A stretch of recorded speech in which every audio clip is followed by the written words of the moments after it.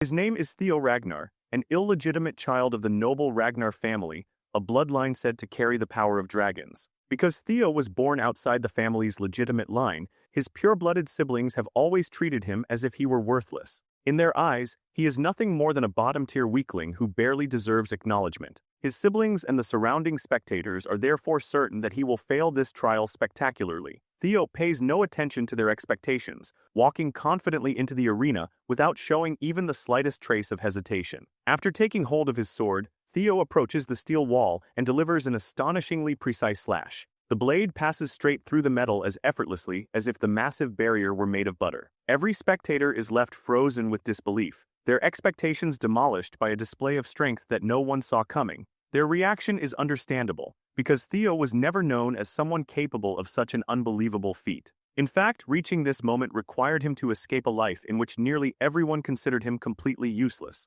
For more than 1,000 years, the mighty Ragnar clan had protected the empire as its defensive wall in the north. Their supremacy came from a unique physique rumored to have been inherited from dragons themselves. Members of the family were naturally blessed with enormous magical power, remarkable endurance, and exceptional talent with the sword. Those gifts appeared in practically every Ragnar except Theo. Born without the abilities expected of his bloodline, he was branded a worthless bastard and treated like garbage by everyone around him, including the very man responsible for teaching him swordsmanship. That miserable life eventually reached its end when the family estate came under attack. Theo was incapable of protecting anyone, and by the time he suffered a mortal wound, he finally recognized the person responsible for the betrayal. The attacker was Randon, his own master. Laughing at Theo's helpless condition, Randon revealed that he had watched him train every single morning. All of that effort and every painful struggle had accomplished absolutely nothing. No matter how desperately Theo pushed himself, Randon believed that someone as talentless as him would never move forward. Randon then swung his sword and severed Theo's arm. Blood erupted from the wound as Theo fell, screaming in agony, but his master showed no mercy. Grabbing Theo by the head, Randon lifted him and declared that everything unfolding around them was Theo's fault. He forced Theo to stare at Rose Palace as it burned, blaming the deaths of his family on his weakness. Someone then dragged over the lifeless body of Theo's mother and dropped it directly before him. Randon coldly added that her death belonged on Theo's conscience as well. Completely broken but still unwilling to surrender, Theo grabbed his sword once more and attempted to charge at Randon. He never managed to reach him. Another man hurled a sword straight through Theo's body, launching him backward before he slammed into the ground. Renan casually apologized and claimed he had gotten carried away while remembering the past. As Theo lay dying, his surroundings gradually faded from view. His final thoughts were consumed by regret over his own weakness, and soon everything descended into darkness. Yet Theo's story did not finish with his death. He returned to the past carrying hidden traits and skills, opening his eyes to discover that bastard Randon standing directly in front of him once again. They appeared to be partway through sword training. Randon tried to pull the absent-minded Theo back to reality, while Theo struggled to comprehend what he was seeing. He initially wondered whether his dying mind was replaying old memories, only to feel insulted that the face appearing in his final flashback belonged to Randon. It seemed like one last cruel joke from the universe. A mysterious system window abruptly appeared before Theo, leaving him utterly baffled. Its tutorial quest ordered him to punch Randon directly in the face. Rather than explaining the situation, the strange command only deepened Theo's confusion, and he began questioning whether a flashback was supposed to feel anything like this. He also noticed that Renan could not see the floating window. Theo had no reason to complain about that particular order, so he dropped his training stick, clenched his fist, and drove a punch into the bastard's face with every bit of power he could gather. The blow landed cleanly, yet Rendon's expression initially remained unchanged, as though he could not understand what Theo was attempting. Theo quietly smirked, amazed by how incredibly realistic everything felt. Rendon's anger soon caught up with him, and he retaliated with a powerful strike that sent Theo crashing backward. Theo found it incredibly irritating that even a supposed flashback forced him to experience real pain. His so-called master merely sighed before claiming he understood Theo's frustration, especially with the awakening ceremony approaching while his progress remained non-existent. Even if Theo felt desperate, Randon insisted that he could never forgive a student for attacking his own master. The mention of the awakening ceremony instantly shocked Theo, because that event had taken place almost 10 years before his death. Randon continued scolding him as he walked away, announcing that they would meet again during the next lesson. Nearby clan members snickered among themselves, mocking the talentless imbecile for blaming his teacher when his own lack of ability was supposedly the real problem. While his peers continued showering him with insults, Theo began testing the reality surrounding him. He scratched at the ground and clearly felt its texture beneath his fingers. Then he examined the injury Randon had inflicted, and the unmistakably real sensation forced him to confront the truth. This was not a memory playing before his death. Theo had genuinely traveled 10 years into the past, returning to the time when he was only 17. Right on cue, the system window reappeared and congratulated him for completing the tutorial quest successfully. His reward was the activation of Ragnar's talent. When the system asked whether he wished to claim it, Theo accepted without a second of hesitation. Arcane energy shimmered at the center of his chest, and the window confirmed that his reward had been delivered. From that point onward, all of Theo's stats would increase at an incredible rate. After spending his entire previous life as the lone Ragnar without the family's natural gifts, he had finally obtained the very talent that had always been denied to him. Back at Rose Palace, the same filthy traitor was calmly sharing tea with Theo's mother. Randon informed her that he had never encountered anyone as lacking in talent as her son. He then broke into a wide grin and claimed that Theo's weakness was precisely why he had come. Presenting himself as a true teacher, Randon promised to do everything possible to make Theo strong enough for the awakening ceremony taking place in 5 months. Cecilia Ragnar, the Lady of Rose Palace, gladly entrusted her son to Randon's supposedly capable hands. Cecilia also presented him with a bag filled with gold coins, asking that he devote a little more attention to Theo's training. Randon eagerly accepted the payment and assured her that there was no reason to worry. Cecilia calmly replied that she had never been worried in the first place, because she believed in her Theo. Later, Randon walked through the corridor with the money in hand and a delighted grin across his face, thrilled that he was receiving such a generous payment despite teaching Theo absolutely nothing. Inwardly, Randon mocked both mother and son as complete imbeciles. He was being paid to train a member of Ragnar's direct bloodline, while another master would also reward him for leaking every secret he learned about Theo and deliberately sabotaging the boy's development. From Randon's perspective, an opportunity this profitable had never appeared before. As he savored his scheme, Theo came sprinting through the corridor at full speed and raced straight past him. Randon only scoffed at the sight, dismissing Theo as an idiotic loser. Theo was rushing to find his mother, and the instant he approached her, he called out. Cecilia turned and found her son standing there completely out of breath. Theo said nothing more, wrapping his arms around her tightly before breaking into tears, overwhelmed by the sight of her alive. That embrace finally erased any remaining doubt that he had truly returned 10 years into the past. The agonizing memory of Randon forcing him to stare at his mother's corpse flashed through his mind, making her warmth in the present feel even more precious. Seeing Cecilia alive filled Theo with genuine happiness, but it also gave him an unshakable purpose. For her sake, he would change the future that had ended in tragedy. If the mysterious system was real, Ragnar's talent could provide the strength he had lacked throughout his previous life. Theo became certain that he could eventually grow powerful enough to defend himself in the damned war for the throne. More importantly, he swore to become strong enough to take revenge on that piece of garbage, Randon. The system soon delivered its second tutorial quest, ordering Theo to push his body through training until he reached his absolute limit. Although it was still early enough that the sun had not risen, Theo was already working relentlessly, driven forward by thoughts of vengeance against Randon. He understood that he needed to gain strength as quickly as possible. During his previous life, Theo had belonged to an intelligence organization known as Black Word, but his lack of combat ability had kept him confined to handling information, never allowing him to take on any major role. Theo had never imagined that the knowledge collected during those years would become useful in this manner. Among the information he remembered was the existence of the Bloody Sword Emperor Elixir, a potion capable of greatly strengthening the body. Its true value would only be revealed later through the secret manuals. He also recalled the extreme training method he had once abandoned because his complete lack of talent made continuing seem pointless. Now that Ragnar's talent belonged to him, Theo was confident that hard work would finally translate into genuine power. As Theo continued running, happiness spread across his face when he realized that his speed was steadily increasing. The difference was unmistakable, proving that his newly activated talent was already responding to his effort. Almost immediately, the system window appeared once again and displayed his progress, confirming that every step of his brutal training was actively pushing him toward greater strength. Other members of the clan soon arrive at the training halls, and the sight of Theo running endlessly without appearing tired leaves them thoroughly confused. They begin questioning whether he has always possessed this much stamina. Once the running is over, Theo moves on to his sword practice and immediately notices another change. Every swing is faster than anything he could manage before. Several days pass, and he continues training even in the dead of night, refusing to waste a single opportunity to improve. Watching him from nearby is Evelyn Nerval, the tired and yawning manager of the training ground. Theo has been practicing for days without getting any sleep, making her wonder whether he is truly the talentless fool everyone claims he is. Theo, on the other hand, feels as though his body could collapse at any second. The only thing keeping him moving is the progress bar climbing before his eyes. The previous night, he had been completely drained after forcing the quest to 90%, only to watch it fall back to 89% when he paused briefly to recover. That painful setback is why Theo has continued training so relentlessly, pushing ahead without even stopping to think about what speed truly means.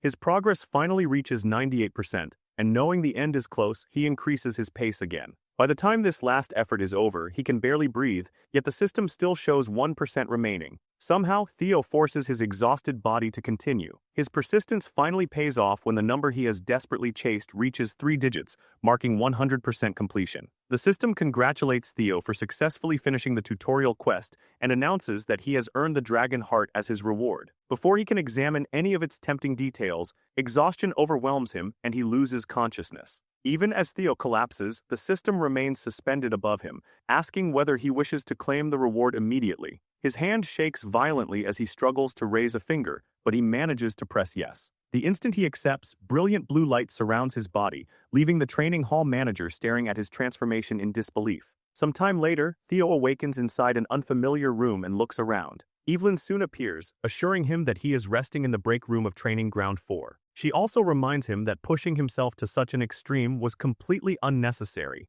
Theo recognizes her as soon as he sees her, surprising Evelyn with the fact that he remembers who she is. She then introduces herself formally as the manager of the 4th Training Ground, and explains that Theo lost consciousness while practicing alone earlier that morning, so she carried him here to recover. After Theo thanks her for helping him, Evelyn offers him water and brings up one of the Ragnar clan's strictest laws. No member is permitted to open their mana hall before the official awakening ceremony. Theo does not understand why she is mentioning it, but confirms that he knows the rule. Evelyn immediately asks why he broke it. Still uncertain about where this interrogation is going, Theo questions why she is accusing him. Her expression turns menacing as she reveals that when he collapsed, a mana wave appeared that perfectly matched the opening of a mana hall. Evelyn demands to know whether Theo secretly opened his mana hall. At first, he has absolutely no idea what she means. Then he remembers what happened immediately before he passed out. The system awarded him the dragon heart, and because he completed the quest ahead of schedule, it also granted him the magical power accumulated across 10 years of his previous life.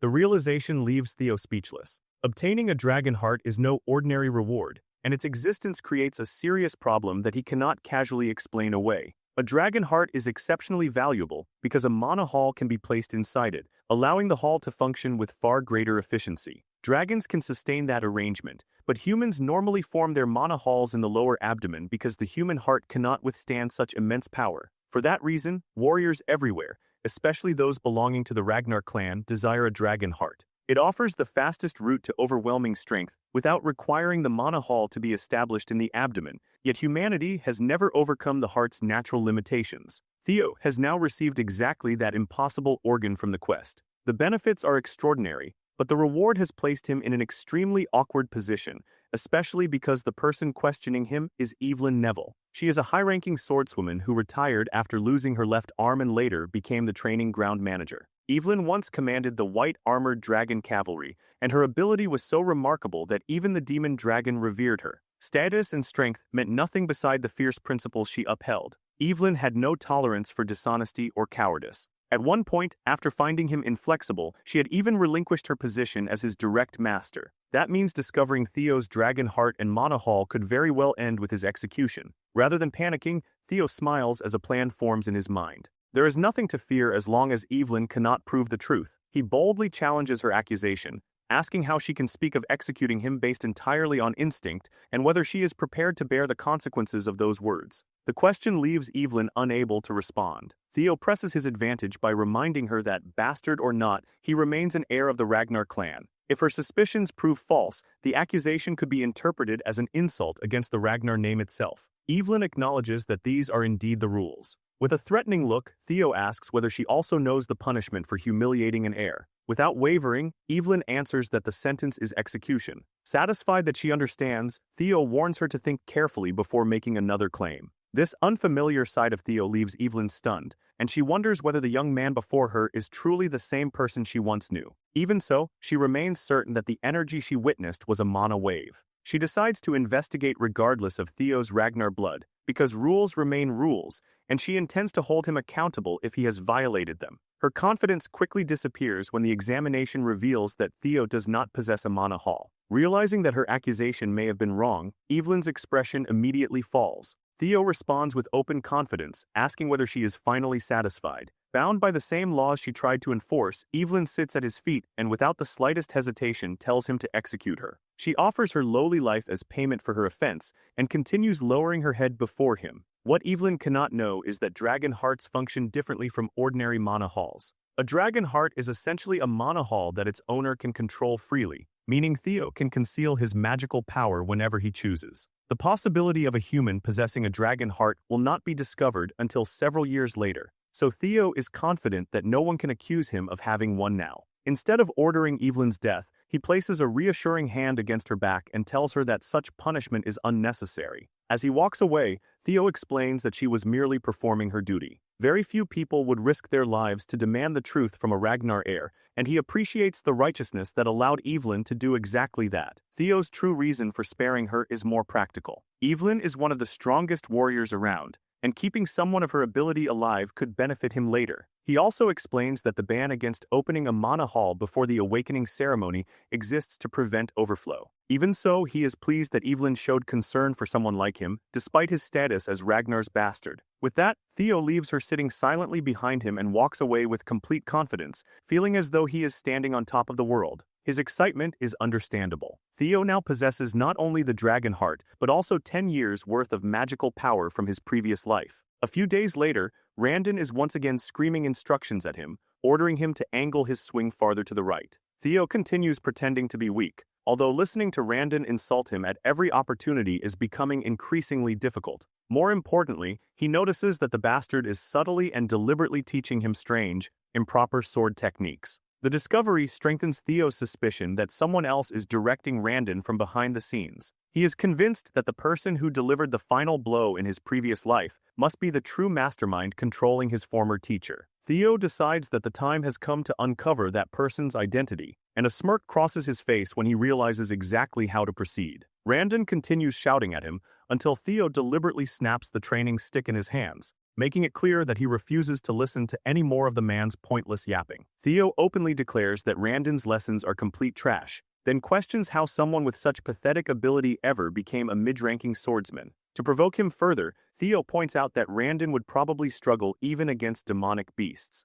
Renan takes the bait immediately, burning with fury, but Theo refuses to retreat. He walks directly toward the older man and repeats that his swordsmanship is pathetic. This confrontation is deliberate because Theo intends to anger Randon so badly that he resigns as his instructor. If the situation with Randon deteriorates far enough, Theo expects the traitor to contact the mastermind behind him. The scene then shifts to Chamlia Palace, where a man rushes into a pub wearing an enormous grin. He calls out to someone named Axion and loudly announces that Ragnar's bastard is scheduled to duel his own master the following week. Axion remains seated in silence, seemingly unable even to lift his glass from the table, while the excited messenger continues spreading the news to everyone present. The loud man claims Theo blamed his instructor for his own lack of talent and confidently predicts that the duel will leave the bastard permanently disabled. Before he can continue, the glass in Axion's hand smashes directly into his face, knocking him unconscious with a single strike. Clearly irritated, Axion declares that he could not care less whether some bastard ends up half-disabled. His indifference is hardly surprising, because Axion is another member of the Ragnar family, one of the four hounds of the north, the warrior known as the Dark Tiger Axion Ragnar. The man beside Axion is Remington Narcio, the Silver Lion and another member of the four hounds of the north. A third figure soon enters, visibly irritated. This is Ed Troven, the Nine-Dragon Sky Dragon, and unlike Axion, he appears genuinely concerned. Ed warns that lowering their guard could allow the situation to go wrong, but Axion dismisses the danger, claiming such caution only matters against talented opponents. As far as he is concerned, Theo is nothing more than a muddle-headed nobody who poses no threat whatsoever. Ed refuses to dismiss even the smallest possibility, because unprecedented events can occur whenever the Ragnar clan is involved. Axion counters that Theo challenging Rendon may actually work in their favor, since the instructor should be more than capable of dealing with him. 1 week later, a massive audience assembles at Training Ground 4. The spectators include more than ordinary clan members, with several prominent figures also attending. Under the gaze of hundreds, Theo stands inside the arena looking far more anxious than he expected to feel. Theo curses himself as he remembers that his original intention was merely to humiliate Rondon and have him dismissed.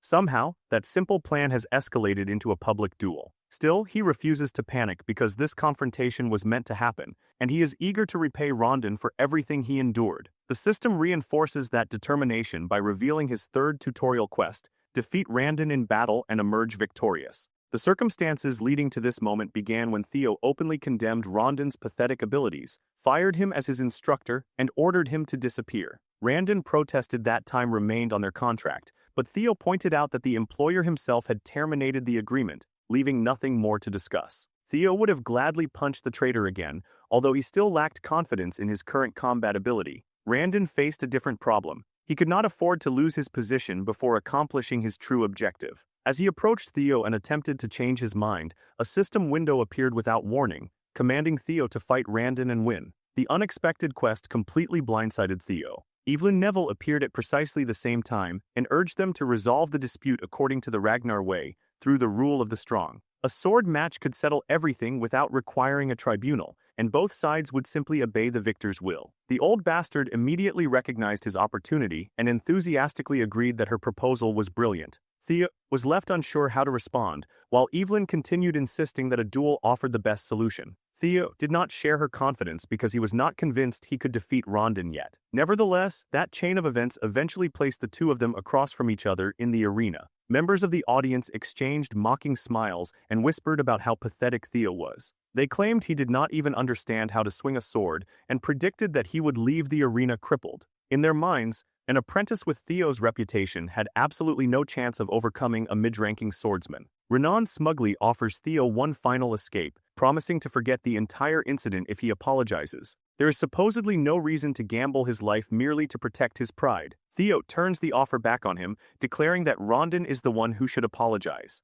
If the old man does not want to become a one-armed swordsman, he should accept his dismissal and leave without causing further trouble. Renan responds with a broad grin, already believing that the outcome of this fight rests entirely in his hands. Rondon decides to exploit the duel as an opportunity to kill Theo, intending to disguise the murder as an unfortunate accident. When the battle begins, Renan plays the gracious teacher and allows his student to attack first. Theo raises his sword and charges, prompting disbelief throughout the audience. To them, the family's infamous imbecile is rushing forward recklessly without even knowing the correct way to swing his weapon. Rondon unleashes several sword strikes, but Theo manages to defend himself against each attack. The old traitor continues bombarding Theo with repeated swings and gradually forces him toward a corner. Rondon considers this outcome inevitable. Theo is not even recognized as a low-ranking swordsman, merely an apprentice. Although his ability may have improved slightly, Rondon remains certain that it cannot bridge the enormous difference between them. If Theo had reached the level of the Four Hounds of the North, the situation might be different, but Rondon cannot imagine this supposed Ragnar imbecile ever possessing enough power to defeat him. Several days before the duel, Theo confronted Evelyn and demanded to know what she had been thinking when she suggested such a match. Evelyn simply answered that she was attempting to help him. If Theo truly intended to remove Rondon, he needed to approach the problem strategically. She strongly suspected that Renan had someone supporting him from the shadows, meaning that dismissing the instructor alone would accomplish nothing. Theo asked how she had reached that conclusion, and Evelyn explained that Rain Dome's bizarre sword lessons made his intentions obvious. Evelyn had already arranged for someone to investigate Rondon secretly. This left Theo bewildered, because she had never bothered to expose the man during his previous life. Now, after the Manhwa incident caused Theo to capture her interest, she was actively searching for the truth. Her investigation uncovered that every trace connected to Rondon led back to Chamlia Palace. Theo was not surprised by the destination. Instead, he felt irritated that the miserable war for the throne was responsible for dragging him into this situation once again. Theo quickly suppressed his frustration and acknowledged that Evelyn had uncovered far more than he expected. Even so, he admitted that his current skill level did not seem sufficient to defeat Rondon, then asked what she intended to do about that weakness. Evelyn responded without hesitation, assuring Theo that he could win. The real problem was his habit of underestimating his own potential. Her certainty becomes much easier to understand once the fight returns to the present, and Rondon continues launching one attack after another. Theo blocks every blow as though Rondon's assault is nothing serious. The old man begins wondering what could have happened to this brat, because the opponent before him is clearly not the Theo Ragnar he remembers. Their positions have completely reversed, and Rondon is now the one being driven into difficulty. Everyone watching can sense the impending defeat. A hooded man seated in one corner, possibly Remington, appears equally shaken, although even the narrator cannot say with complete certainty that the figure is truly him. Evelyn, by contrast, is thoroughly enjoying the battle and seems strangely proud of Theo. Another glimpse into the previous week reveals the reason: she personally handled his training before the duel. Evelyn acknowledged that instructing him was technically forbidden, but Randon was a disgrace who did not deserve to call himself a teacher anyway. That announcement placed a satisfied smirk across Theo's face. He felt both excitement and arousal, convinced that placing Evelyn in his debt had ultimately been worth the risk. One concern still troubled Theo, and he asked why Evelyn was willing to go so far on his behalf. She admitted that their previous encounter influenced her decision to some extent. There was also someone she knew who would probably take an interest in Theo, because that man was obsessed with collecting talented individuals. Back in the present, the duel continues as Randon grows increasingly desperate. He begins wondering whether Theo deliberately acted like an idiot and concealed his strength throughout their entire relationship. During their exchange of blows, Theo asks who is supporting Randon from behind the scenes. The old traitor immediately lashes out and demands to know what he means. Theo reminds him that his intentionally useless lessons have already exposed the sabotage, then abandons subtlety altogether and asks whether he is working for Carmelia Palace. The question leaves the older man stunned for an instant. That brief reaction is all Theo needs, because Randon's expression confirms that his suspicion is correct. With the truth settled, Theo swings his sword and severs the traitor's hand. The amputated limb spins through the air, leaving the entire audience speechless. His former instructor screams in agony and mutters curses beneath his breath, while Theo approaches with unwavering confidence. For the first time, Theo can genuinely feel how much stronger he has become. He then recalls the words Randon used to torment him during his previous life. When the traitor blamed every tragedy on Theo for being a weak and talentless fool, Theo returns those same words with a menacing sweep of his blade, declaring that Randon is now the weakest person present. The Ragnar clan follows the rule of the strong, so someone as feeble as him never should have entered this place. Theo delivers one final strike, and the sword descends cleanly. Randon's head rolls across the ground as blood sprays through the arena, bringing their duel to a brutal end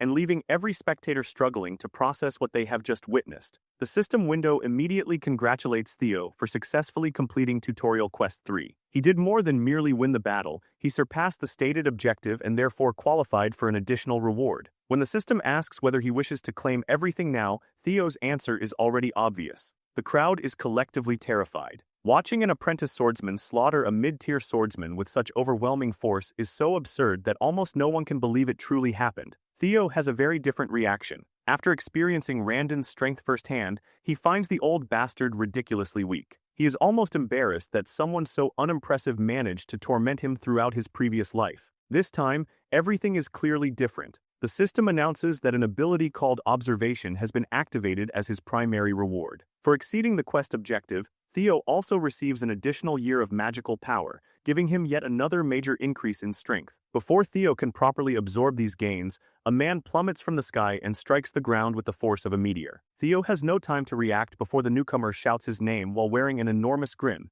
The man is Julius Ragnar, the demon dragon and commander of the white armored dragon cavalry. Theo stares at him in absolute shock, unable to believe Julius is genuinely standing before him. One question immediately dominates his thoughts. Just how long had the demon dragon been watching the fight? The crowd erupts the instant they recognize the newcomer as the commander of the white armored dragon cavalry. Everyone begins questioning why a man of such extraordinary rank would appear here in person. He also seems to be the talent collector Evelyn mentioned earlier. Evelyn herself is far less impressed by his entrance, staring in utter devastation at the training ground floor he destroyed with his landing. Julius, meanwhile, looks like an absolute beast, and his terrifying presence leaves Theo sweating as he struggles to decide what to do next. Theo's concern quickly proves unnecessary when Julius breaks into a huge, surprisingly friendly grin. He resembles a more approachable version of Brutus from the Popeye the Sailor Man show, although the heavy pats he gives Theo are anything but gentle. Laughing loudly, Julius expresses his amazement that one person could possess so much talent. He admits that murdering his own instructor was somewhat disrespectful, but adds that Rondon deserved every bit of what happened to him. Julius then bursts into laughter again and pounds Theo across the shoulder. Without wasting any more time, Julius invites Theo to join the white armored dragon cavalry.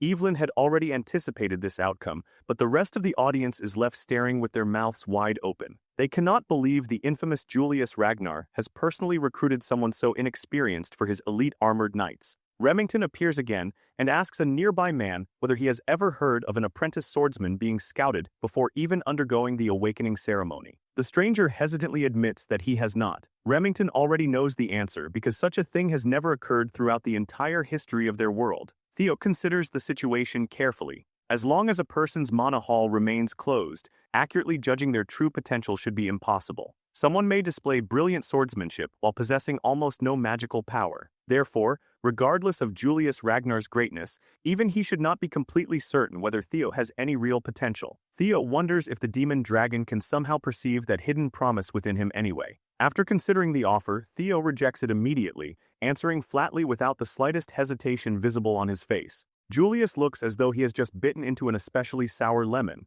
The audience reacts with equal disbelief, stunned that Theo could dismiss such a prestigious man so coldly. Silence consumes the entire training hall as everyone attempts to process what they witnessed. As the day continues, news of the incident rapidly spreads through the clan, and before long, practically everyone is discussing the disgraced young master. The story being repeated is almost impossible to believe. Theo, the young master long ridiculed as an imbecile, slaughtered his instructor, and then rejected the demon dragon's invitation to enter the white armored dragon cavalry. Some interpret his decision as an act of humility, while others consider it pure arrogance. The scene shifts to Carmelia Palace, where a furious woman is confronting the fact that Randon has been killed and their plans have gone completely off the rails. She is Amal Ragnar, the lady of Carmelia Palace. A man attempts to calm Amal, reminding her that Randon was an incompetent nobody selected specifically because of his terrible ability. She dismisses the issue as well, stating that Randon's death is not her primary concern. The man speaking with her is Ed Troven,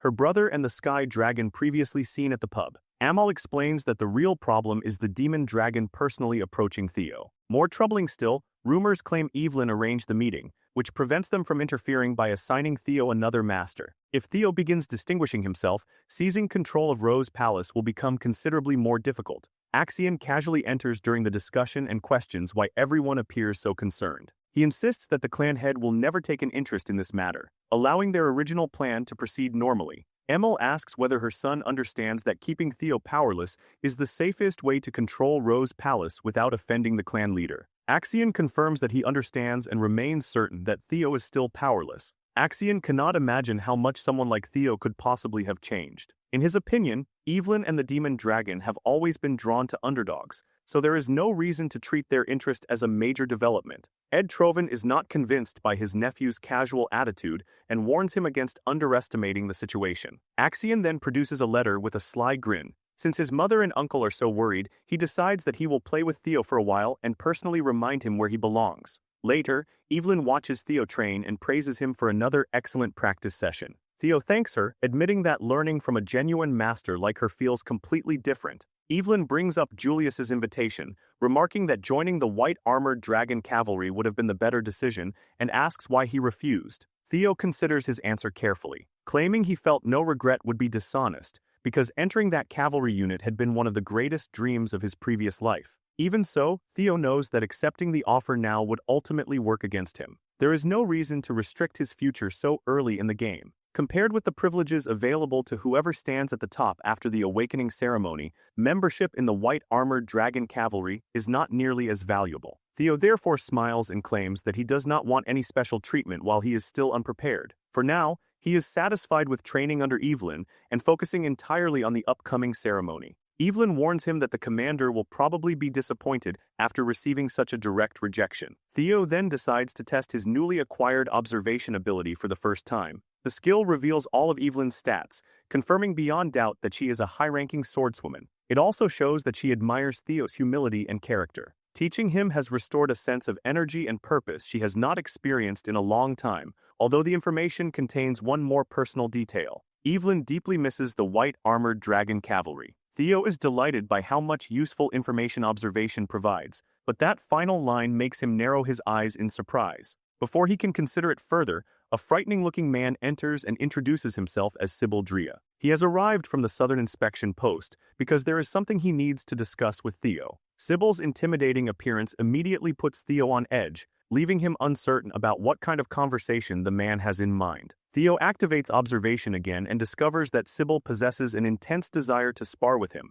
That revelation only makes Theo sweat more, because the idea of fighting someone with such a terrifying face is deeply unsettling. Right on cue, the system displays his fourth tutorial quest. Theo's principal objective is to cast aside the title of Ragnar's imbecile, and his progress has already reached nearly 28%. Sibylla then reveals his intentions with complete honesty, declaring that he wishes to follow young Master Theo. Sybil admits that he once belonged to the crowd that ignored Theo because he appeared completely talentless. At the time, he genuinely believed that Ragnar's imbecile was the perfect title for him. Theo appreciates the honesty, although he cannot avoid feeling slightly irritated. The man is practically insulting him to his face without seeming to realize it. Sybil's opinion changed when he learned that the young master trained every morning and worked harder than anyone else. He then witnessed the results of that relentless effort for himself. During Theo's duel with the fraud Renan Harvey, Sybil felt honored to witness the instructor's head flying through the air. Theo's miraculous growth astonished him, and the image of demon dragon Julius Ragnar personally inviting the young master into the white armored dragon cavalry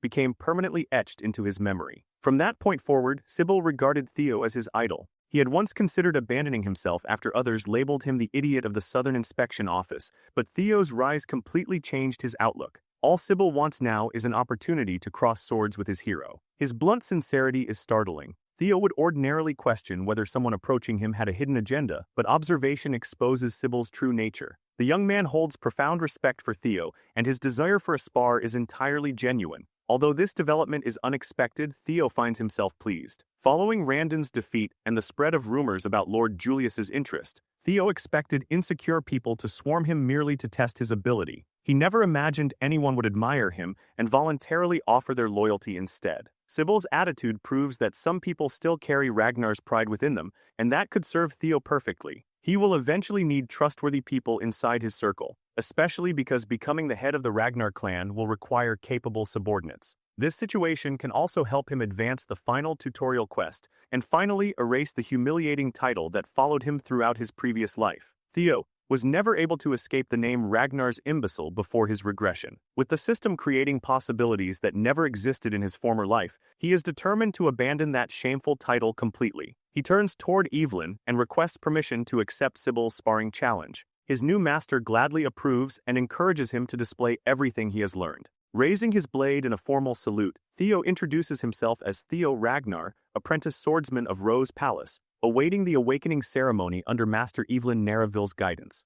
The one-armed swordmaster smiles in approval as Sibylla awkwardly returns Theo's salute. He introduces himself as an apprentice swordsman from the Southern Inspection Post, an inheritor of the Kurai clan's swordsmanship who specializes in the quicksword. The moment their spar begins, Sybil launches himself from the ground and charges like a madman intent on killing Theo with his opening strike. Theo intercepts the attack, and sparks burst from their colliding blades. The so-called idiot of the Southern Inspection Post is undeniably fast, and speed is the one ability in which Sybil has absolute confidence. A single exchange is enough for Sybil to realize that the young master's swordsmanship is completely genuine. Theo finds himself wondering how someone this capable ever received the title of idiot. If he had encountered Sybil during his previous life, surviving even a few of these rapid attacks would have been difficult. The current Theo has advanced far beyond the person he used to be. He switches to offense and swings with enough force to send Sybil flying like a rag doll, tearing the young man's sword from his grasp. For Theo as he is now, defeating him is child's play. The impact against Sybil's solar plexus nearly makes him vomit his insides before he crashes into the training area's stands. Fortunately, he avoids any serious injury. Struggling back to his feet, Sybil praises young Master Theo's mastery of the sword and immediately concedes with sincere gratitude. Theo remains graceful in victory, raising his weapon in salute and thanking Sybil for a good fight. As he holds the position, Theo notices his reflection shimmering across the polished blade, and a useful possibility enters his mind. Perhaps observation can also be activated on himself. Theo tests the idea and discovers that it works. His listed talents include observation, player, Ragnar, and several additional abilities that remain beyond his current access. He is classified as a level 1 swordsman with generally balanced stats, except for an abnormally high magical power value of 190. Now that Theo has learned to perceive his stat points directly, their values will be represented numerically from this point forward. His talents are also displayed clearly, while the locked slots suggest that completing more quests could unlock at least 4 additional abilities. Being able to inspect his own values whenever he wishes is another valuable discovery. Theo attributes his enormous magical power stat to the energy carried over from his previous life and the dragon heart beating inside his chest. One number is far less encouraging. His luck sits at -49. Theo wonders whether he has somehow been cursed with unbelievably terrible fortune. Perhaps every disaster he endured in his former life resulted from this rotten luck. Whatever the cause, he needs to find a way to raise that stat as quickly as possible. Theo becomes so absorbed in evaluating his status after the spar that he fails to notice the young men gathering around the arena. They have practically formed a complete circle around him, and their intentions are initially unclear. Theo considers that regardless of how fraudulent and pathetic his former instructor was, Randon still held the rank of a mid-tier swordsman. After Theo beheaded him and earned the approval of a highly respected commander, the appearance of these aspiring swordsmen was only natural. Under Ragnar's law of the strong, those who witnessed Theo's rise could respond in one of two ways. They would either become consumed by envy or develop an unwavering admiration for him. Evelyn can tell immediately that the men surrounding the arena belong to the second group. Their expressions reveal both amazement and approval now that they have confirmed the rumors about the young master. Each swordsman imagines himself standing where Sybil stood, and each privately wonders whether he could even block a single strike from Theo. Rather than discouraging them, that uncertainty only strengthens their desire to cross blades with him. Among the assembled swordsmen is Ayad Nalen. Theo surveys the crowd, pleased by the respect he sees, before singling Ayad out and surprising him with a direct invitation to spar. The young man steps forward and delivers a firm salute, introducing himself as the third son of Viscount Nalen and a practitioner of double ascension swordsmanship. Theo returns the gesture and casually wishes him a good fight. With the formalities completed, they assume their positions and immediately begin exchanging attacks. Every collision between their blades steadily raises Theo's proficiency in basic swordsmanship. Ayad proves that he is no pushover. His combination of speed and cleverness allows him to slip through a slash that appears to offer Theo no immediate counter. In that instant, Theo senses the world slowing around him. He adjusts his grip and catches the incoming blade with a perfectly angled block, striking it with enough precision to send the weapon flying from Ayad's hand. That crucial defense increases Theo's proficiency in changing heart swordsmanship. With Ayad completely disarmed,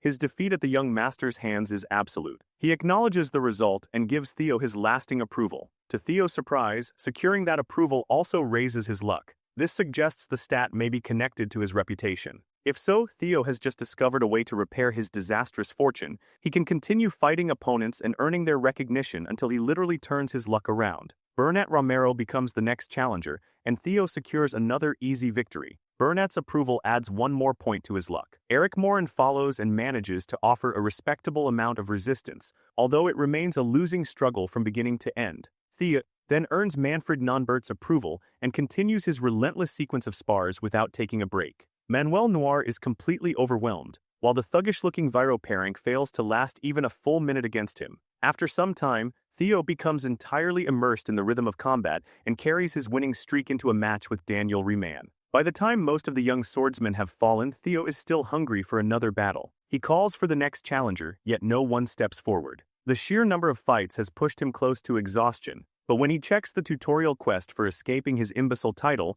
its completion has increased by only 1%. Theo suspects the poor result comes from fighting people who already acknowledge him. To make meaningful progress, he may have to challenge stronger opponents or demonstrate his ability before those who continue looking down on him. Either way, defeating more admirers will not be enough. A man then parts the surrounding crowd and points out that Theo appears exhausted. Theo answers that he will rest when necessary, but insists that he remains capable of fighting now. That declaration prompts the armored newcomer to make a formal request. The man is Remington Narcio, the Silver Lion, and he asks Theo to accept a spar. Neither Theo nor the surrounding swordsmen expected someone so distinguished to appear. Remington is one of the Four Hounds of the North, a group consisting of Hulkus Lenka, Ray Ragnar, Remington Nario, and Chamlea Palace's own Axion Ragnar. Together, they are recognized as the four strongest individuals belonging to the Ragnar clan's current awakening ceremony generation. Remington explains that he arrived early because he wanted to observe the young lord's swordsmanship before the awakening ceremony. Wearing a friendly smile, he salutes Theo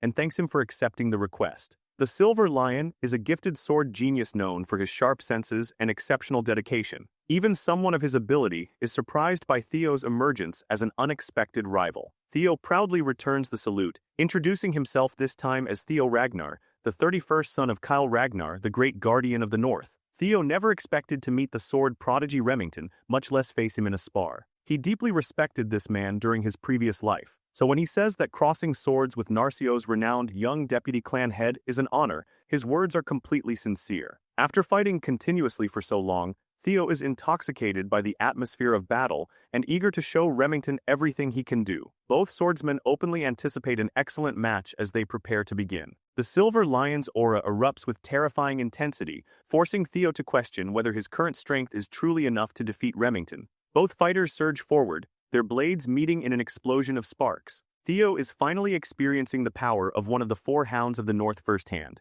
Every collision shakes the stage violently, while fragments of steel scatter around the arena. Theo keeps his complete attention on victory, and Remington answers that determination with an excited smile of his own. After sustaining considerable damage from the repeated clashes, one sword is sliced cleanly apart. Evelyn watches without allowing her attention to wander for even a moment. The young swordsman whom Theo defeated earlier stands speechless, and in the deathly silence covering the arena, the broken section of blade strikes the ground with a metallic clang that echoes through the training hall. The destroyed weapon belongs to Theo. In a single contest of raw strength, Remington severed his sword and halted his own attack only inches from taking Theo's head. To everyone watching, the outcome appears indisputable: young Master Theo has lost. Sybil struggles to accept that his idol could be defeated so quickly, but even he cannot deny what happened. The others resign themselves to the reality that regardless of Theo's incredible growth, defeating one of the four hounds remains impossible. Those four earned their position as the strongest members of the current generation for a reason. Even so, Sybil argues that the fighting spirit Theo displayed is already worthy of admiration.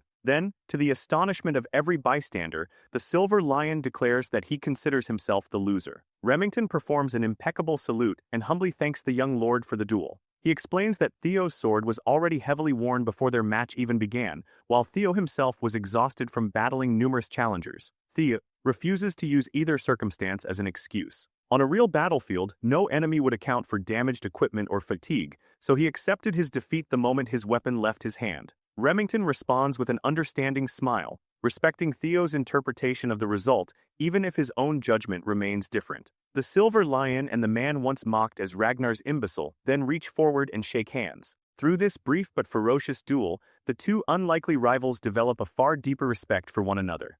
Remington sincerely hopes they can have a proper duel under better conditions next time, and Theo feels exactly the same. The onlookers stare in amazement as one of the four hounds personally acknowledges him, realizing that this young master truly is built differently. Their brief duel raises Theo's quest completion to 35%, an enormous increase from a single opponent. Watching from the sidelines, Evelyn releases a relieved sigh. As far as she is concerned, the confrontation could not have reached a more perfect conclusion. Remington's power has finally given Theo a clear measure of the four hounds' strength. Through the talents and secret manuals earned from his quests, Theo has become incomparably stronger than his past self. Yet the moment he crossed swords with the Silver Lion, he experienced genuine power and was reminded of just how much he still lacked. His condition caused the duel to end prematurely, which is unfortunate, but the short exchange still provided tremendous benefits. His luck rose by 10 points, and his reputation improved dramatically. Completing the remaining quest progress in one attempt is clearly impossible,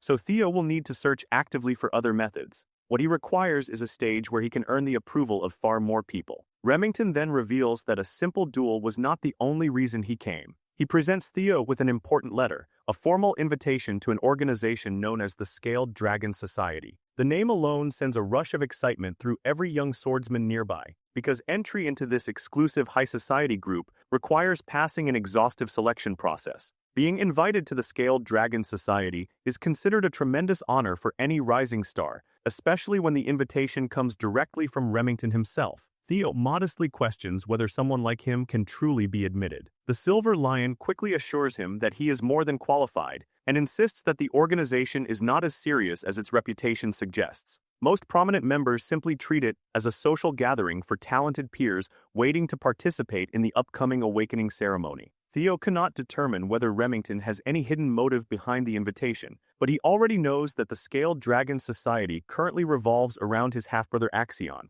Its membership is filled with snakes who regard Theo with nothing but ridicule and contempt. That hostility makes it the perfect environment for advancing his quest. Joining will also give him an opportunity to investigate Axion and Chamlia Palace directly. With no reason to refuse, Theo accepts the letter and formally thanks Remington for making the effort to invite him. Theo promises to attend, fully intending to step straight into his enemy's den. Remington happily shakes his hand, delighted to have recruited another rising talent, and tells Theo never to hesitate if he needs anything. The gathering will take place in 2 weeks, giving Theo that much time to prepare himself and formulate a plan. Nearby, Evelyn takes a drag from her cigarette while watching her new disciple, and despite the successful outcome, she appears worried about what he is about to walk into. News of Theo's invitation soon reaches Rose Palace. Cecilia bursts into his room with an enormous smile before he can deliver the announcement himself. She has already assembled the palace's entire grooming team, making it obvious that the news traveled faster than he did. This is the first time Theo has been invited to participate in such a significant gathering, so his mother is naturally thrilled. The society includes Axion, the son of the cunning Amal,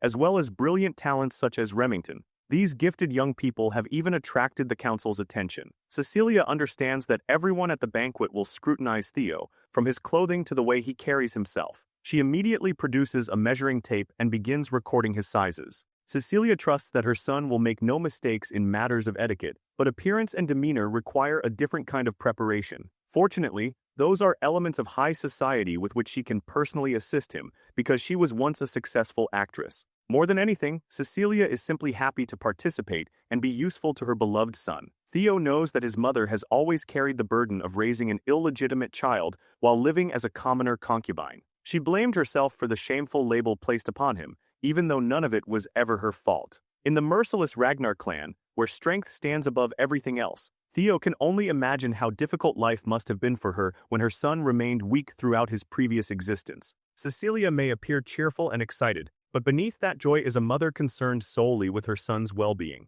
She pulls Theo into a tight embrace and promises that she will always believe in him, assuring him that he is capable of accomplishing anything. Her warmth melts away the coldness surrounding Theo's heart. He lovingly returns the embrace, determined that this time, he will work relentlessly so his mother never has to worry about him again. Cecilia dreams of him joining the Scaled Dragon Society, while Theo imagines pulverizing the entire nest of snakes. 2 weeks later, the night of the society banquet finally arrives. Remington personally visits Rose Palace to collect Theo in a luxurious carriage. The moment he sees him, the Silver Lion almost believes he is looking at a completely different person. Theo has abandoned his ordinary training clothes, and thanks to Cecilia and the palace staff, now wears an exquisite outfit. Rather than a warrior heading into battle, he resembles a polished aristocrat prepared to enter the heart of noble society. When Remington comments on the transformation, Theo assumes he is joking. The Silver Lion is completely serious and genuinely impressed by the young master's appearance. Theo himself must admit that his body has changed enormously. In only 2 weeks of diligent practice,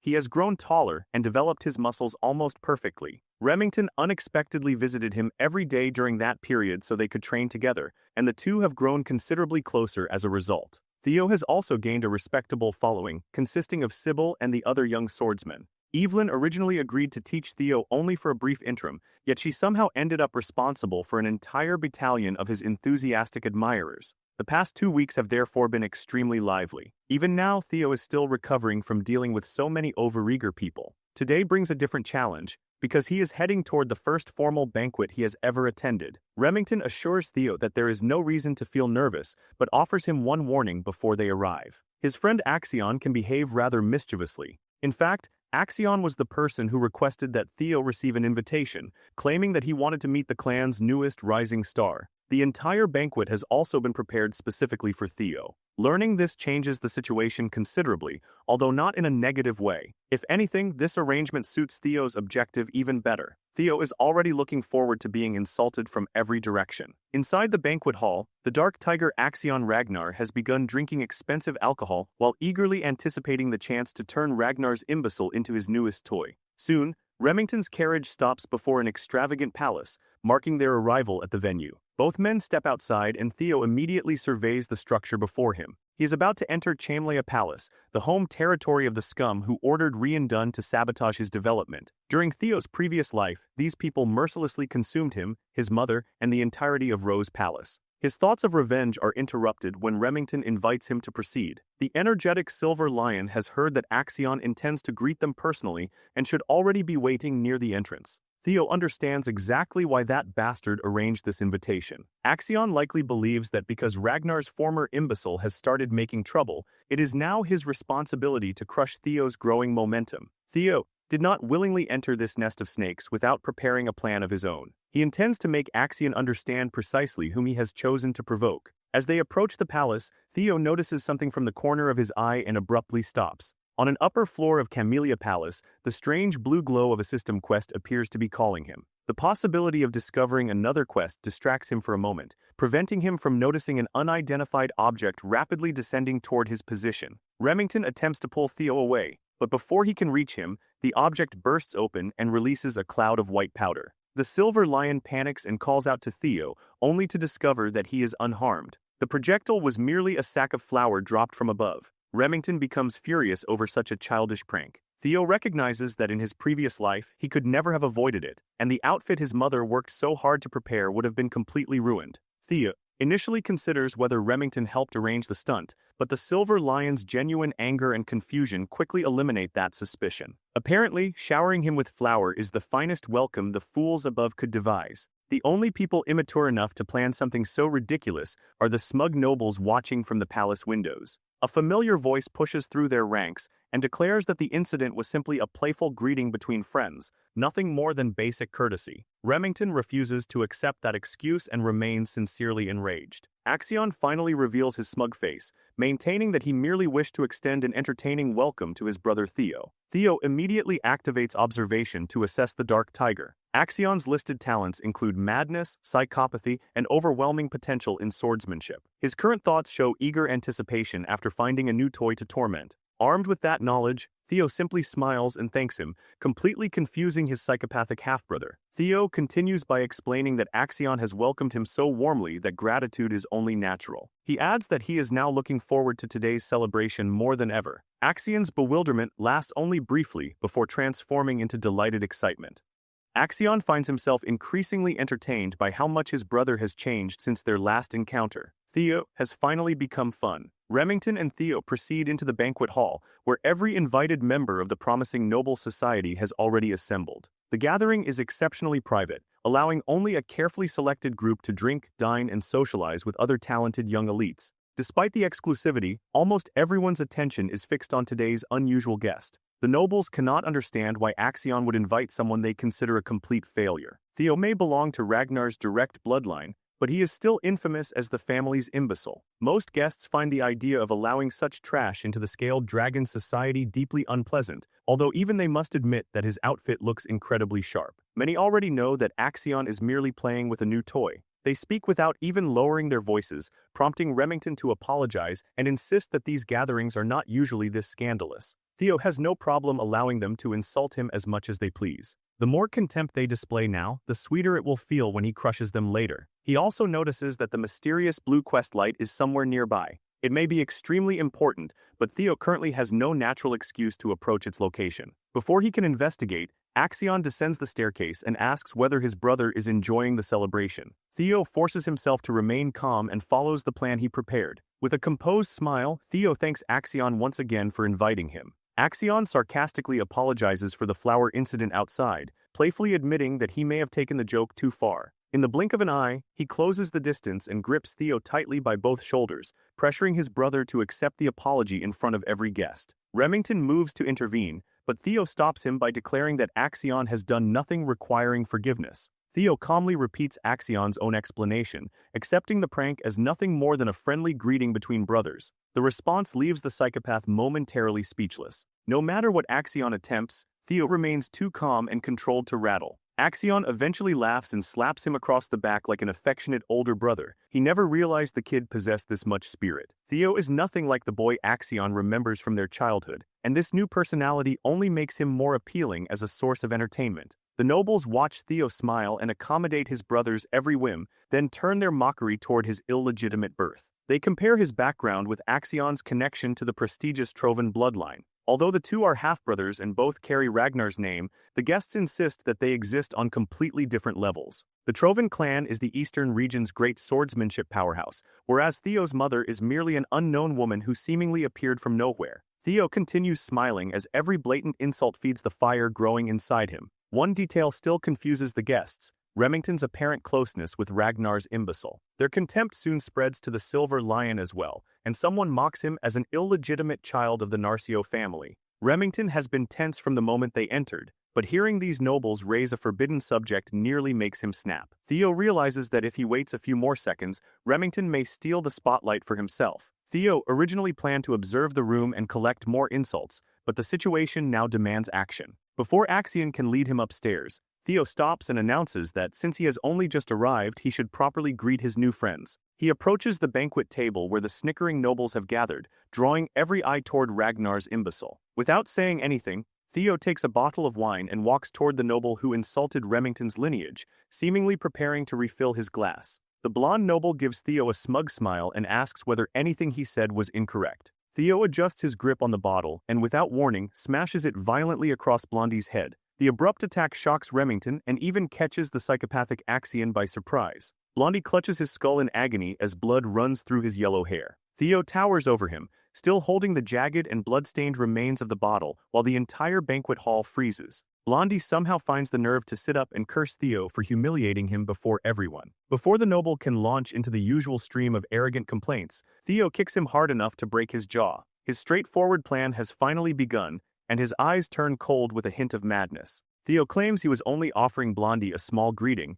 yet somehow received such a hurtful response. The other nobles stop moving, terrified and confused by the brutal scene unfolding before them. Theo's quest progress begins climbing and reaches 43%. After spending 2 weeks training beside him, Remington knows that the young lord is not some reckless thug who attacks people in a fit of anger. He begins to suspect Theo may be doing this on his behalf. With Blondie bleeding across the palace floor, Theo explains that the bottle was simply his preferred form of welcoming greeting. He steps onto the noble's arm and positions his limp body against a raised platform, gradually increasing the pressure beneath his foot. Since Theo has already delivered his hello, he decides that it is time to say goodbye. Realizing what is about to happen, Blondie desperately begs him to wait. Theo ignores the plea and stomps down, completely shattering the noble's arm. The horrific crack of breaking bones echoes through the banquet hall. Those same nobles who spoke so freely only minutes ago are now stunned into silence by Theo's merciless punishment. The act alone drives his quest completion from 43 to 58%. Blondie loses consciousness from the overwhelming pain and shock, leaving his saliva smeared across the palace carpet. Theo discards his limp body like worthless trash and calmly asks whether anyone else would like to greet him. That intimidating challenge pushes his progress even higher, reaching 66%. Hidden knights immediately emerge from the shadows and surround Theo from every direction. Drawing their weapons, they focus entirely on eliminating the threat before them. 4 blades close around Theo and lock him in place. The knights demand vengeance for the crime of harming their young master, declaring that only death can serve as an appropriate punishment. Theo smiles because his plan is unfolding even better than expected. He asks them to identify the man he just destroyed. They proudly answer that the victim is Ian Hanavi, 3rd young master of the Hanavi clan. Their confidence only amuses Theo. The Hanavi family is one of the 6 snow clans serving Ragnar. Theo expected the bodyguards of these spoiled nobles to intervene eventually, because such men could never remain silent while their master was brutalized. They have always looked down on Ragnar's imbecile and assume they can punish him whenever he acts beyond his station. Theo therefore asks why roughing up their young master should matter. His voice fills with pride as he questions whether the dogs of a Ragnar Bannerman clan truly dare demand his execution. Theo asks whether these knights are prepared to accept responsibility for threatening the bloodline of Kyle Ragnar. He has no intention of tolerating such disrespect. The certainty in his voice causes their grips to weaken. Their fury over Ian's condition is replaced by an instinctive fear of the Ragnar family, while the oppressive aura pouring from Theo makes it difficult for them to breathe. The person standing before them is nothing like the imbecile they routinely mocked. Only now do the knights remember that Theo, as a direct descendant of Ragnar, also possesses the right of succession. Ragnar rules the north and stands above all 6 snow clans. Threatening death against the blood of the dragon is a crime no sane person would commit. The eradication of an insignificant snow clan would not be considered an excessive response to such an offense. Theo's useless reputation prevented that prestige and protection from applying to him for so long that most people simply forgot they existed. That era is over. All 4 knights realize they have committed a catastrophic mistake and need to apologize immediately, but Theo has already given a kill order to an unseen presence nearby. A blade flashes so quickly that its gleam blinds everyone in the room. In the next instant, 4 severed heads are spinning through the air, and the dead knight's blood stains the palace floor. Theo remains as calm as the eye of a storm while the blood of his enemies whirls around him. The mysterious figure responsible lands gracefully upon the blood-soaked carpet. She is none other than Theo's master, Evelyn Naravel. With even more blood spreading through the room, the arrogant nobles finally understand that this is no longer a game. A genuine threat now hangs over every one of their heads. Theo's progress toward abandoning the title of Ragnar's imbecile rises to 70%, while Axion can only watch as his carefully prepared banquet transforms into Theo's personal demonstration of dominance. Evelyn turns toward her disciple and asks when he realized she had been following him. For Theo, her presence was fairly easy to predict, although he still does not know exactly why she came all the way to Chamlea Palace. Whatever her reason, her involvement allows him to reverse the situation against these fools without concern. The stunned crowd waits in absolute silence, uncertain of what Theo will do next. The answer to Evelyn's involvement begins with an encounter from the night before the banquet. Commander Julius secretly visited Evelyn in her quarters and mocked her for refusing to accept more disciples while diligently training her newest student every day. She has apparently grown accustomed to the brute sneaking into her room because she barely reacts to his games anymore. Recently, Julius has found his greatest joy in tormenting his former comrade, which includes raiding her collection of expensive wine for his personal enjoyment. That night, however, the commander genuinely wanted to know what Evelyn had seen in Theo. Evelyn already knew that trying to take the bottle away from Julius would be pointless. Once the brute had it in his hands, reclaiming it was practically impossible. Evelyn answers Julius honestly, explaining that Theo has exceeded every expectation she held for him. His attitude toward refining both his technique and talent places him among the finest students she has ever trained. Considering that Axion himself once studied under her, this is an incredibly bold assessment. Evelyn does not soften her conclusion, confidently stating that Theo's potential surpasses even young Master Axion's. She insists that this is not empty praise or an exaggeration intended to flatter her newest disciple. Julius has always trusted Evelyn's ability to recognize talent. She has 2 eyes for the job, while he only has 1 after all. Still, he finds it difficult to believe that anyone could transform so dramatically overnight. The most reasonable explanation is that Theo possessed this strength all along and deliberately concealed it for some unknown reason. Even that theory feels strange, because someone who spent years hiding his power would have little reason to begin displaying it so abruptly now. As an instructor, Evelyn believes that anyone who rushes their steps is destined to stumble. What she observes in Theo is slightly different. He trains as if something invisible is chasing him, relentlessly pushing his body forward out of fear. That desperation is also why she is uneasy about him attending the Scaled Dragon Society's gathering. Julius finishes the bottle of wine and agrees that Axion is genuinely worth worrying about. He is the one who advises Evelyn to follow Theo discreetly and ensure his safety. Commander Julius senses that something will happen during the banquet. It may not be the same danger Evelyn anticipates, but he is certain that the gathering will not end peacefully. As a Ragnar, Julius knows from personal experience what occurs when wolf cubs hungry for blood are placed together. They immediately begin establishing a hierarchy. He then lays a uniform across the table and asks Evelyn to tempt Theo with another invitation to his unit. However, Theo is not the only person Julius wants to recruit. Julius also wants Evelyn to return to the white armored dragon cavalry. He refuses to abandon his former comrades simply because losing an arm means she can no longer ride a dragon. In his eyes, retirement is not an acceptable ending for her. Evelyn must return and take responsibility for what she started. Julius eventually leaves her quarters, thanking her for the expensive wine he helped himself to. She may have lost a valuable bottle that night, but the commander's words might have restored the purpose she believed was gone. Back in the present, Evelyn begins piecing together everything that happened inside Chamlea Palace. She suspects Theo noticed her following him and intentionally arranged this entire confrontation. Perhaps producing this outcome was the reason he accepted the Scaled Dragon Society's invitation in the first place. If so, her concerns were unnecessary from the beginning. She wonders exactly when Theo detected her presence during the journey, unaware that he sensed her discreet pursuit the moment he entered Remington's carriage. The dragon heart allows Theo to spread his awareness across the surrounding area, effectively granting him a sixth sense. Regardless of how he detected Evelyn, the board has now been prepared for his retaliation. Theo turns toward his master and points out that numerous nobles inside the banquet hall openly disrespected a recognized successor candidate of the Ragnar clan. He then asks what punishment clan law prescribes for such a serious offense.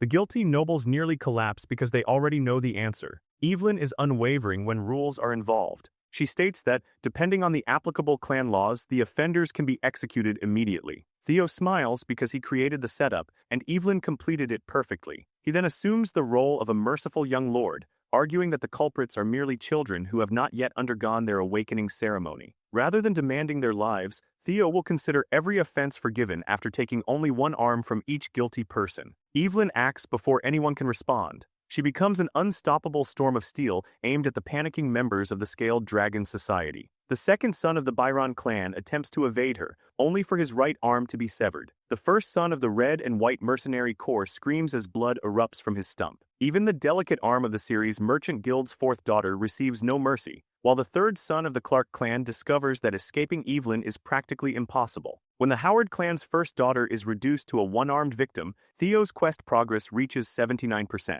Another terrified noble crawls toward Axion, or Axe as those close to him call him, desperately begging for intervention. Axe merely repeats Theo's earlier explanation. He cannot interfere because this violence is simply another form of greeting. The crawling noble catches a flash of steel at the edge of his vision, and an instant later his arm is cleanly removed, with the resulting blood nearly staining Axion's clothing. As the parent family's first son twists in agony, Axe looks toward his former instructor. Evelyn casually meets his gaze and nods before saluting him with her bloodied blade. Axion never expected to reunite with his former trainer amid such a gruesome spectacle. Studying the hall, he realizes Evelyn is targeting only those who made explicit remarks about Theo's bloodline. Theo structured the punishment so carefully that even Axion, despite being another successor candidate, has no authority to halt the slaughter. In only a few minutes, Evelyn severs the right arms of 14 people under Theo's command. Their noble status means priests can reattach those limbs if the victims receive treatment quickly, but their futures as swordsmen may be another matter entirely.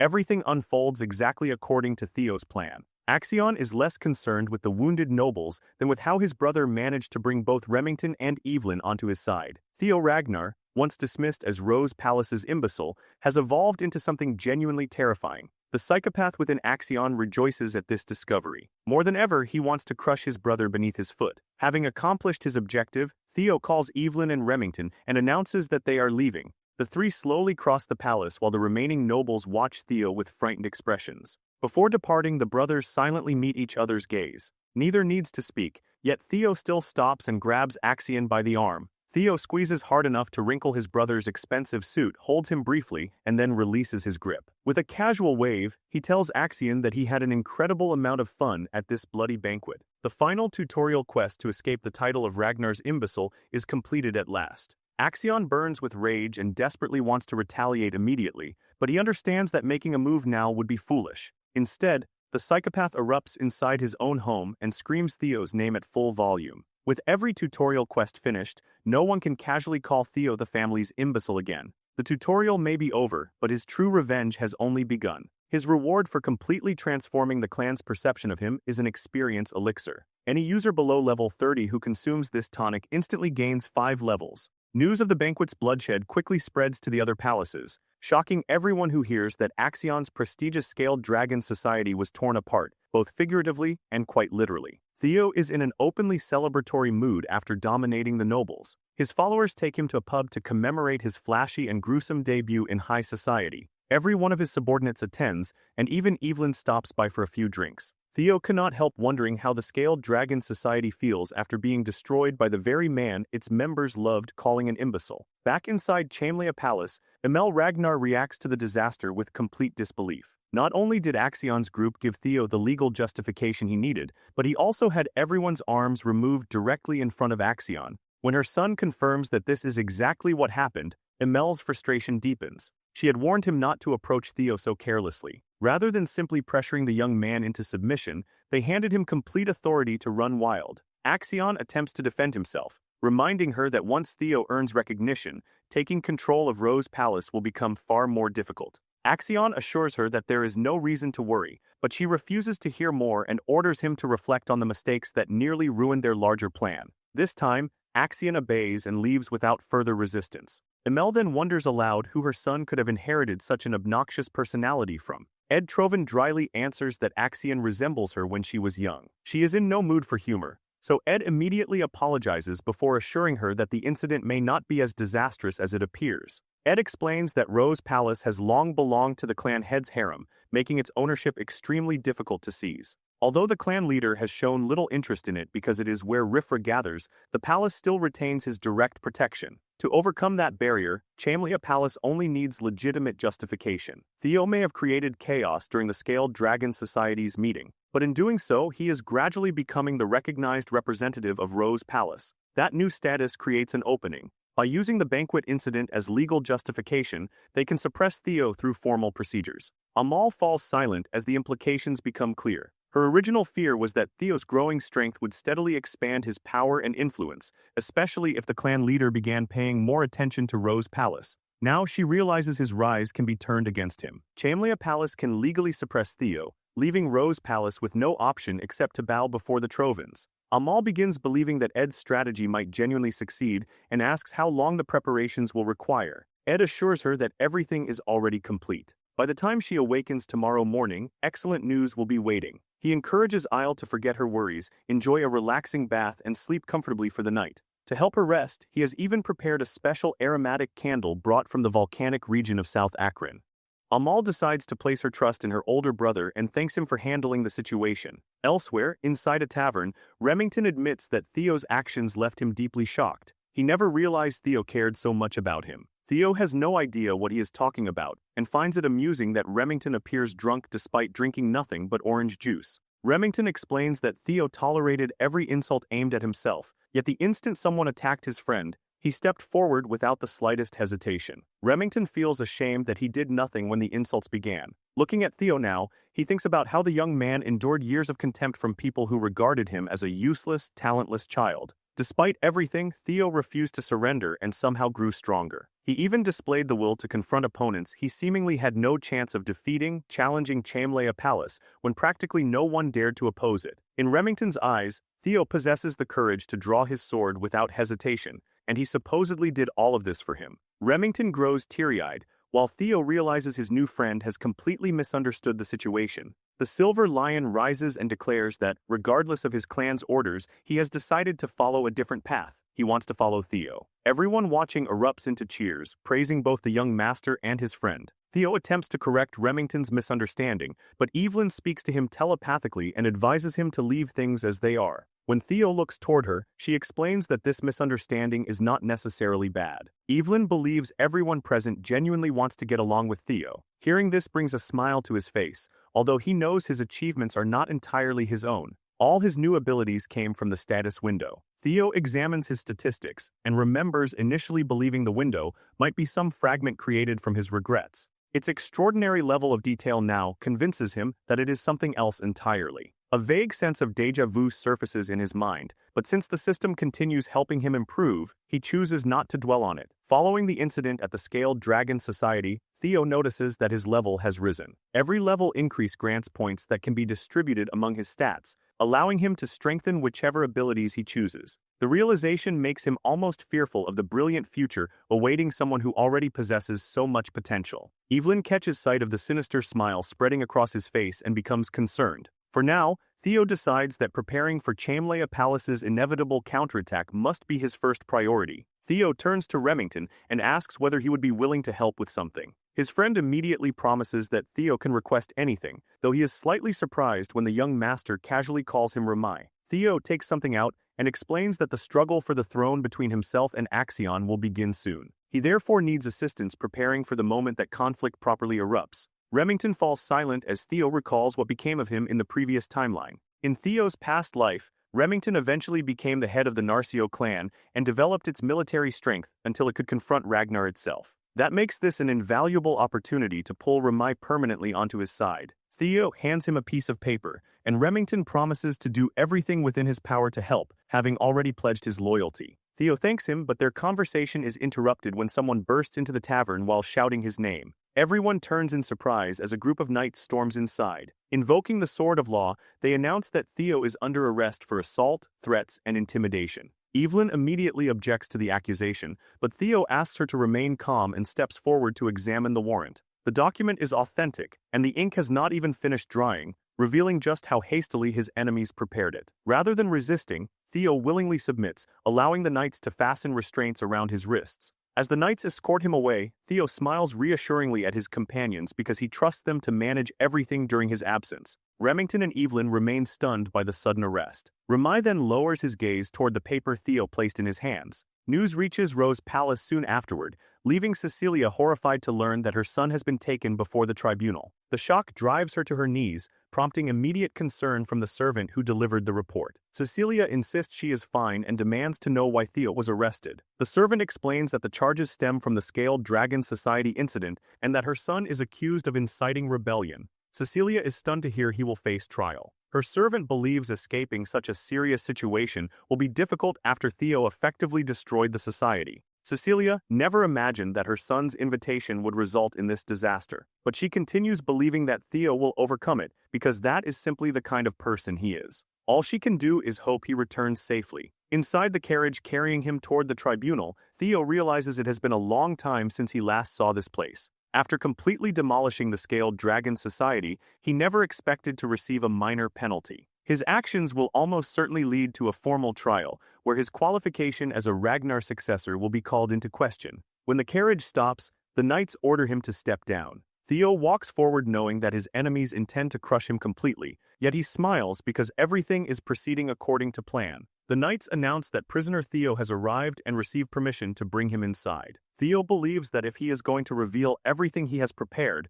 there could be no better stage than one of this magnitude. Even so, facing the extraordinary figures assembled in the chamber makes him slightly anxious. Among them is Julius Ragnar, the demon dragon and commander of the white-armored dragon cavalry, alongside one of Ragnar's 9 dragons, Sky Dragon Ed Troven. 4 of the 9 dragons who protect Ragnar are represented, and Theo also recognizes Osa Ragnar, the sword dragon of Plum Blossom Palace. Beside them stands Wolfgang Ragnar, the elder dragon and head counselor. Theo admits that this gathering would have completely overwhelmed him in his previous life. Seeing Wolfgang is particularly unexpected, and Theo remembers that it has been a long time since they last encountered one another. Unfortunately, he already knows how the elder views people like him. Wolfgang places tremendous importance on bloodlines, meaning a half-blooded, illegitimate child such as Theo must appear disgusting to him. The elder makes no attempt to conceal that contempt. He asks whether Theo understands that he has been summoned to answer for his crimes. Because of his foolish conduct, the Byron clan, the Ceres Merchant Guild,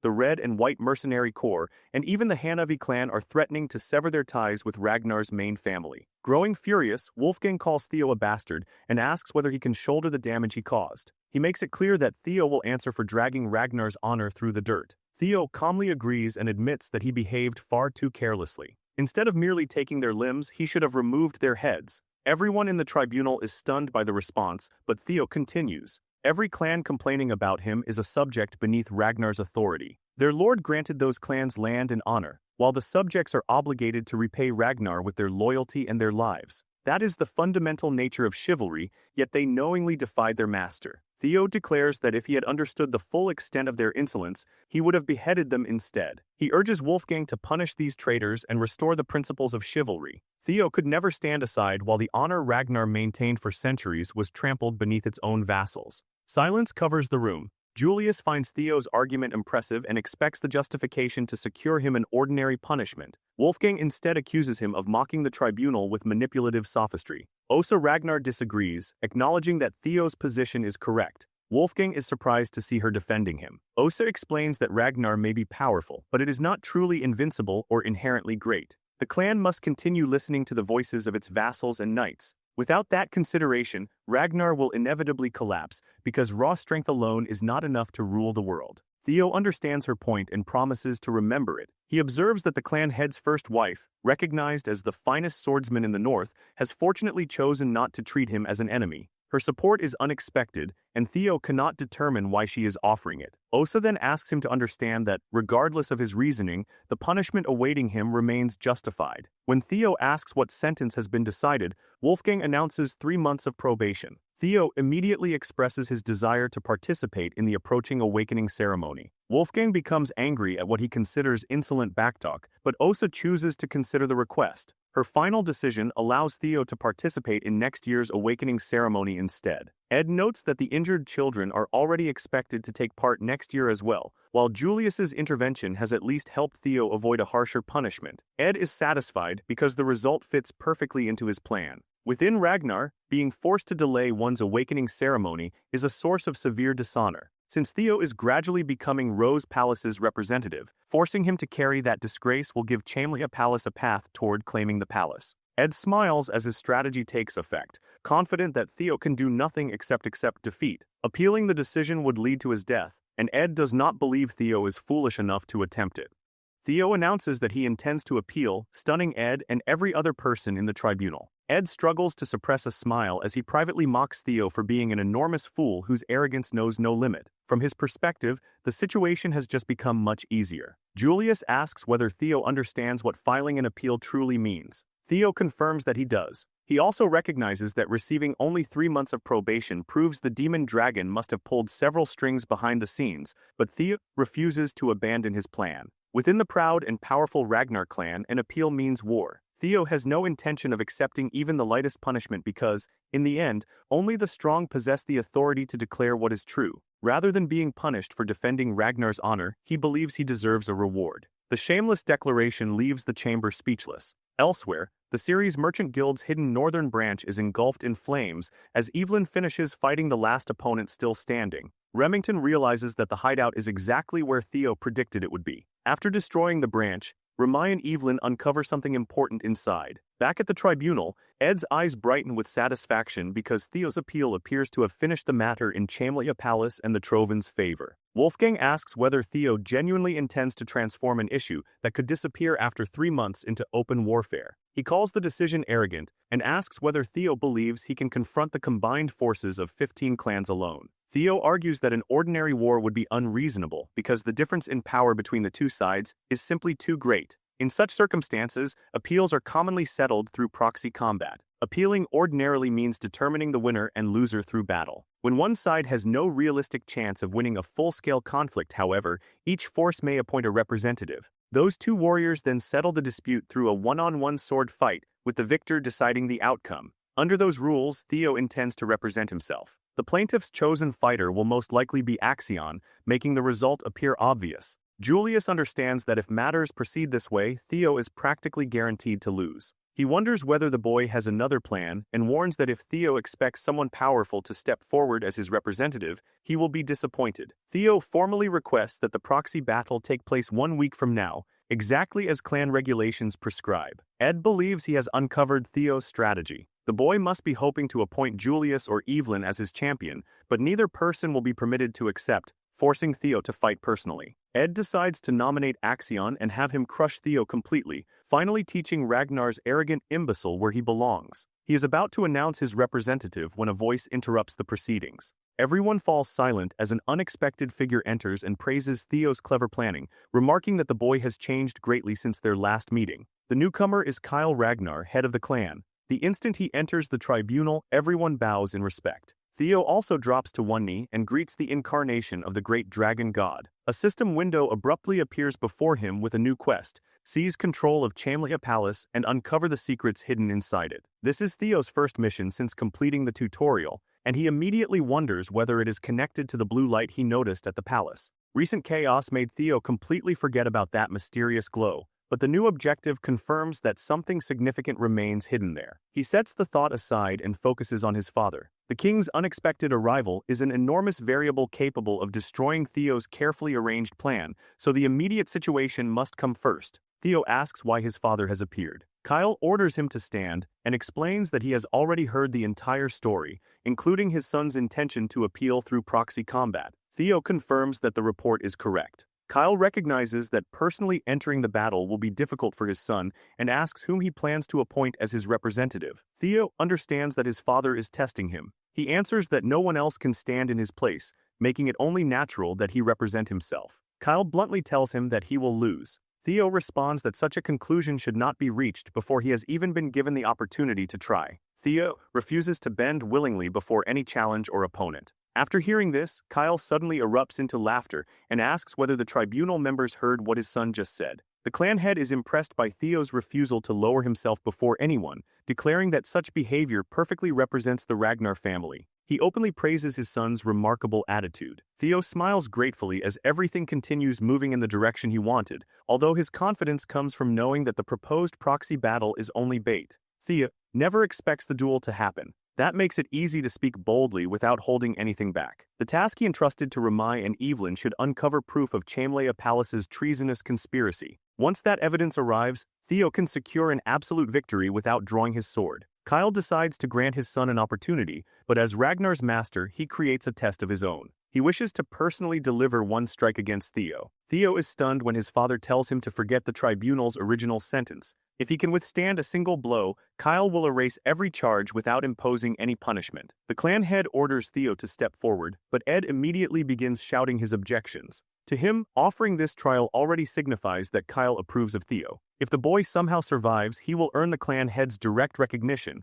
which would be disastrous for Chamlea Palace. Ed is certain Theo cannot endure the blow, yet he refuses to tolerate even the slightest possibility that he might. He attempts to invoke the rules of proxy battle and questions how vassals and bannermen could be ignored when commenting on the clan leader's bloodline. Kyle cuts him off with a command to remain silent. If any vassal dares to speak against Ragnar, the answer is simple: remove them. Ed has no choice but to submit to the clan head's authority. Kyle then turns toward Julius and asks whether he has anything to contribute, since the demon dragon has been giggling throughout the exchange. Julius merely admits that he is surprised to see the king display interest in something after such a long time. Kyle returns his attention to Theo and asks whether he will accept the challenge. This development is nothing like what Theo anticipated, but after considering the sudden turn, he smiles and agrees to face it. Theo respectfully points out that the proposed burden is far too severe. Comparing a proxy war against vassals and bannermen with a direct strike from the clan leader himself is absurd. Kyle asks whether his son is refusing. Theo answers that he is not.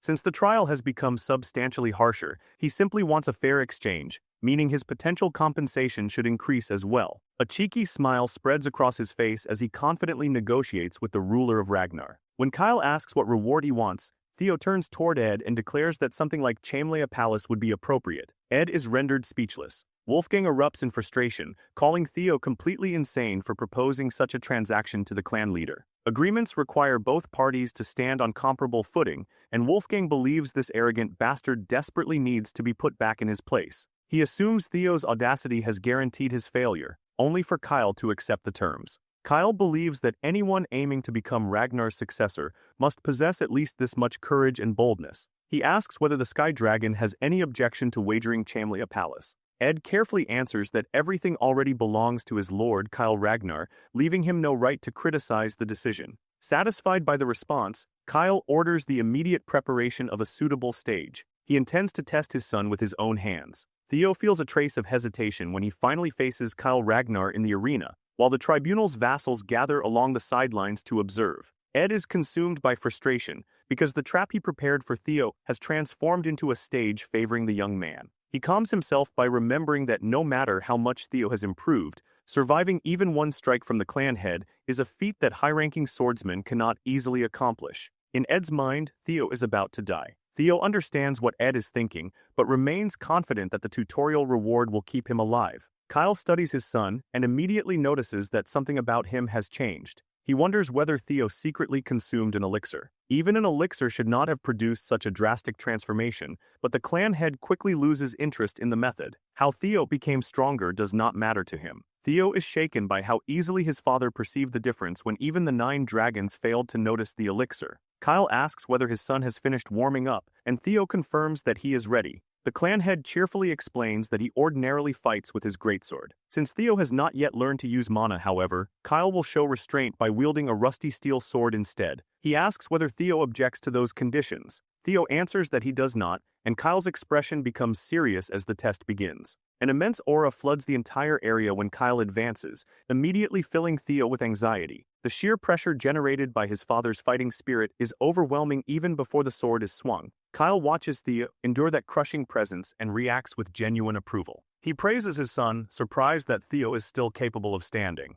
Theo remains confident because the experience elixir he received for completing the tutorial has nearly tripled his strength. Consuming it raised him by 5 levels, and he invested every available stat point into strength. For the first time, he experiences true freedom, leaving the domain of the weak and stepping into the extraordinary. With this much raw power, Theo believes he can survive at least one attack from his father. Kyle finally swings, leaving everyone speechless, while Ed watches in certainty that Theo is about to die. Theo concentrates entirely on defense and manages to perceive the incoming strike. A gigantic red beam crashes into the ground and obliterates the entire stage. Once the smoke clears, Kyle smiles upon seeing his son still standing. He has finally found a decent son, and Theo's survival leaves every witness stunned. Through sheer will and determination, Theo proves his innocence. The trial concludes, and the system confirms that the sudden quest, Single Strike from Kyle Ragnar, has been completed successfully. Theo receives 2 rewards, an inventory ability and a mysterious blue key. Sometime later, he awakens in an unfamiliar room and wonders where he has been taken.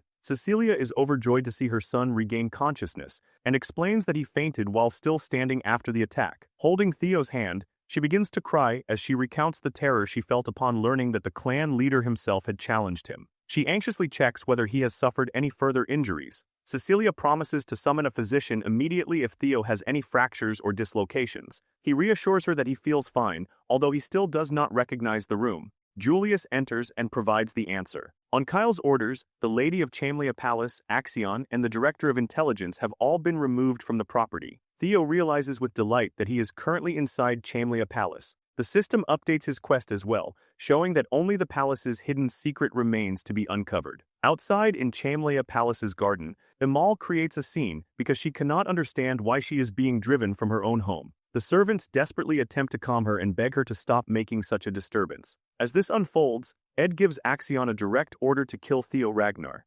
Axion mentions the plan he intended to carry out during the awakening ceremony, but Ed no longer wants to wait. He demands that Axion sever Theo's head and eliminate him permanently. Axion looks into Ed's eyes and sees them burning with an overwhelming desire for revenge. Once the turmoil surrounding the palace settles, Theo reviews what happened. Although the tribunal deviated completely from his original plan, the final outcome is far better than anything he expected. He acquired Chamlia Palace without revealing his trump card, and he also obtained another useful authority. Activating inventory, Theo reaches inside the mysterious storage space and pulls out an object. Theo casually eats the apple he retrieved while wondering how such an impossible ability can exist. Whatever the explanation, its usefulness is undeniable. He then withdraws the blue key awarded after Kyle's test, certain that it must connect to something important. When he concentrates on a particular door, its keyhole suddenly begins glowing. Theo inserts the key and unlocks it, only to discover a deep tunnel extending beyond the doorway. The system announces that Theo has found his first dungeon and grants a special reward.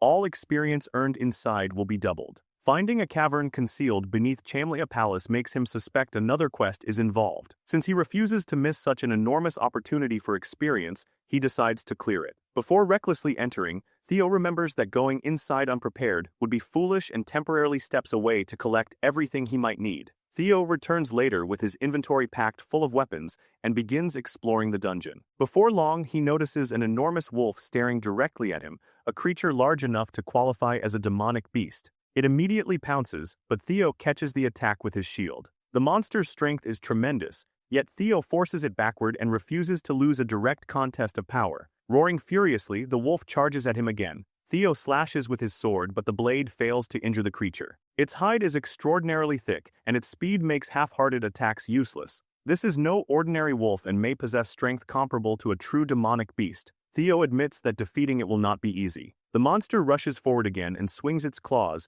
prompting him to recall the extraordinary ray of light produced by his father's single strike. Theo wishes he could reproduce that magnificent attack. He attempts to generate the same pure white arc against the wolf, only to fail completely. Accepting that imitation will not be so simple, he considers what the term single strike truly represents, one attack that brings certain death. Theo finally realizes that copying his father's technique requires placing every ounce of strength into one sword swing. He abandons his shield and turns his attention toward his swordsmanship. Theo recalls the secret sword arts Evelyn taught him, techniques that rely upon his speed. He charges directly at the wolf and drives his sword into one of its eyes. The monster screams and staggers backward, confirming that his strategy is working. Theo attacks once again, now confident that victory is within reach. 2 months later, the scene returns to the training ground, where Ayat observes that the number of people gathering there continues to increase. Sybil agrees and believes they may need a larger training ground. A rumor has spread that clan leader Kyle personally taught young Master Theo a single strike, causing countless swordsmen to arrive hoping for a spar. While Sybil discusses Theo, someone approaches from behind and mockingly addresses him as a lackey. The newcomer is Henry Morris of Plum Blossom Palace, and he asks when their supposedly incredible young master intends to appear after remaining absent for 2 full months. Henry claims he believed Theo never missed a single day of training. His prolonged disappearance is therefore disappointing, and Henry concludes that the coward ran away after a fabricated story about him spread too widely. Sybil grows angry, but Henry continues. Since no witnesses can verify the rumor about Kyle's strike, he assumes Theo exaggerated the entire event. Henry even suggests that the destruction of the Scaled Dragon Society may be another piece of fake news. Sybil's patience finally breaks, and he punches Henry with all his strength, completely ruining his face. Another man from Plum Blossom Palace becomes furious and insults Sybil as a dropout, only to find everyone throughout the training ground glaring at him. Sybil insults the man's appearance and declares that none of them can compare with young Master Theo. Ayad is almost impressed that someone with Sybil's face possesses the confidence to call another person ugly. Sybil admits he was already irritated by the Plum Blossom Palace members repeatedly coming here to cause trouble. He will no longer allow anyone to disrespect young Master Theo. Sybil and his companions draw their swords and declare war on the intruders, who respond with equal determination to put these supposed dropout losers in their place.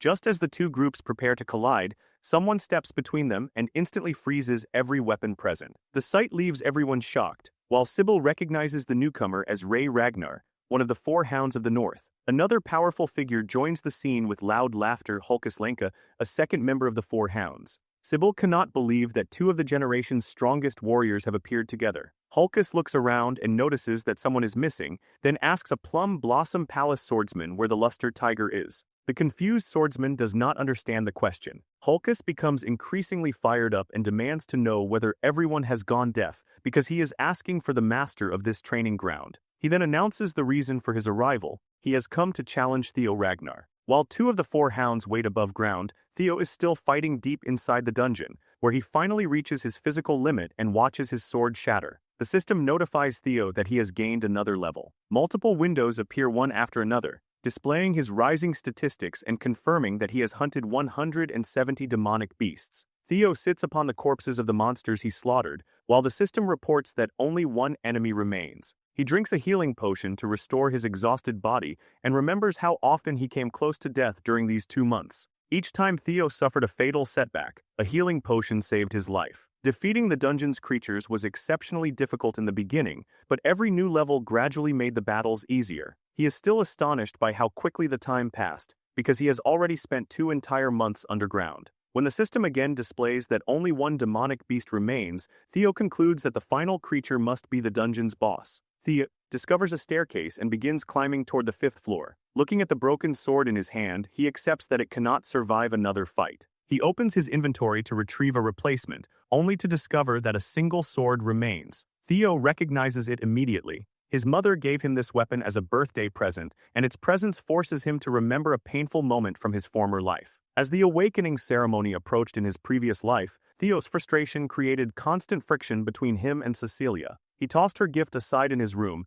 and allowed it to go to waste. Examining it now, Theo realizes that the ceremonial blade is actually a fine weapon forged from white snow steel. He falls silent as the old memory returns with painful clarity. Cecilia had burst into his room at midnight, happily wishing him a wonderful birthday. She had waited specifically for midnight so she could shower her son with gifts. Theo responded with anger, complaining that the approaching ceremony left him no time to waste on birthday presents. He told Cecilia that he expected better from his mother and bitterly insisted that no piece of equipment could ever change his bloodline. When she attempted to remain with him, Theo ordered her to leave him alone. Remembering his cruelty, he silently promises never to repeat the mistakes of that previous life. Carrying Cecilia's sword, Theo locates the boss chamber. The system warns him to proceed carefully because an exceptionally powerful demonic beast will soon appear. He enters and discovers an enormous dragon sleeping inside. Instead of panicking at the sight, Theo feels relieved after identifying the creature. Despite its intimidating appearance, the dungeon's final monster is only a lesser drake. Theo begins wondering why the dungeon's final boss is draconic. The Ragnar family is believed to descend from dragons, making the presence of a lesser drake beneath Chamlia Palace feel suspicious. It could still be a coincidence, but Theo cannot leave the dungeon without killing the creature, so speculation will have to wait. The system displays the current scenario and confirms that only one monster remains. Despite all his progress, Theo questions whether he can truly defeat something belonging to the dragon species. Gathering his concentration, Theo prepares to use Single Flash, a technique he repeatedly practiced against the wolves throughout the dungeon. His version may be nowhere near the level of his father's Dragon Flash, but Theo believes that maximizing the Dragon Heart's output should still let him inflict serious damage. He charges and drives his sword through one of the drake's eyes. The successful strike makes the creature scream in agony, but before Theo can follow up, its enormous tail sweeps toward him. Theo evades the tail without difficulty, although he is disappointed that his attack failed to penetrate the drake's brain. The wounded beast roars and prepares to kill him. Theo can see several possibilities for victory and charges confidently, landing multiple attacks before deciding to use ordinary strikes as distractions while searching for a vulnerable point. The lesser drake abruptly releases another deafening scream, and an overwhelming wave of fear takes control of the battlefield. Theo's entire body freezes. He sees the next attack approaching but cannot force himself to dodge, leaving him no choice except to block with his sword. The impact throws him across the chamber and slams him into a rock wall. Now fully aware of the boss's tremendous strength, Theo knows he cannot continue like this for long. He forces himself upright and confronts the charging monster, hoping to target its weakness and bring the fight to a quick conclusion. Theo already knows that a dragon's weakness lies in its reverse scales. Dodging the incoming attacks, he leaps onto the lesser drake's body and drives his sword directly into that vulnerable area. Blood erupts from the wound as Theo repeatedly attacks the same spot, making the monster shriek in agony. He believes the strategy has succeeded, yet the lesser drake refuses to collapse. Its continued resistance catches Theo completely off guard. Back at the training grounds, Hulkus angrily tells Ray that he intends to challenge young Master Theo first. Ray dismisses him as a loser and orders him to stay out of her way.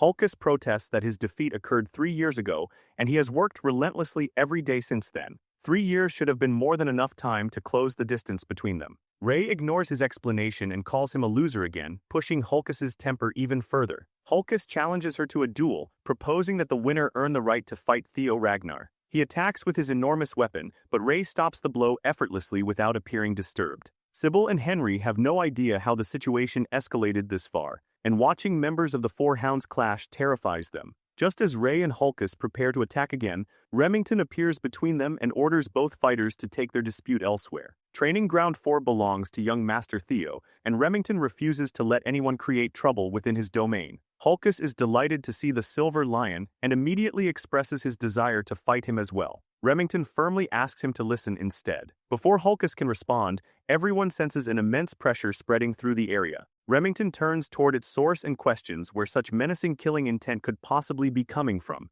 Everyone looks back and sees Theo entering the training ground. Remington is stunned by the crushing pressure surrounding him and begins wondering what happened during the young master's secluded training. Ray and Hulkus are thrilled that Theo has finally appeared. The skill dominating everyone in the area is Lesser Drake's Fear, an ability Theo acquired after completing his battle inside the dungeon. After Theo pierced the creature's reverse scales, the Lesser Drake finally died, and the system congratulated him for completing the hunt. The instant he struck that weakness, the monster went completely berserk. Theo believed he was about to die, but because the reverse scales had suffered such severe damage, the Drake exhausted itself within several minutes. Once it collapsed, the system awarded Theo the creature's tooth and claw. The Lesser Drake's tooth is an enhancement material for weapons, while its claw can increase a blade's sharpness. Theo decides to use both items to repair the sword Cecilia gave him, refusing to lose something so precious. The system also grants him Lesser Drake's Fear, which surprises him even more. According to the description, the skill can inflict terror upon targets weaker than its user. Theo had believed that only a small number of specially chosen individuals could wield such an ability. Theo is excited to receive the opportunity to test it.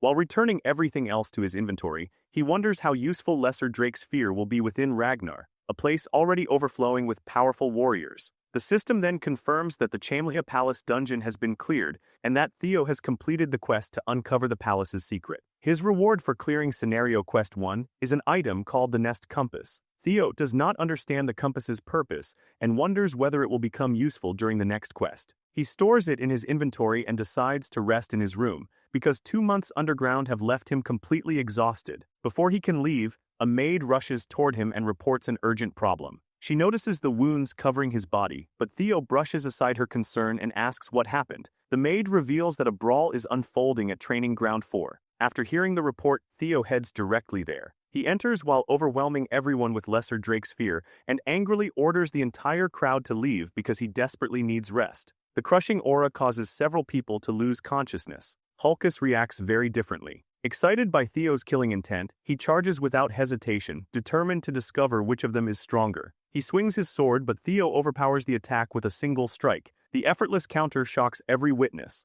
Hulkus is knocked backward and cannot believe his attack was deflected so easily. Theo is equally surprised by how much the dungeon training improved him, but Hulkus refuses to surrender. He has always been considered the weakest of the Four Hounds of the North, because of his stupidity and his failure to develop a balanced arsenal. Even so, no one has ever outclassed him when it comes to pure physical strength. Hulkus attacks once more and challenges Theo to block him. To Theo's amazement, he can now match the Four Hound's tremendous power. He counters with one slash and defeats Hulkus outright. The overwhelming growth from all those dungeon levels feels incredible. Hulkus coughs up blood, loses consciousness, and collapses. Theo immediately realizes he was careless and should have restrained himself, though he is relieved that his opponent was Hulkus, a warrior famous for his toughness and ability to endure tremendous punishment. After checking him, Theo confirms that Hulkus has merely fainted. Sybil stares in disbelief, while everyone else begins cheering for the young master who defeated the Black Bear, one of the Four Hounds, with a single strike. Theo repeatedly assures them that Hulkus is still alive. His sword then breaks apart,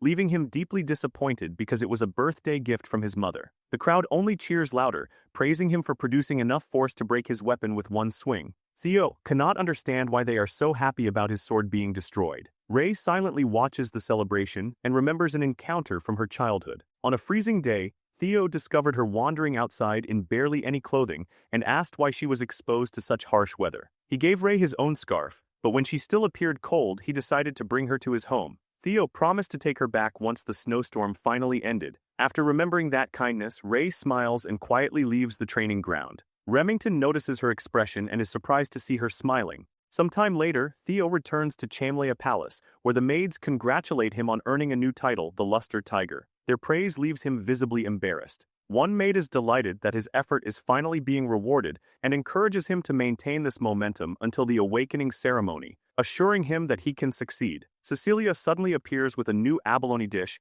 and begins forcefully feeding her son. Theo tries to stop her, but she continues stuffing food into his mouth while he begs for mercy. As he eats, memories of his previous life make him feel increasingly grateful for this ordinary moment. Theo tells Cecilia that the food is delicious, only for her attention to shift toward his broken sword. Her shocked expression immediately makes him sweat with anxiety. Theo explains that the weapon broke during training and apologizes because it was the precious birthday present she gave him. Cecilia's anger is not directed at her son. Instead, she becomes furious with the person who promised that a weapon forged from white snow steel and ebony steel wood would never break. Theo asks whether she means the rare steel wood found in the southern jungle. Cecilia confirms that she does, emphasizing how valuable and difficult to obtain the material is. She is disappointed because the craftsman's claims now appear to have been lies. If he had told the truth, the sword should never have broken so easily. Only then does Theo realize just how precious the weapon was, leaving him stunned that Cecilia somehow obtained something so valuable. His mother immediately decides to confront the maker,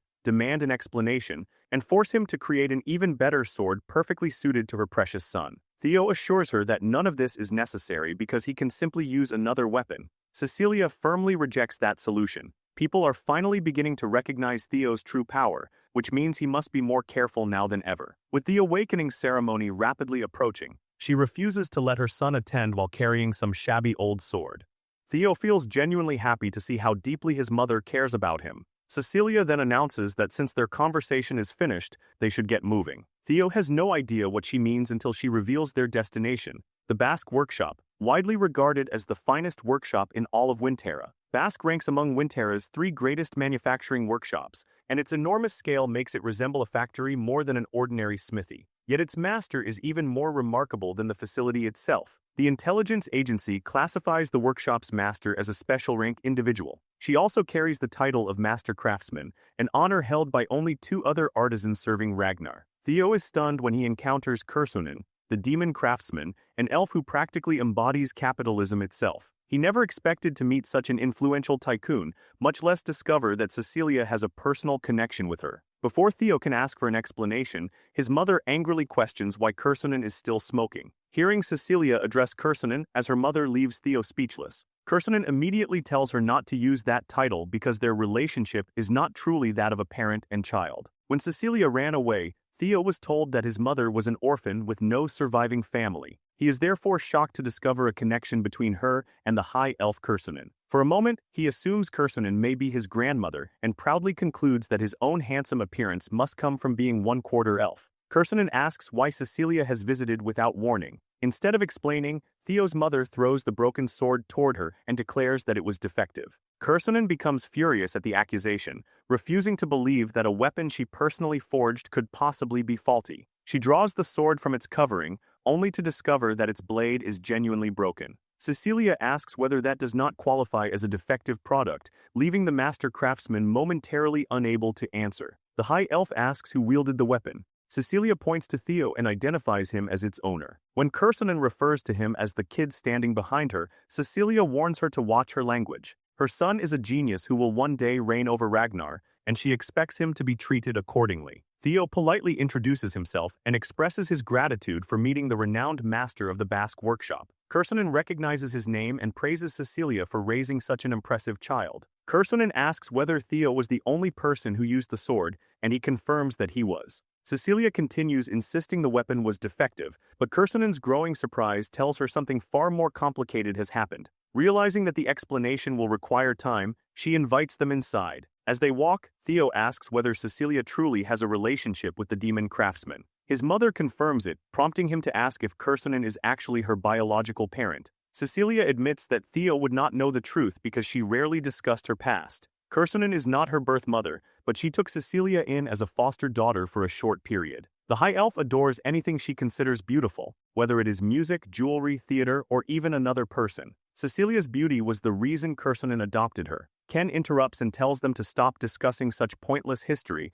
but Cecilia immediately accuses her of pretending not to care. Theo then asks how his mother eventually left the workshop. Ken bluntly reveals that Cecilia departed because she wanted to marry the leader of the Ragnar clan. Kursonen never imagined her foster daughter would willingly enter such a miserable place, and is honestly surprised she survived there for so long. Cecilia defends her choice, claiming she could not resist the clan leader's manliness, handsome appearance, and the genuine love he showed her. Kursonen points out that despite dramatically running away from home, Cecilia returned the previous year and shamelessly begged her to forge a birthday sword for Theo. Cecilia becomes angry that Kursonen would say such things in front of her son, and the two begin arguing. Theo quietly smiles because he has never seen his mother behave this openly with anyone. In his previous life, he made no attempt to learn about Cecilia, and now recognizes what an incredibly ungrateful son he was. Theo wonders whether his obsession with earning the clan's recognition blinded him to everything else. Kursonen clearly cares deeply about Cecilia, making him question why she never intervened during the tragedy of his former life. They eventually reach their destination, which Kursonen identifies as her private room.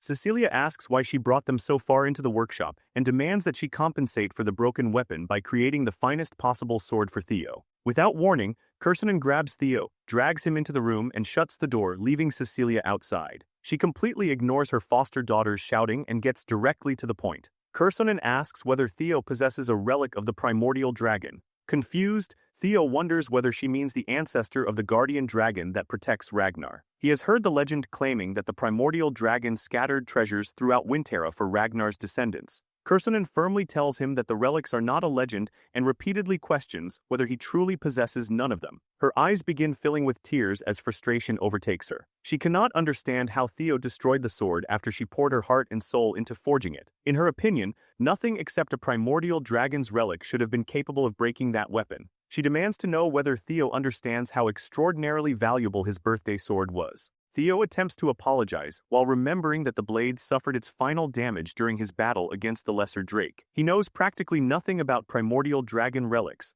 so Kursonen abandons the verbal explanation and decides that showing him will be faster. She reveals a casket wrapped completely in heavy chains and asks whether Theo notices anything unusual. He immediately sees a blue glow identical to the light that appeared around the door leading into Chamlea Palace's dungeon. Theo wonders whether the casket is connected to another system quest. Kursonen cannot see the light herself, but his reaction convinces her that he noticed something. Dragging the sealed casket forward, she explains that she has attempted to open it many times and has always failed to retrieve the object within. She places the chained container before Theo, and finally identifies its contents as a relic belonging to the primordial dragon. According to Kursonen, the primordial dragon once removed one of its own fangs and forged it into a weapon. That creation became the monster sword known as the White Moonlight Blade. If Theo can break the casket's seal, Kursonen promises to give him the legendary sword. His confusion deepens when she adds that failure may cost him his life. She asks whether he still wishes to attempt it. Rather than being frightened,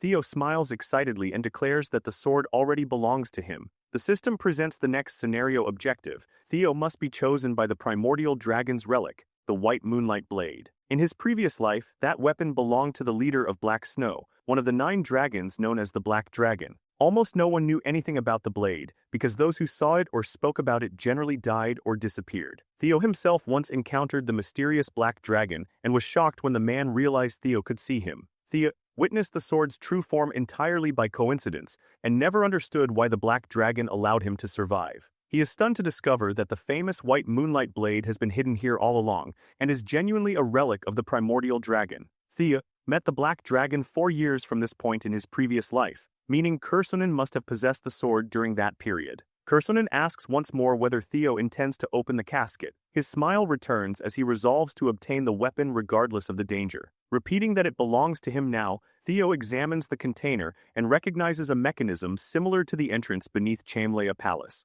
He retrieves the mysterious blue key and tries it against the casket. Kursonen watches in confusion as Theo successfully unlocks the seal and strange light begins pouring from within. A mysterious black mist suddenly wraps around Theo and begins dragging him into the casket. Kursonen becomes alarmed, while Theo struggles desperately to pull himself free. His resistance fails and the darkness consumes him before transporting him to an unknown place. When Theo opens his eyes, he finds Rose Palace burning around him. He cannot understand why he is being forced to witness this scene again. As Theo watches the memories of his former life, he remembers just how weak he once was. That helplessness reinforces his desire for greater power, enough to defeat Randon and crush Chamlea Palace. A griffin begins invading his mind and seizes him, preparing to swallow him whole. Theo abruptly awakens from the illusion and catches the creature by its beak, completely surprising it. He realizes the monster is attempting to control him by exploiting his hunger for strength. Now Theo understands why the white moonlight blade is called a monster sword. The strange griffin calls him insolent and struggles to escape his grasp, but Theo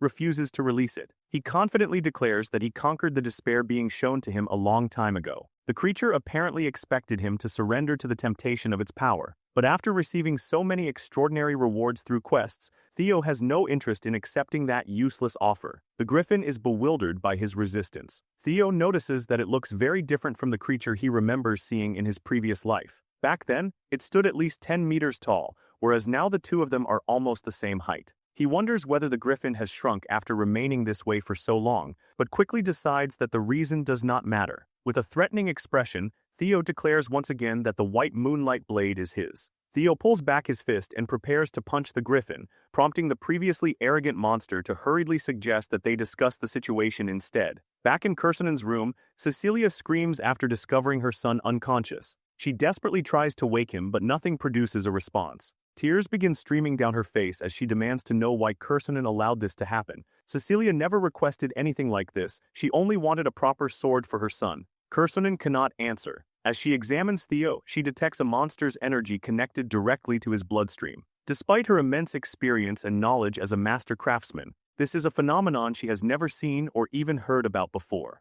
Kursonen can only hope Theo will survive because he already possesses a relic of his own. Cecilia warns her foster mother that if anything happens to her son, she will never forgive her. Without warning, Theo grabs the moonlight sword, and a mysterious light begins gathering around his chest. Cecilia desperately tries to wake him until Theo finally opens his eyes. She immediately pulls him into a tight embrace and begins crying, explaining how terrified she was. Theo reassures her that he is completely unharmed and asks her not to worry. The system congratulates Theo for hunting the griffin and completing the quest. As his reward, he becomes the official owner of the white moonlight sword. Theo recognizes that luck played a major role in his survival. The griffin had only just been unsealed, leaving it weak enough to defeat, while its psychological attacks were ineffective against someone who had already conquered the despair they attempted to exploit. Another notification confirms that Theo successfully observed the monster energy contained within the white moonlight sword. That discovery causes Theo's magical power to rise dramatically, surpassing 200 points as his body begins to glow. His mana has started developing divinity and has already reached the level of a high-ranking swordsman. Unfortunately, Theo cannot use that power freely yet. He must continue concealing it until the awakening ceremony, which leaves him somewhat disappointed.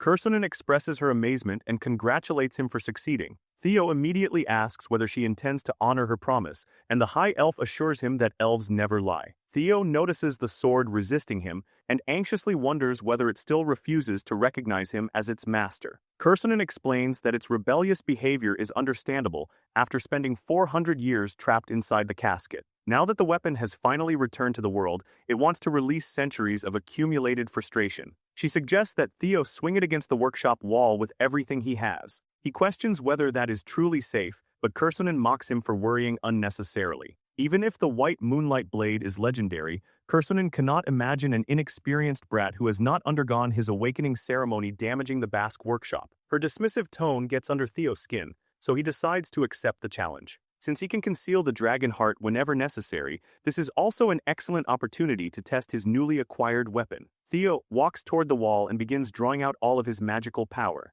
After politely excusing himself, Theo removes the legendary moonlight sword from its cover. As he prepares to swing, Kursunen studies his gathering energy and suddenly becomes concerned. She attempts to stop him, but Theo has already unleashed Single Flash. The strike tears through the workshop wall and completely destroys it. Cecilia stares in astonishment, while Kursunen's eyes fill with anxious tears as she watches another enormously expensive part of her workshop collapse. Contrary to Kursunen's expectations, Theo splits the building's wall in half with one attack, despite never deliberately aiming to destroy it. The demon craftsman sinks into despair over yet another costly loss caused by the boy who already broke her precious sword. Even Theo considers the result ridiculous overkill. The moonlight sword drained every drop of his magical power to produce that devastating slash, leaving him completely empty and barely able to remain upright. Ken instantly transfers mana into Theo's body. She crosses the distance so quickly that he does not even notice her approach. Upon examining him, Kursunen is startled to discover that Theo possesses no control over his magical power whatsoever. Even so, the enormous fracture running through a 10-foot-thick workshop wall confirms that the boy is an undeniable genius. Pride begins to grow within her at the thought of having such an extraordinary grandson. That pride is quickly joined by visible greed, and Theo can practically see the money-making ideas forming behind Kursunen's eyes. She places a hand on him and declares that she will become his patron. Theo only needs to spread his wings and display his abilities to the entire world. Her plan is obvious. She wants to turn him into a walking advertisement for the Basque workshop. Theo bluntly points out that the imaginary money signs are practically shining from her eyes. As the night grows deeper, Theo and Cecilia prepare to leave the workshop. They exchange their final farewells with Kursunen before departing. The High Elf is left holding the Drake fangs Theo provided as payment for repairing the destroyed wall. She is thrilled to obtain such valuable materials and assumes he must have acquired them while claiming the relic. Kursunen also feels proud of Cecilia for raising such an incredible son. A visitor suddenly appears and greets Kursunen by her title Demon Craftsman. She freezes upon hearing the familiar voice, then turns and asks why he has come. The mysterious crow robber Ragnar merely stares at her with an ominous red gleam in his eyes. He offers no answer, leaving the purpose of his visit completely unknown. 5 days later, the long-awaited awakening ceremony finally arrives, and Theo begins the morning by sparring with Evelyn as usual. After exchanging several attacks, Evelyn can clearly tell that Theo's swordsmanship has become both stronger and faster. He grins at the praise, admitting that he never expected someone like her to compliment him. The nearby onlookers are sweating nervously because Theo's ability makes them feel painfully weak by comparison. Half a year has passed since his transformation began, and Evelyn is amazed that he has already advanced far enough to push her backward during their exchanges. If Theo awakens his magical power today, Evelyn believes the ceremony will witness the birth of a monster. Once their spar concludes, she praises his effort and tells him he may even be capable of becoming the valedictorian of the awakening ceremony. Her prayers will be with him. Theo returns a broad smirk and thanks her for the kind words. He promises that if he claims first place, he will mention Evelyn by name during his speech before the entire clan. Evelyn gives him an exhausted look and questions whether that is remotely necessary. Theo's companions rush over and excitedly demand that he mention their names as well. He cannot help feeling slightly proud, privately reflecting on what a burden it is to be so popular. Evelyn stares at him with visible discomfort, clearly believing that all this attention has gone straight to his head. Soon afterward, the scene shifts to Ragnar's central headquarters, where Theo makes his formal entrance. Theo identifies himself to the guards as Theo Ragnar of Chamlia Palace. Once admitted, he observes the enormous audience gathered for the ceremony. This is Ragnar's most important annual event, and every participant hopes to produce an exceptional result. For young Ragnar swordsmen, it represents their first opportunity to receive official honor and acknowledgement. The pressure is immense because the entire clan is watching, including clan head Kyle Ragnar himself. Several other prominent figures are also present, including the 9 dragons and Hilda Ragnar, the clan head from 2 generations earlier. The more Theo studies Hilda, the less she resembles someone who has lived for 150 years. Regardless, he is relieved to see her attending the ceremony again. A conductor strikes a drum and draws everyone's attention. He is Vonner Ragnar, a Dragon Gate swordsman serving as the ceremony's judge. Vonner orders everyone to focus and announces the beginning of the preliminary examination. Each participant must take a sword from the ground, step onto the platform, and leave a mark upon the enormous steel wall. The barrier contains white snow steel, meaning an ordinary steel blade cannot even scratch its surface. The only way to cut it is by channeling magical power through the weapon. To make that possible, every candidate will receive a soma pill. A single soma contains the equivalent of 10 years' worth of magical power and is designed to help candidates open their mana halls. Vonner instructs them to swallow the pill, gather the resulting energy, and establish a mana hall within the dantian. Only then can their swords penetrate the white snow steel wall. The depth of each cut will determine the participant's score. Vonner loudly announces that candidates must come forward, collect their soma, and enter the platform whenever their names are called. The first participant summoned is Theo Ragnar. He immediately steps forward and accepts the pill while remembering the outcome of his previous life, when Axion became the ceremony's valedictorian. Theo takes a sword and approaches the white snow steel wall, determined to produce an entirely different result this time. As he walks, a system window appears and presents Scenario Quest 3, become the valedictorian of the awakening ceremony. Among the spectators, the 150-year-old Hilda asks Kyle whether this is the boy he mentioned. Kyle confirms that it is and asks whether Theo has captured her interest as well. Hilda admits that hearing so many stories has made her curious. She now wants to see for herself just how capable Kyle's descendant truly is. On the platform, Theo rolls his shoulders and attempts to loosen his muscles, unable to prevent some nervousness from surfacing. Judge Vanna appears beside him and reminds him to swallow the soma. Theo places the pill in his mouth while recalling the disaster of his previous life. Back then, he consumed the soma but failed to control its mana, severely injuring his dantian. That failure will not be repeated. The moment he swallows, an enormous surge of power erupts within him, and uncontrolled mana begins scattering across the entire examination area. Vanna is bewildered by the sheer scale of the mana wave produced by someone with Theo's reputation. He immediately worries that the boy will be incapable of controlling it. Soma must be handled with extreme care. For the mana hall to settle properly inside the dantian, talented Ragnar descendants with especially large reserves must exercise even greater caution. A single mistake could leave the participant permanently disabled, and after witnessing Theo's violent mana surge, Vanna becomes certain that the boy is finished. To everyone's surprise, Theo stabilizes the violent mana almost immediately. Happiness surges through him as he realizes that he now possesses both a dragon heart and a mana hall. Compared with the agony and failure of his previous life, the process feels almost disappointingly easy. More importantly, the ceremony has officially granted him permission to use mana. From this moment forward, he no longer needs to suppress the enormous reserve stored within his dragon heart. Theo gathers his power, leaps into the air, and releases everything in one attack. His mana takes the form of a dragon that surges toward the white snow steel wall. The strike lands in a single flash and tears an enormous crack through the barrier. Vanna stares at the destruction in disbelief before emphatically announcing that Theo Ragnar has passed. The spectators are equally stunned, unable to comprehend the overwhelming power displayed by someone they once dismissed as the clan's imbecile. A system window appears before Theo and announces that the curse responsible for his terrible luck has ended. His fame is now beginning to spread across the world. Genuine joy covers Theo's face because, after an entire lifetime of struggling behind everyone else, he has finally reached the same starting line as his peers. The system also reveals that several powerful figures have developed an interest in him after witnessing his performance. Osa Ragnar of Plunis wishes to accept Theo as her disciple, while Julius Ragnar is unhappy with the amount of attention gathering around the young man he wanted for himself. Robber Ragnar remains cautious of Theo, and Hilda Ragnar has also become interested. Theo is thrilled that both the Black Dragon and Sword Dragon are watching him, but capturing Hilda's attention excites him most of all. She possesses the heart of Garuda, and Theo cannot help imagining how incredible it would be to obtain that power. The remaining candidates begin testing themselves against the wall. One participant manages to produce only a hair-thin scratch and cries out after realizing how far he remains from young Master Theo's level. Ray Ragnar then takes her turn, followed by Hulkus Lenka and Remington Narcio. Each of the four hounds produces an outstanding result, yet none of their marks comes close to the enormous slash Theo carved into the steel.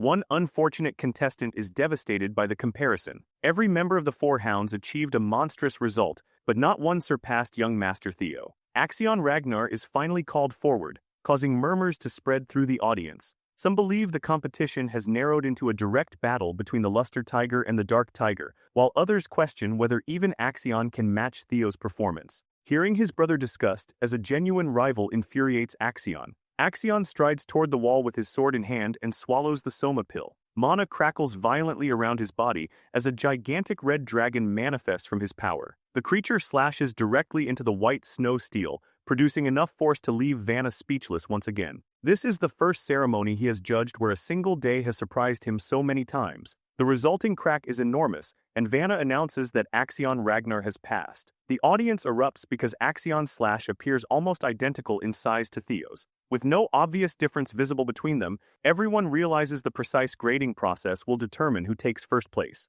Dusk begins settling over the venue as Vanna announces the official conclusion of the Awakening Ceremony's first stage. He is particularly satisfied with this year's participants because so many candidates significantly improved their results. Those who passed must prepare for the second stage, which will begin in 4 days. Before dismissing them, Vanna prepares to announce the rankings everyone has been waiting to hear, including the first stage's valedictorian. The entire arena holds its breath. Theo and Axion are the undeniable frontrunners, and both wait silently for one of their names to be called. In the end, Theo Ragnar secures first place. Theo himself is stunned, while the arena explodes with thunderous cheers. Vonner Ragnar proudly announces that the judges awarded his performance a perfect score of 10 out of 10. His technique, magical power, physical force, control, and speed were flawless in every category. Theo's followers celebrate wildly, but most candidates still struggle to believe that the Flash Tiger defeated Axion and claimed the highest position. The depth of Theo's sword mark approached the record established by young Master Thorl,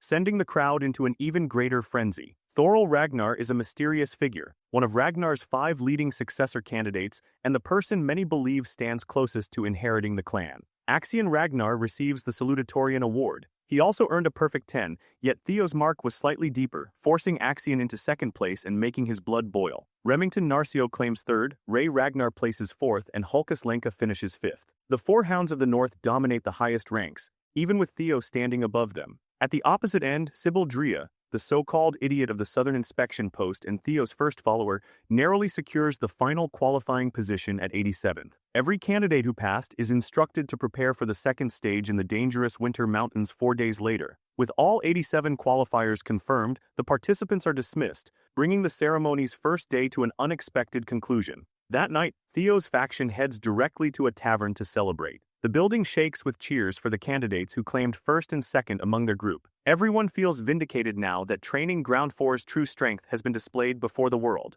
Praise for Sir Theo and Sir Remington flows as freely as the alcohol. Theo thanks his followers for their support, although he understands better than anyone that the trials are far from over. His goal is for every member of their group to survive and pass the second stage together. Pulling Remington closer, Theo confidently announces that the two of them will aim to become the final valedictorian and salutatorian of their generation. Evelyn joins the festive atmosphere and sincerely believes they may be able to accomplish it. Remington personally congratulates Theo for his magnificent performance. Watching the young master's relentless work finally produce results fills everyone with pride. At the same time, Remington feels ashamed that he has fallen so far behind his friend. Theo smiles and assures Ramai that luck simply favored him this time. Besides, rankings should not matter between friends. Those words clear the pointless anxiety from Remington's mind. The two raise glasses filled with orange juice and promise to give everything they have during the second stage. Some time later, Theo wanders alone through the nearby snowy mountains. Away from the noise and celebration, he finally processes what taking first place truly means.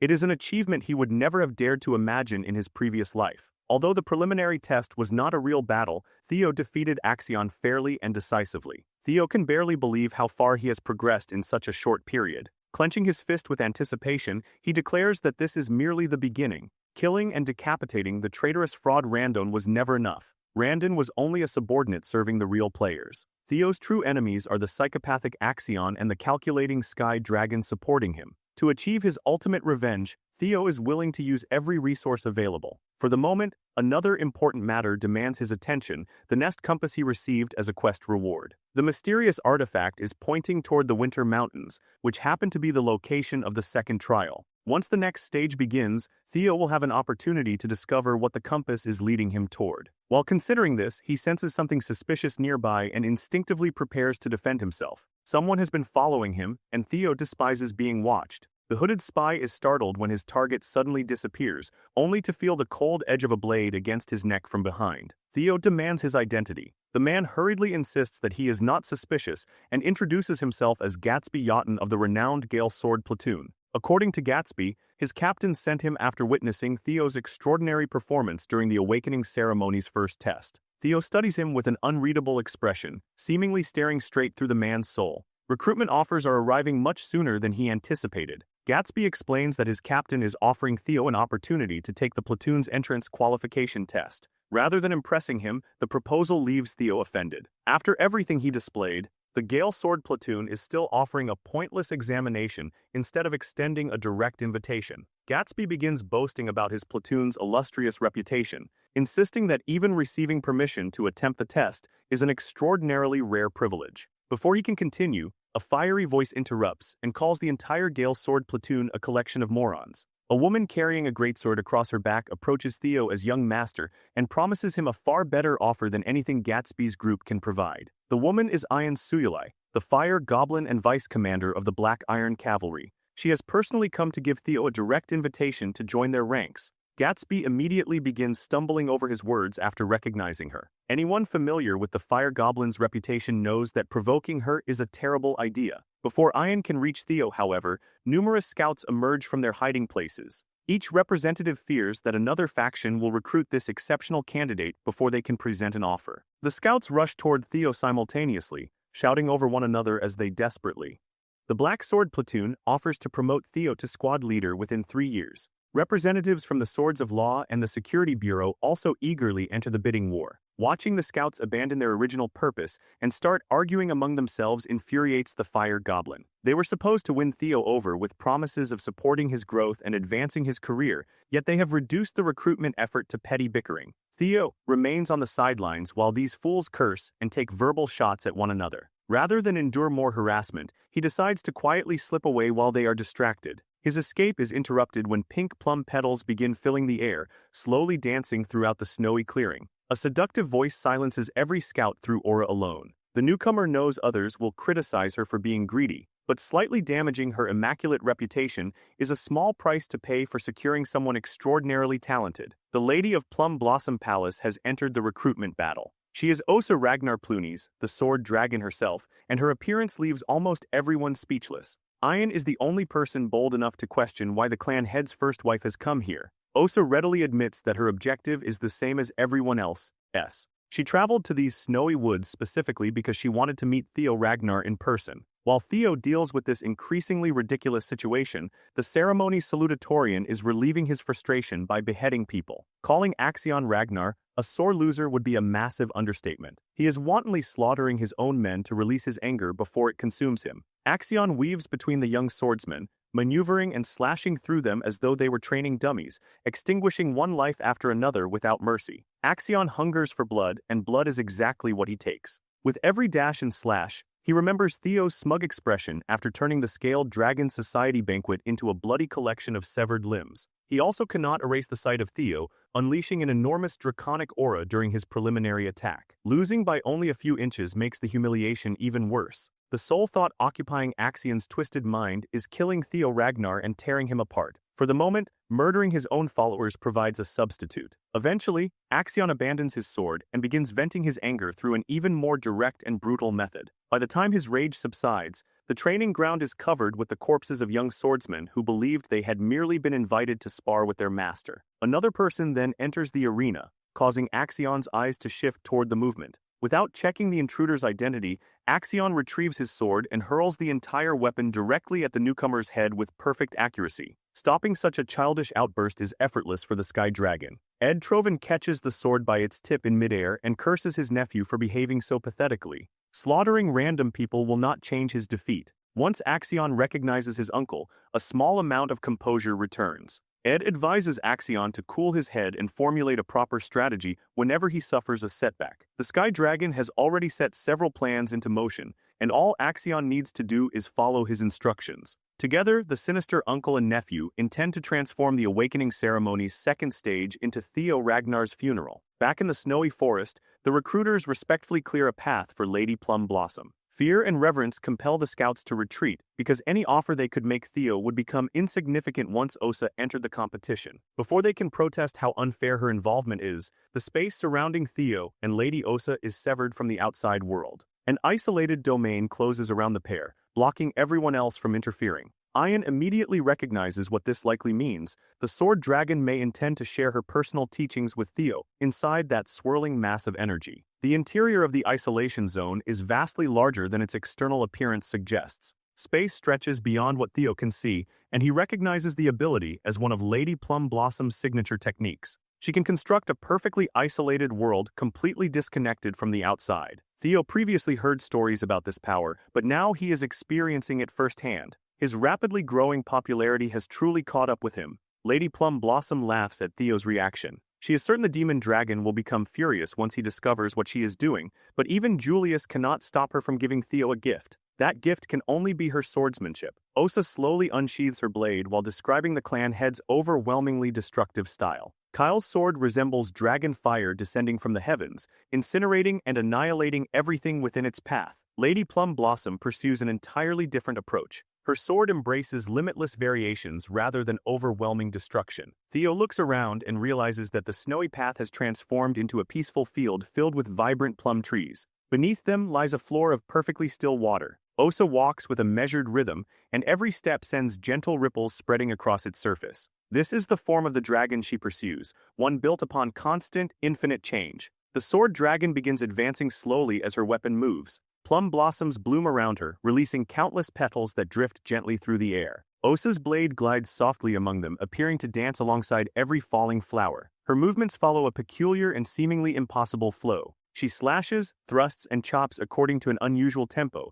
linking each attack into a single uninterrupted sequence. At the end of the demonstration, Osa gradually lowers her sword. Plum petals spiral around the blade before settling beautifully across the ground. For Theo, the entire performance is pure cinema, a breathtaking feast for his eyes. Even more absurdly, every movement occurred within a single breath. Lady Plum Blossom has just shown him Celestial Flower Rain, the first full-bloom technique of Plum Blossom swordsmanship. Osa opens her eyes and directs her deep gaze toward Theo. He remains speechless while his heart pounds violently from witnessing something genuinely awe-inspiring. Within that one continuous sequence, Theo counted 120 circles and variations. The demonstration gives credibility to claims that Lady Plum Blossom surpasses even the clan head in pure swordsmanship. Absorbing only a fraction of this technique into single flash would cause Theo's power to rise tremendously. Theo humbly asks whether he truly deserves such an extraordinary gift. Osa laughs softly and assures him that it is enough if he enjoyed watching. She then dissolves the isolated domain, causing the tranquil plum forest and water-covered ground to disappear as the snowy woods return. Before leaving, Lady Plum Blossom tells Theo that if he wishes to witness the technique that follows the first, he can seek her out after completing the awakening ceremony. Such a blatant invitation shocks every waiting scout. Osa simply hopes Theo will become a fresh wind moving through this desolate place. With those words, her body transforms into a cloud of beautiful plum petals and drifts away. Theo understands better than anyone that he has received something far too valuable to dismiss. Even he cannot act shamelessly enough to accept it without expressing gratitude to the First Lady. The gift also leaves Theo in a complicated position. Becoming Lady Plum Blossom's disciple while simultaneously joining the white-armored dragon cavalry would be excessively greedy, even by his standards. 3 days later, the awakening ceremony's second phase finally begins. All 87 qualifying candidates gather in the Winter Mountains near the northern Great Wall, a treacherous region perfectly suited to the challenge awaiting them. The Winter Mountains cover an almost absurd distance,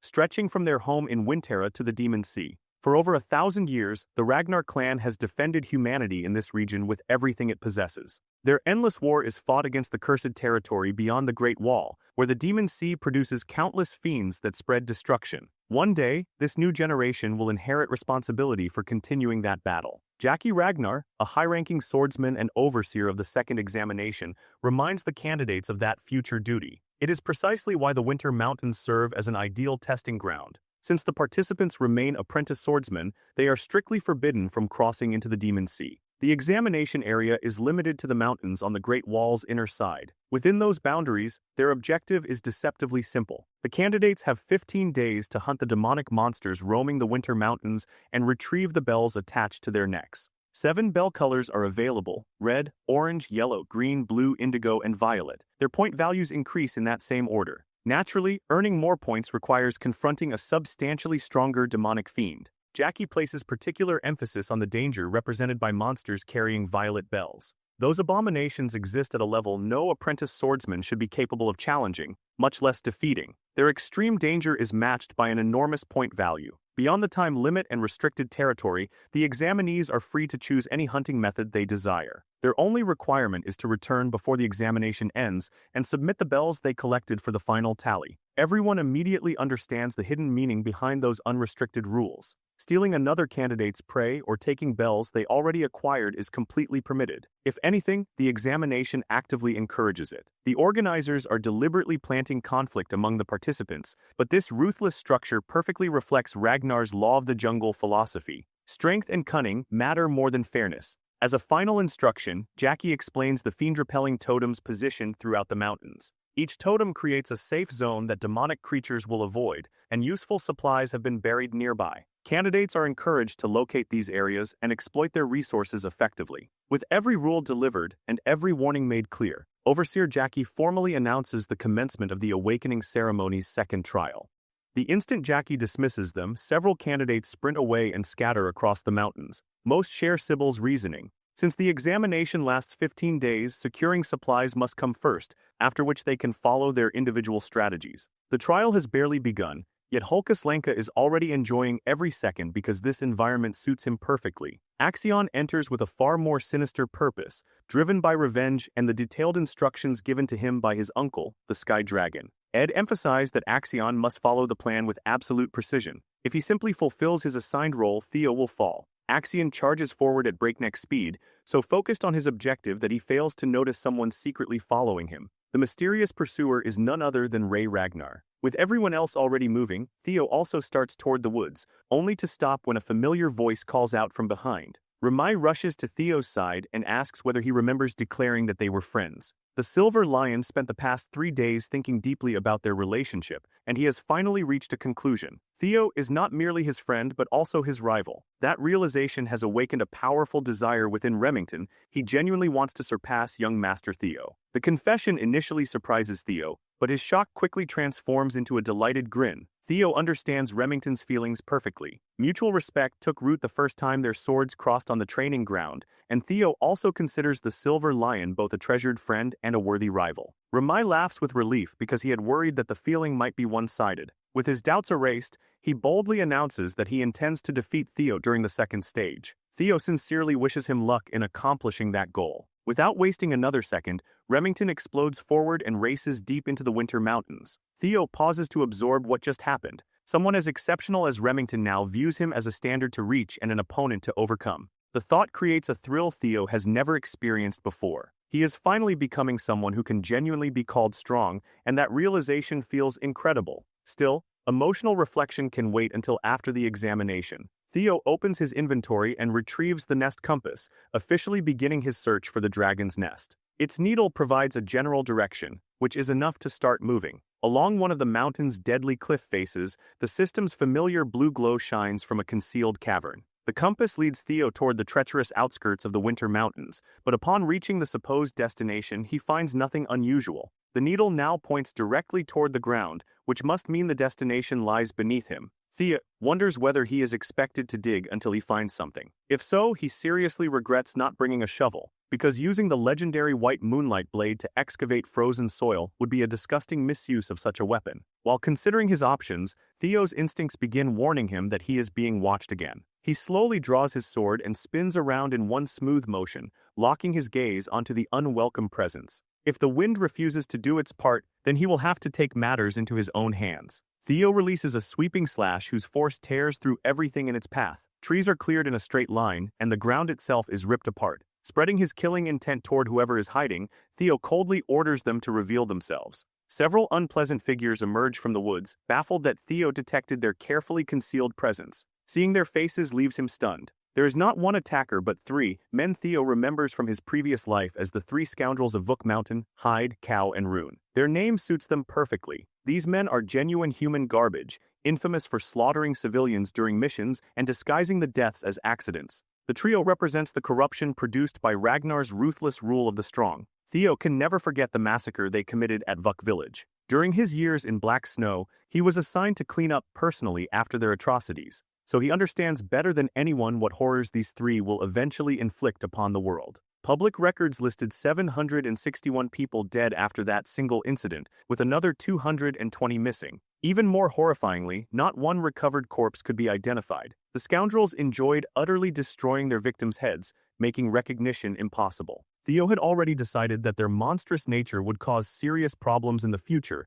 and planned to eliminate them eventually. He never expected to encounter them this early, especially while they were secretly and expertly tailing him during the examination. Theo asks whether Axion hired them to assassinate him. One scoundrel laughs at the assumption and explains that children cannot order them around. Their employer occupies a position so high that Theo could supposedly never imagine the truth. That clue allows the young dragon to narrow the culprit down to one person, the head counselor. The scoundrel's immediate reactions confirm that Theo identified their employer correctly on his first attempt. The deduction was not especially difficult because they kept mentioning blood and heritage. No examination proctor is anywhere nearby, suggesting that certain officials were also included in the conspiracy. Theo's sharp instincts trouble the assassins, but they remain confident that completing this job will be easy. Their leader announces that nothing feels better than crushing the face of a handsome man like Theo, essentially complimenting his target while attempting to threaten him. The Flash Tiger remains completely unfazed and refuses to take his eyes off the three men.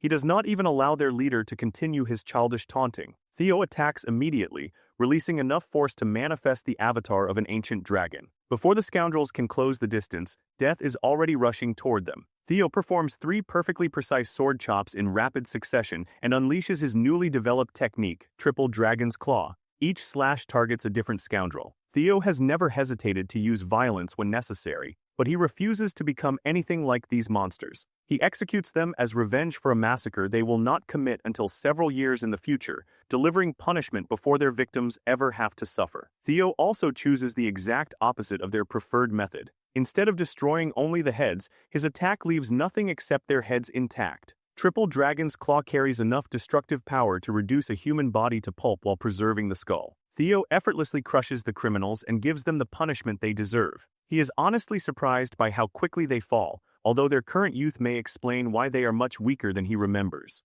Theo owes this new technique to the brief glimpse of celestial flower rain that Lady Plum Blossom shared with him. During the previous 3 days, Theo dissected and reconstructed what he witnessed until he discovered how to release 3 single flashes consecutively. Drawing curved lines of attack through circles and arcs proved incredibly difficult, yet the method revealed an entirely new world of transformations and applications. Repeating 120 seamless variations like the First Lady remains far beyond Theo's current ability, but even this partial adaptation has produced terrifying results. Theo collects the severed heads, their expressions of pain and disbelief permanently preserved. He throws the evidence over the cliff so wild beasts can consume it, then returns to figuring out how to reach the underground destination. Unexpectedly, a dull impact echoes from only a few meters below when the heads land. Looking more carefully, Theo discovers an invisible staircase twisting downward along the cliff, its unseen steps now marked by the scoundrel's blood. The system announces a hidden quest: locate the invisible staircase and explore the blue cave. Excited by the prospect of treasure, Theo jumps from the cliff and begins descending toward the concealed destination. Unknown to him, a strange bird watches from a distant position. Back at the palace, officials receive the first examination results from the opening hours of the trial. Axion Ragnar currently holds first place after collecting 41 demon bells with the support of 20 men. Ray Ragnar occupies second place, but everyone gathered around the table shares the same question: how is Theo Ragnar performing? The messenger must unroll the report all the way to its final page before finding his name. Theo has collected 0 bells and is moving alone without a team. Some speculate that he may be advancing cautiously or waiting in ambush. Either possibility could be confirmed easily if an examination proctor were nearby to observe him. Everyone hears Lady Plum Blossom's impatient reaction. The head counselor argues that an exceptional result during the first stage does not guarantee equal performance in the second. He even suggests Theo may lack the courage required for real combat, particularly because he is merely a natural child rather than a pure-blooded Ragnar. Privately, the elder assumes his assassins completed their assignment faster and more efficiently than expected. The head counselor suddenly receives a communication from Ed Troven, who asks whether he interfered behind the scenes. The old man does not even attempt to deny it. He regrets being unable to inform the others beforehand, but since the operation appears successful, he sees no problem. Even the Sky Dragon is stunned by the geezer's shameless hostility toward an impure successor candidate. Ed is furious that this fanatical elitist acted without permission or consultation and may have disrupted his larger strategy. After Chamlea Palace was taken from his family, the Sky Dragon had been campaigning for an opportunity to seize Rose Palace instead. Ed has searched relentlessly for Rose Palace's primordial dragon relic, yet it remains nowhere to be found. This leads the Sky Dragon to a new theory: Theo must possess some clue connected to the missing treasure. Ed can feel it in his bones. The boy has grown rapidly, proven himself dangerous, and likely carries information about the relic. Using telepathy once again, Ed enters a guard's mind and orders him to tell Axion to hurry up and execute the plan. Lady Plum Blossom can tell that the head counselor and the Central Intelligence Director are plotting something. Neither man is nearly as subtle as he believes, so Theo's supporters may need to establish precautions and countermeasures of their own. Julius strongly opposes interfering. The demon dragon genuinely believes Theo is not someone who would collapse merely because he encountered a difficult challenge. His instincts say the boy is safe and has simply become trapped in some unknown circumstance. Julius is also still irritated that Lady Plum Blossom secretly approached Theo behind his back. The First Lady pretends she has no idea what he means and laughs playfully. Deep inside the Winter Mountains, Theo finally discovers where the invisible staircase leads. The hidden passage opens into a relatively simple cave, although countless troublesome skeletons surround its outer sections. A powerful mental trap attacks anyone who enters and could easily drive an ordinary explorer into a complete breakdown. After enduring the White Moonlight Blade's brutal test, Theo considers these low-level psychological attacks meaningless. More importantly, the Nest Compass continues guiding him towards something deeper inside. Theo expands his senses across the cavern, frightening nearby wildlife into fleeing for its life. In situations like this, his special divinity skill is ridiculously useful. It allows him to perceive what is hiding around every corner before he gets anywhere near it. Theo pushes those thoughts aside and continues forward as the first selector to arrive and face the test. Eventually, he discovers what should be the hatchling's lair. 3 years from now, Black Snow is supposed to kill the creature here and recover a priceless legendary item. Theo quietly apologizes to the future members of Black Snow as he prepares to steal one of their historic accomplishments.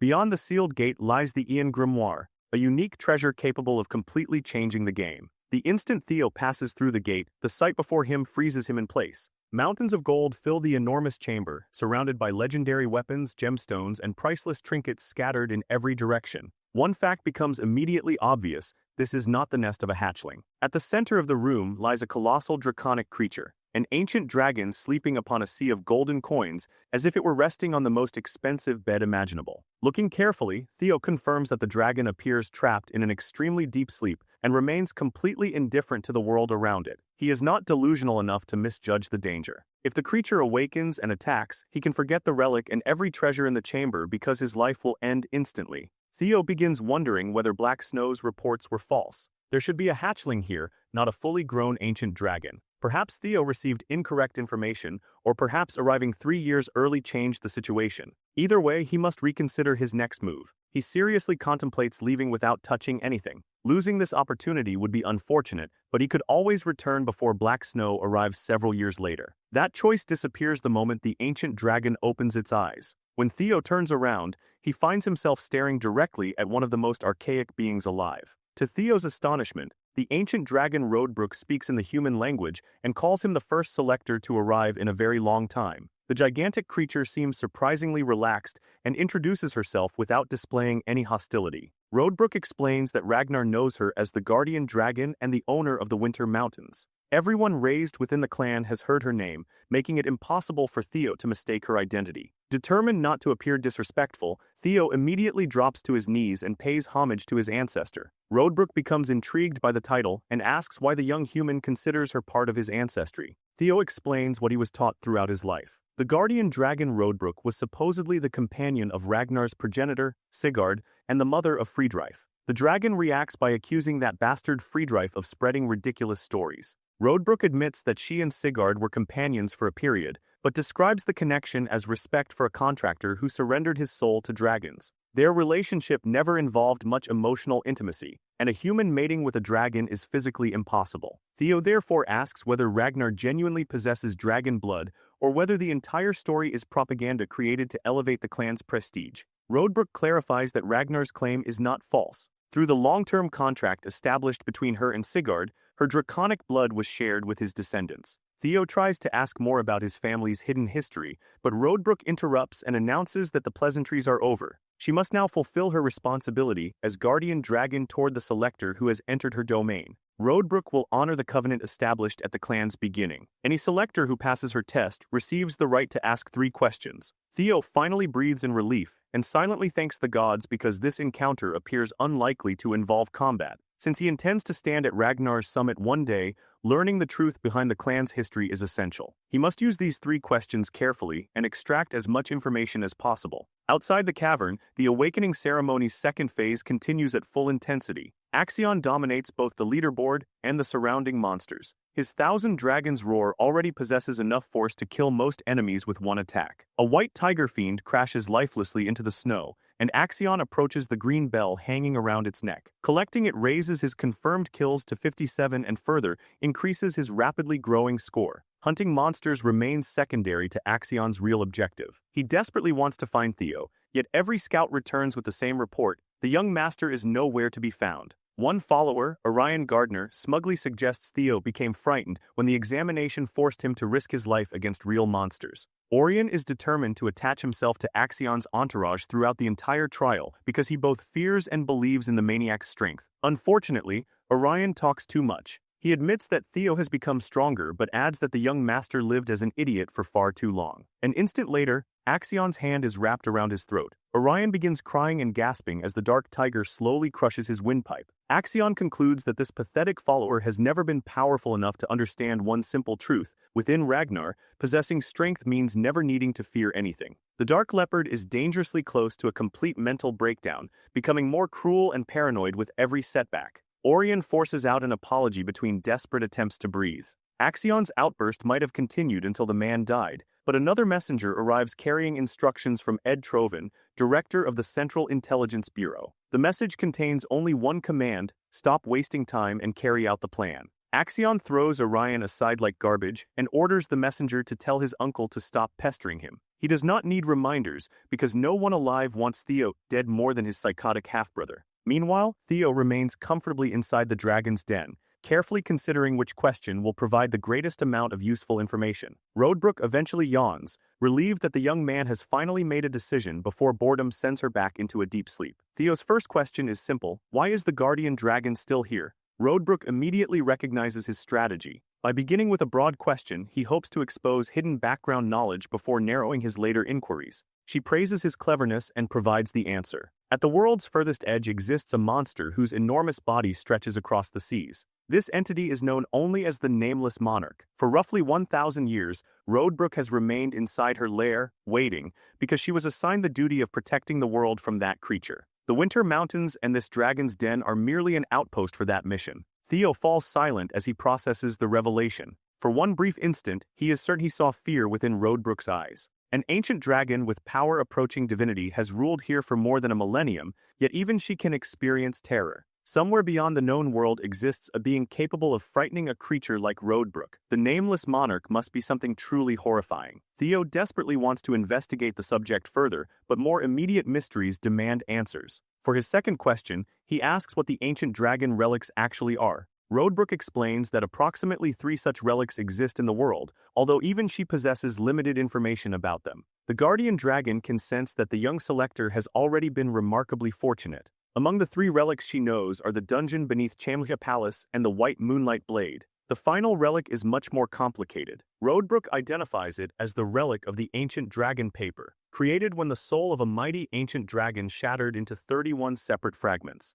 The 31 fragments were bestowed upon humans in hopes that they would protect humanity and resist the Nameless Monarch. Ancient dragon relics do not possess one fixed form. Some manifest as physical objects, others appear as experiences, and a rare few become strange, intangible phenomena. That final explanation immediately sets Theo's mind racing. He finally understands that the third relic may have been inside him all along. Everything Theo experienced after returning to the past flashes through his mind. Living for 20 years, reaching the brink of death, and then being thrown backward through time is one of the strangest phenomena imaginable. His regression could be another manifestation of an ancient dragon relic, meaning Theo himself carries it within him. If that theory is correct, he received one fragment of paper's shattered soul. Even so, one important detail does not fit. A dragon normally protects every relic, yet no guardian appeared when Theo regressed. That contradiction inspires his third and final question. Meeting Roadbrook's piercing gaze, Theo asks why he was chosen. Why would the Hand of Fate select someone as talentless as Ragnar's imbecile to oppose an existence as overwhelming as the Nameless Monarch? Roadbrook stares back fiercely before answering his question with one of her own.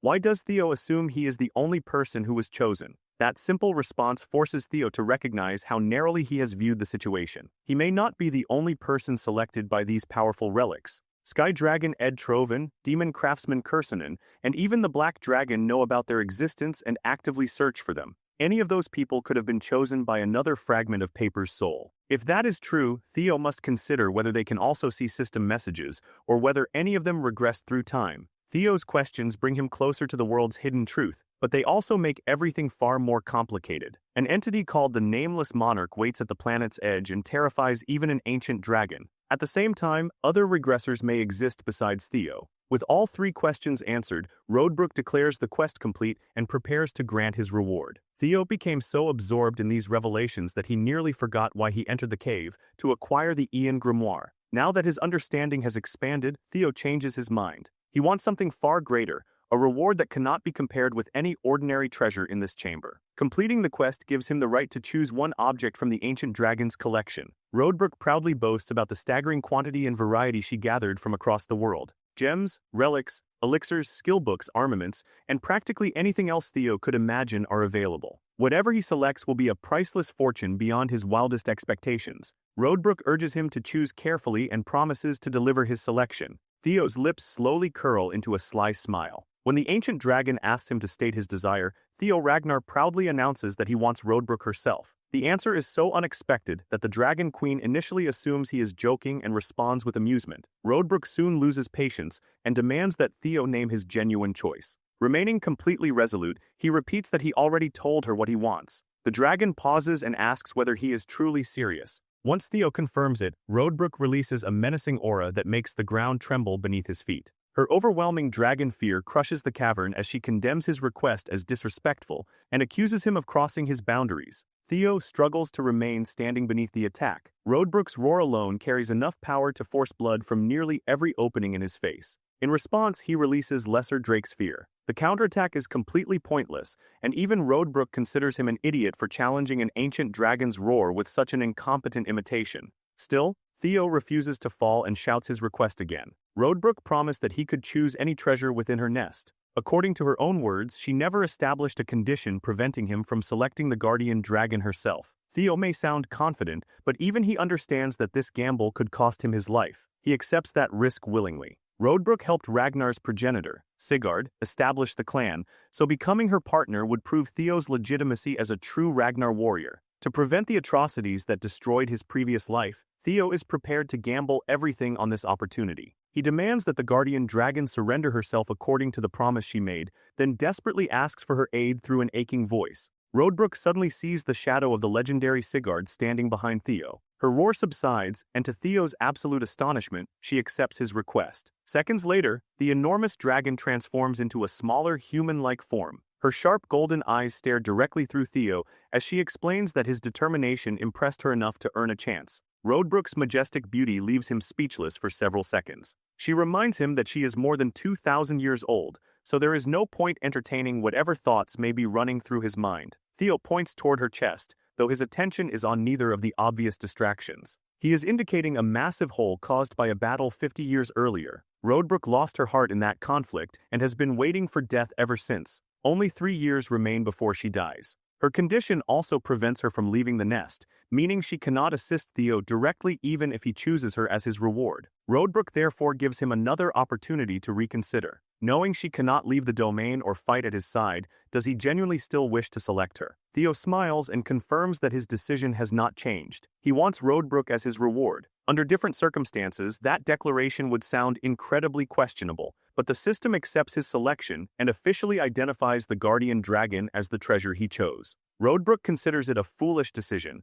although she suspects that foolishness is simply one of Theo's defining qualities as the chosen one. The system grants him 2 new titles, Guardian Dragon's significant other and descendant of the clan's progenitor. Theo promises to continue growing stronger and reaching greater heights. He will collect the remaining relics of the all-powerful primordial dragon Fafnir. A unique bond forms between the guardian dragon and Theo. He promises to locate something capable of replacing Rodbrooke's missing heart. Among Fafnir's miraculous relics, Theo believes there must be an object that can save her. The experience earned from completing the quest also raises his level. Since he accepted the title of the guardian dragon's significant other, Theo feels that saving her life is the least he should accomplish. Rodbrooke smirks and asks her new partner to take good care of her. She then reminds Theo that she remains incapable of leaving this domain, so he must solve his immediate problems independently while she enters hibernation. Before that happens, she has one more item for him, an ancient book. To synchronize a true soul with hers, Theo must study the artifact and awaken his mind gate. Rodbrooke estimates that accomplishing this should require approximately 1 month and advises him to take his time reading. The system identifies the item as a bonus reward, the grimoire called Ian. Theo examines its properties and discovers that it contains magical principles dating back to the beginning of time. It is a unique volume filled with profound knowledge concerning everything in the universe. Theo is delighted to obtain such an extraordinary treasure, but Rodbrooke's estimate immediately concerns him. He asks what she means by 1 month. The guardian dragon explains that awakening a person's mind gate usually requires that long and wonders whether Theo has something more important demanding his attention. Theo reluctantly reveals that the awakening ceremony's second stage is already happening above them. The examination lasts only 15 days, leaving Theo less than half a month to resolve the situation. He therefore proposes waiting until the trial ends before beginning the grimoire's training. Rodbrooke studies him and admits that postponement is technically possible, but she refuses to permit it. She has no intention of allowing Theo to escape so soon. He must awaken his mind gate before the second stage concludes. Until Theo succeeds, Rodbrooke will personally ensure that he remains trapped inside the nest. The statement sounds less like guidance and more like a bone-chilling threat. 13 days remain before the examination ends, giving Theo roughly 312 hours to finish a process that ordinarily requires an entire month. To understand how this situation connects with events outside, the story rewinds slightly. 3 days before the second stage began, Axion's uncle explained how the totems scattered throughout the winter mountains create safe zones that repel demonic fiends. Their protective effect comes from a fiend summoning marble embedded within each totem. The Fiend Summoning Marble is a small sphere containing highly concentrated fiend energy. That amplified presence repels other monsters, creating the safe zones around each totem. Axion's uncle crushes one to demonstrate its second function, and a fiend instantly emerges from within. This allows monsters to be summoned at practically any time or location. Multiple fiends soon surround Ed, proving just how convenient these marbles can be when used deliberately. Ed effortlessly crushes the summoned creatures with his dragon spirit and reminds Axion that the second examination is about killing fiends and collecting points. If Theo wants to compete, he must hunt monsters and take their bells. Axion begins understanding the larger strategy. They can use the marbles to lure Theo into a prepared trap. Ed confirms that baiting him is part of the plan, but warns that simply murdering Theo would fail to achieve their true objective. Before Theo dies, they need to extract more clues concerning Rose Palace's relic. Axion's hatred makes him eager to torture his half-brother until the information comes out, but Ed humbles him with an important reminder. The difference between Axion and Theo is not nearly as enormous as he delusionally believes. He cannot expect everything to proceed exactly as he wants through strength alone. Theo's compassion, however, provides a vulnerability they can exploit. Ed recommends targeting the dropouts who gathered around Theo at Training Ground 4. Taking them hostage will make it easier to force information about the artifact from him. Axion dislikes relying on a method that avoids a direct contest of strength, but reluctantly accepts his uncle's strategy. Returning to the present, the Dark Leopard reflects on how Theo shocked everyone by remaining hidden until the examination's final hours. Only 12 hours remain before the second stage ends. Axion currently occupies first place with an astonishing 860 points, yet Theo is still nowhere to be found. Axion considers it disappointing that their operation may fail simply because its target disappeared. One of his men suggests the head counselor's scoundrels may have reached Theo first, which seems like the most reasonable explanation for such a prolonged absence. The speaker is Felix Ragnar, currently ranked 7th. Axion dismisses his observation as borderline idiotic and deliberately provokes him by asking why Lady Plum Blossom became interested in Theo instead of Felix. The remark infuriates Felix, who is only trying to help locate their target. Axion could not care less about his feelings. Rising with a sinister smile, he declares that if Theo refuses to appear voluntarily, they will force him into the open. Axion commands members from both the Scaled Dragon Society and Plum Blossom Palace. He intends to lead them against the supposed failures of Training Ground 4 and continue killing until Theo is forced to reveal himself. Ray Ragnar, currently 3rd in the examination, secretly overhears the entire discussion from her hiding place. The scene then shifts to Theo's followers as they finish slaying a frost lizard fiend. The warriors celebrate defeating a creature carrying a yellow bell, treating the accomplishment as monumental. Unfortunately, they have collected very few points, and only 12 hours remain. They are also worried about Theo, especially after preparing so many supplies for him. One member suggests that their young master may be occupied with something more important. Survival is the examination's bare minimum requirement, and rankings technically do not matter. Even so, Theo's followers wanted to watch him dominate the standings and become valedictorian again. While they chat carelessly, an attacker suddenly pierces Sybil with a thrust. Orion Gardner kills him in cold blood, leaving the others horrified as they demand to know why the Scaled Dragon Society is attacking them. They soon learn that they have been chosen as bait to draw out Theo. These young men are about to be slaughtered simply for being associated with him. At the same time, Theo remains inside Roadbrook's treasure-filled nest. The guardian dragon is deeply impressed that he managed to open his mind gate in less than half a month. The system confirms that he has obtained an initial grasp of the grimoire's magical principles. His progress is partly possible because of the knowledge he heard before regressing. More importantly, mastering Ian depends heavily upon both the quantity and quality of the user's magical power. Theo possesses a mana haul and a dragon heart, making the process unusually natural for him and allowing him to learn twice as quickly as an ordinary person. His progress produces a lower-ranking skill called Hatchling Synchro, which uses psychokinetic magic to read memories from objects. Roadbrook believes he has proven himself worthy of becoming her partner. With the fundamentals established,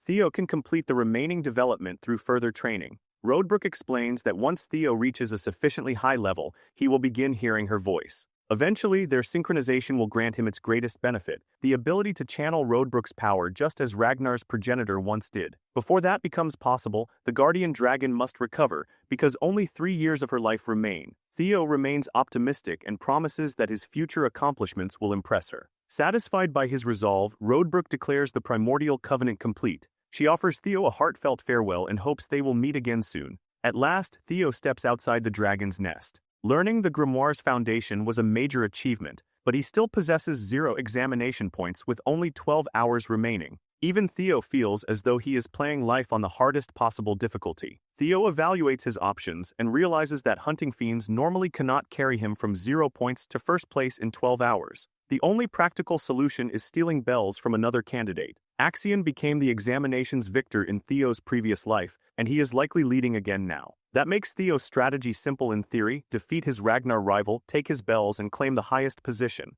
Actually accomplishing that is another matter entirely. A figure emerges from the woods behind him, barely managing to reach the area through severe injuries. Theo immediately recognizes Ray Ragnar and is alarmed by her terrible condition. He initially wonders whether a powerful fiend attacked her, yet finds it difficult to believe that Ray would lose so badly to any ordinary monster. A visible sword wound across her body provides the answer: another person was responsible. Theo urgently asks what happened, but Ray is in no condition to explain. She can only tell him to head west before collapsing into his arms. Theo activates Hatchling Synchro and reads the memories attached to the sword wound. He sees Ray secretly spying on the group hunting his companions. The failures from Training Ground 4 had been restrained and brutally beaten, while their captors debated whether to kill them. Orion was questioned about why he brought 9 hostages when only 2 or 3 would have been enough to lure Theo. Before the attackers could murder the defenseless captives, Ray courageously stepped forward and exposed herself to Axion. The Dark Leopard warned her not to interfere because this was a personal matter. Ray refused to overlook such madness and prepared to fight him regardless. Axion expressed disappointment that Theo had apparently persuaded Ray to oppose him, then moved to eliminate her. Their battle began with a chaotic and powerful exchange, but ultimately ended when Axion carved a brutal slash across Ray's body. Everything beyond that point remains inaccessible because Theo's new skill level is too low. He is furious and confused that Axion would go so far as to capture his allies. Ray is equally stunned that Theo uncovered the truth without her telling him anything. He pleads for a complete explanation, and despite being half-dead, she reveals Axion's objective. From the beginning, the Dark Leopard intended to capture Theo. When he could not be found anywhere, Axion took his friends hostage to force him into appearing. The revelation strikes Theo deeply and unleashes his rage. The enemies who destroyed Theo's previous life have no intention of backing down in this one. The difference is that he now possesses enough strength to fight them. Theo demands Axion's location and asks what he intends to do. Elsewhere, one of Axion's henchmen reports that Theo has been located near the northern cliffs. Their information also confirms that he encountered Ray Ragnar, meaning he should be heading toward them soon. The news catches Axion off guard before filling him with joy. Wearing an evil grin, he eagerly anticipates finally cutting Theo down. His men remind him that there is no reason to challenge Theo one-on-one. Their primary objective remains gathering clues concerning the relic. They will handle Theo directly, while Axion activates the fiend summoning marbles and creates chaos throughout the surrounding region. Axion accepts the strategy and agrees to follow through. Back near the northern cliff, Ray begs Theo not to go. Even the proctors from Central Intelligence are participating in the conspiracy, making this far greater than a simple attack by rival candidates. The examination has become a slaughtering ground and a trap constructed specifically to kill him. Facing it alone would be unimaginably dangerous, so Ray urges Theo to seek help from the remaining proctors instead.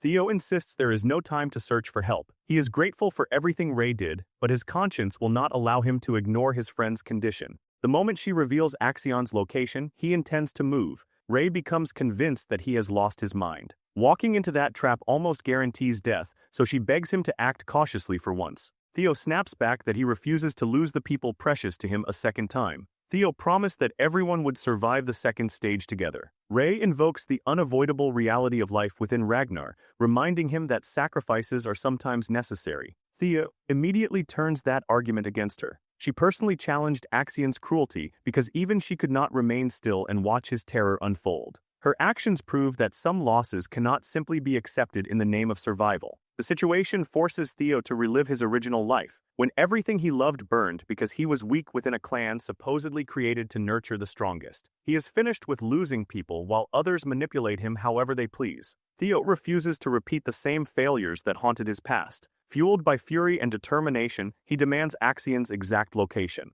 The scene then shifts toward Remington Narcio, who has discovered the supplies abandoned by Sybil and the others. Blood across the area confirms that something terrible happened. Remington turns toward two warriors standing in the distance, Hulkus Lenka, currently in 5th place, and Eric Lenka, who occupies 4th. The current rankings also reveal that Remington Narcio trails directly behind Axion in 2nd place. Elsewhere, Theo encounters a snow fiend while racing toward his enemy. He evades its opening attacks and finishes the creature with one decisive blow, refusing to waste time on anything less urgent. Theo runs toward Axion while desperately hoping some of his companions remain alive. He knows Ed is exploiting Axion's emotions and using him to eliminate Theo without provoking major outrage from the clan. The strongest evidence is that Central Intelligence Bureau proctors are openly supporting Axion's operation. Theo tears through more creatures with triple Dragon's Claw while considering the proctors assigned to kill him. Those officials will probably restrain Axion whenever his impulsiveness threatens the plan. Theo still prioritizes speed, knowing his half-brother is extremely easy to provoke and manipulate. Leaping into the air, he drives his sword through another fiend's skull and releases a pool of blood. Back with Ray, she gathers her thoughts and remembers that Theo has never truly changed from the kind-hearted boy she knew during childhood. Despite her injuries, she decides that she wants to help him again. At Axion's location, the hostages are being brutally beaten beneath his heel. He is ready to kill anyone who makes even the slightest sound, but the proctors repeatedly warn him not to create unnecessary trouble by acting independently. Axion reluctantly stops his blade and waits. 4 high-ranking swordsmen from Central Intelligence have been dispatched to assassinate Theo quietly. His uncle's belief that Axion cannot defeat Theo personally remains deeply frustrating because he still regards his brother as nothing more than an insect. Then the devil himself finally appears. Axion sees Theo approaching through the snow, covered in streaks of blood like a killing machine returning from war. Theo's determined eyes move across the injured companions scattered around him. He studies the scum responsible before turning toward Axion, who has waited impatiently for his arrival. Theo's gaze finally falls upon the corpse among his friends, and his grip tightens around his weapon. Axion draws his sword, eager to begin, but the proctors once again order him to remain still. He releases the weapon and follows their negotiation strategy instead. Axion tells Theo to reveal everything he knows about the artifacts if he wants his surviving friends to remain alive. Rather than answering, Theo asks whether Axion is afraid of him. The insult is calculated because Theo intends to weaponize his half-brother's unstable personality. Theo arrogantly describes Axion as a coward who arranged this entire operation merely to avoid suffering a humiliating defeat. Axion's blood begins boiling, but Theo continues. He claims the only reason his brother surrounded himself with scumbags is to protect his own reputation. Taking hostages is simply another desperate measure from a man unworthy of being called one of the 4 hounds. Every word pushes Axion closer to the exact reaction Theo wants. Theo challenges him to settle the matter through a duel like a true Ragnar,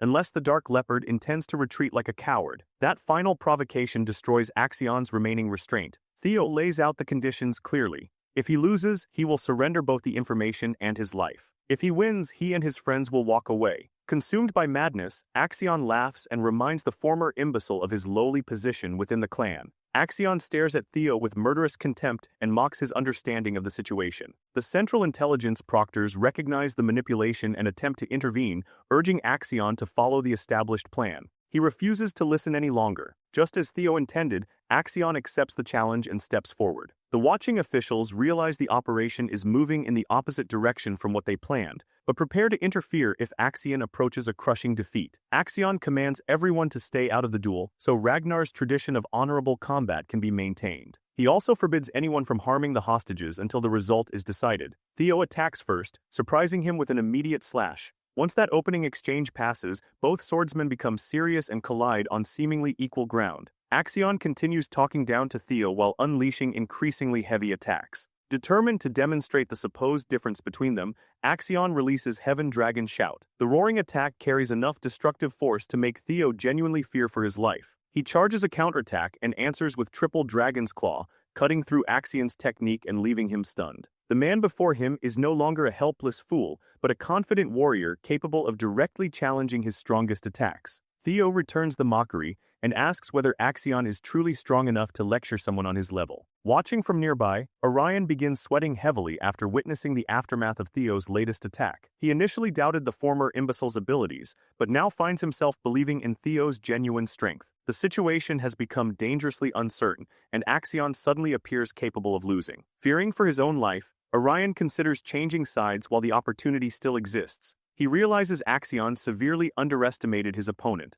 Ultimately, he decides against betrayal because the Central Intelligence proctors are watching everything closely and will probably kill Theo regardless of the duel's outcome. Orion orders the other men to scatter and locate the remaining proctors, keeping everyone away from the battle between the brothers. Axion's past reveals that people expected him to seize Ragnar's throne from an early age. His mother and uncle both pursued his success because their prosperity depended upon it. To them, the Ragnar name served as little more than a cover, because beneath it, they always regarded the boy as a Trovan. In the present, Axion cannot help acknowledging Theo's impressive performance before lunging forward to strike him down. Theo blocks the attack with a confident smile. Axion is behaving exactly as he predicted. The scene shifts to the council, where officials discuss Theo's reappearance and the news that he has encountered Axion. Theo's supporters are thrilled that he survived unharmed, while his enemies cannot understand how the three scoundrels failed to eliminate him. Axion's uncle is quietly pleased that Theo remains alive because there is still an opportunity to extract information from him. No one else understands Ed's intentions. He plans to wait until Theo reveals what he knows, then dispatch the high-ranking swordsman to destroy him. A new report suddenly arrives, announcing that Theo and Axion are fighting directly. The information terrifies Ed because this is completely outside his carefully arranged strategy. Back on the battlefield, Theo activates his secret footwork technique, gaining a major advantage in both mobility and evasion. Axion swings repeatedly, but none of his attacks connects. Through their exchanges, he finally recognizes how tremendously Theo's strength has grown. Becoming completely serious, Axion fixes him with a sharp glare and remarks that Theo is not as fast as everyone assumes. Having identified the pattern within his movement, Axion hurls his sword at full speed toward Theo's head. The technique catches Theo off guard because it recalls a painful experience from his previous life. Back then, while his attention drifted elsewhere, a thrown blade impaled him through the side. Axion explains that even a secret movement technique follows predictable steps. By reading those patterns, he can pinpoint the exact position where Theo will appear next. Blood runs along the weapon, yet Theo survives by catching the flying blade with his bare hands. Catching Axion's thrown sword confirms the identity of the attacker who brought Theo down in his previous life. Axion was one of the traitors responsible for Rose Palace's destruction and the Ragnar clan's eventual downfall. Theo feels grim satisfaction at finally identifying the man who struck him that day. During his original death, he was too powerless and confused to discover everyone behind the attack. He only began understanding the betrayal after Randon removed his mask and revealed his true allegiance. Evelyn's investigation later established Randon's connection to Chamlia Palace, and everything else followed logically. The attackers who destroyed Rose Palace belonged to the Trovan side. Among them, only one person used this uncommon sword-throwing technique, the treacherous Axion Ragnar. Throwing away his own weapon was an arrogant risk, but it exposed him completely. Theo previously possessed only suspicions. Now the evidence is resting directly within his hands. Fury consumes Theo as he grips the captured blade tightly enough to shatter it with his bare hand. More than ever, he wants to know what could motivate these people to pursue his family's destruction so relentlessly. Axion stares speechlessly at the raw strength required to crush a sword. Unfortunately for his enemies, Theo is no longer the helpless man from his former life. This time, he will protect both himself and every comrade standing beside him. Theo hurls the broken blade toward Axion, who easily avoids it and mocks the pathetic imitation of his throwing technique. Then an enormous wave of bloodlust erupts from Theo. His killing intent becomes so monstrous that it draws out an overwhelming amount of mana. Axion's eyes widen as he realizes his half-brother has been concealing even more power. Theo disappears in a blink and reappears directly beneath him, delivering a devastating upward strike. The force sends Axion flying backward and forces him onto the defensive. Theo continues attacking and carves a precise cut across his face. Smirking at the impulsive warrior, he asks when Axion intends to stop holding back and reveal his full strength. Axion responds by catching Theo's arm and returning the favor with a slash across his face. The brothers continue fighting on equal ground until Theo vanishes from sight once again. Theo reappears with a slash powerful enough to knock Axion's weapon away,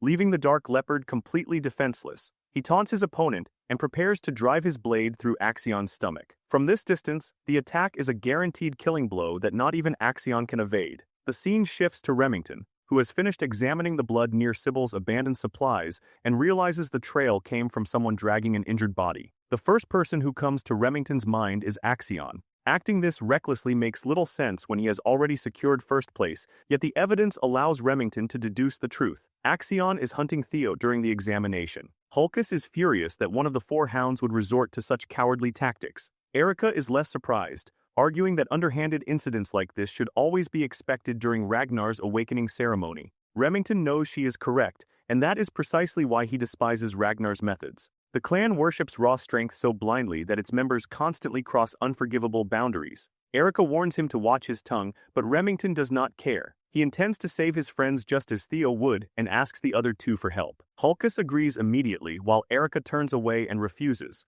Erica only came because she wanted to meet Theo. Since he is nowhere nearby, she has no interest in rescuing weak men. Her brother questions whether she is truly that cold-hearted. Remington understands her fascination with Theo and points out that helping his companions now could benefit her when she finally meets him. The argument works, and the three warriors race off together to locate the hostages, hoping they remain alive until help arrives. Their path is blocked by a group from the Scaled Dragon Society, revealing another layer of betrayal. Orion is particularly annoyed that the white-haired Remington abandoned Axion's side and now associates with muscle-headed fools. Hulkus takes that insult personally, while Remington gives Orion one opportunity to make the sensible choice and step aside. Orion clearly wants a fight and refuses to move, leaving the Silver Lion no option except to draw his sword. Remington, Hulkus, and Erica charge together against the Scaled Dragon Society. Back near the hostages, one captive reaches for the shattered blade Theo threw earlier. The weapon was never intended to hit Axion. Theo deliberately placed it beside his restrained companion,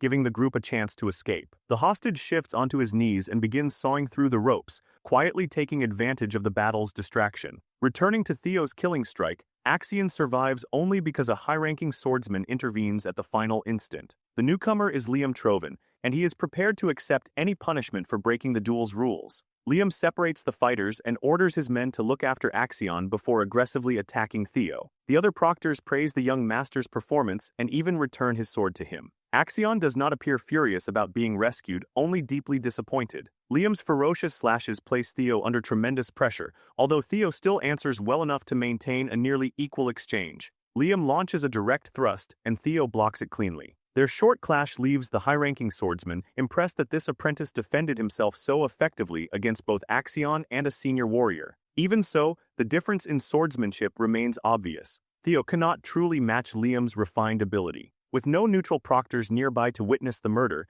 this is the perfect opportunity to eliminate Ragnar's rising prodigy. For the Troven clan's sake, Liam leaps into the air and unleashes the strike intended to finish Theo in one blow. Yet when the blade lands, Theo is not the person who gets impaled. Axion has stabbed Liam from behind. He coldly reminds his men that he warned them at the beginning not to interfere with his duel. The The situation is turned upside down as Axion betrays one of his own protectors. The other swordsmen confront their young master for attacking so recklessly, but Axion becomes furious that they believed he was about to lose. In his eyes, their intervention was a direct insult to his ability and status as Ragnar's heir. Theo recognizes that Axion has completely lost his mind. Axion, however, has finally acknowledged Theo's ability as a Ragnar warrior. From childhood, his uncle filled his mind with delusions of greatness, constantly driving him toward Ragnar's summit and throne. Axion admits Theo is much stronger than expected, yet still insists his half-brother remains beneath him. He alone is destined to become the greatest warrior and seize control of the clan.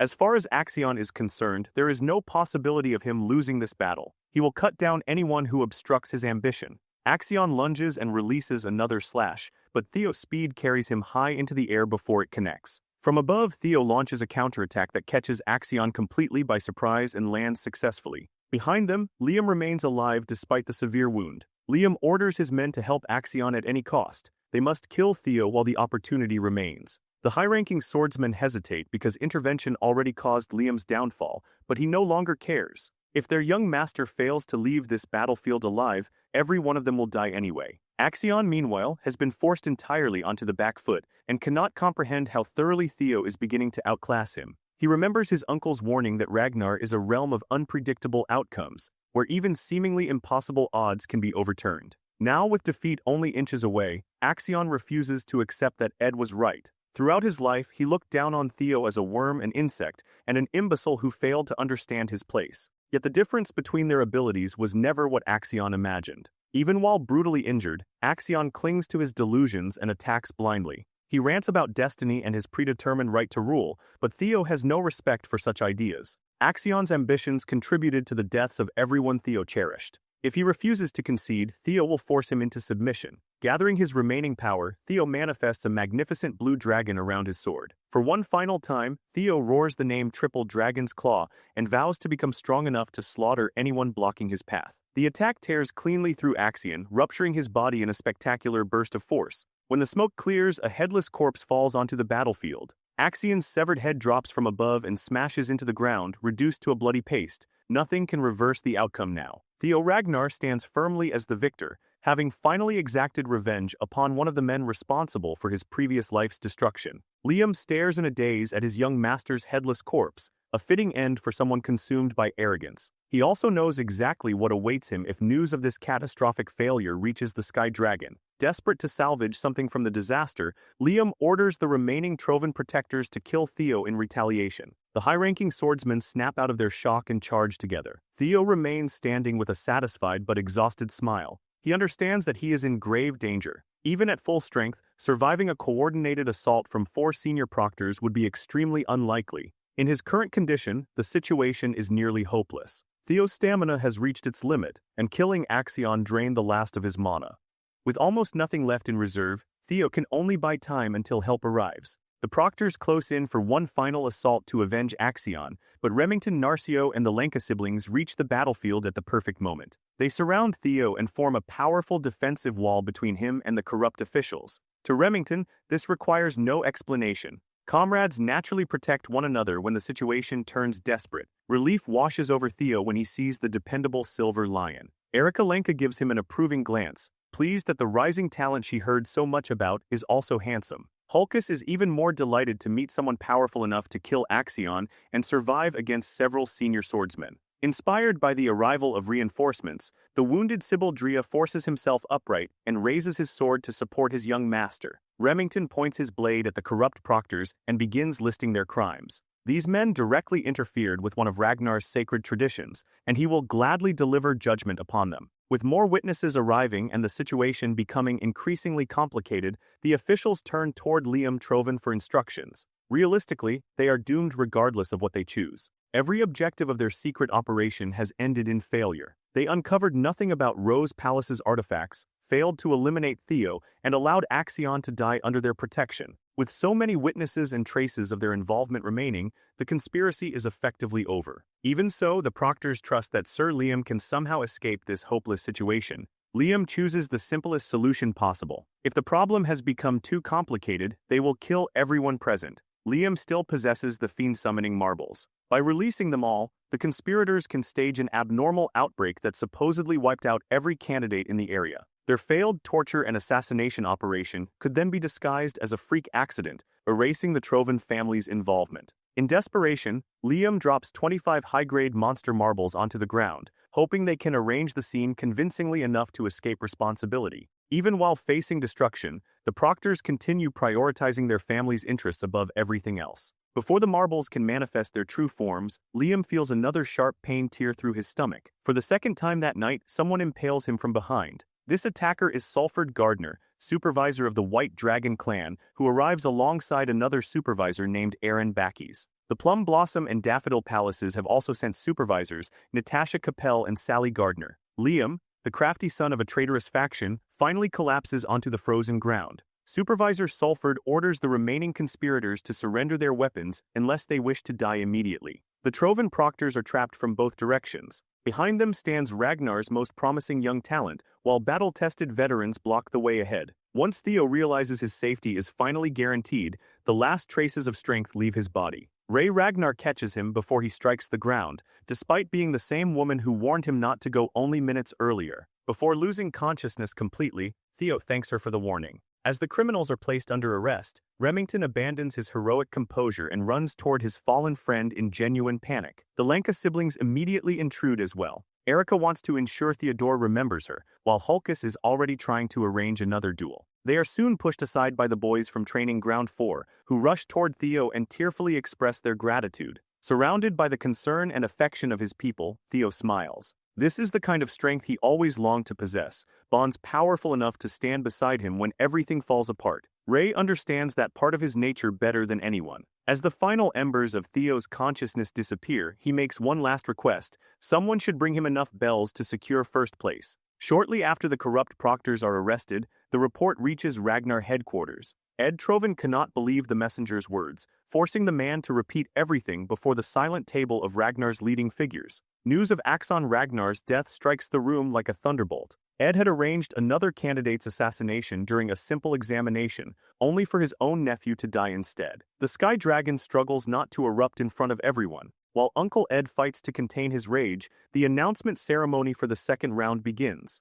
The surviving candidates gather at the starting area, visibly exhausted after the brutal examination. An elderly man steps forward, calls for everyone's attention, and praises the survivors for their effort. The person formally closing this stage is Fao Ragnar, one of the 9 dragons and the warrior known as the Zenith Dragon. Every member of the family recognizes his name, leaving the younger generation completely starstruck. The old man rarely attends even major formal events, making his appearance at their examination especially significant. Fao announces that 45 of the 87 candidates passed. That survival rate may sound poor, but it is actually above average for this examination. The result proves how exceptional this year's talent pool is, perhaps even making them contenders for the greatest batch in Ragnar's history. Yet one candidate shone brighter than everyone else, even among such a stacked generation. The identity of the highest scorer is already becoming obvious. Passing the second stage automatically promotes each successful candidate from apprentice swordsman to entry-level swordsman. They have earned the right to take pride in themselves and are now qualified to serve as Ragnar inspectors beneath one of the clan's many factions. With the promotions established, the Zenith Dragon begins announcing the rankings. Against all expectations from only 12 hours earlier, Theo Ragnar claims first place with an enormous total of 1,021 points. The candidate who possessed 0 points until the final hours somehow rose directly to the summit. Considering that he defeated Axion and acquired his bells, the result begins making sense. Remington Narcio takes second with 926 points. Erica Lenka earns third with 843, Ray Ragnar finishes fourth with 789, and Hulkus narrowly secures fifth place. Fao continues down the rankings until reaching the passing cutoff at 45th. These successful candidates have practically guaranteed themselves prestigious positions, but the blooming ceremony is not finished. A secret third round awaits only the most exceptional among them. When Fao asks everyone who gathered enough bells to qualify for this hidden stage to raise their hands, the familiar frontrunners answer. Only the top 4 proved extraordinary enough to enter the final trial. The ceremony's hidden element concerns the quality breathing method. Candidates who collect enough bells can study the inscriptions carved within them. The concept sounds straightforward, yet perceiving, interpreting, and understanding those etchings requires exceptional discernment. Those capable of mastering the insights can incorporate the resulting visions into their own arsenal, earning the right to participate in one final assessment. In Theo's previous life, he obtained a single bell through luck, but failed to understand even a fragment of its concealed message. This time, he possesses hatchling synchronization, an ability capable of reading the thoughts contained within objects. The skill transforms the encrypted writing into images and experiences inside his mind, allowing him to witness countless heroes and warriors from the past refining their techniques. Those visions give Theo a profound understanding of the inscriptions, hidden truth within an incredibly short period. Normally, even one candidate qualifying for the final test would be considered rare. This year has produced 4. As far as Theo remembers, neither Ray nor Remington should have comprehended the quality breathing method tonight. His changed actions may have accelerated their progress as well. The icy arena opens, and Fao invites the 4 qualifiers to demonstrate what they learned. Following the order of the rankings, Theo Ragnar steps onto the stage first.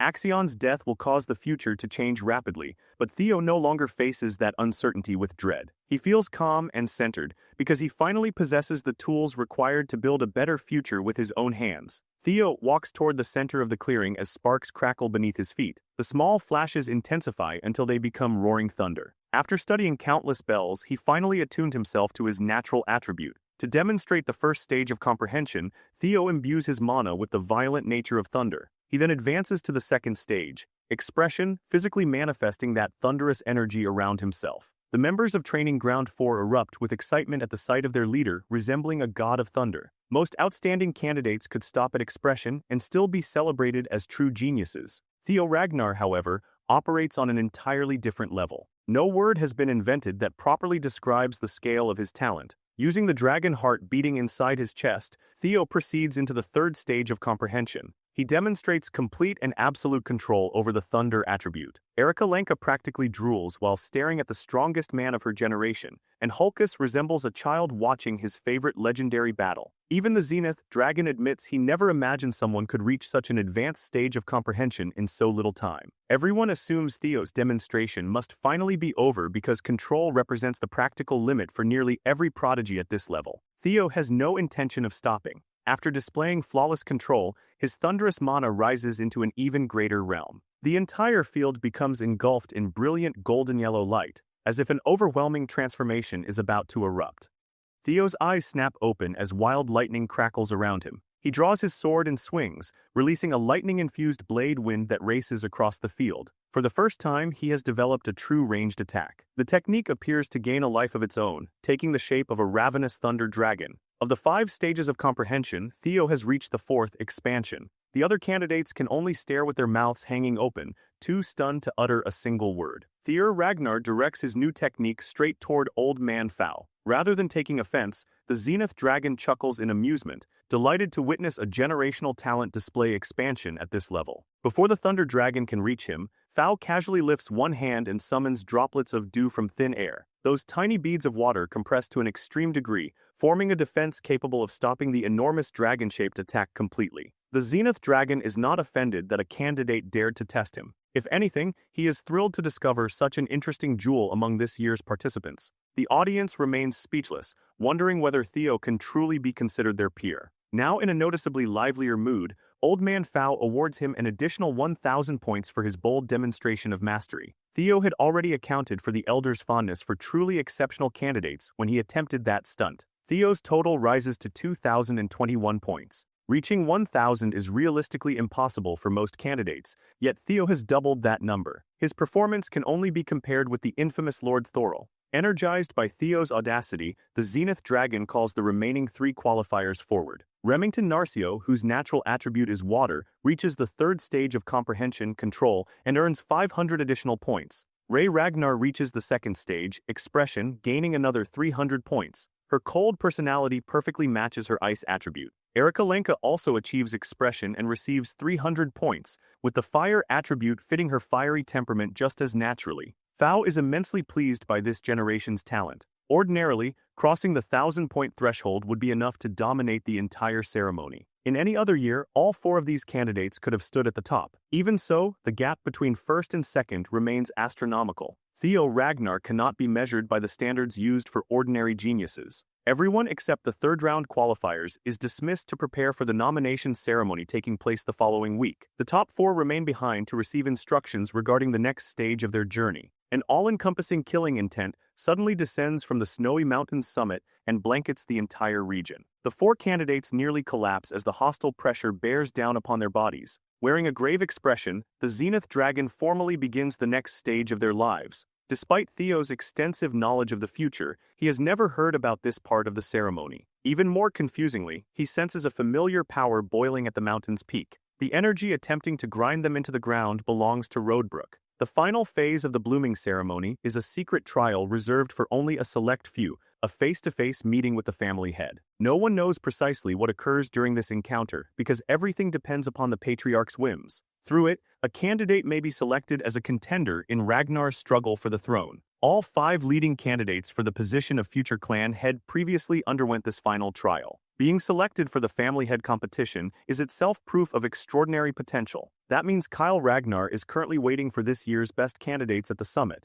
Even so, Theo cannot explain why Roadbrook's energy is radiating from that location. A chilling possibility enters his mind. Could his father be the person who took the ancient dragon's heart? Old Man Fao gives the starting signal and orders the top 4 to ascend the mountain, overcome the fear pressing down upon them, and meet their lord. That is much easier said than done when none of them can take even one step. Hoping to help the others, Theo advises them not to oppose the pressure with brute force. Instead, they should use mana to match its wavelength and neutralize it. Remington quickly understands the principle. Producing an anti-phase wave against the descending pressure should theoretically cancel it, although doing so will be extremely difficult. This trial is essentially designed to eliminate candidates who lack precise control over their magical power. Erica listens from the side without understanding what the 2 nerds are discussing. Remington happily launches into a detailed explanation of mana's vibrational properties. Erica stares at him as though an alien is speaking an unknown language. Once Remington simplifies it, the solution becomes clear. They must release mana with properties opposite to those of the crushing pressure. Erica scolds the goody-two-shoes Silver Lion for using needlessly complicated language to explain something so straightforward. While the others argue, Theo closes his eyes and begins developing his countermeasure. Only a few seconds later, a dense and powerful aura emerges from Theo's body. It steadily neutralizes the force that previously prevented him from moving. When the others ask how he solved the problem so quickly, Theo confidently declares that this much should be expected from Ragnar's next clan head. The brazen answer shocks his fellow candidates, while the Zenith Dragon maintains a stern and unreadable expression. Leaving the other contenders behind, Theo races directly into the snowy forest. Old Man Fao warns the remaining 3 to hurry because this stage will award points according to the order in which they reach the summit. That announcement immediately ignites their competitive spirit. Once the final candidate leaves the starting area, the Zenith Dragon becomes contemplative and chuckles to himself. Even at his age, he has never wanted this badly to make a youngster his disciple. Back at Chamlia Palace, a particular elf bursts through the gates while laughing loudly and searching for her daughter. Demon craftsman Kursanen throws open door after door in her hunt for Cecilia. Judging by the maid's reactions, she has visited almost every day since young Master Theo became one of Ragnar's rising stars. Kursanen finally interrupts an important meeting by slamming open the correct door and cheering when she finds her foster daughter. For what feels like the 100th time, Cecilia reminds her mother to maintain proper decorum inside the palace. Kursanen has no interest in pointless displays of etiquette because she is about to become obscenely wealthy. She is already rich by any reasonable standard, but soon her coffers will overflow with treasure. This is the woman known as the living incarnation of elven capitalism after all. Since Theo became a star, orders have continuously flooded the Basque workshop, finally pushing Kursanen's business into mainstream popularity. Cecilia is genuinely happy for her mother, but her thoughts remain fixed on Theo. She always believed her son would succeed, and that was once all she wanted. Now that her little boy constantly faces dangerous situations and enormous attention, she cannot stop worrying about him. Cecilia fears that Theo may be injured or crushed beneath the pressure surrounding his rise. Standing on the sidelines makes her feel completely useless. Unable to contain that frustration, she focuses on one of the few things she can personally do, ensuring that her son always looks immaculate. Meanwhile, Kursanen enthusiastically explains her expansion plans. In addition to weapons, her workshop will begin producing and selling accessories, potentially multiplying its revenue tenfold. Since Cecilia has also been searching for another way to help Theo, she turns toward Kursanen with a proposal involving a specially crafted prosthetic arm. The scene then shifts to the snowy summit, where Kyle Ragnar howls with laughter after hearing his son openly declare his ambition to seize the throne. The clan head speaks to a small blackbird and assures it that he is not the kind of father who would obstruct his child's dreams. Kyle understands the importance of youthful ambition because he once possessed the same drive Theo displays now. The mountain's summit, filled with countless ownerless weapons and known as the Graveyard of Swords, stands as proof of that relentless ambition. Kyle desires only the prosperity of his family. To secure it, he will eliminate any person or obstacle that blocks Ragnar's path. When the graveyard already stretches beyond sight, adding one more victim means very little. The blackbird appears strangely worried about this year's contenders. Kyle bluntly states that when Ragnar's greater future is at stake, his blade does not recognize blood ties. More importantly, he already knows that his son is a regressor. The truth adds an entirely new layer to everything happening around Theo. At last, the moment arrives for father and son to meet at the summit. Kyle studies Theo's battered and exhausted condition, and the smirk on his face quickly disappears. His jovial, carefree presence vanishes with it. Surrounded by the weapons of his fallen enemies, Kyle now resembles the guardian of death itself. The climb required Theo 4 hours, despite being a journey he could normally complete in only one. Roadbrook's suffocating pressure severely hindered every step of his ascent. Kyle beckons his son forward and asks whether he understands what the Graveyard of Swords represents. Most Ragnar children grow up hearing both the legends surrounding their father and the myths concerning this final resting place. This graveyard embodies the true meaning of becoming the head of the Ragnar clan. The clan head's position carries the endless weight of threats and challenges, with no one else to depend upon. It exists entirely beneath the rule of the strong, because Ragnar's leader must stand above every other mortal. When Kyle asks whether Theo possesses what it takes to seize that position, Theo answers with an unwavering yes. His father warns him against offering such certainty so casually, because reaching Ragnar's summit demanded a price few people could ever endure. During Kyle's climb to power, he sent thousands upon thousands of souls into the afterlife. Not everyone can withstand the resentment created by that much bloodshed. Standing within the Graveyard of Swords reminds Kyle of the brutal path he followed. Even now, he can hear the curses of his victims and their promises of revenge from beyond the world of the living. None of that weakens Theo's resolve. He knows exactly what he intends to become. Theo's true motivation returns to his previous life and his relentless thirst for vengeance. Seizing Ragnar's throne would finally give him enough authority to end the damned internal bloodshed consuming the clan. Accomplishing that mission stands above everything else. Naturally, he cannot reveal such an answer to his father. Instead, in true Ragnar fashion, Theo chooses to respond to the loaded question with his sword. Kyle grins because his son understands precisely what this situation demands. Since Theo elected to answer with his blade, Kyle will no longer regard him as a child. From this moment forward, he is a challenger. The clan head is also eager to discover what the brat learned from a certain special individual. Theo is certain his father means Roadbrook, practically confirming his suspicion that Kyle Ragnar took the ancient dragon's heart. Theo tenses and prepares to defend himself, but he is already too late. In less than an instant, Kyle cleanly slices him in half. By the time Theo understands what happened, he can no longer feel the lower portion of his body. Death begins creeping toward him once again as his life steadily drains away, yet Kyle is no longer standing nearby. Theo has been trapped inside one of his father's most terrifying techniques, the heart sword. After cutting down his son within the illusion, Kyle turns toward the worried blackbird. He assures the feathered avatar that there is no need to fear for the young prodigy. Anyone with sufficiently hardened resolve can escape the heart sword. It is undeniably a cruel challenge for an inexperienced candidate in the middle of the awakening ceremony.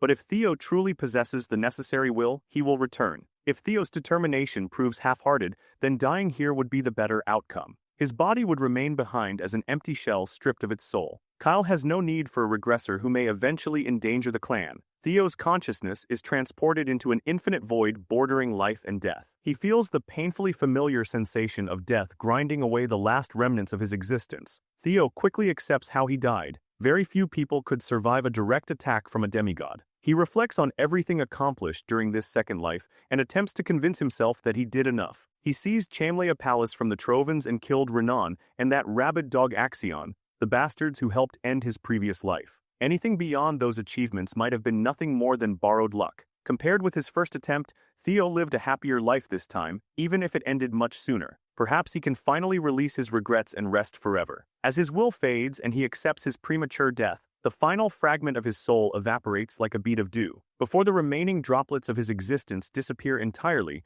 the griffin residing within the white moonlight sword forces its way into the endless void. The giant bird angrily reprimands its master. If Theo intends to surrender this easily, the griffin will be seriously pissed. Hearing that familiar, sarcastic voice insult him causes a spark to reignite within Theo's soul. The griffin's harsh words are enough to drag him out of his pathetic resignation. This void will not become Theo Ragnar's final resting place. Drawing upon his unbreakable will, Theo rebuilds his soul until it returns to its complete form. He already surrendered once during his previous life, and he refuses to let his story end so quickly again. After restoring himself, Theo goes even further and manifests a sword capable of cutting through the endless void. He remembers the solemn promise he made to himself. His body, mind, and soul may break, but Theo Ragnar will never yield. Inside that absolute emptiness, Theo raises his blade with a desperate refusal to die. The purest slash he has ever produced proves sharp enough to sever the very possibility of his existence fading away. Death's illusion shatters, allowing the light of life to reign across his soul. Theo opens his eyes and discovers that he has returned to the mountain's summit. He successfully cut through the heart sword's soul-destroying illusion.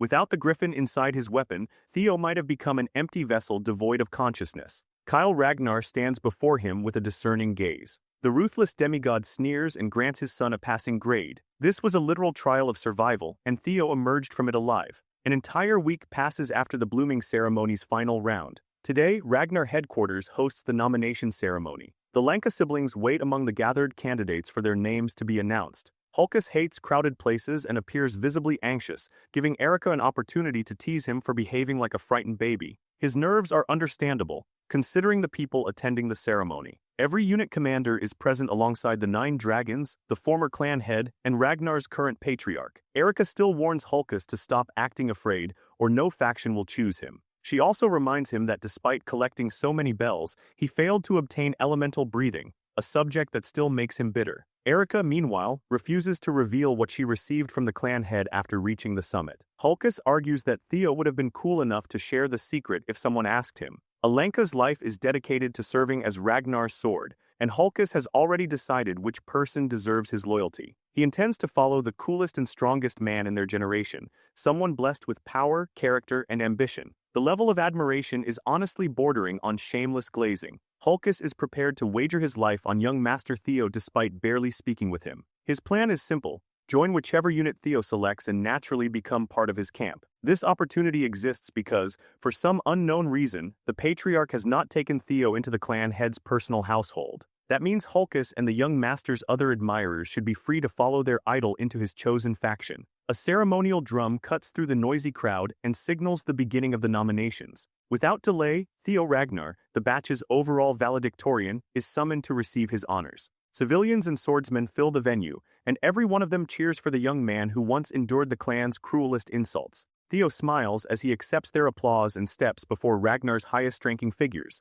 Within the audience, Evelyn Naravel silently cheers for the student she helped nurture. If the choice belonged to her, she would love to see Theo enter the white-armored dragon cavalry. She recognizes that desire as a selfish dream of her own. As valedictorian, Theo proved his excellence in every category and surpassed every other member of his generation. Just before Theo is asked to select a faction, an unexpected figure rises from the row occupied by the 9 dragons. Ed Troven, the Sky Dragon and director of the Central Intelligence Bureau, wordlessly captures everyone's attention. Tension immediately spreads throughout the venue. Many suspect the madman intends to avenge his nephew, although attempting anything surrounded by Ragnar's greatest warriors would be extraordinarily foolish. The announcer firmly objects and orders the Sky Dragon to return to his seat. Theo assumes Ed is still shaken by Axion's death, but feels little danger while standing before so many powerful witnesses. Then Ed surprises everyone by displaying a broad, completely artificial smile. Rather than threatening Theo, he invites him to enter the Central Intelligence Bureau as its new deputy director. Theo murdered this man's nephew,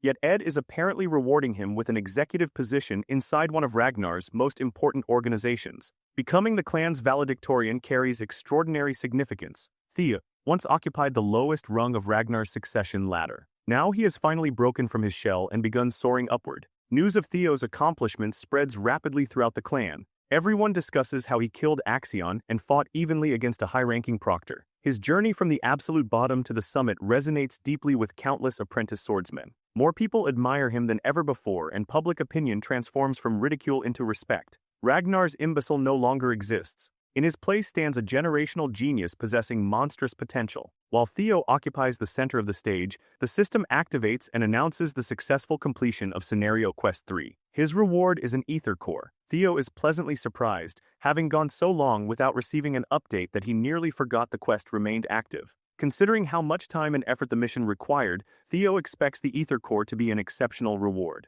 Unfortunately, he cannot even enjoy examining it because a two-faced enemy is offering him the deputy directorship of an essential Ragnar faction. Theo activates observation on Ed Troven and uncovers the truth. The Sky Dragon intends to bring Theo under his control, use him as a pawn, and uncover the secrets surrounding the primordial dragon relics. Theo already suspected Ed's intentions, but having observation confirm them is still useful. The Sky Dragon probably believes Theo possesses one of the primordial dragon relics. Unfortunately for Ed, Theo would never kneel before a Troven. Crushing that cursed family with his own hands is one of the central purposes of his second life. Demon Dragon Julius immediately objects to Ed's barely concealed attempt at coercion and openly accuses the snake of scheming his way toward revenge. Ed dismisses the accusation with mocking laughter. He admits that, as Axion's uncle, he naturally carries some resentment. As director of Central Intelligence, however, he supposedly wants nothing more than to recruit the finest person for the position. Julius clicks his tongue because Ed Troven remains a slippery bastard, still pursuing his secret objectives even under the eyes of Ragnar's highest authorities. Before the argument escalates, the announcer intervenes and asks the 9 dragons to stop speaking out of turn so the nomination ceremony can proceed properly. When Theo is asked whether he already has a preferred faction, he claims he has not chosen one yet. For now, he wants to hear what every interested organization can offer. In other words, Theo is deliberately starting a bidding war for his services. The first person to accept the challenge is Sword Dragon Osa Ragnar Plunes, director of Plum Blossom Palace. She promises to accept Theo as both her direct disciple and junior lord. Lady Plum Blossom has no biological children, so this offer provides a direct route toward inheriting her legacy. She is essentially proposing to adopt Theo as her son and eventually pass the Sword Dragon title to him. 2 of the 9 dragons have already presented extraordinary offers, which is only expected for someone as desirable as Theo. With rewards this lucrative on the table, most ordinary commanders and directors cannot realistically compete. Even so, another prominent figure decides to enter the contest. His arrival is both flashy and thunderous as a bird crashes down from the sky, carrying a man whose body and face are wrapped in bandages. The newcomer is Robert Ragnar, leader of Black Snow and the warrior known as the Black Dragon. His entrance into the bidding war leaves the audience aghast. Most people have never witnessed him make a public appearance, although Robert has secretly watched the awakening ceremony from the beginning. He concedes that Kyle's judgment was correct, because Theo is indeed an exceptionally interesting young man. If Theo agrees to serve Black Snow, Robert will immediately grant him the rank of Null Snow. As a covert intelligence organization, most Black Snow agents operate entirely from the shadows. Null Snows are the rare exception. They are the faction's highest-ranking officers and may maintain public identities, allowing them to acquire fame and honor. During Theo's previous life, Black Snow possessed only 8 such individuals. Theo struggled desperately to attain that rank before his regression, yet it always remained completely beyond his reach. Now the position is being handed to him before he has even joined. Before the Black Dragon can dominate everyone's attention, Old Man Fao speaks up as well. The Zenith Dragon admits that Theo left a deep impression on him during the ceremony's 3rd stage. Zenith Academy would gladly accept the most promising talent Ragnar has produced in a very long time. 4 members of the 9 dragons have now personally placed their offers before Theo. Naturally, everyone expects Julius Ragnar,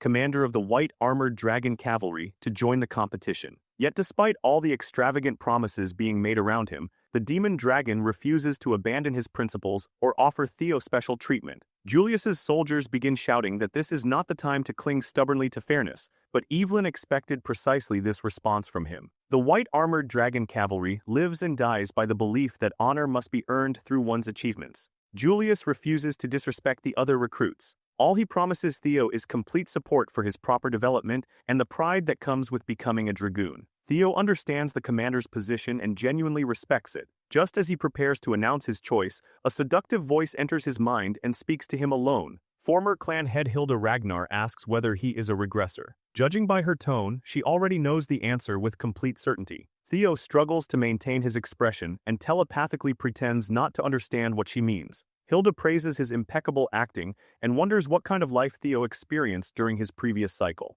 Hearing the word cycle makes him realize that regression may involve more than a single return through time. While Theo quietly experiences an existential crisis, everyone else remains waiting for his decision. He asks the ceremony for a little more time to gather his thoughts, drawing an amused smirk from Hilda. She assures Theo that he no longer needs to hide from her because she is also a regressor. The difference is that the number of cycles permitted to her has already been exhausted. This beautiful old grandmother is casually admitting that she has repeated her life multiple times. Theo can barely process such an enormous revelation while standing in the middle of the nomination ceremony. Theo decides that asking Hilda for a proper explanation would be best and questions what she means by cycles. Hilda is surprised that he does not understand something so fundamental. Her son Kyle apparently told the poor boy nothing. That is hardly shocking, considering Kyle's intense hatred toward regressors. The stranger detail is that he allowed Theo to live despite sharing his blood. Perhaps that hatred explains the merciless life-or-death test Theo endured on the mountain.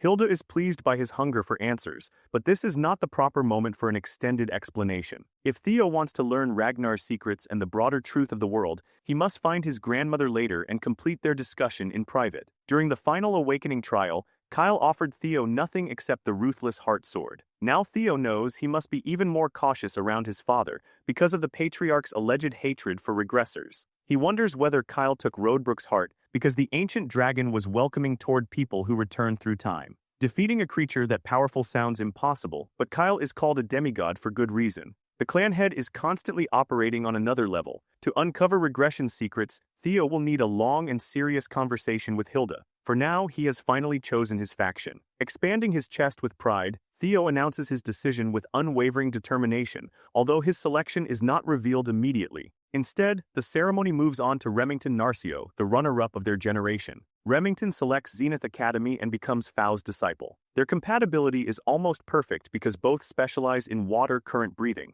In Theo's previous life, Remington returned to the Narcio clan and developed his abilities independently. He eventually led a blood-soaked rebellion against Ragnar, and having the Silver Lion as an enemy never ended well for anyone. This time, Remington chooses to remain within Ragnar, another major change produced by Theo's influence. The two rivals must temporarily part ways as they pursue growth under different factions, promising to reunite once both have become stronger. Despite knowing each other for only a short period, they have already become genuine brothers-in-arms. Rey Ragnar predictably returns to Daffodil Palace, where her mother, the Ice Dragon, reigns. No faction could suit her better. Sybil and the other fools from Training Ground 4 want to follow Theo, but their examination results are too low for his chosen faction to accept them. Separating from his comrades is unfortunate, yet it is a necessary part of their development. Theo looks forward to watching his new friends spread their wings along their respective paths. After everyone is dismissed, Hulkus and Erica approach him. Hulkus pretends that joining the same faction as Theo is a complete coincidence.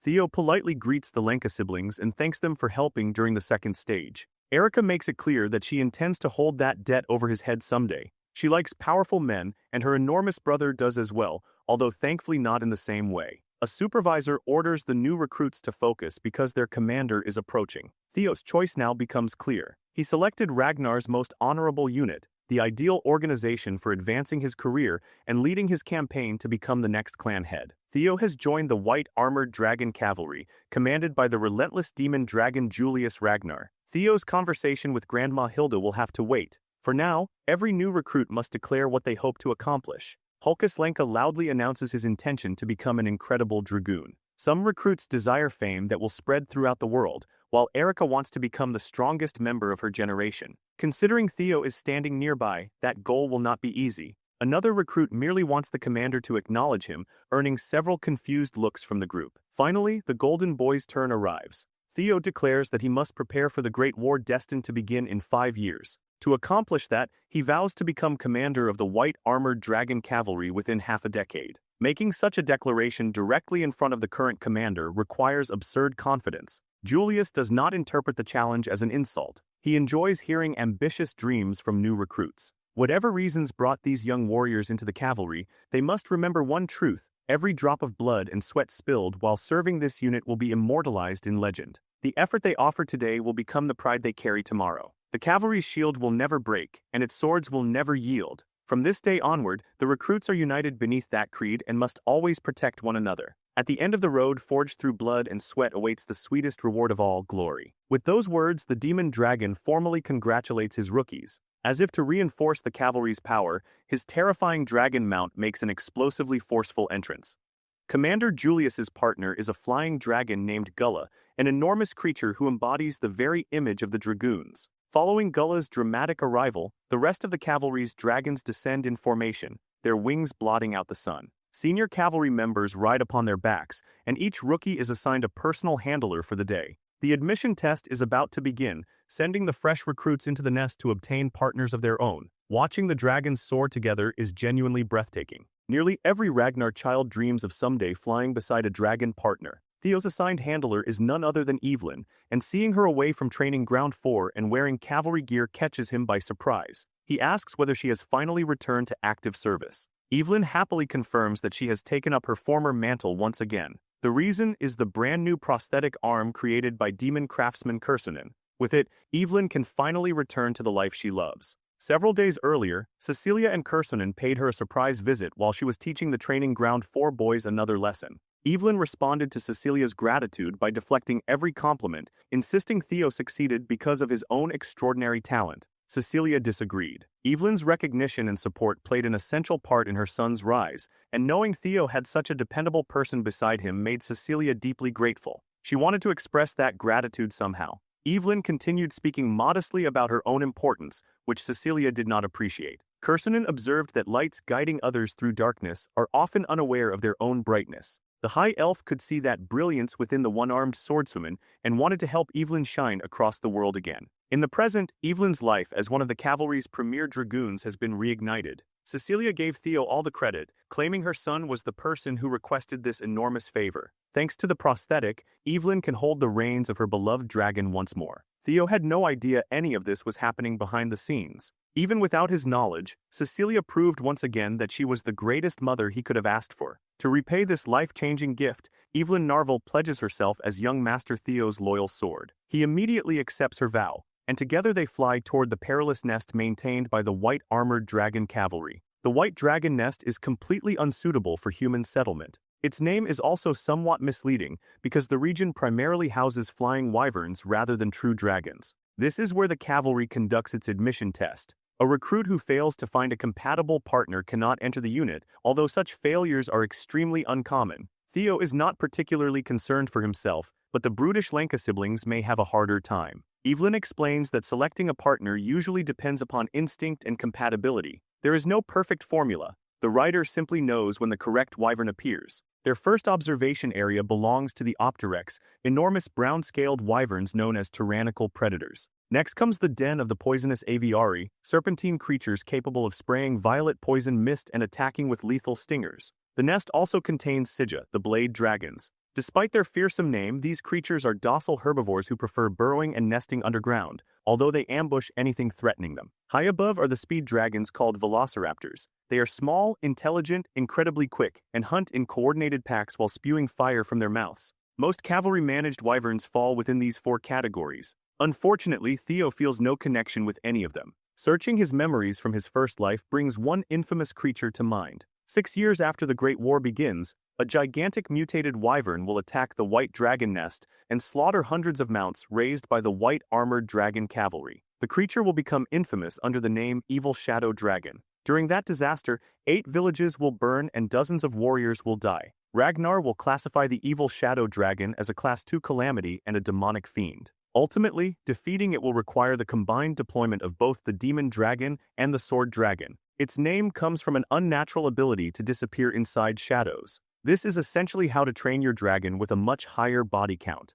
Theo would love to make that anomaly his partner. As far as he remembers, the creature possesses one obvious physical distinction. After searching from the sky, he finally spots exactly what he was looking for. While the rookies continue hunting for compatible partners, Julius relaxes beside Gullah atop one of the nest's deadly cliffs. His peaceful moment is interrupted when the sword dragon enters his territory. Julius does not mind the disturbance. He has just recruited the greatest prospect in Ragnar's history, an unexpected dragon who practically fell into his hands. That accomplishment is exactly why Osa came. She suspects Commander Julius intends to establish Theo as one of the cavalry's central pillars sooner rather than later. Julius neither confirms nor denies the accusation, knowing that careless words have destroyed countless men. Even without receiving an answer, Osa can tell that Julius is constructing a far greater plan than she initially assumed. Still, she has not come to create trouble. She wants to offer a proposal for the Golden Boy's benefit. Julius answers curtly that Theo already belongs to his faction,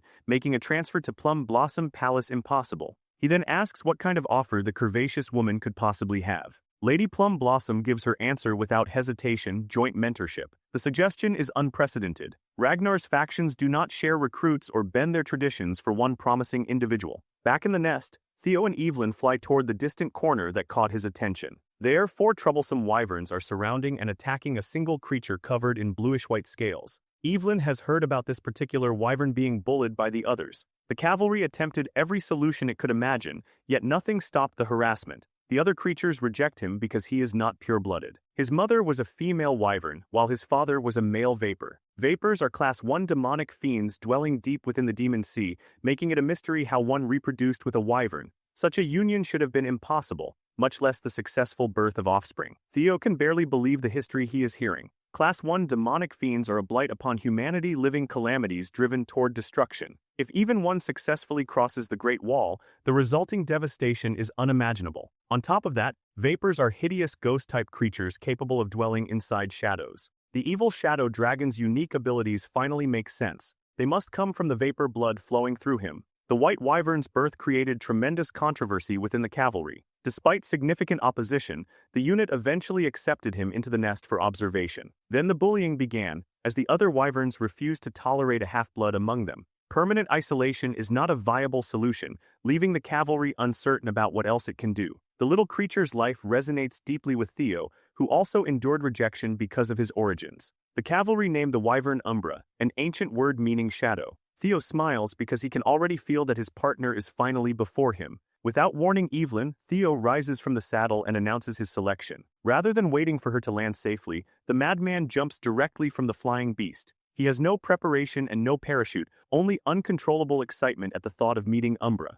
Evelyn's heart nearly stops when the young master suddenly goes skydiving while under her supervision. Theo is determined to give Umbra a different future. He received a second chance at life, so why should the evil shadow dragon not receive one as well? Stimulating his mana, Theo descends from the heavens like a lightning bolt. Evelyn is too surprised to stop his reckless maneuver. During the fall, he pulls multiple blades from his inventory and throws them downward at different speeds. Theo's eyes illuminate as hatchling synchro activates, allowing him to control the weapons through psychokinesis. He uses the hovering blades as footholds to slow his descent, appearing to run downward through the air while openly defying gravity. Learning psychokinesis is already impressive. Applying it through such an ingenious technique is something else entirely, leaving Evelyn amazed by the young monster's unbelievable growth rate. On the cliff below, the wyverns surrounding Umbra hiss and screech with hostility. Despite being outnumbered, the bullied creature refuses to retreat and answers their snarling challenge. Watching the injustice reminds Theo of his years as Ragnar's imbecile, when his peers mocked him as an incompetent bastard. Back then, his only option was to grit his teeth and endure every insult. Theo is no longer that powerless child. Now he stands as the undisputed greatest talent of his generation. Sparks explode around him as thunder dragon breathing activates. Once the bullies enter his effective range, Theo stops using the floating blades as platforms and launches them toward the 4 wyverns. He charges each weapon with an ungodly amount of electricity before unleashing his dragon mark. Theo possesses enough power to kill every one of them, but chooses only to frighten them away. The bullies immediately flee with their tails tucked between their legs. Theo Ragnar lands safely upon the cliff and condemns them as cowards who rely upon superior numbers. When he finally turns toward Umbra, the hardness disappears from his gaze, replaced by gentle concern. Feeling threatened by Theo's arrival, Umbra growls warily and prepares to pounce at the first sign of hostility. When Theo moves closer, the wyvern chooses to retreat and flies away. Evelyn finally catches up and explains that the creature is extremely tense, so earning its trust will not be easy. She recommends approaching slowly, but Theo disagrees. What Umbra needs most right now is someone willing to remain beside him. Why would Umbra continue living near a herd that constantly rejects him? The answer is simple: he is desperately lonely. His emotional wounds hurt far more than his physical injuries. Since those injuries should prevent him from flying very far, Theo and Evelyn return to the saddle and search nearby. As expected, Umbra quickly runs out of stamina and lands upon a rocky peak to rest. Despite his weakness, he forces himself upright the instant he senses the humans approaching. Numerous cavalry dragoons previously attempted to tame Umbra, but every one of them failed. He is already deeply suspicious of humans, and his current wounds make him even more defensive. Theo asks Evelyn to find something the wyvern can eat while he attempts to understand Umbra personally. He advances slowly, prompting the beast to release wyvern fear. Theo counters immediately with Lesser Drake's fear. Man and wyvern attempt to overwhelm each other through aura alone. Theo's presence eventually wins, steadily forcing Umbra's intimidation back. The beast braces for an attack, only for Theo to pour a healing potion across his wounds. As the medicine takes effect, Umbra's injuries rapidly improve and some of his stamina returns. Once the worst damage has been treated, Theo gently strokes the frightened hybrid. Umbra cannot understand what is happening. Throughout his life, he has known only pain, suffering, and isolation. Now a human stands beside him and offers genuine kindness. By moving close enough with the dragon heart, Theo begins sensing the wyvern's emotions. He feels Umbra's burning rage toward the herd that rejected him, mixed with the painful sadness of still wanting to belong among them. Most powerful of all is the deep loneliness embedded within Umbra's heart. Even his feelings toward Theo are contradictory. He remains suspicious of the stranger who suddenly offered warmth, yet desperately hopes that the warmth lasts a little longer. More than anything, Umbra does not want this human to leave. Understanding that wish, Theo solemnly promises that he will never turn his back on him. To seal their new bond, Theo retrieves the gemstone acquired during his previous mission and offers it to Umbra. The wyvern becomes captivated by its beautiful shine, although he stubbornly tries to resist the temptation. That resistance accomplishes little once Theo places the gem around his scaly neck. He promises that if Umbra follows him, they will find many more glittering treasures together. The offer is practically impossible to refuse. Theo makes it even more tempting by proposing extravagant reins and saddles covered with priceless gemstones. The final result will be ridiculously flashy and beautiful, although funding it may require robbing someone's grandmother. Unfortunately for Kursanen, the grandmother in question is Theo's own. Far away inside her workshop, the high elf suddenly senses that she is about to lose an enormous amount of money. Faced with promises of companionship and luxury, Umbra releases an elated roar. The system confirms that Theor Ragnar has been recognized as the Vapor Wyvern's master and unlocks wyvern taming. The skill increases Theo's mastery in proportion to his partner's trust, while granting both rider and mount a 10% increase in power.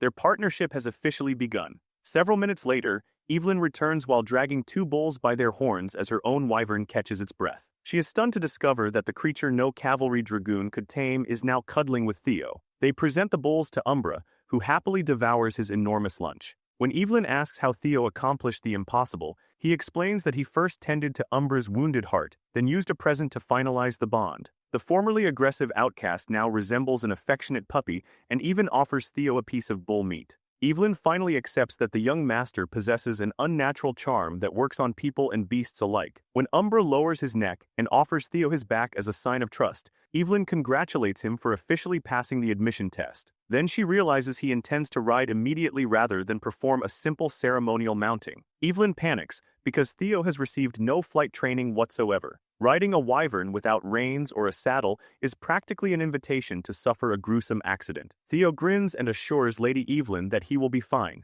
Wyvern taming can compensate for his inadequate riding experience. Before she can stop them, the newly bonded partners launch into the sky, leaving Evelyn watching helplessly from the ground. Umbra's excitement makes Theo suspect that the wyvern is eager to show his master something. For the first time in his miserable life, Umbra appears genuinely happy. Seeing such childlike wonder makes Theo question how this pure-hearted creature eventually became the terrifying demonic fiend called the Evil Shadow Dragon. After crossing the entire nest, they reach the edge of a colossal waterfall. Umbra flies directly through the heavy curtain of water and enters a hidden cavern concealed behind it. Despite Theo's extensive knowledge of the winter mountains from his years in black snow, he never knew this crystal cave existed. Its dazzling interior immediately explains why Umbra loves the place. While examining the cavern, Theo discovers what eventually transforms his companion into the evil shadow dragon. Umbra has been eating the ghost spirit flowers growing throughout the cave. These plants normally emerge only in the demon sea's deepest reaches by consuming concentrated demonic energy.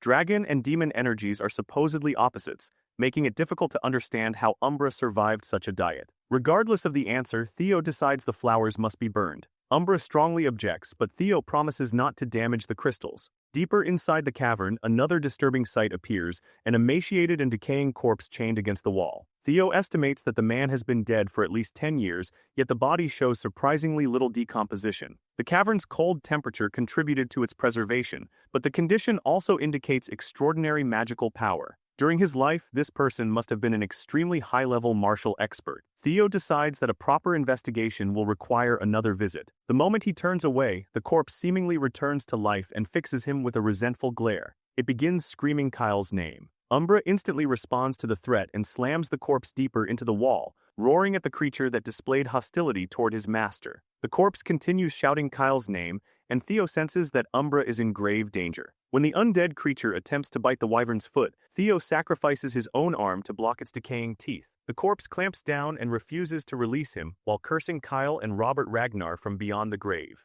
Theo's father and the Black Dragon are somehow connected to this mysterious chained body. Evelyn arrives in time to rescue him and activates the White Armored Dragon Cavalry's shared technique, Blade Barrage. Innumerable thrusts completely erase the corpse's head and finally free Theo's arm. He collapses onto his knees and apologizes for creating trouble. Unbearable pain immediately spreads outward from the bite and tears through every part of his body. The corpse's teeth injected a toxin infused with demonic energy. Without an antidote, Theo will suffer an agonizing death. Evelyn panics and attempts to carry him back to headquarters, but Umbra forcefully pushes her away. The wyvern repeatedly nudges her from his master as though trying to communicate something. Recognizing that behavior, Theo asks whether his partner knows a solution. Without hesitation, Theo places his life completely in Umbra's hands. He smiles and declares his trust in the Vapor Wyvern, but Evelyn strongly opposes such a reckless gamble. A corpse toxin mixed with demonic energy is effectively a death sentence when left untreated. Even with conventional medical care,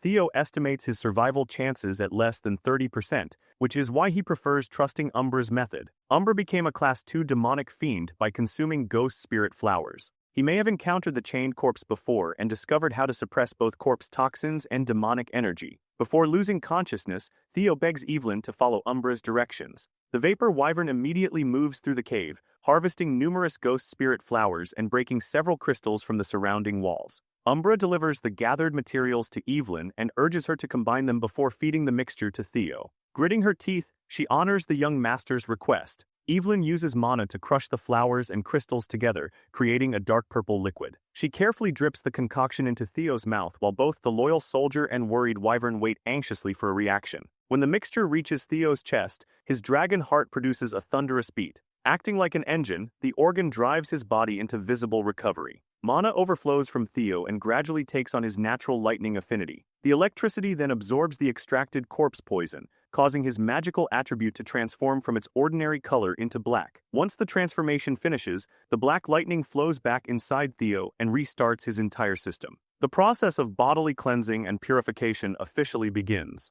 The trait of the evil shadow dragon has been acquired. While Theo fights for his life inside the hidden cave, Commander Julius receives devastating news in his office. Black Snow has already cross-checked the intelligence and rated the report at 89% authenticity. Emotion overtakes the demon dragon, and he smashes his desk to pieces. Things had been going exceptionally well, so some bad news was inevitable, but nothing could have prepared him for a loss of this scale. Trainer Isvan, captain of the White Armored Dragon Cavalry's 5th platoon, has supposedly fallen in battle alongside 15 of his soldiers. Elsewhere, Theo undergoes body cleansing purification, an ancient secret technique that forcibly removes impurities and refines a person's constitution for more efficient magical cultivation. Performing it normally requires multiple powerful experts channeling their energy continuously for several days. Even under those conditions, body cleansing purification has only proven effective on children younger than 5. Theo experiences it because several extraordinary coincidences overlap perfectly. The corpse toxin inside him contains an enormous concentration of magical power mixed with demonic essence,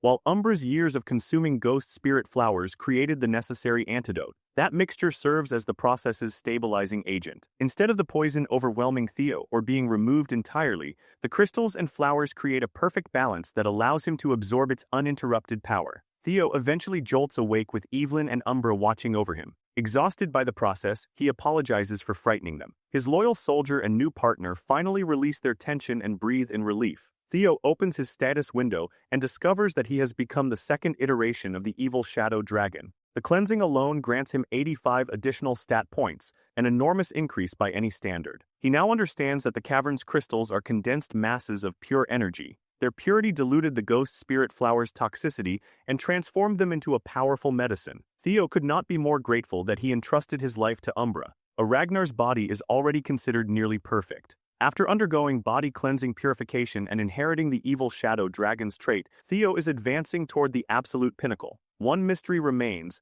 the identity of the chained corpse before it became a vengeful spirit. Examining the wall, Evelyn notices writing covering its surface. The inscriptions form a journal carved with incredible precision by a high-level martial master. It chronicles how the man hid inside this cavern after suffering defeat against Kyle and Robert Ragnar. He planned to bide his time, rebuild his strength, and eventually take revenge, but his deteriorating body failed before that plan could be realized. Robert Ragnar had damaged the man's mana hall, while consuming ghost spirit flowers to survive only accelerated his death. His sanity gradually collapsed, and he was forced to accept that he would perish without fulfilling his vengeance. Before dying, he chose to leave everything behind. The man melted down his treasured emerald serpent sword and used it to bind himself, hoping someone would eventually discover the cave and inherit his final wish. The next section contains the God of Tempest's flying sword technique. That revelation identifies the corpse as the legendary swordsman once said to command the wind freely, a tragic hero defeated by Kyle Ragnar during the battle for the throne 40 years earlier. He was Hector Ragnar, the Wind Baron.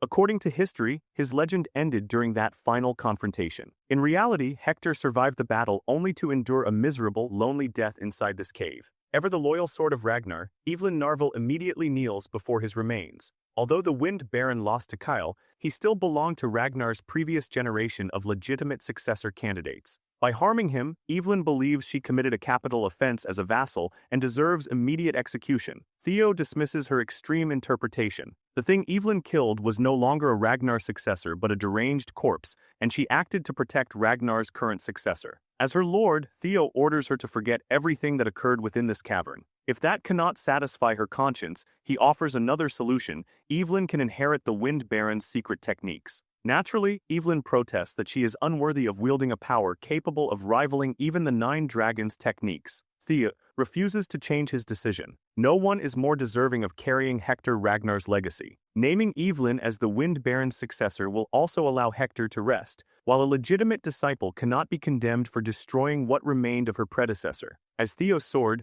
this is the proper path for Evelyn to follow. Moved by his words, high-ranking swordswoman Evelyn Narvel bows with profound reverence. She pledges her unending loyalty as Theo's faithful vassal and humbly asks him to accept her oath. Theo smirks because this overly rigid woman has always insisted on doing everything according to formal rules. Indulging Evelyn's desire for official recognition, Theo draws his weapon and gracefully knights her. He accepts the oath and promises to engrave it upon his heart and soul. Evelyn becomes her lord's first sword. With Umbra witnessing their vows, the relationship between master and vassal is finally formalized and sealed. By sundown, most rookies have returned to White Armored Dragon Cavalry headquarters. Hulkus proudly celebrates arriving before Theo. He and his frog-like mount are then stunned when the final rookie lands with the most unusual partner in the entire group. Several cavalry veterans immediately recognize Umbra as the infamous disobedient brat no dragoon could tame. Once they learn Theo succeeded where everyone else failed, the veterans simply attribute it to him being the Millennium's greatest prodigy. Hulkus's brief confidence is immediately crushed. Evelyn submits their formal aptitude test report and asks where Commander Julius has gone. The other dragoons explain that their commander rushed into his office after receiving an urgent message. As if summoned by the question, the demon dragon returns to the field alongside his intimidating partner and lands with tremendous force. Julius apologizes for delivering grim news immediately after the admission test. Every soldier present, rookie and veteran alike, will deploy to Fort Blanky without delay. Confusion and anxiety spread throughout headquarters, but Theo already has an idea of what is happening. The series Merchant Guild hostage incident at Fort Blanky has finally begun. Behind it lies a plan to secure the Dragon Slayer sword Bomong for an approaching coup, a conspiracy orchestrated by the hateful sky dragon Ed Trovan. One dragoon asks for more information, pointing out that deploying recruits who have not completed even basic training would ordinarily be unthinkable. Julius answers bluntly. Trainer Isv, captain of the 5th platoon, and his troops have disappeared. Everyone knows Captain Isvin as the cavalry's oldest knight and a warrior who would not fall easily. Theo suspects this may be another butterfly effect caused by his changed actions.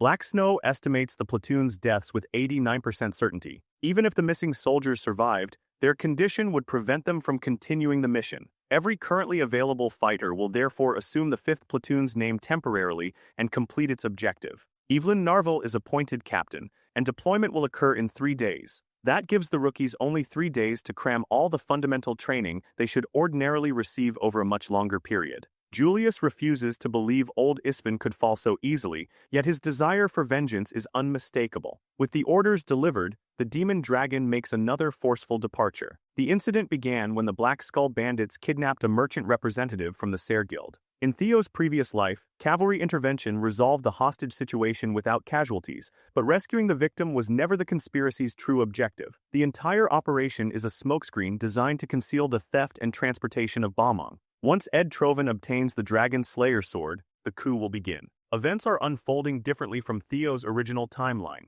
If his actions caused this change, he intends to witness the consequences personally and see the situation through. The system officially activates a hidden quest to obtain the Dragon Slayer sword, 3 grueling days of basic training pass. At the northern stronghold, the weather is brutally cold. A lone bandit stationed in the watchtower notices something enormous obscuring the moon. He soon realizes that an entire formation of wyverns from the white-armored dragon cavalry is approaching. Before he can raise the alarm, an explosion completely destroys the tower. Evelyn orders the cavalry to bombard the stronghold. The wyverns resemble coordinated warplanes as they release explosives from above with terrifying accuracy. Their disciplined attack brings destruction down with surgical precision. The bandits desperately rush inside the castle to escape the bombardment, but their reaction comes too late. Dragoons have already dismounted and begun cutting down every surviving enemy. Evelyn directs her troops seamlessly as they slaughter every bandit in sight. This is the price of provoking the white-armored dragon cavalry. Meanwhile, the man assigned to smuggle the legendary sword thanks his luck for escaping before the assault began. He imagines delivering Balmong, collecting his enormous payment, and spending the rest of his life relaxing in wealth. Unfortunately, the smuggler was doomed from the beginning. His greed leads only to an unremarkable beheading at the hands of a hooded figure. Once Balmong has been removed from the stronghold, the hidden conspirators can take control of the operation. With their primary objective secured, the next stage of the plan is ready to begin. The hidden attackers wield their long-range cannons into position, ready to exterminate the wyvern-riding pests. Inside the stronghold, the cavalry has already overwhelmed the Black Skull bandits, subduing or eliminating every criminal occupying the fortress. The veterans laugh smugly at how effortless the operation feels, but that ease makes Theo suspicious. There is no believable way such pathetic opponents annihilated the original 5th platoon. Theo activates Hatchling Synchro and searches one bandit's memories. He confirms that Balmong was stolen, but the lower-ranking criminals never saw the sword personally. That ignorance would be expected from disposable pawns, yet even the bandit leaders were carrying out orders without understanding the real operation. One senior asks what is troubling Theo, while another tells the Flash Tiger to relax, assuming the rookie is simply nervous during his first deployment. The veterans want to finish quickly and return home. Then a grim premonition strikes Theo, and he abruptly breaks away from the group. Without explaining himself, he draws his sword and attacks an ordinary-looking wall. The thick bricks collapse to expose countless barrels packed with highly volatile explosives. Theo instantly understands the truth. This mission was designed as a trap from the very beginning. Taking command, Theo orders everyone to evacuate immediately. The whistle of approaching cannonballs grows louder by the second. He screams another warning, but his voice is swallowed by a deafening wave of explosions. The first bombardment hits the stronghold directly. Outside, the hooded attackers reload their cannons and continue firing from multiple directions, repeatedly striking the fortress filled with explosives. Their orders are absolute: exterminate the new 5th platoon and leave not even an ant alive. The person responsible sits alone inside a moonlit room. Amal Ragnar, former mistress of Chamlia Palace, cradles the headless corpse of her psychotic son Axion. Grief has finally broken her mind, and she now wants Theo Ragnar's head regardless of the price. Taking advantage of the confusion created by the explosions, captured bandits attempt to free themselves and flee. Evelyn refuses to let them escape and orders the dragoons to execute every criminal. Her soldiers begin cutting down the prisoners while the stronghold burns around them.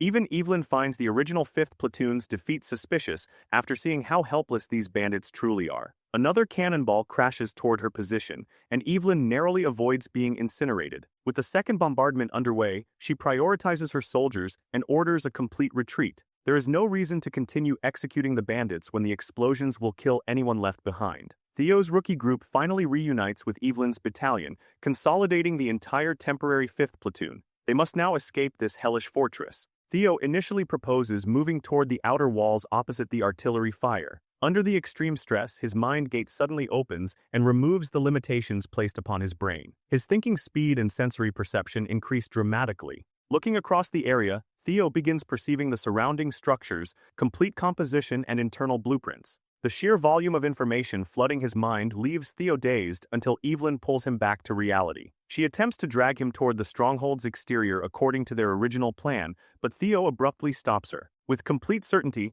he declares that they must abandon the exits and move deeper into the fortress instead. Evelyn trusts her master without hesitation and orders every soldier to follow. 21 lives now depend upon the golden boy guiding them to safety. Theo's enhanced perception shows him that the exits lead directly into additional artillery and a coordinated ambush, the enemy's final trap. By combining his awakened mind gate with hatchling synchro, he can read the memories embedded within each building and perceive the fortress like a visible matrix. Their enemies assumed no one could survive inside the castle. Theo's new understanding of the layout proves otherwise. Hidden explosives wait to the left, while another artillery strike is approaching from the right. The only safe route is a central staircase leading downward. Theo guides everyone onto it and the entire platoon sprints for its life. Evelyn remains at the back to ensure no soldier is abandoned. Their hope disappears when the staircase ends at a solid wall. Panic spreads through the group and everyone looks toward Theo for another brilliant solution. Returning the way they came is no longer possible. Worse still, the bombardment causes the ceiling above them to collapse.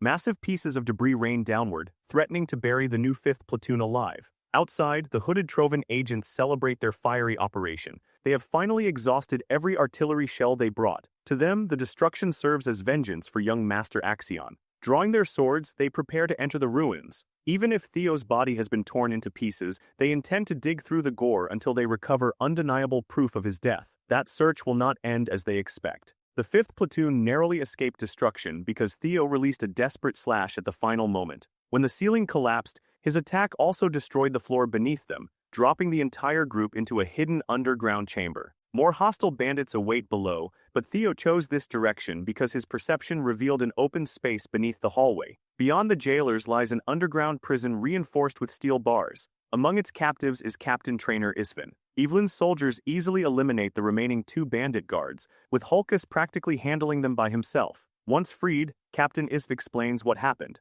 No one expected the Central Intelligence Bureau to be the true force orchestrating the entire operation. The original 5th platoon is released from its restraints, but there is little cause for celebration. Every surviving member has lost at least one limb, including the captain himself. Evelyn suspected Ed Trovan's involvement, yet even she never imagined internal collusion on this scale. Ragnar clansmen raised their weapons against their own people. This is treason, and nothing less than the harshest punishment can answer it. Captain Isf understands the younger soldiers' anger but warns them not to react carelessly. Their enemies are intelligent and planned every stage thoroughly. Confronting them with such limited manpower will be difficult. Their immediate priority should be contacting Black Snow agents stationed nearby. Theo points out that no assistance has arrived despite the enormous explosions, suggesting those hidden agents have already been eliminated. The situation appears hopeless, but Theo has formed a plan. The Trovan agents attempted to bury even their disposable bandit pawns beneath the bombardment because they want a flawless cover-up. That means they will enter the ruins to confirm the deaths of their main targets.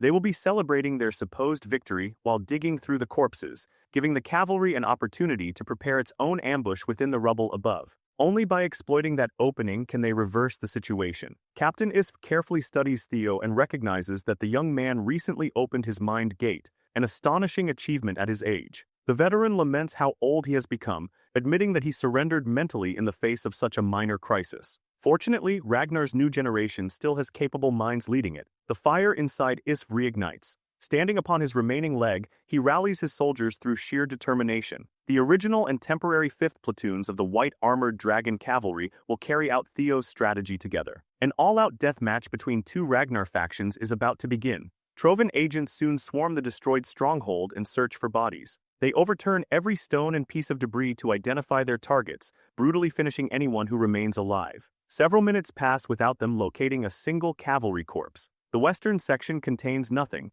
and the search of the eastern area produces no better result. The ambush teams positioned around the exits also report that no dragoons escaped. Across the burning, flattened fortress, the only visible remains belong to Black Skull bandits. Sensing that something is wrong, the operations leader orders his men to stop their futile search. Blood spills in the next instant as the concealed cavalry launches an ambush of its own. Evelyn nearly drives her blade through the traitorous leader's head. 2 captains from opposing Ragnar factions prepare for a direct confrontation. The Trovan officer attempts an underhanded trick to catch Evelyn off guard, but she is far too skilled to fall for something so petty. She evades acrobatically, creates distance, and resets the battle on her terms. The Trovan captain screams a warning about the ambush and orders his men to change formation. His command comes far too late because skilled dragoons have already cut down most of his soldiers. With the treasonous operation exposed, Evelyn assumes the role of Ragnar's legal executioner and formally sentences every conspirator to death. The Trovan captain refuses to surrender and trades attacks evenly with Evelyn. He keeps her occupied and even produces several respectable counterattacks.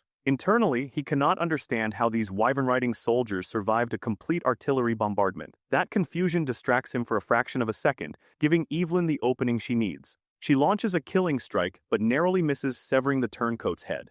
Evelyn maintains the pressure, piercing the Trovan captain's flesh little by little and steadily draining his blood. She orders the remaining Central Intelligence agents to surrender because resistance is now pointless. The moment the cavalry's ambush succeeded, the battle became checkmate. Anyone who lays down their weapon will remain alive until a proper trial determines their punishment. Before the promise of survival can tempt his men, the Trovan captain loudly authorizes the use of their secret technique. Every dragoon reacts with alarm, realizing the traitors have kept one final gambit hidden. One Trovan agent instantly turns feral and pounces toward Theo. His offensive power increases by a significant and completely unnatural amount, revealing what these madmen have done. They activated Reverse Blood Surge, a forbidden technique that produces explosive power by rapidly consuming the user's life force. Despite Theo's strength, keeping up with even one empowered agent is difficult. Then the remaining traitors surround him, each eager to sever his head. One of the mutilated officers from the original 5th platoon throws himself between Theo and the crazed blades. The injured veteran uses his body as a shield. Before dying, he peacefully asks Theo to run. Watching a good man sacrifice himself for his sake awakens something primal and furious within the young master. Theo answers by releasing his most powerful triple dragon's claw yet, tearing through the lunatics responsible. Then he pushes himself further and taps into his recently opened mind gate. The world slows before Theo's enhanced perception. He instantly registers the exact positions of dozens of unnaturally empowered enemies. Theo launches an even greater triple dragon's claw, directing his blade through numerous intricate paths. Every slash curves around his comrades while completely destroying the traitors. The display of precision and destructive power shocks even the cavalry's veterans. When the dust clears, terrifying marks of annihilation cover the stronghold. Only the Trovan captain remains alive. Seeing how powerful the greatest obstacle to his family has become, the captain resolves to drag Theo into the grave, even at the cost of his own life. He activates Reverse Blood Surge and launches himself forward like an arrow released from its bow. Meanwhile, Theo's seniors are standing around in disbelief and praising the rookie while he struggles to remain conscious. Overdrawing his mind gate has brought him close to collapse. Producing attacks with this much complexity and force remains far too impractical for him to use safely. Worse still, the last lunatic is descending upon him like an enraged meteor while burning away his life by the second. As a loyal Trovan vassal, the captain intends to carry Theo into hell with him. Theo attempts to form a defense, but the previous attack twisted his mana hall and disrupted his power. The traitor's energy then begins showing signs of mana hall detonation. He is preparing to sacrifice himself and obliterate the entire area. Fortunately, Theo's officially recognized first sword stands ready to defend her master. For the first time, Evelyn activates the God of Tempest technique. A violent squall launches the suicide attacker high into the atmosphere. After sending him spinning through the air, Evelyn follows and gathers concentrated wind around her fingertips. She releases it as a maelstrom, wrapping the Trovan captain in spiraling currents. Theo watches in awe as Evelyn manipulates the wind around the traitor's mana hall and forcibly prevents its detonation. Once the suicidal explosion has been neutralized, hurling the captain back into the ground is simple. With the last conspirator defeated, Theo finally allows exhaustion to overwhelm him. Hulkus, Erica, and the veteran soldiers run toward him, eternally grateful that the young master saved all their lives. The sun finally rises, casting brilliant rays across Theo's satisfied smile. The operation's greatest contributors were unquestionably Theo and Evelyn, who practically carried everyone to victory through their overwhelming ability. With the danger gone, the atmosphere becomes relaxed, joyful, and almost festive. The long night has ended, and a bright dawn arrives beneath the leadership of Ragnar's radiant new generation prodigy. Inside Rose Palace's miserable walls, Lady Amal Ragnar is having a complete breakdown. Ed Trovan holds her in a deadly chokehold while hurling curses into her face. Amal acted independently and introduced several unnecessary elements into the stronghold operation. She even stole the Sky Dragon's seal and used it to forge official orders. The extermination of the white-armored dragon cavalry and Ragnar's illegitimate child was never supposed to happen this early. Now the entire Trovan family is in serious danger because one unstable woman destroyed decades of Ed's planning. Amal growls that she only wanted revenge for her precious Axion. She intends to tear Theo and everyone connected to him apart so her son can finally rest peacefully. Ed considers it unforgivable that his sister abandoned her responsibility to the family over the death of one worthless child. In his rage, he stomps upon Axion's rotting, headless corpse. They have also lost Bamang, the dragon slayer sword and the most essential piece of their plan. From this moment onward, Emil will no longer be recognized as a daughter of the Trovans. Meeting her brother's eyes makes Amal feel as though their intimidating father is looking down upon her again. Before leaving, Ed orders the palace attendants to imprison her somewhere she will never be seen. They cannot permit any information to escape, so the servants who witnessed the exchange must also be eliminated. Realizing she is about to be sealed away and forgotten, Emil finally regains her senses and begins begging for mercy. Ed effortlessly kills every attendant inside the palace, using the massacre to release some of his frustration now that his painstakingly prepared coup has been ruined. When he examines the pattern behind his recent failures, every disaster traces back to one person, Theo Ragnar. The Sky Dragon is desperate to get his hands bloody with the boy's organs. After completing his first mission, Theo finally receives enough downtime to examine his spoils. Amid the chaos, he acquired Bamang, but the Dragon Slayer sword is currently sealed. When Theo attempts to hold the weapon and understand its nature, it violently rejects him. A powerful shock forces him to drop it immediately. The reaction is hardly surprising for a blade specifically created to slaughter dragons. Bamang's properties are the complete opposite of Ragnar's draconic blood. If Theo can unravel the mystic's secrets, he may still become capable of wielding it. Mystics are legacies originating from the primordial mythic age. They resemble mirages because they so rarely fall into human hands, yet anyone who obtains and unlocks one can acquire genuinely mystical power comparable to the heroes of ancient legends. These are artifacts capable of altering history itself. In Theo's previous life, Ed Trovan eventually uncovered Bamang's secret. Remembering the Sky Dragon's movements from that period gives Theo a strong idea of where Ed achieved his true ascension. Until Theo can visit that place and solve the mystery personally, Bamang will have to remain sealed inside his inventory. A knock interrupts Theo's thoughts. Evelyn stands outside despite the late hour and brings an urgent message. Commander Julius wants to meet him immediately. Inside Julius Ragnar's office, the atmosphere remains heavy despite everyone's polite behavior. Captain Trainer Isizin sits opposite the commander and raises the subject of retirement. The veteran is ashamed to admit it, but losing his leg and his wyvern, Rosenante, during the mission gives him more than enough reason to leave the cavalry. He has grown old and no longer possesses his former strength. With whatever years remain, Is wants to return to his hometown and mourn the countless comrades he survived. Julius recognizes that nothing will change the stubborn elder's decision and approves his retirement. While sipping tea, Isf brings up the brilliant rookie Theo Ragnar. He reports that the boy has already opened his mind gate. Julius is visibly pleased to learn that his rising star crossed the boundary separating ordinary humans from superhumans. Isf is also confident that Theo is not one of the rare natural geniuses born with an open mind gate. Everything indicates that Theo shattered the bottleneck through his own effort. That means his vessel for power is about to expand tremendously, perhaps to a size greater than anyone can currently imagine. Julius becomes excited by the prospect of filling that enlarged vessel and continuing Theo's rapid development. With that final observation, Captain Isf concludes his last official report. The old man leaves his junior with one final piece of advice. The future of both the cavalry and Ragnar now rests in Julius's hands to train and shape. Later that night, the demon dragon meets Theo on the headquarters training ground. Julius praises the young man's performance during his first deployment, while Theo humbly credits his success to the comrades who fought beside him. The commander then asks how far Theo has developed his martial theory. Mistaking the term for combat ability, Theo begins answering according to his techniques and current strength. Julius immediately stops him.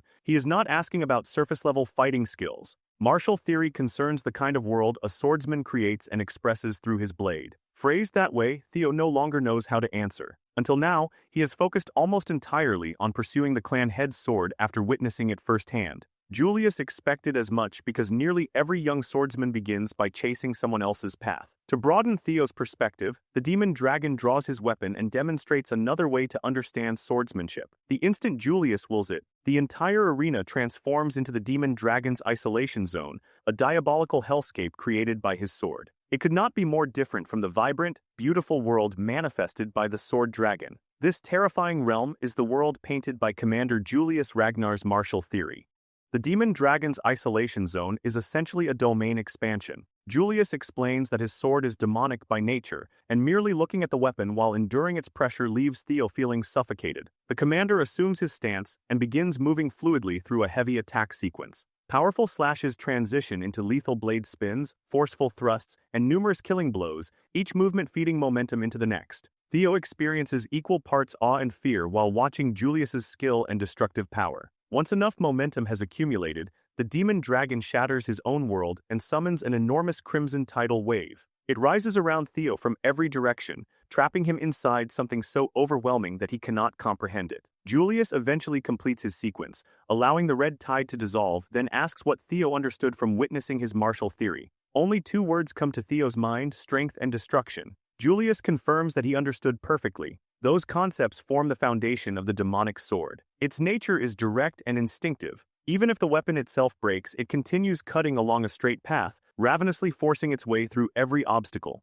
That eruption of destructive strength defines the commander's swordsmanship, allowing Julius to embody death itself. The demon dragon then asks what Theo learned from Plum Blossom swordsmanship. Theo describes it as beautiful and flashy, an answer Julius again considers satisfactory. Lady Plum Blossom's blade carries the essence of life. Her movements recreate a seed germinating, growing, and finally becoming a flower, presenting life in its purest form. The process is slow and gentle, yet filled with infinite variations. Plum Blossom swordsmanship turns, bends, and adapts to every circumstance. It continues expanding until the flower finally blooms. Two of Ragnar's 9 dragons have now shown Theo radically different interpretations of martial theory. Seeing the young man lost in thought, Julius asks whether life and death are truly separate concepts with completely opposing definitions. The obvious answer would be yes, but Julius hints that the truth is more complicated. He refuses to spoon-feed Theo the solution because discovering it independently is part of the lesson. The commander dispels his isolation zone and begins walking away. Before leaving, he throws Theo a book containing an extensive written debate between Julius and Lady Osa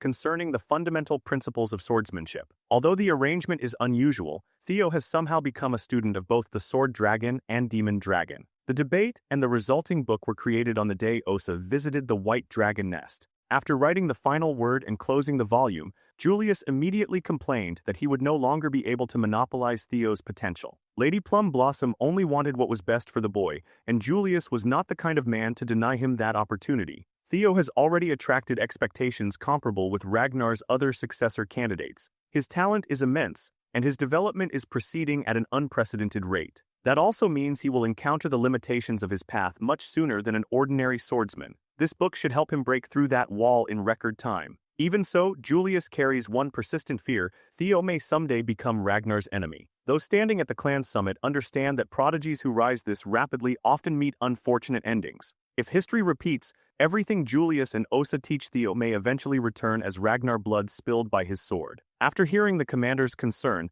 Lady Plum Blossom becomes certain that Julius is the correct person to guard the book and watch over Theo. Once Julius becomes convinced that Theo will remain uncorrupted by greed, he can hand their shared teachings to the young dragon. That day arrives far sooner than either expected. The insights of the two warriors considered first and second in swordsmanship are now in Theo's hands. He asks whether he genuinely deserves something so valuable, but Julius has already tested his worthiness and reached a decision. Theo gratefully accepts the book. Looking back, he realizes that his meteoric rise only became possible because several people supported him without demanding anything in return. From the Randon incident onward, Commander Julius consistently favored and protected him. Theo promises to repay that debt someday. Julius points out that an opportunity to return the favor already exists, although Theo is not going to enjoy it. The demon dragon is itching for a duel after finally discovering an entertaining new toy. The book will help Theo grow, but his genuinely painful lesson begins now. Watching from the sidelines, Evelyn averts her eyes in sympathy for her master. She locks the arena before leaving and even wraps chains around the doors from outside, apologizing repeatedly while trapping Theo inside with Julius. The torture continues until sunrise. When Evelyn removes the chains and opens the gates, she discovers the aftermath. Her usually energetic young master looks as though he survived an entire war overnight. The commander clearly went too far. More importantly, Evelyn completed another assignment during Theo's training. A critical piece of their larger plan is now imprisoned inside the underground detention cells. They crippled and captured the captain of the defeated Trovan unit. Unfortunately, he refuses to reveal information regardless of which interrogation methods they use, so they leave him confined while Theo develops another approach. Theo quietly explains to Evelyn the sequence of events he intends to set in motion over the coming days. Several days later, Theo visits the training ground of Plum Blossom Palace and respectfully greets its lady. Osa Ragnar Plunis has been waiting after helping provide the valuable Book of Insights, which has already benefited him greatly. To measure his progress, Lady Plum Blossom summons a practice sword directly into her hand. The instant she grips it, her martial theory manifests throughout the entire training ground. Osa intends to teach Theo the easily overlooked foundations of her techniques, the roots from which her swordsmanship grows. By the session's end, she hopes they can discuss how a blade can cause life to blossom. For the second time, she formally asks Theo to become her official disciple. Before providing a final answer, he requests permission to ask one question. Theo wants to know whether she is making this offer as the Heaven Dragon Swordmaster. The question surprises Osa because very few people know her hidden title. Heaven Dragon Swordsmanship is a secret school whose teachings pass through only one disciple at a time. Lady Osa is currently the sole inheritor of that concealed legacy. She realizes Theo is trying to uncover her genuine intentions. Osa truthfully assures him that there is no ulterior motive behind her invitation. She wishes to teach him everything she possesses, from the complete bloom of Plum Blossom swordsmanship to the hidden legacy of the Heaven Dragon Sword. Several minutes later, Theo exits the training ground after finalizing his decision. While crossing Plum Blossom Palace's beautiful halls, he is surrounded by several idiots from the flower-themed faction.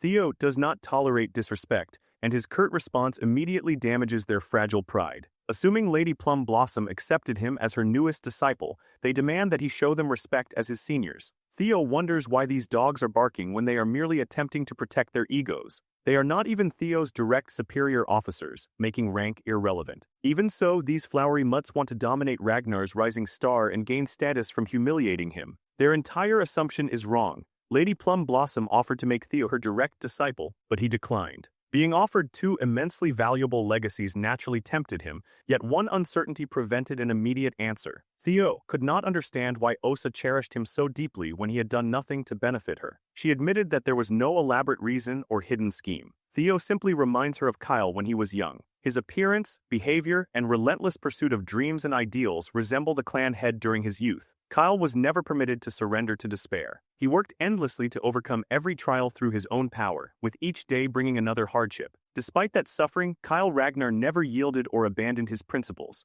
Whenever Osa sees Theo, she remembers the version of Kyle she fell in love with. Knowing that she could not stand aside and refuse to help him, Lady Osa's honest explanation earns Theo's respect, but he still declines the attractive offer. Too many people are already guiding him, including Osa herself. Demon Dragon Julius has taken him under his protection, while senior dragoons such as Evelyn, Sulford, and Aaron continue teaching him every day. His friends and comrades also contributed to the person he has become. Remington, Hulkus, Erica, and the boys from Training Ground 4 all shaped Theo's development. He would even include Axion and Ed Trovan among his teachers. That final addition surprises Lady Osa, given Theo's hatred for the Trovans. Theo explains that the adversity created by those enemies forced him to grow. His sword learned and transformed because of everyone who either loved him or caused him pain. For that reason, Theo cannot confidently preserve one school's traditions and pass them unchanged into the next generation. Lady Plum Blossom understands his meaning. Theo's sword is constantly evolving and impossible to govern,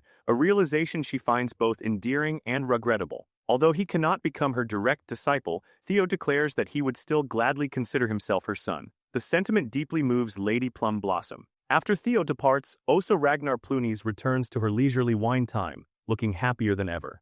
Osa's attendant immediately notices the dramatic improvement in her mistress's mood. The heavens decided that Lady Plum Blossom would never bear a child, yet Theo has willingly promised to become her son. How could she possibly contain her happiness? Her attendant is delighted simply because Osa is delighted. Wanting to thank Theo for finally allowing her to experience motherhood, Osa plans to send a letter to her husband and request that Theo's promotion examination be advanced. The attendant advises her to slow down. Theo is still a rookie who only recently completed the awakening ceremony, and placing even more attention on him at such a young age could expose him to greater danger. Osa argues that this is precisely why they must elevate him quickly. Great winds are approaching Ragnar, and Theo needs to ascend before those forces consume everything. Until then, she intends to give her new son as much as she possibly can. Inside the cavalry's underground detention cell, their only prisoner opens his eyes when the help he has awaited finally arrives. The newcomer is a Trovan assassin assigned to eliminate every loose end. Captain Sidra willingly presents his neck, prepared to die as his final service to the family. Before the assassin can strike, a brutal sword wind interrupts the execution. Evelyn crashes through the ceiling and moves to capture the intruder. She has been waiting for this exact moment, because the entire situation was a trap Theo prepared from the beginning. Without the advantage of surprise, a lone assassin cannot compete with Evelyn's mastery of the sword. The Trovans never listed her as a serious combat threat, and their miscalculation is about to cost them dearly. The assassin realizes Captain Sidra cannot be eliminated now. If the cleanup agent is also captured, the situation will become substantially worse. He desperately searches for an escape route, but Evelyn refuses to let him casually walk out of the dungeon. Activating the God of Tempest's secret technique, she summons Whirling Squall and traps him within violent currents. The confined dungeon offers almost no room to evade the technique. Driven into a corner, the assassin attempts to destroy the evidence by detonating his mana haul. Evelyn prevents him from completing the hidden maneuver. She has already witnessed this trick once before. It failed then, and she has no intention of letting it succeed now. With little difficulty, she subdues the Trovan family's cleanup agent. A secret black site lies hidden within an unknown forest. Inside, several people discuss Evelyn's capture of the assassin who infiltrated the underground prison. Black Snow confirms that the intruder belonged to Serpent Season, a suborganization serving the Eastern elite Trovan clan. Theo, Evelyn, Commander Julius, and a Black Snow operative are all present for the discussion. The assassination attempt confirms their suspicion that someone within the cavalry is leaking information. They therefore arranged this important meeting in a remote location to prevent the mole from learning anything further. According to Black Snow's intelligence, Serpent Season operates from an ancient castle in the Calhelm region. In 3 hours, the organization will recognize the mission's failure, destroy its evidence, and disappear. They must strike the castle before that happens, capture every member, and recover both evidence and information. The Black Snow operative delivering the briefing is Cleve, an elite Null Snow agent. Theo never expected to meet someone of her rank this early. Before concluding the briefing and finalizing the ambush, Julius adds one more item to the operation. This mission will double as Theo Ragnar's promotion examination. Theo initially assumes he misheard the commander. He does not believe he has earned the right to attempt promotion so soon. Julius agrees, which is why the examination's difficulty has been increased dramatically. Promotion tests naturally become harder as a swordsman advances, but this mission is absurdly dangerous for someone seeking the rank of mid-level swordsman. Failure could ignite a full civil war within Ragnar. The demon dragon already knows Theo orchestrated Evelyn's stakeout and the assassin's capture. Since Theo started this operation, he must personally see it through. Julius also warns that even as a Ragnar heir, planning actions behind his commander's back is disrespectful. To earn promotion, Theo must execute this vital mission flawlessly. Julius ensures Theo understands what the new rank provides. Becoming a mid-ranking swordsman grants the privilege of accepting solo missions. Given how events are developing, Theo is rapidly becoming the center of both attention and history. The system adds further motivation by activating Scenario Quest 4, an opportunity to clean up the dark connections that haunted his previous life. Theo is thrilled by the chance to expose what is truly happening beneath the surface of this decaying clan. With complete conviction, he promises to finish the mission regardless of the danger. Operation Snake Cleanup officially begins. Because the cavalry may contain a mole, participation is restricted to 3 people: Cleve, Theo, and Evelyn. As trained swordsmen, they should hold an advantage over assassins during direct combat. Unfortunately, Serpent Season vastly outnumbers them. Whatever happens, the 3 must adapt and complete the operation. Inside the organization's headquarters, the assassins finish collecting every document connecting them to the Trovans. While preparing for a possible failure, they notice a small spherical device rolling into the room. The device releases a smoke screen signaling the beginning of the ambush. Before the assassins can respond, severed heads strike the floor. Cleve holds the rank of Null Snow for a reason. She tears through the entire group before they can organize themselves. Only one assassin survives, already bleeding heavily from a massive wound across his neck. Cleve refuses to allow even injured prey to escape and doubles back to finish him. Her designated area is successfully cleared.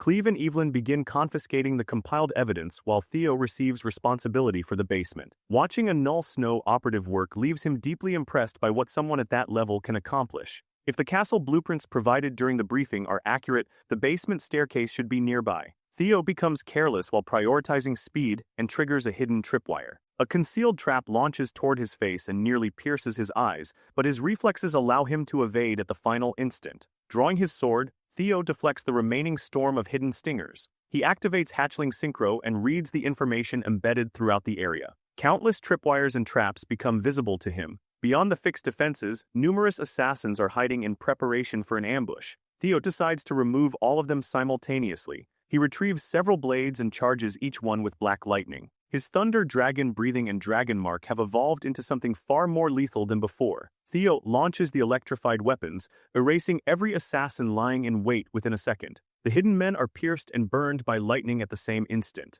With those threats removed, Theo easily navigates around the remaining traps and wires. The level of security surrounding this section is abnormally high, indicating that Serpent Season is concealing something important in the basement. When Theo finally reaches the ancient castle's lowest floor, the smell and sight of blood and gore assault him immediately. A lone man wearing a red robe and matching hat stands amid the carnage, preaching that the sacred hour of prayer has arrived. The priest of blood does not appreciate Theo interrupting his crimson ceremony. Theo immediately identifies him as a member of the Holy Demon Church. This rotten religion teaches that an apocalypse will soon consume the world and promises its followers that a savior will descend from the heavens. Through that promise of salvation, the cult completely captivates the ignorant masses. Within a few years, the Holy Demon Church will ignite the great war that eventually causes the empire's collapse. Keeping his guard raised, Theo uses hatchling synchro to inspect the disturbing priest. He perceives a bloody aura fueled by mysterious mana that ignores the world's basic laws. That energy flows through a shattered mind gate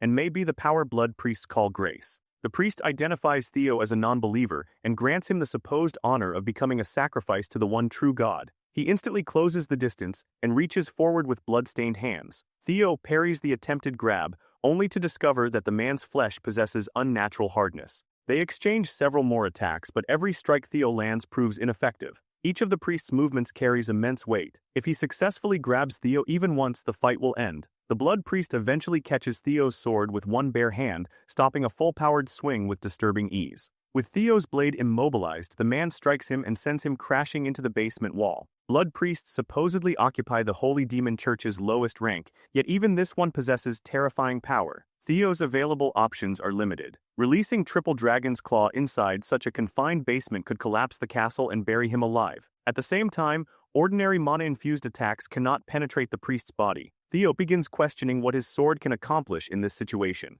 Time seems to slow as Theo remembers Julius's lesson. The demon dragon's sword represents explosive, destructive strength and death itself. The sword dragon taught him the living roots of swordsmanship. Life and death should not be interpreted as complete opposites. The deranged priest charges again, preparing to smash Theo's head apart and spill his blood. Theo awkwardly evades at the final second. He continues escaping one killing blow after another, steadily irritating the priest. In the middle of this desperate struggle, Theo finally reaches a breakthrough in his martial theory. Life and death do not oppose each other, they form one natural cycle. Death waits at life's conclusion, while new life uses death as the foundation from which it blossoms. They may appear to be completely separate forces, but they are ultimately one. Until now, Theo spread his power too widely whenever he attacked. If he gathers everything into one concentrated flash of light, the result will be far more refined and devastating.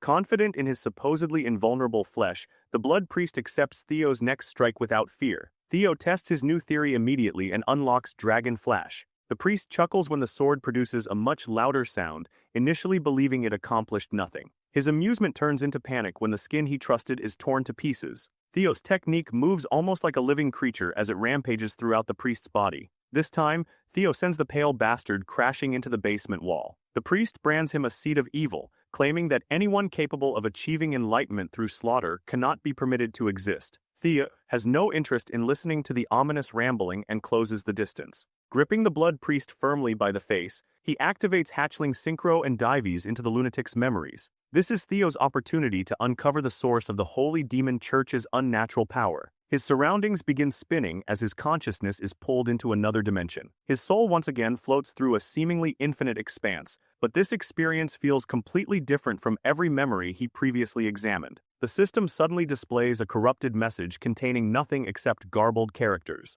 As though overloaded by whatever lies ahead, the system warns Theo that he is about to encounter an enemy at a vastly superior level. Its recommendation is simple: run for his life. Escaping is impossible when darkness extends endlessly in every direction. Then a primal voice shakes Theo's entire existence and demands to know what he is. The vast darkness surrounding him begins to shift. Theo realizes that this seemingly infinite void is merely one tiny portion of an eye belonging to something beyond human comprehension. He has disturbed the peaceful slumber of this universe's final enemy. The god worshipped by the Holy Demon Church has finally become aware of Theo's existence. Irritated by his silence, the entity demands an answer once again. Confronted directly by the so-called grace the cultists worship, Theo becomes completely paralyzed. The god peers through every part of his existence and speaks his name, Theo Ragnar. More disturbingly, the creature has been searching for him because it considers Theo a blight upon this plane. Its infinitely extending body writhes and reforms around his soul, bending and twisting into shapes that cannot be understood.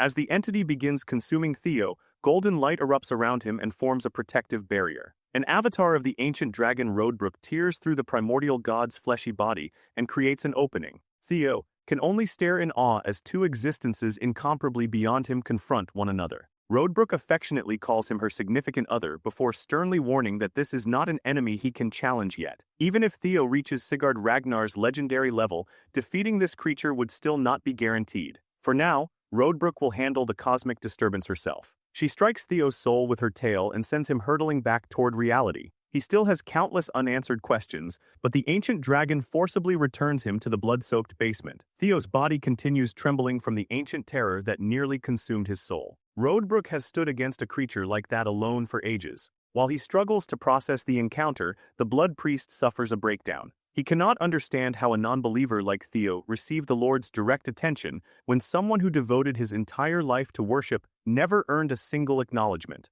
Theo ends his rant by severing the bald priest's head. That creature may be called a god, but it is certainly not Theo's god. More importantly, the encounter confirms that the Holy Demon Church worships the nameless sovereign Rodebrook previously described. Protecting the world against that entity has been her duty for a very long time. Without her heart, Rodebrook has only 3 years left to live. The Great War begins in 5 years, meaning the Guardian Dragon's death may mark the beginning of the end. The Holy Demon Church's rise, Ed Trovin's rebellion, and the approaching collapse are all connected. The truth finally begins fitting together. Theo stumbles as his thoughts remain scrambled by the out-of-body experience. Thankfully, Evelyn reaches him and offers her shoulder. Cleve is thoroughly impressed that the young master defeated a blood priest without assistance. That accomplishment alone proves he deserves to pass the promotion examination. With every hostile force inside the castle eliminated, the trio can finally investigate the recovered documents. Unfortunately, everything found in writing amounts only to circumstantial evidence. None of it provides the decisive proof needed for prosecution. Theo then produces a familiar box he claims to have discovered inside the basement. Evelyn immediately recognizes it as the item she and Remington collected before the awakening ceremony.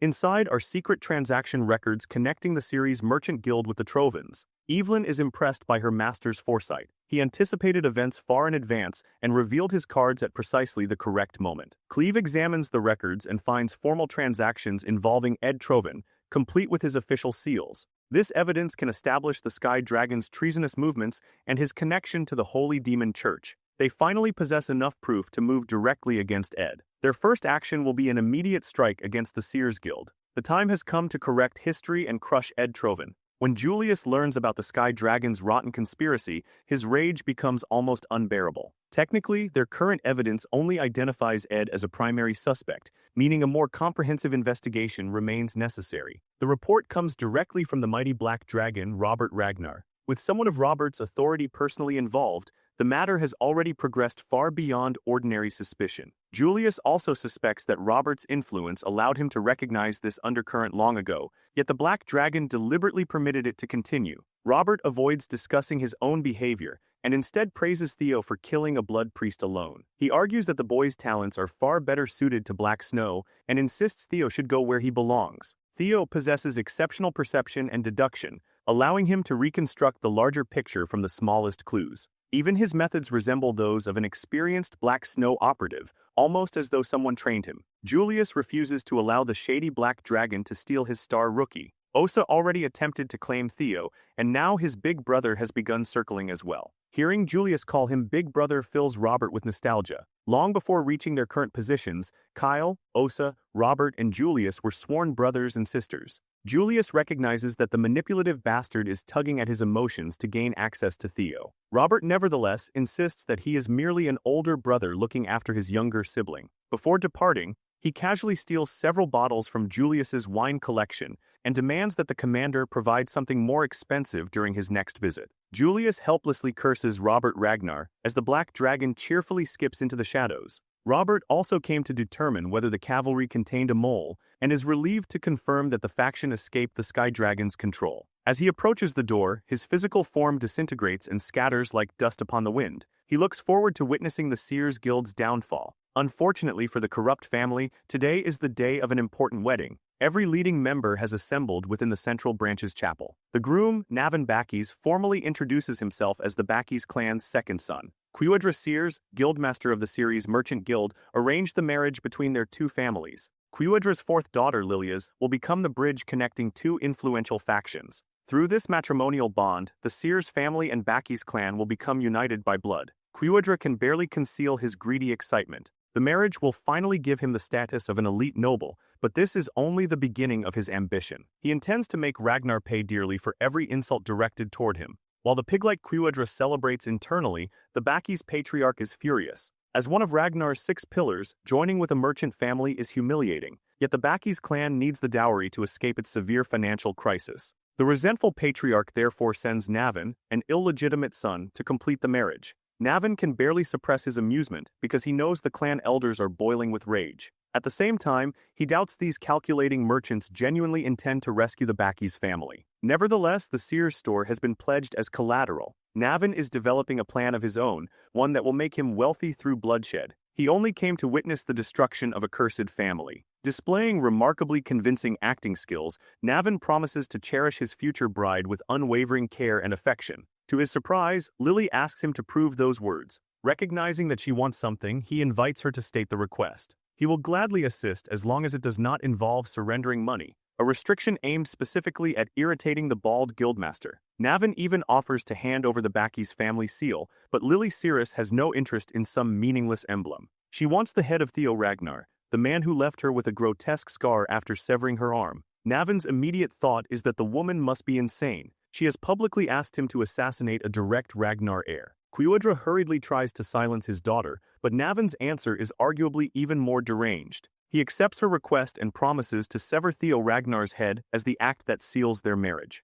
Outside the chapel, citizens throughout the Central Branch look upward as wyverns fill the sky. Upon reaching their destination, Theo, Evelyn, and Cleve leap from their mounts and make a spectacular landing. Unlike their previous covert operation, this mission is deliberately bold and public, with Ragnar's banner displayed openly. From this moment forward, the trio acts as the clan's official instrument of justice. Cleve announces the Seers Merchant Guild's crimes against Ragnar and presents a warrant authorizing them to search for and examine all evidence of treason. Anyone who obstructs the investigation will be killed immediately, without exception. She recommends that the accused surrender peacefully and allow the inquiry to proceed. Quiwadra knows the full extent of his crimes, but chooses to preserve an appearance of strength. Cleve begins counting down the time remaining for everyone to leave the chapel peacefully. Quiwadra argues that a simple piece of paper can easily be forged and declares that his family will never submit. He accuses Ragnar's authorities of fabricating evidence and attempting to frame an innocent faction. Maintaining that the Seers family's loyalty has never wavered,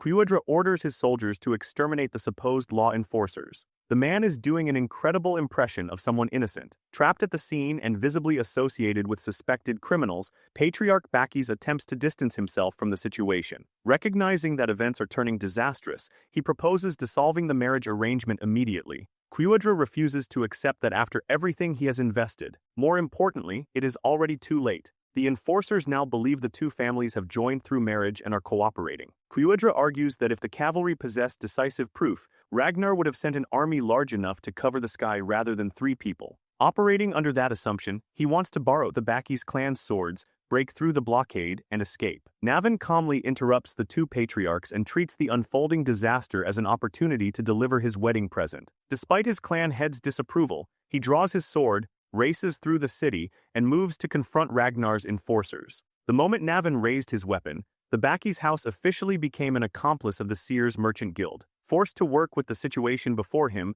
the bald patriarch orders his men to follow Navin and provide support. Theo's group is soon surrounded by city guards carrying spears. Cleve solemnly gives the unfortunate civilians one final chance to move away. If they continue obstructing her, she will be forced to execute every one of them for treason. Navin suddenly lands in the center of the trio and steals everyone's attention. He remarks that Ragnar's people seem eager to threat execution whenever the slightest opportunity appears. Theo and Evelyn immediately sense that this man is extremely dangerous. With one circular slash, Navin forces all three of them to scatter and defend themselves. This is Ghost Sword Navin's greeting to Ragnar's delegation, especially young Master Theo. Theo freezes when he recognizes Navin Bakis. In the future, everyone will know his name. During the Great War, Navin becomes a force of nature who spreads chaos throughout Ragnar. After marrying into the Seers Merchant Guild, he fights alongside Ed Trovan on the front lines and earns the title Ghost Sword. For some reason, the future legend is currently determined to behead Theo. Ignoring the two women, Navin focuses entirely on killing Ragnar's heir. Theo's mind races as he evaluates the encounter. If he applies the information retained from his previous life, this unexpected confrontation could become an opportunity to obtain an enormous increase in power. Theo claims Navin as his personal opponent and orders Evelyn and Cleve to continue the mission while he handles the eccentric swordsman alone. Evelyn is reluctant to leave him, but Cleve supports his decision. The Seers criminals are probably destroying evidence inside the chapel at this very moment. They must trust Theo's ability to hold off this monster. Navin playfully warns the young master that despite appearances, he is actually quite strong. Theo matches his strange energy with amusement. Before they resume fighting, he asks permission to pose one question, and Navin agrees. Theo asks whether Navin is committing obvious treason to destroy the Bakis clan and avenge his unfortunate mother. The ghost sword's grip tightens. Theo has dragged up an extremely painful memory that Navin prefers to leave buried, giving him another reason to remove the young master's head. Rather than showing hostility, Theo asks him to listen to a proposal. He is willing to help Navin accelerate the collapse of the rotten Bakis family. The system immediately activates a hidden recruitment quest, turn Ghost Sword Navin into an ally. Theo is going to need some serious persuasion. Navin Bakis is an anomaly and unofficially the strongest swordsman in his family. His ability rivals even the legendary Thorkel Ragnar, yet the Bakis clan never gave him proper recognition because he was an illegitimate child born inside a brothel. Instead of bringing pride, Navin's extraordinary talent caused his mother grief she could not endure. As a child, he watched her take her own life. From that day onward, he lived with an intense hatred of his family. Theo intends to use that history to bring an invaluable future warrior onto his side. Unfortunately, he underestimates how violently Navin reacts whenever someone mentions his mother. The ghost sword unleashes another lethal attack and nearly knocks Theo off his feet. Navin sees no reason to accept help from a stranger. The Bakis family is already moving toward destruction without assistance from some arrogant young noble. Theo admits that may be true, but points out that remaining inactive will cause Navin to sink with the same family he despises. Navin dismisses the concern because he supposedly has no hopes, regrets, or future anyway. Theo knows that pessimism comes from ether fever. Navin's young and frail body could not withstand the immense weight of his talent. Early intensive treatment can cure the disease, but Navin already passed that critical stage and is now surviving on borrowed time. His family mistreated him from the beginning and left him with roughly 5 years of miserable life. Navin candidly admits that he is impressed a noble young master uncovered so much of his history, but the information still does not sway him. The Bakis clan will fall, and Navin is content to collapse with it. Theo smiles smugly and asks whether his answer would change if a cure existed. For the first time, Navin looks genuinely shaken. He argues that curing advanced ether fever is impossible. Technically, he is correct according to present medical knowledge. In Theo's original timeline, however, a cure was discovered and publicly released only days after the ghost sword died. At this point in history, Theo may be the only person who knows that solution exists. With absolute confidence, Theo guarantees that Navin's ether fever can be eliminated completely. The rotten Bakis family will burn regardless, but taking Theo's hand provides another future. Navin can survive, become someone important, and leave a positive mark upon the world as the hero who supported Ragnar. All he needs to do is trust Theo and take one leap of faith. Closer to the chapel, city guards deploy defensive equipment to slow Evelyn and Cleve. These ordinary contraptions are worthless against swordswomen of their level. Deflecting the endless arrows is more irritating than dangerous. From a distance, they notice that Theo and Navin have stopped fighting and appear to be holding a conversation. Cleve becomes impatient and wants to eliminate every hostile presence immediately. The only restraint is her superior's command to prioritize evaluating Theo Ragnar as a potential Black Snow recruit. The Black Dragon wants more data concerning the boy's genuine abilities. One of Black Snow's primary responsibilities is accurately assessing the individuals who may lead Ragnar's future. As a Null Snow, Cleve must remember that duty throughout the operation. Before leaving headquarters, she asked when she could finally remove her restrictions. Robert answered that with the Holy Demon Church involved, she may fight freely if an enemy at the rank of bishop or higher appears. Cleve obediently limits herself, although she does so with great reluctance. Her main concern is how long the mission is taking. If this continues, she may be forced to work unpaid overtime. While Cleve is distracted by that horrifying possibility, Navin unexpectedly lands beside them. Evelyn immediately searches the area in concern, fearing something happened to Theo. Her worry proves unnecessary. Navin and Theo are now allies. Following their brief negotiation amid clashing blades, Navin Bakis changed sides. Having the ghost sword as a companion is infinitely more reassuring than facing him as an enemy. He even apologizes to Evelyn and Cleve for his earlier discourtesy. Since they will now advance together, there is no reason for any lingering hostility between them. Theo's hidden recruitment quest is successfully completed. Navin immediately proves his value by going completely berserk against the city's defenses, untouched by their ordinary countermeasures. He launches himself skyward in one leap, leading the soldiers below to assume he will become vulnerable in midair. Annoyed by their ridiculous wooden equipment, Navin releases a slash that cuts through entire rows of anti-siege machinery as though they were nothing. Anyone foolish enough to remain near those contraptions suffers an equally gruesome death. While Navin tears through the battlefield, the bald Bakis patriarch condemns the illegitimate swordsman for turning his weapon against his own family. Navin scoffs at the word family. Hearing it spoken by this particular bastard makes his blood boil. At last, he does what he has wanted to do for years and cuts the ranting patriarch completely in half, splitting the bald head like a piece of fresh fruit. Watching the ghost sword's overwhelming power leaves Evelyn in awe.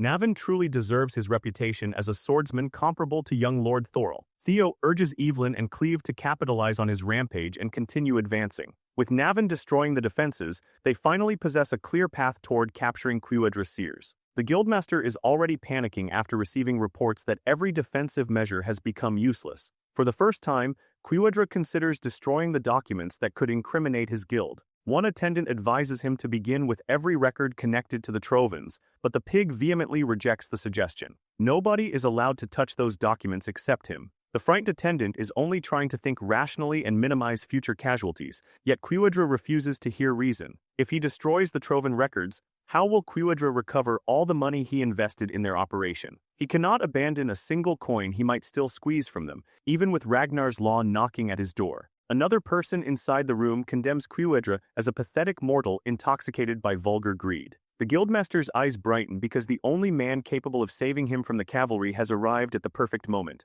Outside, the four-person team cuts an unstoppable path through the city, leaving corpses wherever it passes. Theo finally pauses when a massive crowd emerges from the chapel. A representative of the Holy Demon Church leads hundreds of hooded believers outside to act upon their god's teachings. Quiwadra silently thanks the devils for sending a bishop to assist him. Since the cult is also connected to the Trovans, Quiwadra hopes it will protect him. The bishop agrees to provide support because the merchant may still prove useful on Judgment Day. When asked to surrender the Trovan documents, however, Quiwadra becomes defensive again. His obsession with wealth is threatening the larger operation, and the bishop decides that violence is necessary to correct his behavior. He has no patience for pacifying an arrogant fool who is also a wretched non-believer. The bishop orders Quiwadra's execution, declaring that the cult no longer needs his money. As someone begins strangling him, the pig manages to force out a genuine apology. He admits that he behaved disrespectfully and points out that killing him would only complicate the cult's connection with the Trovans. Quiwadra may be disgustingly greedy, but he understands how to survive. The bishop gives him one final opportunity to burn the evidence and warns him not to attempt an escape. Their lord is watching everything. Terrified that the bishop may reconsider, Quiwadra hurries toward the basement door. Outside, Theo's party prepares to receive the Blood Bishop's welcoming committee. The believers spread across the area as their holy war begins. Their sickly bishop preaches about the blood-soaked descent of their god, and the brainwashed fanatics repeat every insane word. Theo's side contains only 4 fighters, while an entire army of cultists stands before them. They anticipated Holy Demon Church involvement, but encountering a bishop this early is unexpected. Through their crimson hoods, Theo sees nothing except dead and emotionless eyes. He does not hesitate to cut down the cultists and carve a route through the crowd. These lunatics possess no concern for their own survival. Every attack is carried out with single-minded devotion, even when it guarantees their deaths. Their suicidal stampede unsettles experienced warriors like Evelyn and Navin. Cleve remains on the flank, secretly grateful that an actual bishop appeared. The mission has become more dangerous, but she finally has permission to fight without restraint. Drawing her twin blades, she eagerly prepares to tear through the demonic worshippers. When Theo's momentum stalls, Cleve enters the battle with a bloody performance of her blade dance. She is finished observing and intends to lead from this point onward. To punish those obstructing Ragnar, Cleve is prepared to destroy the entire city herself. Before she begins a full killing frenzy, Theo reminds the Null Snow that their objective is collecting evidence before it can be destroyed. Cleve scoffs at his narrow focus because the Holy Demon Church has now revealed itself publicly. In her opinion, the cult's appearance is already sufficient evidence. Theo disagrees and argues that concrete proof has become more important than ever. If the church values this location enough to deploy a bishop, then something inside the chapel must be too valuable to lose. Cleve reluctantly accepts his reasoning and asks what he plans to do next. Their immediate priority is breaking through the Crimson masses as quickly as possible. Theo links his lightning gate with hatchling synchro to expand its effective range, then pushes his mind gate to the limit and maps the surrounding terrain. Curious about what he will accomplish, Cleve briefly steps backward to observe. A blood priest interprets her reduced pace as an opening and launches a sneak attack. Cleve spins around and turns the pathetic, muscular preacher into minced meat. Theo will secure the evidence while his companions manage the cultists. With the terrain fully mapped, he identifies the optimal route into the chapel and attempts to cross the seemingly endless sea of fanatics. A tidal wave of brainwashed believers blocks his path. Evelyn and Navin coordinate their attacks, clearing away every cultist threatening Theo's optimal route. When Evelyn hears Navin openly flattering her lord, her competitive spirit ignites. Theo never slows his advance and uses psychokinetically controlled lightning daggers as footholds above the crowd. He names the new movement technique Lightning Dragon Rapid Protection, Dragon Gate. Theo assumes Quiwadra personally received responsibility for destroying the evidence. After scanning the chapel's walls, he easily identifies the pig's location. Scenario Quest 4 continues as Theo races toward him. On the front lines, Evelyn and Navin have become a terrifyingly effective team. The ever-arrogant Ghost Sword introduces himself as Lord Theo's new first sword. Evelyn's reaction reveals how deeply the claim offends her. Navin says he might accept the rank of second sword if his competition were the Null Snow, but against Evelyn, he considers himself clearly superior. To prove it, Navin effortlessly eliminates several cultists attempting to ambush the distracted Evelyn. Since they now fight for the same side, he sees no reason for genuine hostility. They can settle the first sword position according to which of them kills more believers. Evelyn is excessively disciplined and initially refuses to participate in such a pointless competition. Then Navin calls her a frightened coward who knows she will lose. Evelyn nearly erupts and responds by brutally stealing one of his kills. Her method is direct, decisive, and vicious enough to make Navin wonder whether he misjudged his opponent. Equipped with the god of Tempest's legacy, Evelyn is determined to prove that she deserves her position as Theo Ragnar's first sword. Navin is thrilled to discover a worthy competitor in the middle of a blood-soaked battlefield. Beneath the chapel, Quiwadra hobbles toward the deepest underground level. He collects torches, breaks through multiple locks, and reaches the facility's most secure chamber. At its center rests a chest filled with documents capable of bringing entire empires down. Quiwadra sees those priceless records only as a means of extracting more money from the Trovans. Burning them may reduce the severity of his treason charges, but greed prevents him from dropping the torch. He invested an enormous fortune in the Sky Dragon's plan and cannot tolerate losing the expected return. Then he remembers the bishop's threat. The cult leader may not be present, but Quiwadra knows the madman's warning was genuine. Money is precious, yet his life matters more. He finally drops the torch. Before the flame can reach the documents, Theo enters like a bolt of dark lightning and prevents their destruction. The sight of Theo Ragnar sends Quiwadra through the entire spectrum of human emotion. Looking like death's personal messenger, Theo has come to take far more than the arm of Quiwadra's daughter. The corrupt but resilient merchant immediately recognizes his predicament and begins begging for mercy. Theo refuses to entertain such hollow words. Black electrical energy fills the chamber as he formally sentences Quiwadra Seers to death for rebelling against the Ragnar clan. With the pig eliminated, the system marks Scenario Quest 4, Ties of Evil from a Past Life, as successfully completed. Theo begins examining the paperwork, but cannot initially understand why these records justified mobilizing a bishop and an army of cultists. The secret ledger previously given to Cleve already provides enough evidence to condemn Ed Trovan. Even so, Theo knows the Sky Dragon may become nothing more than a tail the Trovan clan willingly cuts off to survive. He wants total victory over the entire traitorous family. This underground archive contains enough evidence to implicate the whole clan, but there are thousands of pages, making it difficult to determine which records matter most. One volume catches Theo's attention through what feels like instinct. Its title is Rose Palace Investigation Report. The pages contain extensive information about primordial dragon relics, handwritten by Ed Trovan himself. According to the report, the Sky Dragon acquired 2 relics and concluded that another was hidden within Rose Palace, Theo's former home. Everything finally clicks into place. The discrimination, fabricated accusations, and miserable ending Theo endured in his original life all had a specific cause. The report contains direct orders to remove Cecilia and Theo Ragnar from the picture, all because a relic might have existed within their palace. Theo's hatred for Eindhoven has never burned as fiercely as it does now. Theo tears every page mentioning him and Cecilia from the disturbing report. He has to force his anger down and refocus on the mission if he wants to achieve his final revenge. Inside this hidden archive are two things capable of inflicting devastating damage upon the Trovans. The fools stored the relics they acquired through years of effort in the same location, allowing Theo to claim two additional primordial dragon relics shaped like cubes. Outside, Navin and Evelyn continue holding their ground against the enormous horde of blood cult fanatics. During the battle, Evelyn remembers seeing Navin place second in the blooming ceremony 7 years earlier before vanishing into obscurity. Navin is simply honored that someone still remembers him. This is hardly the time for nostalgia, especially when his kill count places him ahead in their competition for the position of Lord Theo's first sword. Determined to erase Navin's smug expression, Evelyn releases wide-reaching wind blasts derived from the Wind Baron's Thunder God technique. One massive attack raises her score and reignites their ridiculous competition. The bishop's right-hand man uses the distraction to ambush Navin.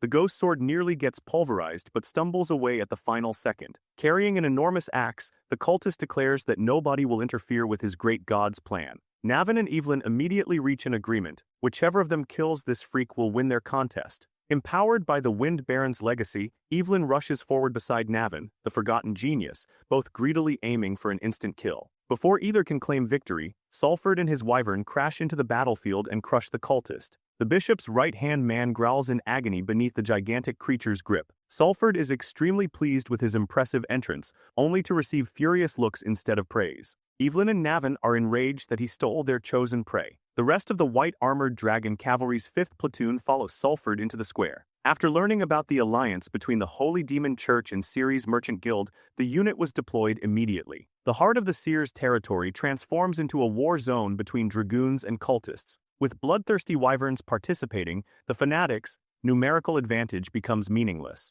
As his followers die by the dozens, the bishop continues praying for a new sun to rise beneath a blood-red sky and for the end of the world to begin. He preaches his twisted gospel while Cleve rests nearby and catches her breath. After finally being allowed to fight seriously, the Null Snow earned a short break. Without anyone noticing, she already crippled the bishop and drove the fool deeper into insanity. With the cavalry's arrival, only a few hours are required to eliminate the remaining filth and restore peace. Unfortunately, the warriors must then complete paperwork for all the citizens affected by the brief war. The same dragoons who heroically slaughtered cultists moments earlier would rather return to battle than endure this mind-numbing administrative torture. Practically everyone is miserable except Erika Lanka. Despite looking like a savage, she is remarkably organized. Hulkus also enjoys his assignment, which involves compensating citizens for damaged property. Evelyn is approaching her breaking point because every confused soldier keeps asking her for help. When she finally snaps, she sends her subordinates flying with a whirling storm. While the cavalry suffers through administration, Theo and Cleve compile the mountains of evidence recovered from the chapel. Everything is documented, from traces concerning Ragnar's relics to detailed preparations for treason. Recognizing Theo's indispensable contribution, Cleve becomes the first person to congratulate him on reaching the intermediate rank. She also insists that his talents would flourish within Black Snow. Theo awkwardly avoids responding to another recruitment attempt from the Black Dragons faction. Cleve then shares one more piece of good news. The operation to capture Eindhoven has already begun. Their previous ledger was judged sufficient to authorize a direct hunt. Black Snow's elite arrest team is moving toward the capital. Before Theo and Cleve can celebrate, a messenger rushes into the temporary camp with an urgent update. The arrest squad received a brutal surprise because Eindhoven had concealed his true power. With no reason left to remain in the shadows, the Sky Dragon has finally unleashed everything. Ed knows revealing all his cards at this stage is strategically unwise. Still, by stacking enough bodies along his escape route, he can significantly weaken Black Snow. He sarcastically congratulates Theo Ragnar for forcing him into such a desperate position.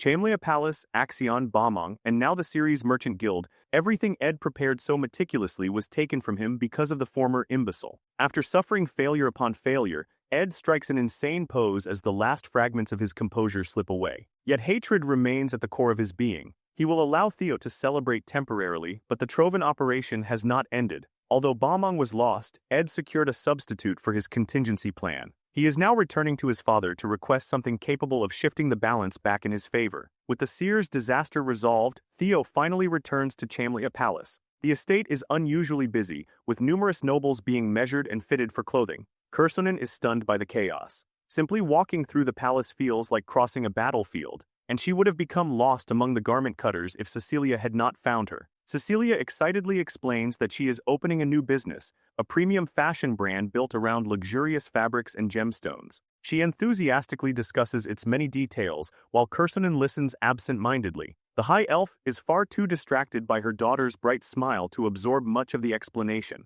Cecilia's happiness makes her appear more beautiful than any jewel inside the estate. Kursonen actually came to deliver information personally after hearing rumors concerning Rose Palace. Cecilia's anxious thoughts immediately leap to the worst possibility, and she asks whether Theo is safe. Watching her daughter transform from joyful to terrified breaks Kursonen's heart, so she quickly explains that the news is the complete opposite of bad. Amal, that vile woman, has been found dead alongside her entire camp. Their severed heads now decorate the walls of Rose Palace. The revelation lifts an enormous burden from Cecilia's shoulders. She is more than relieved that the nightmare has finally ended. Although she never showed it, every waking moment under Amal's threat felt like walking across sharpened blades. Cecilia was framed, blamed, threatened, and subjected to repeated assassination attempts because of that woman. She could not ask anyone for help because she feared Theo would become involved. With the rotten mistress dead, Cecilia's long suffering is finally over. While Theo Ragnar remains in recovery, the world's political landscape changes dramatically through blood and death. Heads roll, and strongholds are painted crimson.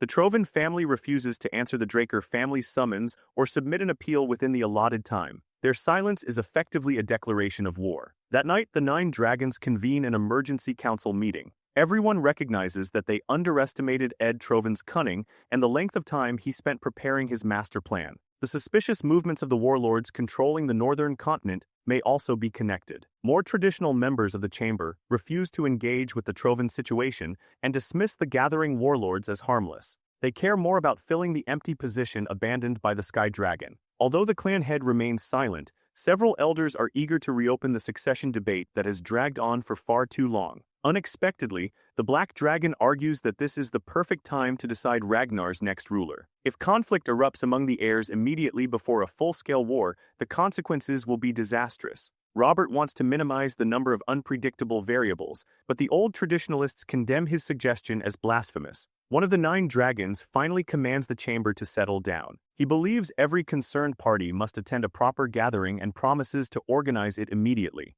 A suitable upcoming event may provide the perfect opportunity to explore the issue. Once they witness the situation personally, the council can decide which problem deserves priority. Meanwhile, Theo has isolated himself inside Rodebrook's lair. He continues recovering after being thoroughly overwhelmed by his father while sharpening his sword away from outside distractions. The marks of Kyle's brutal test remain visible, yet Theo is physically stronger than ever. His movements are crisp, rapid, and exact as he extinguishes a carefully arranged formation of candles. Physically, Theo has become as sharp as his relic blade. Mentally, he is struggling. The same voices that drove his grandfather mad repeatedly invade his thoughts, urging him to kill everyone and seize everything. They tempt him toward his most primitive desires and demand that he cut down anyone obstructing his path. After finishing this nearly schizophrenic training session, Theo somehow finds the nerve to admire his flawless physique. He is built like a dragon-slaying supermodel. The moment he sets his sword aside, a familiar voice asks whether the intrusive whispers have begun weighing heavily upon him. Guardian Dragon Rodebrook appears and reflects on the lingering resentment of the Mad Dragon Emperor. Knowing he can trust his dragon partner, Theo admits that the intrusive voices remain troublesome, even though considerable time has passed since he received the Heart Sword. The grudge continues interfering with his mind. It has not reached an unbearable level, but anything originating from the Mad Dragon Emperor deserves serious concern. The situation is not entirely negative. Through the lingering resentment, Theo briefly glimpsed the Emperor's realm. Rodebrook understands the danger better than anyone and could never forget that man's name because he was the person who stole her heart. She already shared that story with Theo, making his father's behavior even more confusing. Why would Kyle spare Theo and then bestow such a weapon upon him? Sensing Theo becoming impatient again, Rodebrook advises him to slow down. Rushing recklessly will only bring him face to face with something far beyond his current ability, just as it did before. They still have time. Thanks to the High Priest's immediate treatment, Theo's severed arm was reattached without complications. Rodebrook personally conducts an extremely close and thorough examination to make certain the procedure succeeded. Once satisfied with the checkup, Rodebrook sends Theo away for the day because she senses someone else searching for him. Before he leaves, she sternly warns him to stop destroying her nest whenever he visits to practice with his sword. Theo creates the mess, and Roadbrook is always forced to clean it. That pattern has practically become their routine. As soon as Theo returns to Chamlea Palace, he encounters a familiar person he has not seen in some time. The visitor is one of his greatest admirers, Sybil Drea, who excitedly hand-delivers an important invitation. According to the letter, Daffodil Palace has invited Theo Ragnar to a banquet celebrating Lady Ray Ragnar's 18th birthday. Sybil finds the event strange. Holding a grand birthday celebration while war threatens the clan seems painfully out of touch, especially since rumors suggest this will be an extravagant affair. Theo interprets the timing differently. The gathering must be grand precisely because Ragnar is entering a period of turmoil. The Troven's betrayal shattered the clan's internal balance. Instead of Axion, whom the Sky Dragon carefully groomed, Theo seized the position of sixth successor. Worse still, one of the 9 dragons deceived the entire clan through his treason, leaving a major power vacuum within the council. This banquet is not a simple evening of birthday merriment. It is a performance designed to show outside factions that Ragnar remains powerful and completely unshaken. The celebration will also provide a stage where the successors and their supporters can evaluate one another. Sybil is amazed by his young lord's discernment and becomes thrilled that his idol will occupy center stage during such an important event. If Ragnar's elders are eager to examine what Theo can do, he will gladly give them a memorable show. Daffodil Palace possesses a cold, striking beauty at this time of year. Its enormous banquet hall contains representatives from practically every affluent family connected to Ragnar. Nobles drink expensive wine, eat elaborate food, and converse with their peers. The moment the newest heir enters, every person stops sipping, chewing, and gossiping. Young Lord Theo Ragnar commands the entire room's attention through his dark winter attire and sharpened gaze. His appearance is immaculate. Theo surveys the hall and confirms that everyone is watching. Naturally, the guests understand that Ray's birthday is merely a pretext.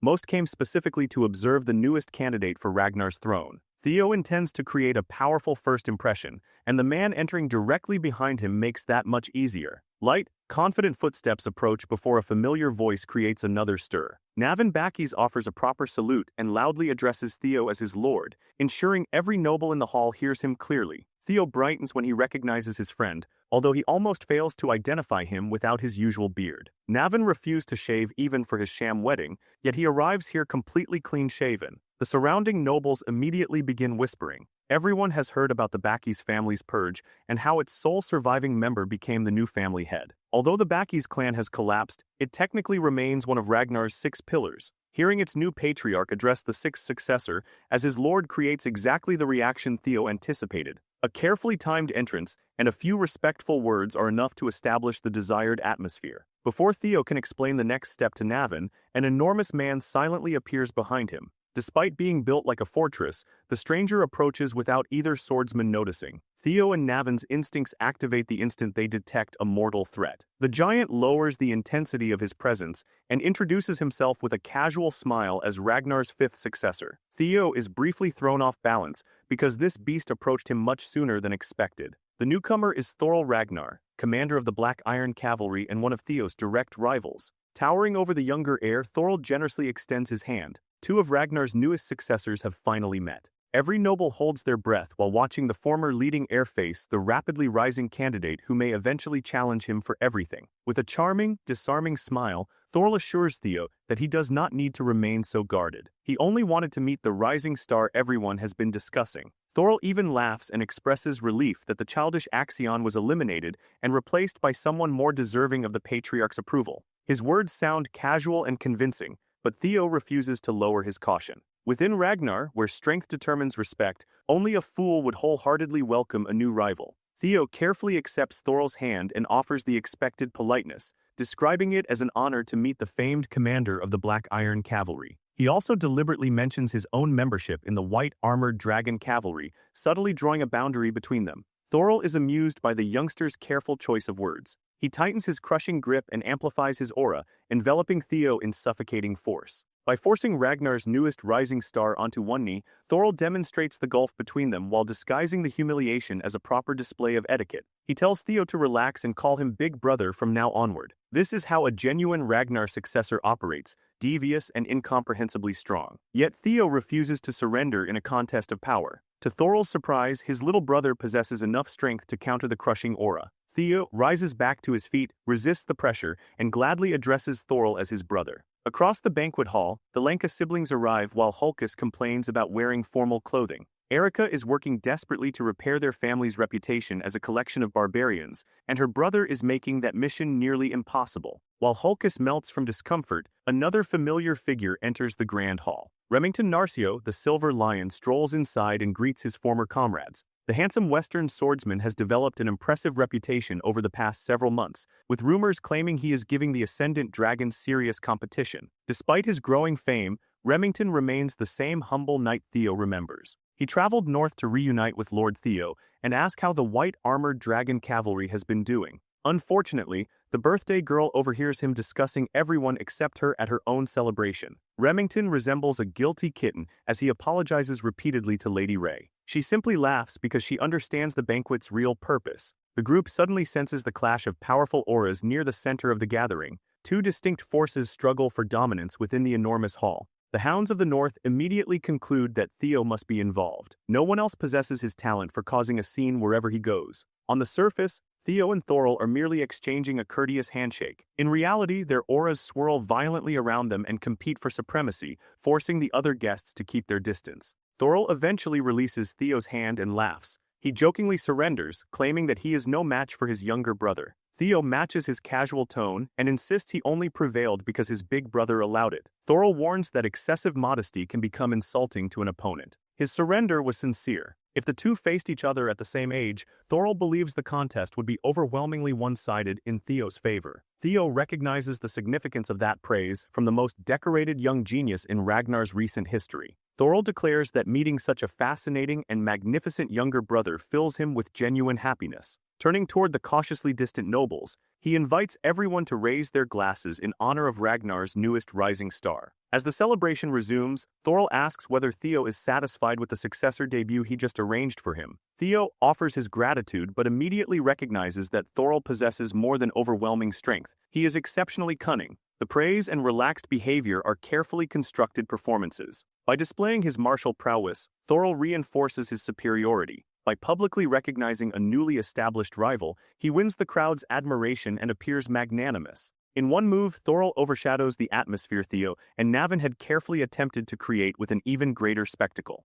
With one carefully staged interaction, Thorol effortlessly shifts public opinion in his favor. He may resemble an oversized bodybuilder with an approachable personality, but beneath that sociable exterior is a ruthless successor, capable of viewing the struggle for Ragnar's throne from multiple angles. After finishing the subtle contest with his older brother, Theo rejoins his batchmates. They drink wine, exchange stories, and laugh throughout the night. Unknown to Theo, numerous eligible noblewomen have just moved him to the top of their preferred bachelor lists. While everyone enjoys the celebration, an elderly man watches from upstairs and quietly seethes. The elder dragon had hoped Theo's supposedly uncivilized behavior would provide an excuse to expel the half-blood. If that clueless fool Thorol had not interfered, the elder could have hijacked the banquet and turned it into a platform for his own agenda. He cannot tolerate a mere bastard disrupting Ragnar's hierarchy and internal affairs however he pleases. Unable to attack the biggest target in the room, the bored fossil searches for someone more vulnerable. His gaze eventually settles upon Captain Evelyn Naravel, who is drinking and enjoying herself with her fellow soldiers. The elder dragon believes he alone should decide who is worthy of attending such noble gatherings. For tonight, Evelyn has abandoned her usual armor and worn a stunning dress that emphasizes her beauty. Her comrades shower her with compliments because they almost never see their captain outside her uniform. Evelyn is completely unused to being called cute, and every instinct urges her to escape the dress and put her armor back on. Still, tonight was supposed to be an opportunity to relax and celebrate. That peaceful moment ends when someone throws an entire glass of wine over Evelyn's head. The liquid soaks her dress and stains her skin. Hearing the hateful voice behind the act causes deeply buried trauma to rise immediately. The elder dragon approaches her as if he owns Daffodil Palace itself. Evelyn begins trembling uncontrollably, fear taking hold before she can stop it. The old bastard asks where Evelyn found the courage to crawl out of her hole and mingle with noble society. One of her comrades bravely defends her captain, arguing that even a member of the 9 Dragons has no right to subject another person to such inhuman treatment. Evelyn restrains Aaron before she does something she may regret. For Aaron's own safety, they cannot recklessly provoke one of Ragnar's highest-ranking officials. Evelyn desperately suppresses both her anger and fear, but every emotion is visible across her wine-soaked face. Aaron has never seen the captain this terrified and cannot imagine what occurred between her and the elder. The elder dragon towers above the women and reminds Evelyn that he warned her never to appear before him again. Then his hateful gaze catches the metallic shine hidden beneath her ornate scarf. Without hesitation, Wolfgang grabs Evelyn's prosthetic arm and tears it apart. He casually destroys the thoughtful gift Theo gave her and tosses the broken metal away like garbage. Calling it a worthless toy attached to useless flesh, the elder declares that trash should behave like trash and remain crushed beneath everyone else's feet. Wolfgang gives Evelyn one final warning: leave immediately or be torn to pieces. Unwilling to create more trouble, she swallows the humiliation and flees. Watching her run like a terrified child amuses the elder dragon, who jokes that the disgusting smell is finally disappearing. Aaron threatens to report his abuse to the Office of Law, but the elder merely looks at her as though she has lost her mind. If Aaron wants to report him, she is free to try. Following that route will only teach her what Ragnar's survival of the fittest philosophy truly means. Evelyn runs as though her life depends upon it. Her past has resurfaced, and she hates herself for believing she could comfortably enjoy an evening with her comrades. She worked relentlessly to overcome the trauma inflicted upon her as a powerless child, yet one encounter with that man destroyed years of progress. The warrior hailed as the elder dragon used to beat her mercilessly whenever she dared to call him father. Evelyn never understood why she was being punished. She was only a child seeking acknowledgement. Now she feels as though nothing has changed, because beneath the strength and rank she acquired, that terrified and confused little girl still remains. Tears obscure Evelyn's vision as she runs, preventing her from noticing someone standing directly in her path. Julius is puzzled to see her fleeing away from the banquet hall. The moment Evelyn recognizes a familiar, trusted face, her remaining composure collapses. She stops before the demon dragon and finally breaks down. Inside the banquet hall, Theo and the others continue drinking and sharing stories, completely unaware that Evelyn was humiliated. That ignorance ends when an old man's agonized scream tears through the celebration. The scream is immediately followed by the vicious sound of bones breaking and Wolfgang stammering insults against the captain of the white-armored dragon cavalry. Julius heard everything from Evelyn, and now the demon dragon is hunting for blood. When he releases Wolfgang's mangled arm, the elder dragon hurriedly retreats as his security detail arrives. Julius had already warned him that whatever harm Evelyn suffered would be returned to him. Wolfgang responds by framing the retaliation as a betrayal of Ragnar and labels Julius a dangerous criminal who must be arrested immediately. The demon dragon remains motionless as security officers surround him from every direction. With the Law Council involved, even the commander of the white-armored dragon cavalry should theoretically be vulnerable. The officers formally accuse him of injuring Elder Dragon and head counselor Wolfgang Ragnar, warning that the crime carries imprisonment. They would prefer Julius to cooperate peacefully. Julius has no intention of playing along. Seeing the smoldering rage in his eyes causes cold sweat to form across the Law Council leader's body. The demon dragon invokes the written oath sworn upon his sword during Ragnar's autumn. 4 years earlier, Julius stood before the elders resting on their ancient reputations and reached a binding agreement with them. Evelyn was untouchable. If Wolfgang refuses to honor that oath, Julius is free to seek revenge. Like everyone else, Theo approaches the disturbance and overhears what happened. None of this occurred during his previous life, proving that he has altered far too many variables. Theo already knows that Evelyn Narvel is Wolfgang Ragnar's illegitimate daughter. Such an impressive name is wasted on a man like Wolfgang. The elder worships pure blood above practically everything else, yet he still fathered an illegitimate child. Evelyn's existence contradicts every principle he publicly promotes, making her a living disgrace he desperately wanted hidden from the world. Wolfgang originally intended to remove her from the family permanently. Julius ruined that plan. Recognizing Evelyn's potential, he brought her into the white-armored dragon cavalry. She developed into a skilled warrior and capable leader, climbing rapidly until she commanded a unit of her own. As her reputation grew, Wolfgang became terrified that the truth surrounding her birth would become public. Ignoring the potential consequences, Wolfgang attempted to murder his own daughter while disguising the attack as an accident. His killing strike missed, but the blade severed Evelyn's left arm. She barely survived. Without that limb, she could no longer hold her dragon's reins and was forced into premature retirement. Evelyn spent the following years managing Training Ground 4, completely removed from noble affairs. Meeting Theo redirected her life toward glory. The chain of events producing tonight's confrontation is therefore a direct consequence of Theo's regression. If his actions caused this, then setting matters right should also become his responsibility. Stopping the situation from deteriorating will be difficult while Julius radiates such murderous intent. Wolfgang turns toward the nobles and attempts to win their support. He condemns Julius for insulting an elder who protected Ragnar for decades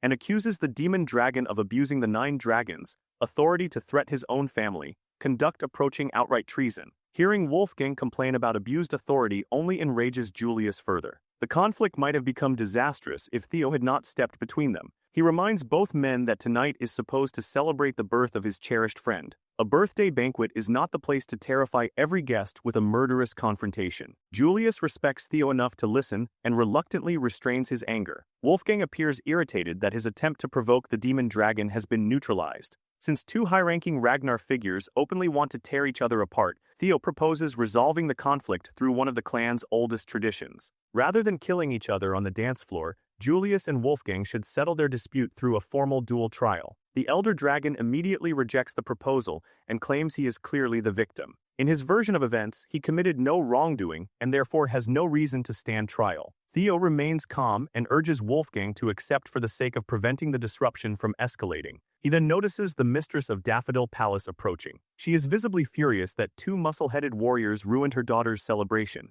Every step lowers the surrounding temperature and spreads ice across the floor. The newcomer is Neil Ragnar, the Ice Dragon, and no sane person wants her as an enemy. Wolfgang attempts to play the victim once again, but Neil orders him to shut his mouth. She has no interest in hearing excuses and even less patience for their petty squabble.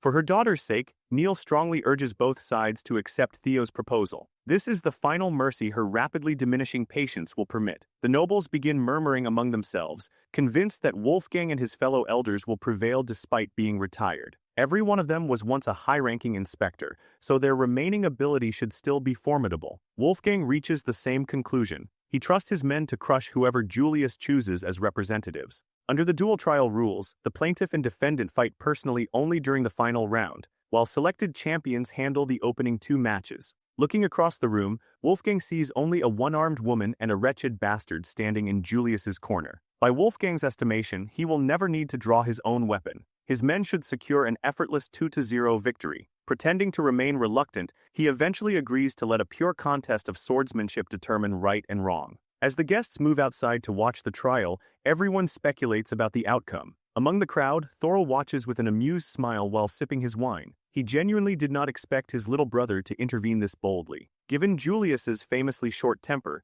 the confrontation was inevitably going to spiral out of control. Without Theo's mediation, the rage-baiting Elder Dragon could have weaponized Ragnar's corrupt legal system against Julius and destroyed him politically. In only a fleeting moment, Theo found a solution that diffused the approaching explosion while offering acceptable terms to both parties. Thor can already tell that whatever follows will be extremely entertaining. Everyone gathers outside Daffodil Palace and takes their seats around a snow-cleared arena. Under the Law Council's supervision, the dual trial officially begins. To preserve fairness, mana is prohibited. Every event occurring within the trial receives protection under Ragnar's laws. Both sides must swear that regardless of the outcome, any later retaliation will be punished. Lingering resentment after the judgment is forbidden. Julius and Wolfgang verbally accept every condition while glaring at one another. With the formalities completed, the first representatives are called forward. To everyone's surprise, Theo Ragnar confidently draws his blade and steps beneath the moonlight. His peers know he is a monster, yet they remain worried because his opponent looks exceptionally dangerous. Remington immediately recognizes the man as Wolfgang's aide, Gale Sword Beta. Among high-ranking inspectors, Beta is regarded as one of the finest in both technique and combat ability. Before sending him into the arena, Wolfgang offers a disturbing piece of advice. He gives his loyal aide permission to use a killing blow without restraint. Beta is reasonably hesitant to slaughter an official candidate for Ragnar's throne, but the Elder Dragon assures him that the duel rules will absolve any supposed accident. If Beta cannot kill Theo, Wolfgang wants him to bring back at least one of the young man's arms as a souvenir. While the opposing side makes its murderous preparations, Theo waits calmly in his corner. Julius has regained some composure and feels guilty about dragging such a promising young man into his personal conflict. Earlier, the commander apologized for behaving recklessly and repeatedly asked whether this was genuinely the correct solution. Theo merely told him to trust the process. Through this duel, he intends to settle a long-standing grievance while stealing a little more attention for himself. Once both representatives are ready, the Law Council referee blows the whistle. Beta begins cautiously and assumes a stationary defensive stance. Theo takes the opposite approach, charging forward with a flashy opening. Seeing the youngster advance, Beta meets him head-on. Their blades collide with roughly equal physical force. Since mana is forbidden, both fighters must depend entirely upon their bodies and swordsmanship. Sparks burst from the impact, sending Theo and Beta flying in opposite directions. The instant they recover their footing, both use flash steps and collide again. Countless exchanges follow, moving too quickly for ordinary eyes to track. The audience sees little beyond repeated flashes created by steel striking steel. Despite his unfortunate name, Beta is an exceptionally competent swordsman. His physical strength remains practically equal to Theo's. More surprising to Wolfgang's aid is his inability to locate any opening in the young man's defense. These are only probing exchanges, yet a teenager is matching an experienced veteran without difficulty. Theo unquestionably possesses the ability expected from a successor candidate. Experience still belongs to Beta, and he intends to exploit the terrain. Kicking loose dirt and stones into the air, he briefly obscures Theo's vision. That fraction of a second should be enough to deliver a fatal strike. Beta feels proud of relying upon genuine battlefield knowledge and decides to preserve the successor's dignity by making the death painless. A clean decapitation should be sufficient. As Beta's blade approaches his neck, Theo accelerates and bends backward with a taunting smile. He deliberately created the opening because he knew Beta would underestimate his combat experience, and the fool swallowed the bait. With Beta's arm overextended from the failed killing strike, Theo has complete freedom to counter. At the final instant, Beta forces every muscle in his body to evade. He then notices something troubling. Theo intentionally stopped his attack. Why would the rising star refuse such an effortless kill? Theo would have finished him immediately under normal circumstances, but the voices inside his mind have returned at the worst possible moment. They urge Theo to murder everyone who mocked and abandoned him. Thoughts of indiscriminate slaughter flood his mind, clouding both his vision and judgment with violent desire. Beta notices the strange behavior but hesitates to attack. Theo already tricked him once with a false opening, and this may be another deliberate trap. The possibility offends Beta. No youngster should underestimate an experienced inspector this severely, and a veteran never falls for the same trick twice. Filled with confidence, Beta rushes forward with genuine killing intent. Theo raises his weapon and blocks the attack effortlessly. He then addresses the voices aloud and silences them through sheer will. If the lingering grudges demand murder, Theo can provide plenty of bloodshed without their irritating whispers. He abruptly increases his speed and unleashes a chaotic barrage of counterattacks. The slashes sever one of Beta's arms. Bleeding, panicking, and overwhelmed by pain, the inspector desperately attempts to protect his remaining body parts. Using his surviving arm, Beta brute forces his way out of the corner. Theo treats the veteran's final resistance like a joke and sends him hurtling from the arena. The spectators on the opposite side would have become collateral damage if Neil had not created an icy barrier to protect them. Feeling the force of Theo's attack, the ice dragon quietly praises his extraordinary power and talent. Even without mana, Theo destroyed the arena with a single slash. Beta lies unconscious and armless inside a crater with half his clothing completely erased. The man was thoroughly cooked. One glance is enough for the Law Council referee to stop the match. Theo Ragnar is declared the undisputed winner of the Duel Trials opening round. The crowd erupts, but Theo continues struggling against his growing desire to kill. Fortunately, he regains control before those impulses overwhelm him. The grudge feels much stronger than usual today, almost as though a greater presence is guiding him towards some unknown destination. Theo only accessed that overwhelming power after willingly surrendering himself to the strange sensation. Entrusting himself to resentment from the past is undeniably dangerous. If Theo learns to control it, however, the power could become an enormous advantage. He may be capable of doubling his strength whenever he chooses. After the debris is removed and the arena receives temporary repairs, preparations for the second round begin. Both sides are asked to send out their next representatives. Theo unexpectedly approaches his corner and announces that the defense will exercise its right to consecutive battles. The referee accepts him as Julius's representative for round 2. Wolfgang interprets the choice as extraordinary arrogance and responds by selecting his most trusted warrior. The next opponent is Paige Grayson, the Sword of Mystics and former Swordmaster of Dragon Gate. The Lanka siblings become wildly excited upon seeing an elderly man carry such an absurdly enormous sword without mana. Remington, seated beside them, feels his anxiety reach an entirely different level, but the siblings tell him to relax. The Silver Lion explains why this opponent is different. During the opening round, Wolfgang sent a high-ranking inspector partly to preserve appearances. Paige Grayson is a famous elder in his own right. Anyone with common sense can recognize that Wolfgang's side now intends to kill Lord Theo without fail. Even so, the devastation from Theo's previous battle makes it difficult for the others to imagine him losing. The referee blows the whistle to begin round 2. Theo politely raises one hand. Rather than waste his energy crossing swords with another old man, he waves the white flag and immediately forfeits.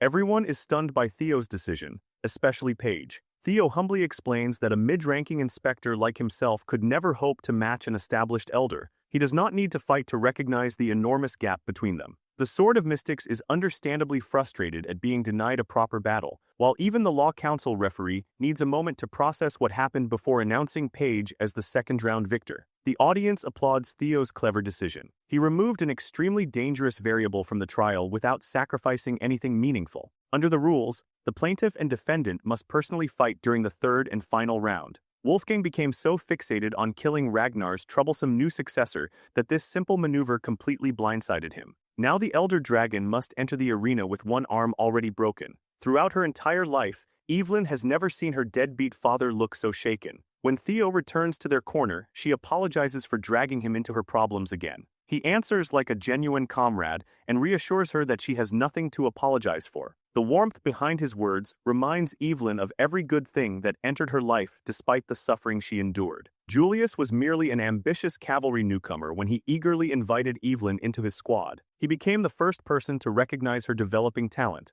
Even after she lost her arm, the demon dragon remained her friend and repeatedly promised that she could still make a comeback. Then Evelyn met the charismatic young lord who completely redirected a life she believed had reached a dead end. She pledged herself as Theo's sword and discovered a new purpose. Lord Theo gave her enough courage to pursue the wishes she suppressed for years. Evelyn's past may be filled with pain, but she now has people who genuinely value her. How can she remain trapped in old trauma when these extraordinary people believe in her so wholeheartedly? Perhaps the time has finally come to slay the villain haunting her life. Before Julius can enter the arena as the defense's final fighter, Evelyn speaks up. She is tired of living as a victim and intends to seize control of her fate with her own hand. The Law Council referee calls the plaintiff and defendant forward for the dual trial's final round. Despite his broken arm resting in a sling, Wolfgang Ragnar still appears menacing as he strides into the ring. Internally, Wolfgang curses the calculating successor who cornered him and left his reputation beyond recovery. He has accepted that Julius will probably kill him, but remains determined to take at least one arm in return. Cutting off limbs seems to be his favorite activity. After discussing the matter with the referee, the defense receives permission to substitute its third-round participant. Wearing a form-fitting dress and carrying a rapier, the one-armed captain confidently enters the arena. The moment Wolfgang sees his illegitimate crippled daughter approaching, he erupts into mocking laughter and asks whether she intends to beg him for mercy again. His weak insults accomplish nothing. Evelyn calmly raises her rapier and keeps her gaze fixed upon the disgusting man before her. She needs only one word to drive Wolfgang into a frenzy: father. The audience is floored when Evelyn speaks the forbidden title. Nobody knew about the relationship between the Elder Dragon and Evelyn Naravel. Rumors concerning Wolfgang's illegitimate child existed, but most people dismissed them as meaningless gossip. Panicking, Wolfgang attempts to portray Evelyn as a madwoman spouting nonsense. Seeing how intensely the word affects him makes her wish she used it much sooner. Evelyn publicly reveals every act of abuse she suffered at his hands. She recounts how he nearly beat her to death when she was a little girl and later attempted to kill her again after she rose through the white-armored dragon cavalry's ranks. Wolfgang wanted to protect his own image. Rage overwhelms him, and his true nature finally emerges. He declares that, as a respected elder of House Ragnar, he possessed every right to erase the shameful parts of his history. Evelyn provoked him so effectively that he practically confesses to his crimes before the entire noble audience. The watching nobles feel sympathy for Evelyn and disgust toward Wolfgang. The same elder who constantly lectured others about pure blood had secretly fathered a child outside his accepted family. Those familiar with his disgraceful behavior remain quiet. They warned Wolfgang long ago that his actions would eventually catch up with him. Now the elder knows his reputation has been permanently stained. Julius and Theo observe the drama from the sidelines. The demon dragon still wants to fight in Evelyn's place and spare her further suffering, but Theo insists that she must resolve this wound herself. The whistle sounds, and Evelyn immediately launches an aggressive offense. With both fighters missing the use of one arm, their physical disadvantage is relatively equal. Evelyn has lived with her handicap much longer, allowing her to dictate the battle's rhythm while Wolfgang focuses on defense. Once the correct moment arrives, she finally reveals her new weapon. As a veteran of countless battlefields, Julius immediately recognizes the change in her stance and the surrounding atmosphere. Evelyn activates the Wind Thunder God technique known as Dohart. Through pure swordsmanship, Evelyn literally creates a storm. The older spectators vaguely recognize the legendary Sword of Windstorm, despite believing the art had been lost. None can understand how Evelyn acquired and mastered such a technique. The Wind Thunder God's legacy fully deserves its name. Standing at the center, Evelyn moves like the eye of a violent cyclone. She blocks Wolfgang's weapon while continuously driving him backward. It is extremely rare to see someone so young contend evenly with one of Ragnar's leading veteran swordsmen. Theo watches with delight. Since the dual trial prohibits mana, refined technique is free to shine without being overwhelmed by raw magical reserves. More importantly, Wolfgang is a fraud carried by his pure-blooded foundation. Once that advantage is removed, he is mediocre at best. Suffocated by Evelyn's continuous aggression, the Elder Dragon eventually brute forces his way out of the corner. Despite being a bum, Wolfgang still spent years as one of the family's premier fighters and can swing a sword with tremendous raw force. After creating an opening, Wolfgang rushes Evelyn and attempts to overpower her physically. Believing he has overcome her greatest technique, his confidence returns and so does his hateful mockery. He promises to beat Evelyn until she begs for mercy and finally comes to her senses. She has heard enough. Unlike the helpless child she once was, Evelyn now possesses the strength to answer him. If Wolfgang wants a contest of raw power, she will defeat him by his own standard. As a child, Evelyn regarded her monstrous father as her entire world and feared him more than anything. Now she has dependable people beside her, friends she trusts and comrades who believe in her completely. Those old thoughts no longer control her. Evelyn is not the little girl desperately clinging to an abusive parent. She is a grown woman with complete ownership of her life, and enough power to cut down the bastard who turned it into hell. The weak child who was beaten and rejected has become a warrior capable of defeating the monster sharing her blood. The nobles watching this cathartic battle are moved by Evelyn Nareville's resolve. The bout concludes with her severing one of Wolfgang's arms, and the referee declares her the final round winner. Even after losing fairly, Wolfgang refuses to accept the result. He prepares to attack her with his full power but is instantly restrained by ice. Lady Neil acted before Wolfgang could violate the verdict. The ice dragon berates him for disgracing the 9 dragons and behaving completely outside his authority. When the referee announces Evelyn's name, the reality of her victory finally settles in. Under the dual trial agreement, the defense receives a verdict of not guilty. As Evelyn walks back toward her corner, the weight she carried throughout her life finally leaves her shoulders. Evelyn Narville is free. Julius and Theo welcome their comrade with unmistakable pride. At last, she can flourish without the fear that held her back for so many years.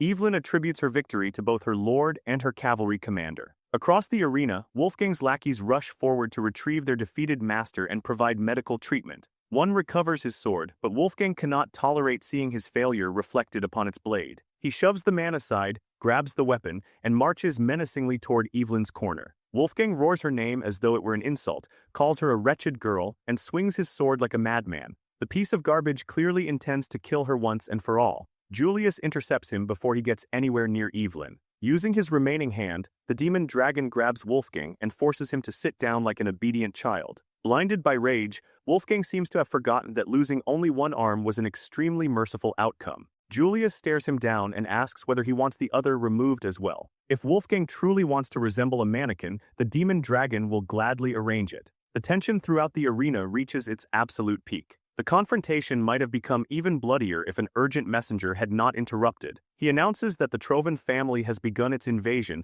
and orders everyone to return to their assigned posts immediately. Julius clicks his tongue in frustration. The timing could not possibly have been worse.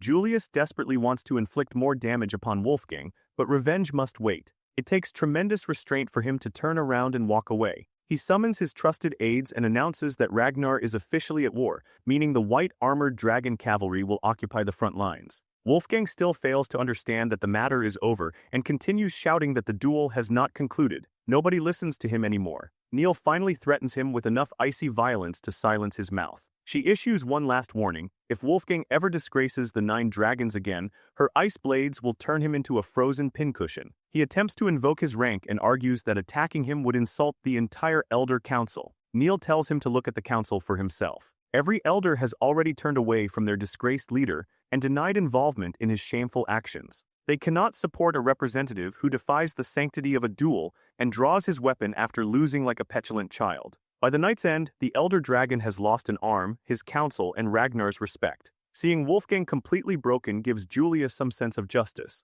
The sight of a greedy old man losing everything is a satisfying conclusion, even if the demon dragon never got to finish him personally. While Ragnar's leaders occupy themselves with political conflict, Ed Trovan continues moving like a true villain. His forces have seized the central plateau and are rapidly approaching Castle Harmon. Reports indicate that Ragnar's armies, including the Lord's cavalry and the private troops of the 6 Pillars, are preparing to confront them at those locations. Ed laughs because the ancient fools are reacting exactly as he predicted. This war is only one piece of a much larger operation. While Ragnar focuses its military strength on the plateau, the Trovans will freely consume their real objective. Every piece is finally positioned for Ed's wicked takeover. Elsewhere, the Bakki's family territory appears strangely quiet. One of the 6 pillars underwent a drastic transformation after the Seers Guild disaster. Guards stationed along the walls quietly gossip about the new head of their house. Since assuming control, Lord Navin has supposedly done nothing but isolate himself and drink. During such unstable times, his people question whether he deserves the title of family head. One experienced guard argues that with the former family imprisoned, the territory inherited little except massive debt. A lord cannot accomplish much when even the knights and vassals who serve the Bakki's family for generations have abandoned their positions. Under those circumstances, Navin drowning himself in alcohol every day seems understandable. Being free to waste away is practically a blessing. Ragnar recently sent reinforcements to compensate for the territory's manpower shortage, but those soldiers appear equally worthless. Like the new patriarch, they spend every day drinking instead of working. The reinforcement captain is Sybil Drea, accompanied by Ayad Nalen and several other Theo fanatics. They are assigned to guard the territory at night, yet every evening ends with them apparently unconscious in the streets. Their deployment seems less like genuine support and more like Ragnar's main family telling unwanted soldiers to disappear. One guard listening to this depressing assessment looks slightly too pleased. Once the sun sets, he leaves the territory and reports to a suspicious contact. According to him, morale inside has already collapsed, making their operation an automatic success. More hooded figures emerge from the darkness and begin marching toward the Bakki's stronghold. They have heard enough. Given the fallen household's current state, completing their mission should require almost no time. As expected, Captain Sybil is supposedly unconscious at his post, with a bottle still clutched in his hand. A hooded infiltrator creeps closer and flourishes a knife, cursing the drunken fool for sleeping during guard duty. The attacker aims directly at Sybil's head and drives the blade downward with perfect precision. Elsewhere, Commander Julius has just received an equally unexpected development. Theo is requesting permission to invoke his independent operational rights as an intermediate inspector. The demon dragon immediately rejects the unreasonable proposal. During wartime, organized military operations take priority over individual privileges. Julius cannot create an exception even for a successor candidate. Theo insists that his request directly supports Ragnar's war effort and presents documents proving his reasoning. Skimming their contents leaves Julius wide-eyed with shock. Theo explains that the Trovans' obvious invasion points, Castle Harmon and the Central Highlands, are elaborate distractions. He is certain that their actual objectives are the floating archipelago and the compromised Bakki's territory. The reports accompanying his theory are compelling enough for Julius to recognize that Theo's assessment is logically sound. The Black Skull Bandits' behavior during the Seers hostage incident already demonstrated their connection to the Trovan family. Theo adds that Black Skull began as a maritime league operating from the floating archipelago, the trade hub through which the Empire's gold once flowed. That history explains how the Trovans acquired seemingly limitless funding for their war. Because of the archipelago's geographic position, allowing the Trovans to control it would eventually create a direct threat against Ragnar territory. Theo therefore proposes urgently fortifying the neglected Bakki's region. The problem is manpower. Even if Theo's calculations are flawless, the Trovans genuinely deployed enough soldiers around Castle Harmon and the Central Highlands to wage a full-scale war. Ragnar has already committed its available forces to counter that immediate threat, leaving no soldiers to spare. Yet ignoring the truly strategic locations would be equally dangerous. That is why Theo requests independent command authority. He will personally oversee the reinforcement of Bakki's territory and investigate the floating archipelago. Doing so will expose the financial artery sustaining the Trovan war machine. Given several hand-picked soldiers and a small amount of time, Theo believes he can influence the war far more directly. Julius is astonished by the young man's strategic thinking. A plan this bold and relevant to the conflict deserves approval, especially when Ragnar must use every available option. Even while granting permission, Julius warns Theo not to overextend himself. After the young lord leaves headquarters, the demon dragon wonders how he reconstructed the conspiracy independently. Theo somehow acquired highly classified intelligence. Ordinarily, sharing it with an expert such as the Black Dragon would have been the more logical decision. Instead, Theo reported exclusively to his commander. That means he wants to conceal this operation and retain enough freedom to execute it personally. Julius also suspects that Theo requested authorization only as a formality. By his estimation, the boy set his plan into motion long before arriving at headquarters, and that conclusion is completely correct. Theo's forces are already stationed throughout Bakki's territory. That night they abandon their drunken disguise and confront the infiltrators. Captain Sybil drops the act and catches the hooded attacker completely off guard. When his bottle flies through the air and spills, the invader smells orange juice rather than alcohol. Sybil is completely sober and has never consumed alcohol in the first place. After spending days pretending to be an intoxicated idiot, he can finally stretch his body and swing his sword properly. Without surprise on his side, a Trovan infiltrator cannot match someone who trained directly with Lord Theo. Sybil's unit easily eliminates the enemy vanguard. Their next objective is lighting the warning beacon. None of these men expected their first genuine deployment to involve killing Trovan operatives. During the blooming ceremony, such an assignment would have been unimaginable. As Sybil attempts to ignite the signal, the infiltrator he previously gutted suddenly moves after patiently pretending to be dead. The squad is caught off guard, and Sybil nearly loses his life. A blade appears from nowhere and cleanly removes the deceptive operative's head. The rescuer is Navin himself, who immediately reprimands the young soldiers for lowering their guard. If one of them were injured, how could he possibly face Lord Theo afterward? Recognizing his mistake, Sybil straightens and respectfully salutes the Baki's family head. Navin tells him to relax. If they genuinely want an opportunity to rest, however, they must first complete their lord's instructions. Smiling, Sybil resumes lighting the beacon. Navin finds himself enjoying the presence of Theo's followers because their personalities suit him. Once the Baki's walls illuminate, crossbowmen line the battlements and await the next enemy wave. Navin casually monitors the battlefield from the castle's highest point. Just as his lord predicted, enemies begin crawling toward them that night. Theo's ability to anticipate the Trovan's movements in such terrifying detail leaves Navin amazed. The man is simply built differently. The beacon exposes the Trovan infiltrators, and Sybil roars the order to defend Baki's castle at all costs. As the hooded invaders climb the towering walls, thousands of arrows rain down upon them. The assault becomes a bloodbath. By the time Theo reaches the castle aboard Umbra, his vapor wyvern, the battle is already raging. He arrives just in time to witness his men proving themselves in real combat.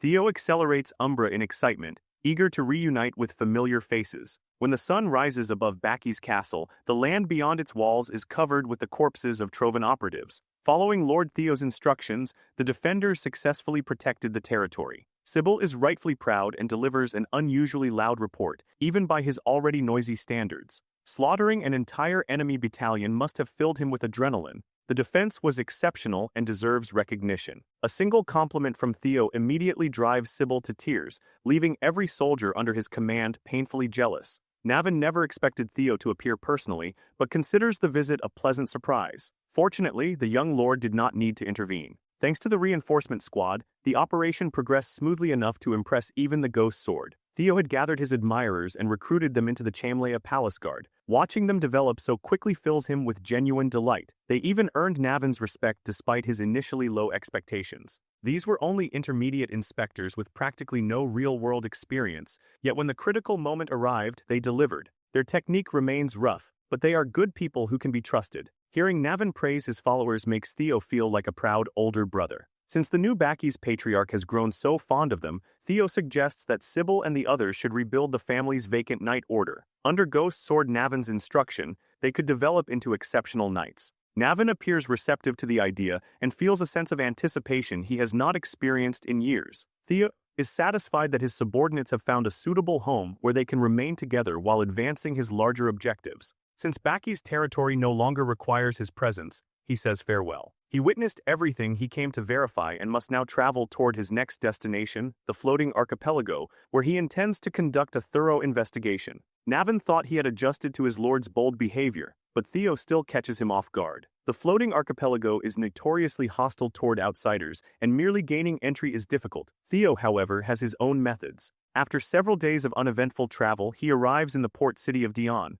Wearing a hood to avoid attracting attention, he heads directly toward a pub. Trouble finds him before he can even enter. A man twice Theo's size deliberately slams into him and immediately becomes aggressive. Theo maintains his composure while delivering a subtle insult, then grabs a mug of alcohol and smashes it across the brute's head. The entire pub erupts with excitement as patrons crowd around to watch the fight. The staff continues serving customers as though nothing unusual is happening, proving that violence is commonplace here. At the end of the pub's hallway, behind a separate door, lies a clean and carefully maintained office. The establishment's owner listens as one of his subordinates delivers a troubling report. Recently, their family has been pressured to provide the Trovans with regular shipments of gunpowder and steel. These supplies will supposedly count as rental payments for the Dragon Slayer sword. Antonio Spanola, heir to the Spanola family, is understandably furious. The Trovans worded their message like a polite request, but everyone recognizes it as a bloody threat. The Trovans stole the Dragon Slayer sword and are now offering to lend it back to its original owners in exchange for priceless resources. Antonio barely wants to acknowledge such an insulting arrangement. Unfortunately, his people have no meaningful choice. Without the legendary sword, the floating archipelago will sink. If they had never lost it, they would not be trapped beneath exploitative overlords. Antonio struggles with the possibility that no hope remains for his homeland. The rowdy commotion outside then reaches his closed office. Already furious about being exploited, he kicks open the door and orders the patrons to keep quiet. If they want a drink, they can do so without destroying his establishment. Beneath his hood, Theo smirks because the person he came to meet has finally appeared. Theo only needed to create enough noise to draw Antonio out. This man will become essential to the next stage of his plan. After being escorted into the pub's alcohol storage room for causing trouble, Theo immediately reveals that he wants passage to the floating archipelago. He offers to join Antonio's ship as a combatant. Sea monster appearances have increased along the route, so Theo claims he can provide protection with his sword. He already demonstrated his ability during the fight upstairs and knows the Spanola family is suffering from a manpower shortage.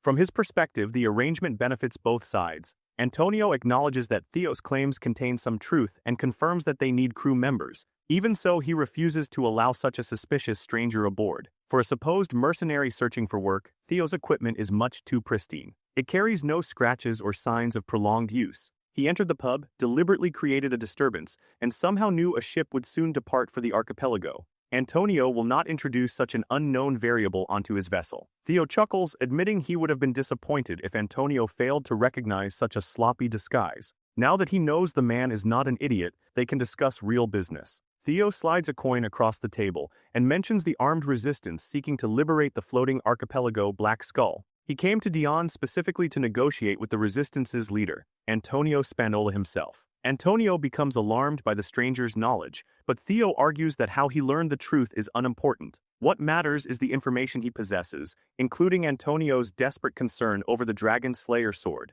The instant Theo names the blade, Antonio accuses him of being a Trovan dog. Theo laughs and advises the businessman to maintain his composure. Antonio reins in his hostility. When his security detail checks the room after hearing the disturbance, he waves them away. Theo then implies that Bomong is currently in his possession. Antonio dismisses the claim as ridiculous. As far as he knows, the Trovans keep the weapon under impenetrable security. Theo points out one major flaw in that belief: the Trovans merely claimed to possess the sword. They never produced concrete evidence or displayed the weapon they were supposedly holding for ransom. Antonio realizes that fear for his homeland may have clouded his judgment. Since he has nothing left to lose, he decides to hear the stranger out. After calming himself and sitting down, he listens as Theo introduces the legend surrounding the infamous floating archipelago. The story begins with a hero named Kriemhild, a figure deeply important to Antonio. He even keeps a book containing the legend inside his desk. According to the tale, Kriemhild drove his sword into the skull of the sea dragon that terrorized the vast ocean and sealed the creature beneath the waves.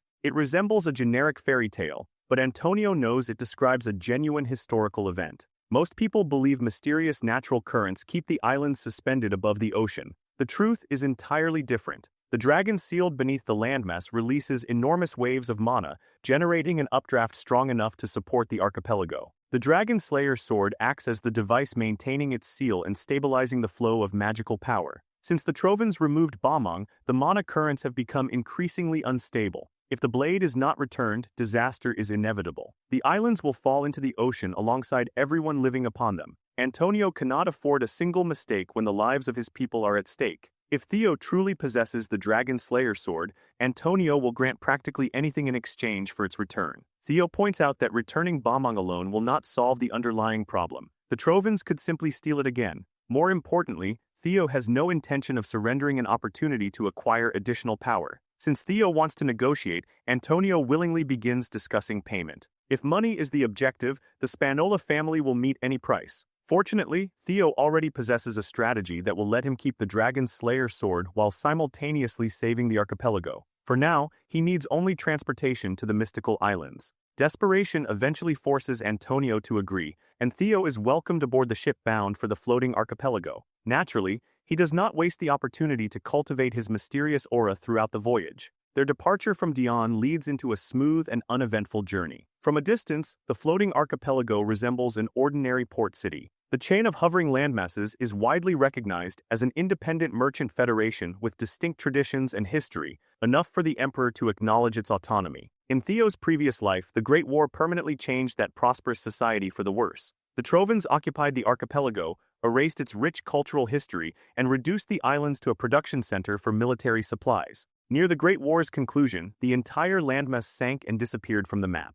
For both Ragnar's interests and the archipelago's people, Theo is determined to remove those dogs before history repeats itself. Antonio received Theo's promise that his homeland would survive, but still cannot trust him completely. The proposed solution sounds absurd, particularly the suggestion that they move the entire archipelago. Theo confidently assures the nervous businessman that the strategy is feasible. The sea dragon sealed beneath the islands is another guardian protecting an ancient dragon relic. Before beginning the voyage, Theo had already consulted his own guardians about the dragon slayer sword.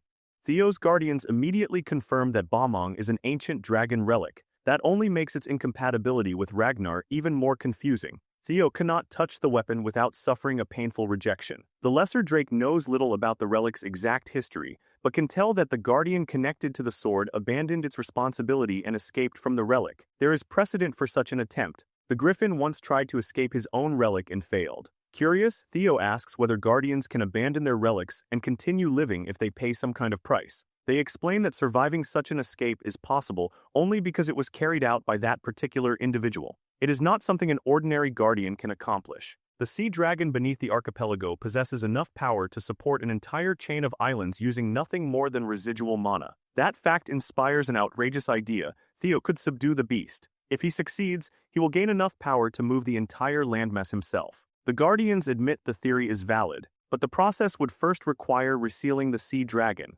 Although escaping its relic cost the beast most of its power, it remains one of the mightiest guardians in existence. The Griffin mocks Theo for lacking even a method of reaching the ocean floor. Theo proves him wrong because he already planned for every stage of this operation. From descending to the seabed to resealing the guardian, he has mapped everything out. Theo tells Antonio that the operation's key is the colossal statue standing upon one of the islands. It contains a power unknown even to the archipelago's native population. Antonio has already seen the Dragon Slayer sword, yet he remains unconvinced by such a ridiculous plan. His caution is understandable when the survival of his home and people depends upon the outcome. They will discover whether Theo is correct once they arrive. Right on cue, the system activates a subquest to return Balmung to its rightful location. Theo must discover that place, subdue the Guardian, and prove himself worthy of becoming its master. By nightfall, Antonio's vessel docks at one of the archipelago's numerous ports. Under Antonio's leadership, members of the Black Skull Resistance assemble for their assignment. They must guide Theo toward the statue of Kriemhild,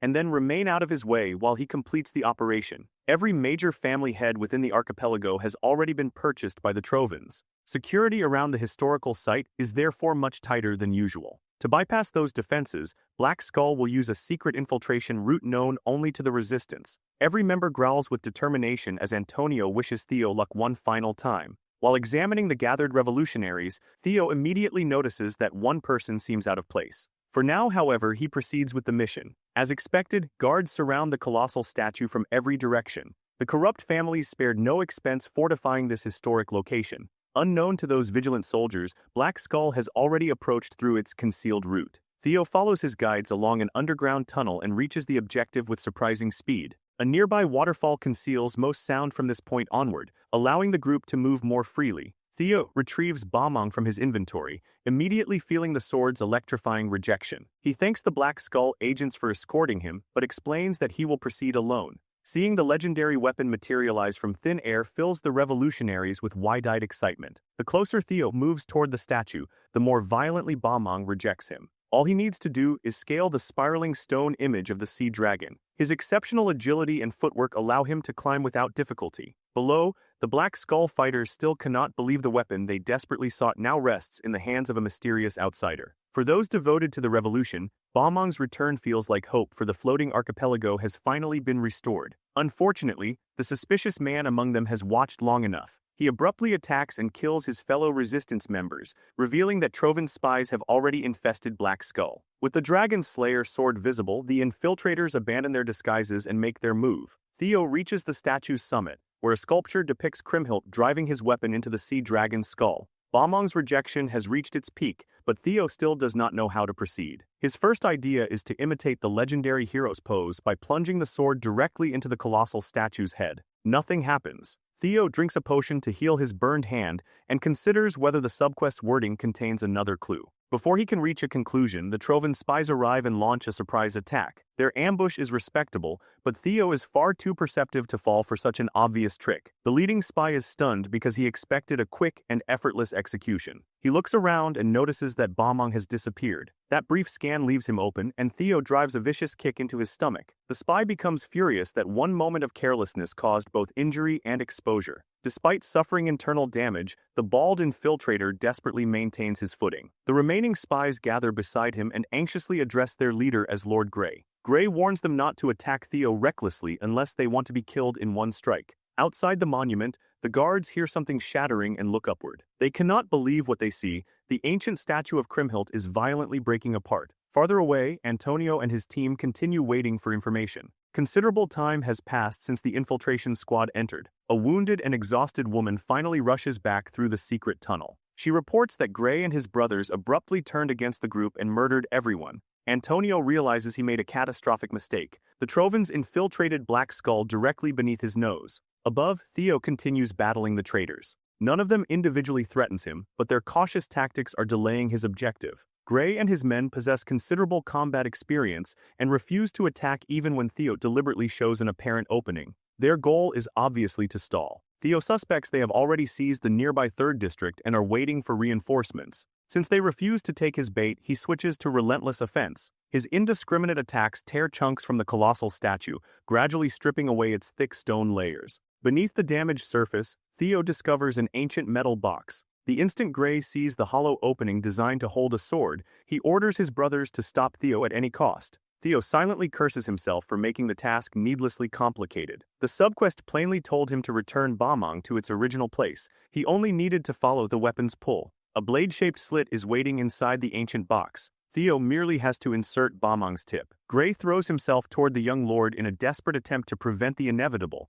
but he is too slow and Theo is far too fast. Balmong enters its rightful place, and brilliant light immediately engulfs the surrounding area. The resulting impact blasts the Trovan operatives away. Theo endures both Balmong's rejection and the overwhelming force, refusing to release the hilt. The shattering finally alerts the guards stationed outside. By the time they look toward the monument they were assigned to protect, it is already collapsing. None of them imagined they would witness the Colossus fall tonight. The collapse knocks Theo unconscious and inexplicably transports him somewhere unfamiliar. When he awakens, the worst headache of his life assaults him. The agony is nearly unbearable, but pain at least confirms that he survived. Examining his radically altered surroundings, Theo concludes that he has been transferred inside the relic's dungeon. Tall, lush vegetation surrounds him from every direction, making this environment completely different from the other relic dungeons he explored. While Theo studies the terrain, a small voice speaks beside him. All 4 of his guardians have emerged in miniature forms. The fairy dragon explains that they use Theo's mana as a medium to create temporary physical bodies. His insufficient magical reserves allow them to sustain only these tiny chibi forms. She also senses that the relic dungeon is saturated with profound longing and pity directed toward one particular human. Theo immediately thinks of Kriemhild. Although the guardians cannot confirm the identity, they can only perceive remnants of the absent guardian's emotions. Based on the context, the legendary hero is almost certainly involved. Since the relic's original protector abandoned this space, they assume the group can investigate without rushing. That assumption proves wrong. Unknown to Theo, a skeletal archer has already identified him as its target. The released arrow generates a massive explosion, and the sound triggers Theo's reflexes as its tip approaches his skull. Moving on pure instinct, he shifts his head out of the projectile's path and catches it in midair. The information supplied by his guardians clearly contains several gaps. This dungeon is nowhere near as abandoned as they believed. The archer is only the first enemy. Numerous skeletal creatures emerge around Theo, each openly hostile toward the only living being with flesh. To them, he is an intruder who must be erased from the relic dungeon.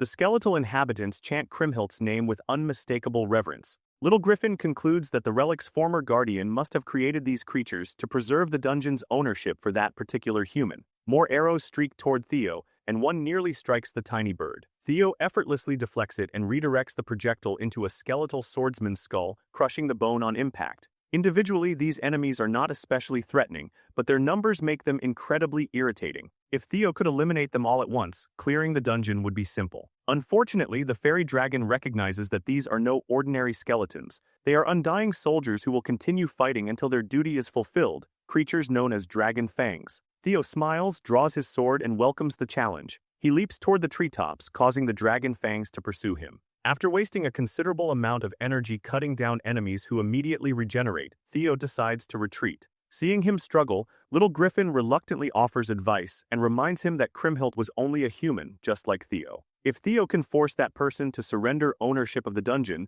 the entire problem will end within seconds. Theo snaps at the bird for suggesting something so useless. If Kriemhild remains alive after countless ages, she can hardly be considered human anymore. Little Griffin sulks and regrets offering valuable guidance to an idiot. As Theo searches for another solution, the system displays a message. He forcefully closes Little Griffin's beak so he can read without interruption. The notification explains that this dungeon was Leviathan's final gift to the hero Kriemhild. To complete the objective, Theo must retrieve ownership of that gift from its current landlord. Reading between the lines, Theo grudgingly admits that the irritating bird may have been correct. Fortunately, the dragon fangs lack enough speed to catch him despite their coordination. Theo uses hanging vines to remain constantly mobile while wondering how he can take ownership from someone who should be dead. To process as many variables as possible, Theo activates Hatchling Synchro. His perception rises beyond normal human limits as he analyzes every detail around him. If his suspicion is correct, one crucial piece of information remains hidden.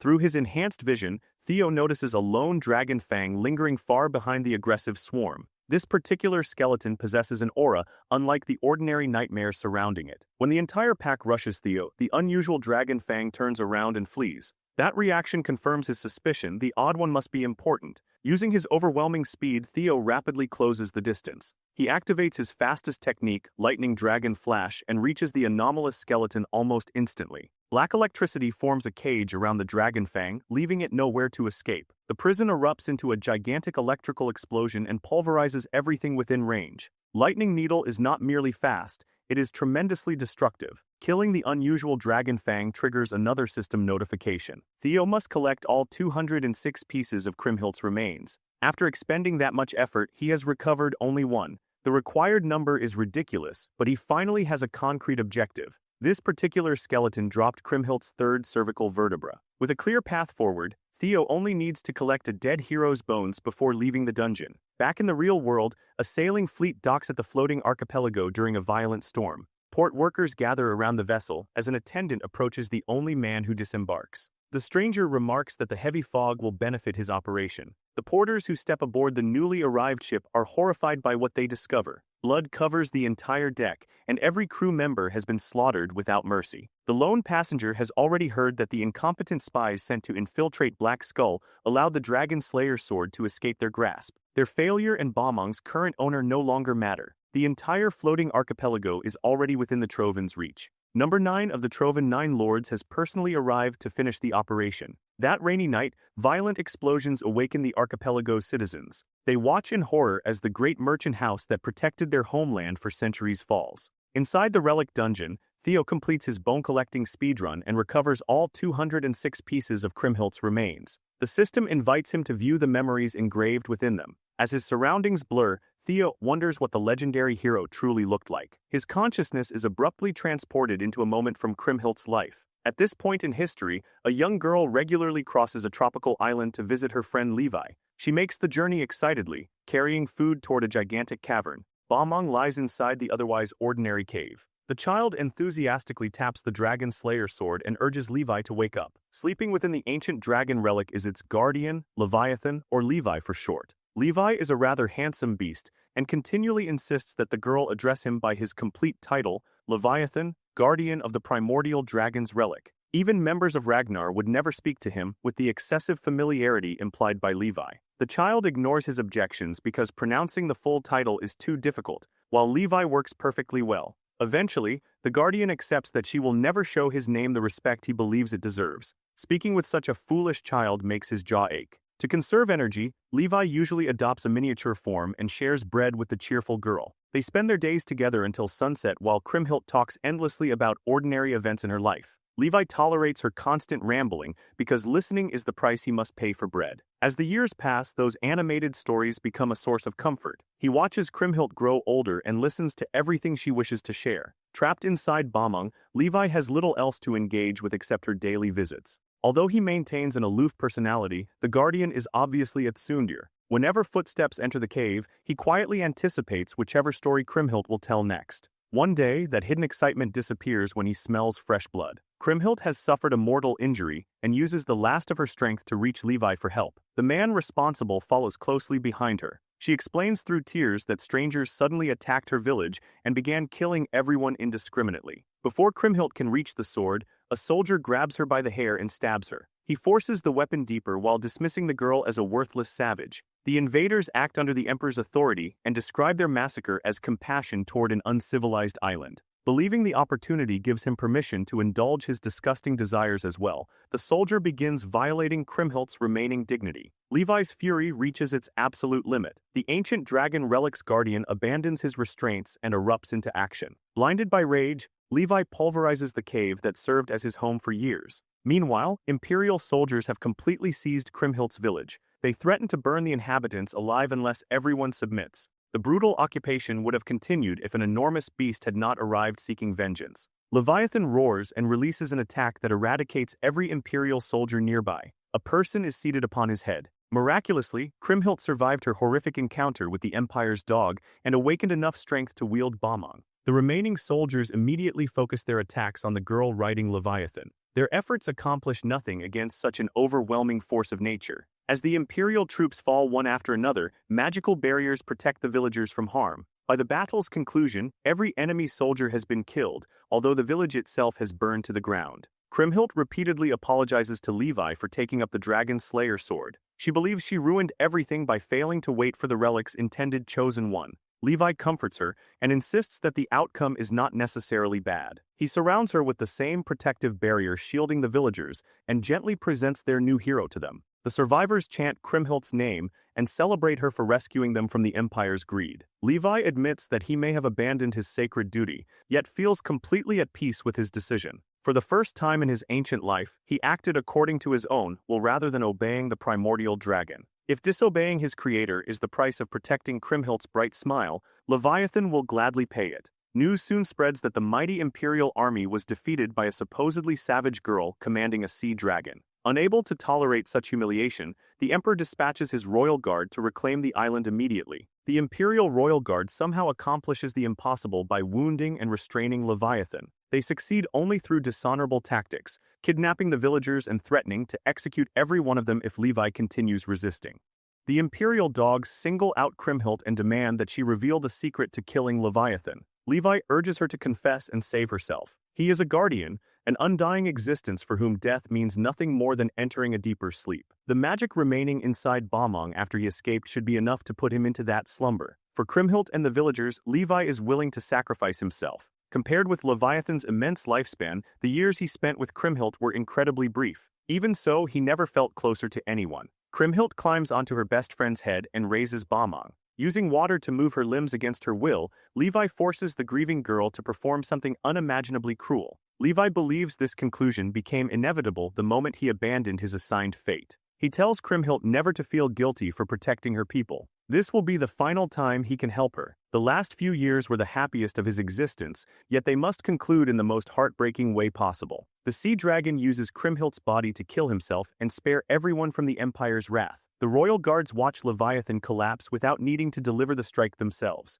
Their commander laughs uncontrollably at the dramatic conclusion, but his amusement ends when an enormous storm forms above them. In one final act of defiance, Levi releases a tidal wave powerful enough to swallow the entire Imperial army. The soldiers scream and beg for mercy as the water consumes them. The terrifying waves deliberately curve around the villagers, protecting them from death's cold embrace. Then the land beneath everyone is ripped from the seabed and lifted above the ocean. Theo finally understands the real origin of the floating archipelago. Kriemhild was never the fearless hero celebrated by the legends. She was a victim of imperial cruelty, an unfortunate girl who developed an extraordinary friendship with a relic guardian. While Theo remains trapped in the vision, Kriemhildt's image approaches and recognizes him as the chosen person Levi had been awaiting. Even in death, Kriemhildt carries guilt for preventing Levi from completing his sacred responsibility. Theo's arrival finally gives her an opportunity to correct that failure. She relinquishes ownership of Bamang and gifts the primordial dragon relic to him,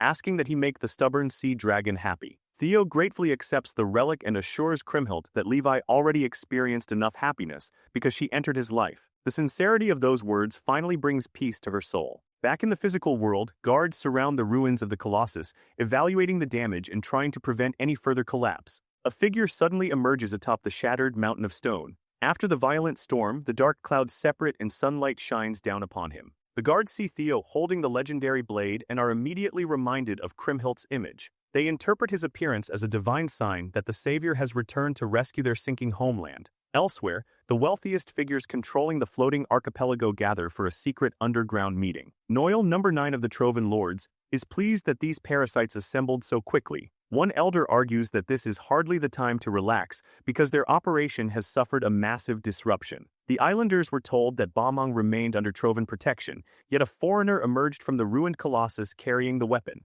Residents have already rallied around him and begun calling him Kriemhildt's second coming. If this continues, the 3 shipping clans will lose their influence to the newcomer. The merchant leaders never agreed to such a possibility when they allied themselves with the Trovans. They personally handed over Bamang in exchange for retaining their comfortable positions. Noel dismisses their fears as trivial and becomes irritated by the continued complaints. One mogul makes the fatal mistake of challenging him and condemning a Trovan representative for disrespecting the 3 shipping clans. Noel raises one hand and reduces the man to a mist of blood and flesh. He did not come here to comfort greedy pigs, and the civilians are equally irrelevant. To him, the people are insects who can be crushed whenever necessary. Noel is openly disgusted by merchants willing to sell their homeland for personal profit. If the 3 families had followed instructions exactly, this crisis would never have happened. Now that their control over the sinking archipelago is slipping, they are panicking. One merchant bravely exposes Noel's hypocrisy, pointing out how heavily the traitorous Trovans depend upon the archipelago's resources.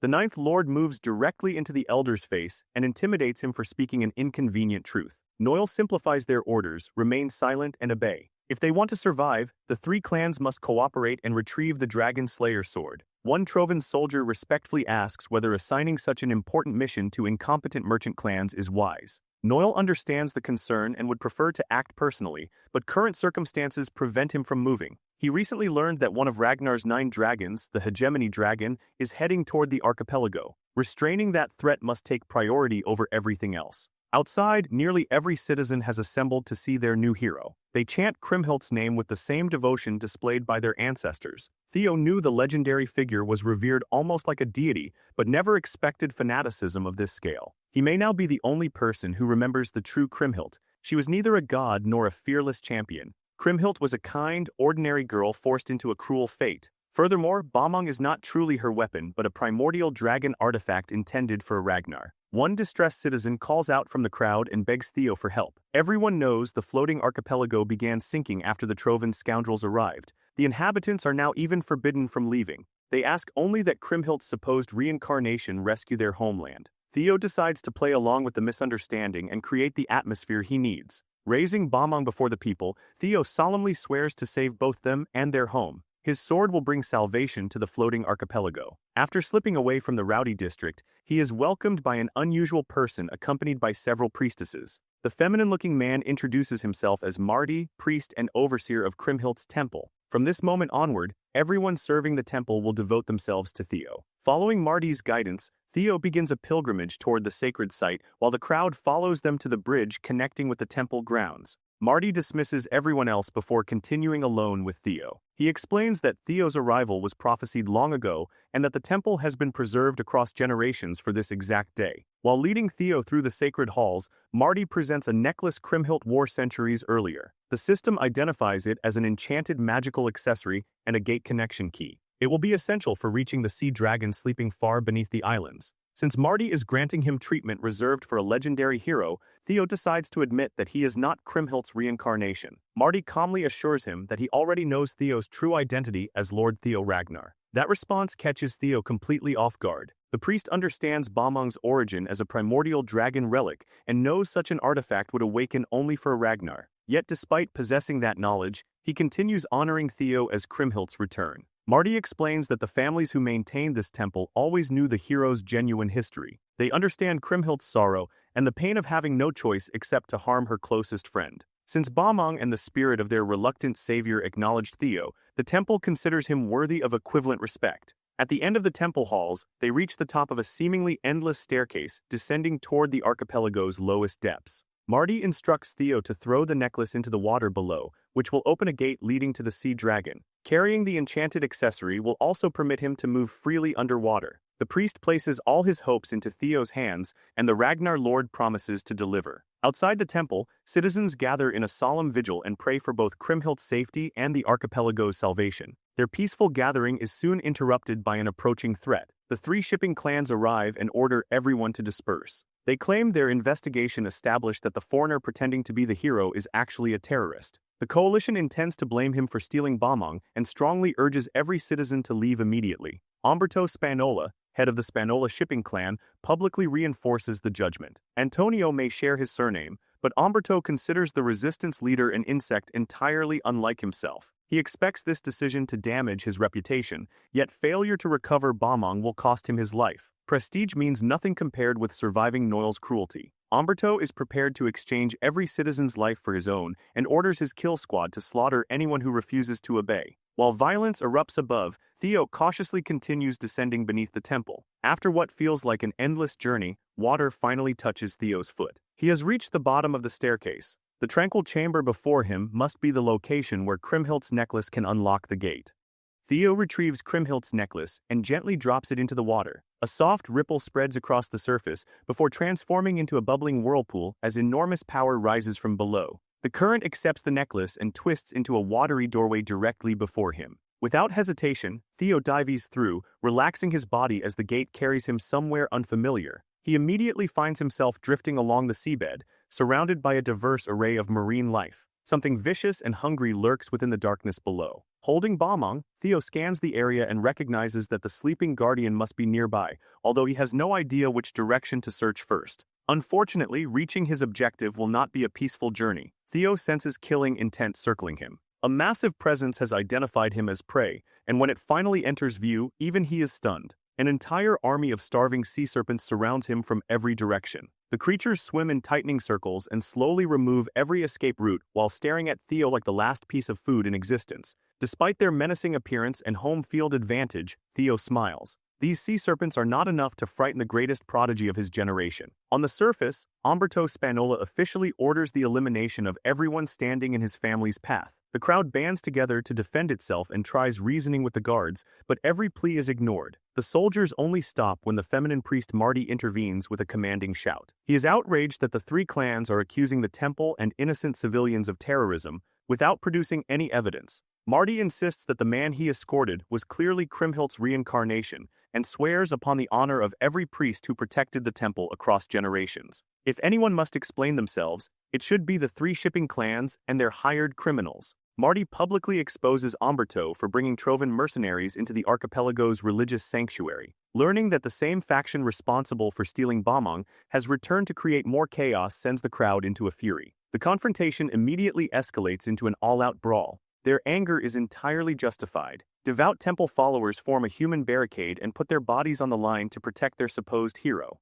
Umberto expected to bulldoze through the crowd with little resistance, but severely underestimated their faith. Even members of his own force urge him to retreat, stop behaving so disgracefully, and create a better plan. Since local soldiers refuse to raise their weapons against fellow citizens, Umberto assigns the massacre to the Trovan mercenaries hidden within their formation. Those paid killers have no hesitation about spilling innocent blood. They move swiftly and viciously, operating like an efficient death squad. A massacre begins directly outside a sacred sanctuary. Umberto's closest aides desperately ask their increasingly senile patriarch to reconsider. This brutality will intensify public resentment and permanently destroy the Spanola family's reputation. He argues that he is merely doing what survival requires and that everyone else must adapt. Reputation means nothing to someone already buried 6 feet underground. Once the floating archipelago becomes a Trovan production facility, the three clans must survive by becoming obedient hunting dogs. Ordinary guards who believed they were deployed to capture a terrorist watch in horror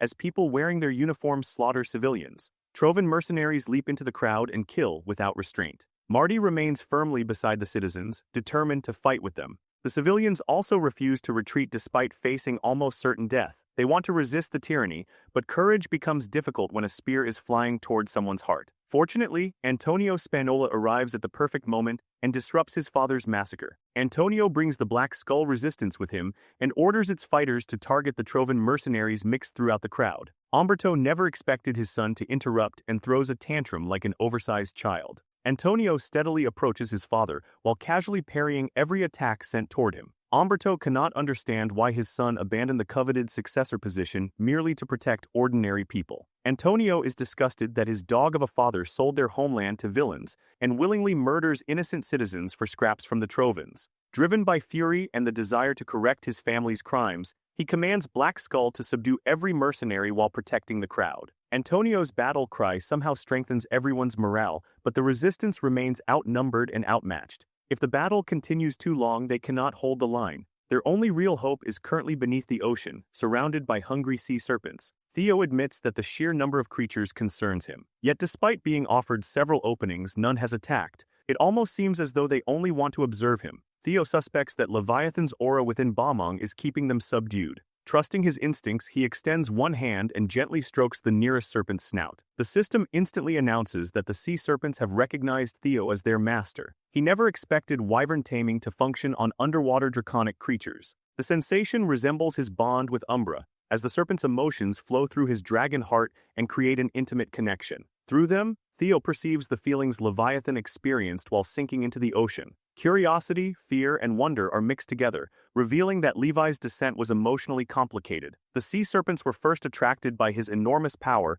and eventually established this region as their territory. That explains why every creature emerged to inspect Theo, who carries the same aura as the legendary Guardian. Unlocking communication with the serpents gives him a clear understanding of the unfamiliar seabed. Theo is now confident that he possesses the tools required to restore everything to its proper state. He mounts one sea serpent, and the entire army guides its new master toward his destination. The deeper they travel, the more violently the currents twist. Navigating alone would have been impossible because warped mana continually bends the water in different directions. Theo activates Hatchling Synchro to ensure he misses nothing within the darkness. Once they descend far enough, the unnatural currents abruptly fade. Theo finally sees Leviathan, one of the strongest relic guardians in existence, sleeping at the bottom of the deep ocean. Even unconscious, the creature's enormous body and overwhelming magical power are absurd. Unlike the other guardians' pure energy, Leviathan's mana feels twisted and unnatural. This must be the problem the sea serpents attempted to explain.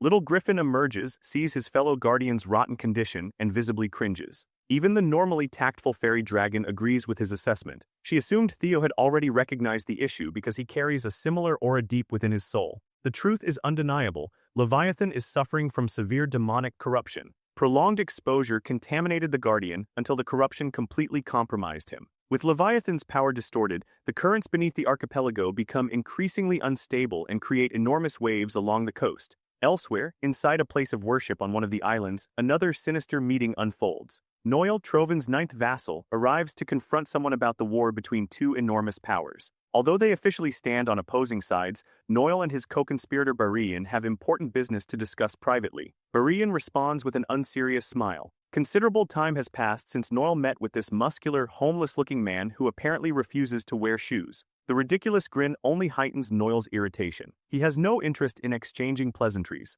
Their alliance was formed entirely from necessity. Barian was supposed to seize the northern territory while Trovan fought Ragnar. In exchange, the annexation of the floating archipelago would proceed quietly without interference. Barian does not remember violating their agreement, but Noel's anger suggests a complication occurred. The ninth vassal approaches the limit of his patience and suspects the muscular heir is merely pretending to be ignorant. Theo Ragnar somehow discovered the archipelago and interfered with Trovan's plans. As another contender for Ragnar's throne, Barian should not have missed Theo's arrival or movements. Noel demands a direct explanation through a barely concealed threat. To prove that he is not playing around, the ninth vassal releases bubbling murderous intent toward Barian. Since the mischievous heir insists on dancing around the issue and pretending not to understand, Noel decides their arrangement should end. Far beneath the surface, Theo Ragnar continues grappling with the implications of Leviathan's demonic corruption.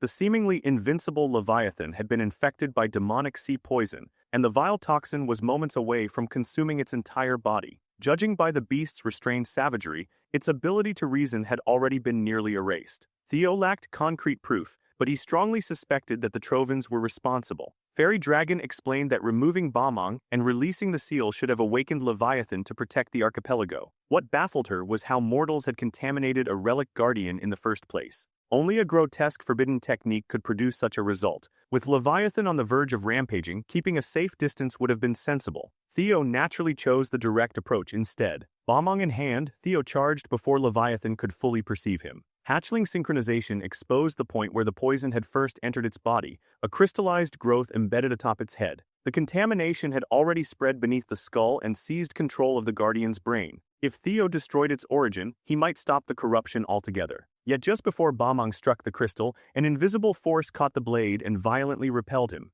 Theo crashed across the seabed, learning the painful way that someone had placed a protective ward over the source. At least he had confirmed the weak point. Unfortunately, his reckless attack had also awakened the enormous dragon. Leviathan thrashed across the seafloor with enough force to create a storm of underwater currents. Escape was no longer realistic, leaving Theo with no choice but to destroy the crystal before the Guardian crushed him. As he searched for an opening, Leviathan gathered an unimaginable concentration of energy inside its jaws. The resulting blast possessed enough destructive power to erase an entire city, and Theo barely escaped its range. He leapt backward to gain distance while the corrupted Guardian pursued him. At that critical moment, one of the sea serpents he had tamed arrived to help. Theo could breathe underwater, but his movements remained restricted. Mounted upon the serpent, however, his speed increased dramatically. Theo ordered the sea serpent to charge directly toward the wound on Leviathan's brow. The closer they came, the thicker the demonic miasma became. Once within striking distance, Theo leapt from his mount and invoked everything his guardians had given him. His eyes turned black and crimson while draconic features surfaced across his body. Griffin's power suppressed stronger enemies, Fairy Dragon strengthened his resistance to demonic influence,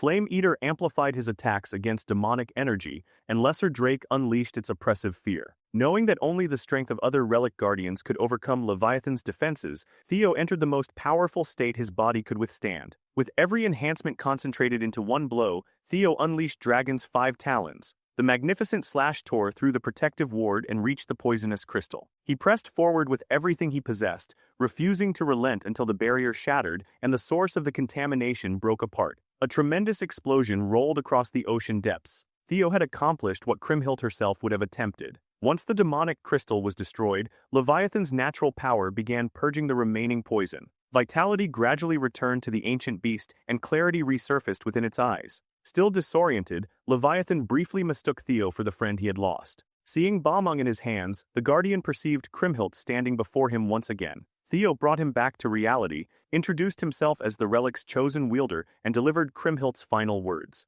Memories both joyful and painful flooded Levi's mind as he accepted the truth and mourned the consciousness that had lingered for centuries solely for his sake. Griffin soon interrupted the reunion, urging Leviathan to return to Bamang, while Fairy Dragon assured him that Theo was truly the chosen one worthy of their combined power. Leviathan confessed that returning to the relic was no longer possible. By abandoning Bamang through his own will, he had defied the primordial dragon and forfeited his status as a guardian. Although Theo had restored his mind, the demonic corruption had permanently ruined his physical form. His body would soon disappear. Before that happened, Levi offered Theo every remaining trace of his power. The transfer would inflict unimaginable pain, and few mortals could survive it, but Theo accepted without hesitation. Levi appreciated that confidence and asked only that his strength be used to protect the people Kriemhild had cherished. Theo swore upon the hero's sword that he would do exactly that. After thanking the Chosen one final time, Leviathan's enormous body dissolved into an ethereal mass of energy and life force.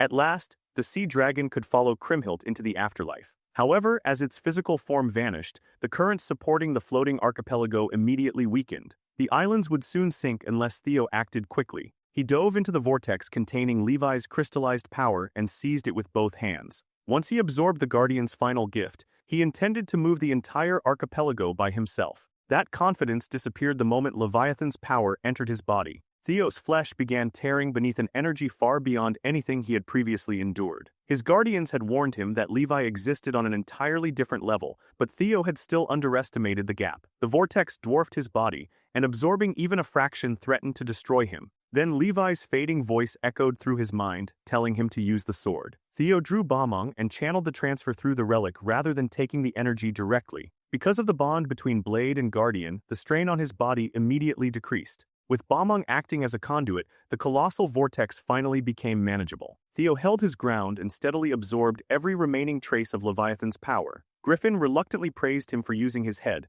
while Fairy Dragon noted that even after death, Levi had managed to assist him one last time. After what felt like an eternity, Theo claimed the Sea Dragon's entire inheritance. Overwhelming mana surged through his veins, giving him the sensation that Leviathan itself now rested within his grasp. The agony had been worth enduring, but Fairy Dragon warned him that there was no time to celebrate. While Leviathan's power remained fully within his control, Theo extended his will across the ocean. He subdued the violent currents, gathered them beneath the islands, and commanded the sea to raise the immense landmass. The floating archipelago responded to his authority and began moving through the sky. Theo had already chosen its destination. He would return the archipelago to the northeastern territory of Ragnar, the very region where it had rested long ago.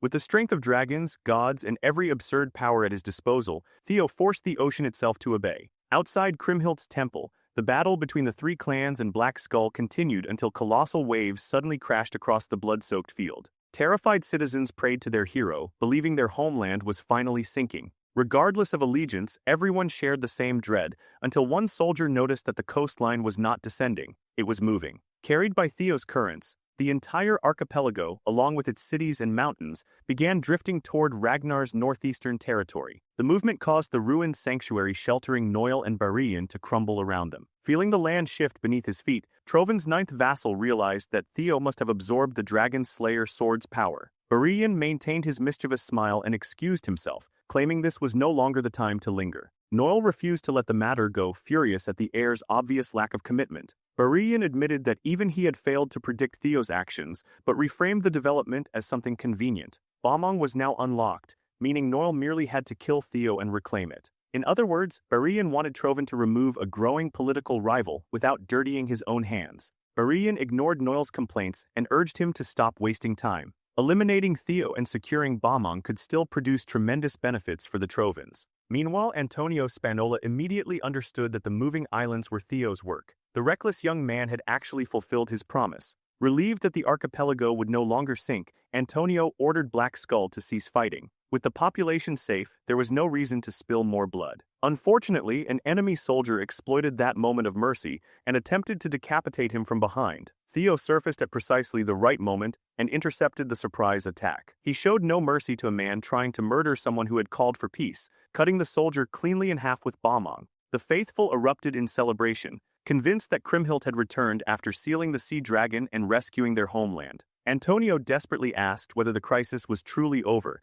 and once Theo confirmed that the islands and their people were safe, the resistance leader finally relaxed. He thanked their unlikely savior before attempting to request one more favor, but Theo already understood what he wanted. Civilian corpses and wounded survivors covered the supposedly sacred battlefield, making it painfully clear what had happened in Theo's absence. Black Skull and the ordinary citizens had placed their lives on the line to protect both him and their homeland. Repaying that sacrifice was only natural. As Theo approached the three clans' army, many soldiers considered dropping their weapons immediately. Umberto Spanola saw the situation differently. To him, the Dragon Slayer sword was walking directly into his grasp. Terrified of their patriarch, his men suppressed their instincts and charged. Before their weapons could reach Theo, a monstrous killing intent smothered the entire battlefield. Someone far more dangerous had arrived, disgusted by the mess his useless pawns had created. Theo's instincts screamed at him, and he immediately ordered everyone, allies and enemies alike, to throw themselves flat on the ground. A single slash then swept across the bridge in one flawless line.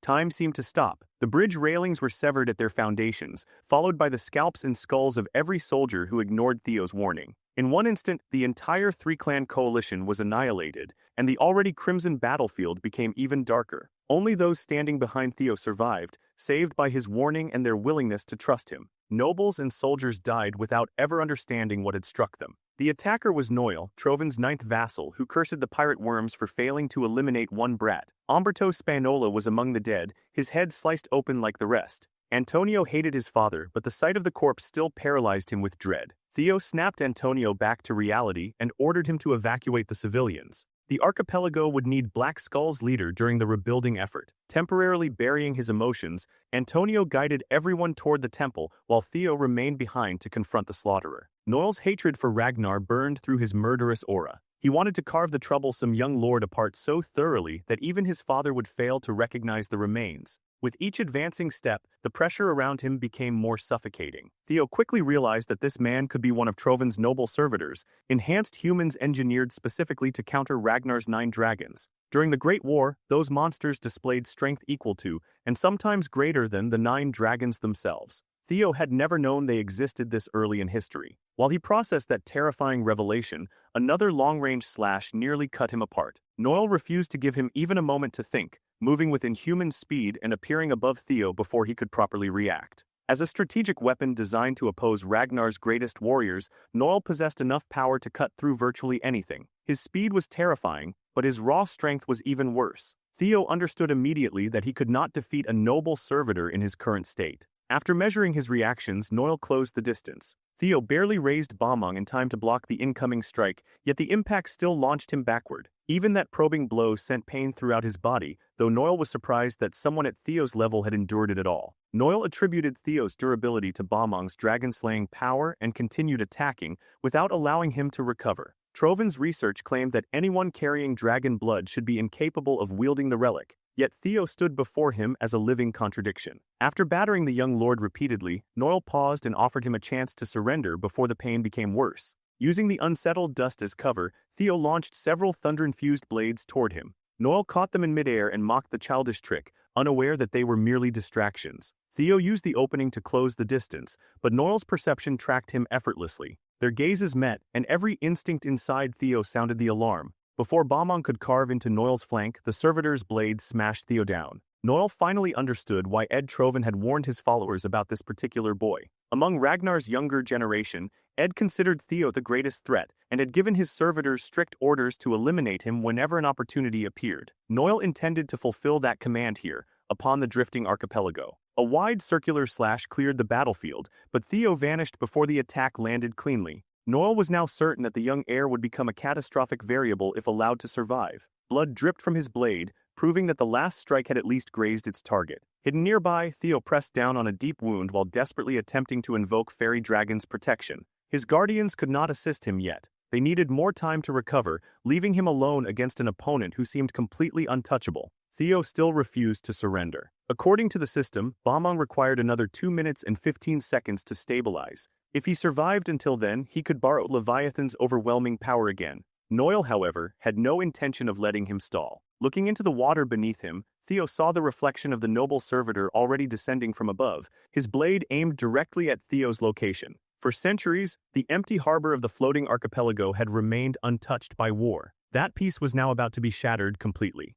The ancient harbor was reduced to rubble by a single strike from Noel. Theo suffered additional wounds that worsened his blood loss, but clever movement kept him alive. He watched closely for the servitor's next lightning-fast attack, and sure enough, another devastating slash followed. Theo bent backward just far enough to avoid decapitation, while the buildings behind him were cleanly divided. Using the destruction as cover, he flipped into one of the severed structures, grabbed a chair while passing through, and hurled it at Noel as he escaped through the opposite side. The ridiculous distraction earned him just enough distance. Theo timed his retreat so the collapsing building would obscure Noel's vision. Hidden within the cloud of debris, he poured an enormous amount of mana into Balmung and unleashed a radiant slash that obliterated everything in its path. He hoped the destruction would at least bury Noel beneath the chaos, but the noble servitor emerged completely unharmed, his blade glowing crimson. Noel then vanished from Theo's perception and reappeared directly overhead. A relentless storm of sword strikes descended, forcing Theo to defend with absolute concentration. One lapse would leave him divided like the buildings surrounding them.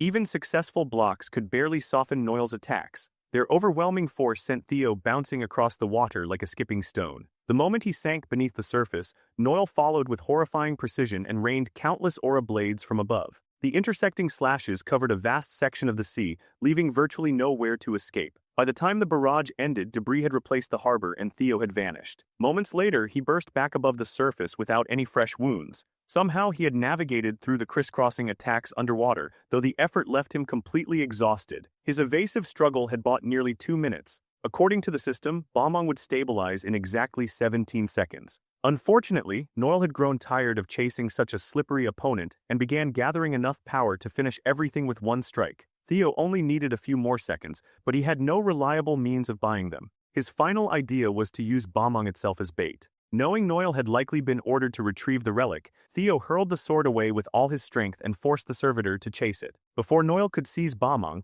one of Theo's newly contracted sea serpents caught the blade. The childish trick enraged the servitor, while Theo answered with an unapologetic grin. The remaining sea serpents surfaced behind their master, each gathering concentrated water inside its jaws. Noel could scarcely believe that someone so vastly weaker continued producing new ways to prolong the battle. The serpents fired together, combining their attacks into a powerful torrent. Noel was forced to focus entirely on defense, though he remained confident that a few oversized fish could never stop him. With one brutal swing, Noel erased the sea serpent's combined attack. Theo, who had spent the entire battle retreating, suddenly rushed straight toward him without protecting himself. Unable to determine what the young lord was planning, Noel welcomed the challenge and released his full aura. In the middle of their collision, the countdown finally reached 0. Bomong had stabilized. For one suspended moment, Theo heard Leviathan's voice thanking him and expressing the hope that his remaining power would now protect the Chosen One. For the first time since their battle began, Noel sensed genuine danger. Theo acquired the ability embedded within Bomong Nibelung and activated it instinctively. The technique manifested as a raging dragon bearing Leviathan's likeness. The colossal construct tore through Noel's defense, shattered his blade, and crushed his body beneath the pressure of the deepest ocean. The impact launched the servitor toward open water. Theo's gamble had succeeded. By surviving long enough, he had unlocked another terrifying weapon for his growing arsenal. Nibelung carried the will of a relic guardian, breaking Noel's bones and inflicting severe wounds across his body. He crashed into the sea, where the currents dragged him toward the bottom. Theo landed upon what little remained of the harbor with Bomong in hand. Yet Noel's artificially reinforced body refused to die. Fighting against the vortex, he swam back to the surface and mocked Theo for failing to finish him with his ultimate attack. His ruined mask exposed a grotesquely deformed face, scarred by the side effects of extensive human experimentation. Theo had never assumed that one strike would permanently kill a noble servitor. No matter how malformed he appeared, Noel remained a monster capable of rivaling Ragnar's 9 dragons, and such beings were infamous for their durability. Even so, Theo believed Leviathan's power could overcome anything produced through human experimentation. Using the surrounding ocean as a conduit, he reshaped Nibelung into an enormous hand behind Noel. If the servitor's body could not be destroyed, Theo would simply bury it at the bottom of the sea. Currents crushed Noel from every direction and immobilized him as the gigantic hand approached. Theo drew upon enough force to surround the entire archipelago, ensuring that resistance was impossible. With one final roar, he commanded the ocean to swallow Trovin's 9th vassal. An immense vortex seized Noel and dragged him helplessly into the abyss. Only then did the servitor understand that he had truly lost. Once his presence vanished beneath the depths, Theo's accumulated wounds erupted with pain. His knees gave out and he collapsed onto his back, gasping for air. Theo was relieved to have fulfilled his promise to Leviathan, though he doubted he would survive if the dragon asked for another favor. After recovering from his battle with one of Trovin's 9 noble servitors, he resumed the absurd task of steering an entire archipelago to safety. Antonio Spanola served as navigator, carefully calculating their route from afar. They were moving at roughly 2 knots, slow enough that reaching shore should not cause a devastating collision. Only days earlier, Antonio had considered Theo's proposal impossible. Even while watching it happen, he still struggled to believe it. Some citizens questioned why Theo had moved their entire homeland when the legends claimed that resealing the sea dragon would have been easier. Theo admitted that it would have solved the immediate crisis, but the same disaster could happen again. As long as the archipelago depended upon Bomong, people like the Trovins would continue targeting it. True peace required eliminating the danger of the islands sinking altogether. Their home would now settle within the shallow northeastern bay of Ragnar territory, where its people could rebuild and regain stability. Since it would no longer float, they might eventually need a more fitting name. Watching Theo devote himself to saving the archipelago filled Antonio with guilt. He bowed and confessed that Black Skull had orchestrated the Sears Merchant Guild hostage incident, the operation in which the white-armored dragon cavalry suffered heavy losses. Although the Trovins had threatened his organization into participating, Antonio accepted responsibility for the tragedy. Theo placed a hand upon his shoulder and agreed that he would indeed have to answer for his actions. Antonio was prepared to lose his head if that was the necessary price. Instead of executing him, Theo proposed promoting him. Antonio Spanola would become the leader of a new Northern Maritime Alliance. Ragnar had already purged the Sears Merchant Guild, leaving the north without a major distribution center. Theo believed the relocated archipelago could fill that enormous economic gap. Before Antonio could argue that he was unworthy, Theo asked the surviving citizens for their judgment. Priest Marty raised his hand first and vouched for Antonio's sincerity. Others followed, and soon every survivor had voted unanimously in his favor. Antonio had protected them, stood against tyranny, and earned the right to lead. Theo had expected the unanimous decision. Antonio was imperfect, but those flaws did not prevent him from becoming the leader his people needed. The Northern Maritime Alliance would prioritize the movement of supplies and capital into Ragnar territory, while Theo personally guaranteed the archipelago's autonomy and protection under the honor of his family name. Antonio recognized that he had once again received more generosity than he deserved. Representing the new alliance, he pledged his cooperation and service to House Ragnar. Their handshake forged a powerful bond, witnessed by citizens celebrating the rebirth of their homeland. Right on cue, the earth trembled beneath them. The archipelago had reached its destination and settled seamlessly beside the nearest island. Yet far out at sea, the waves remained violent. With Theo now too distant to maintain the crushing pressure, the vortex restraining Noel weakened. The noble servitor miraculously survived, washing ashore upon a small landmass and desperately forcing seawater from his lungs. His body had been mangled by the ocean, but his wounded pride hurt even more. Burning with hatred, Noel imagined tearing Theo apart and devouring his organs. That fury immediately cooled when a familiar voice mocked the claim that noble servitors could rival Ragnar's 9 dragons. Barian, the tyrant dragon and Noel's supposed collaborator, looked down upon his miserable condition with open disappointment. Noel insisted that their plan could still be salvaged if Barian offered some assistance. The tyrant dragon realized he had given this modified abomination far too much credit. Noel still failed to understand that Barian had intended to seize the archipelago for himself from the beginning. His cooperation with Trovan had merely been a temporary game. Barian had planned to frame the conquest as a campaign to reclaim what had been stolen. The story had a pleasant ring to it, and he could have eliminated the troublesome Theo at the same time. Unfortunately, he had overestimated Noel, who had failed to defeat a single young dragon. Feeling threatened and humiliated, the servitor raised one arm as the flesh twisted grotesquely from within. He proclaimed that the era of the 9 dragons had ended and that Trovan's 9 noble servitors would now rise. His skin ruptured, transforming the limb into a monstrous blade of flesh and bone. Barian made him regret revealing that trump card instantly. One punch reduced Noel's entire upper body to a cloud of blood. The tyrant dragon scoffed at Eastern fools who wasted time talking when they should simply attack. Ragnar's elderly leaders and 9 dragons might have lost their edge, but Barian considered himself an entirely different breed. Perhaps the old patriarch or that troublesome lizard would struggle against Trovan's enhanced monsters, but he would not. His greatest takeaway from the incident was not concern over the servitors. It was a growing fascination with Theo Ragnar. Far to the snowy north, Trovan forces continued crushing Ragnar camps through a series of calculated skirmishes. With Ed Trovan directing the battlefield, many fights had effectively been decided before they began. Captured Ragnar soldiers were beaten, bound, and forced to watch their comrades die. Ed had no patience for prisoners loudly invoking their clan's pride. He calmly slit their throats and removed their heads, showing no emotion. By now, he had grown bored of hearing the same defiant final words repeated again and again. During the executions, a messenger delivered news that the floating archipelago operation had failed,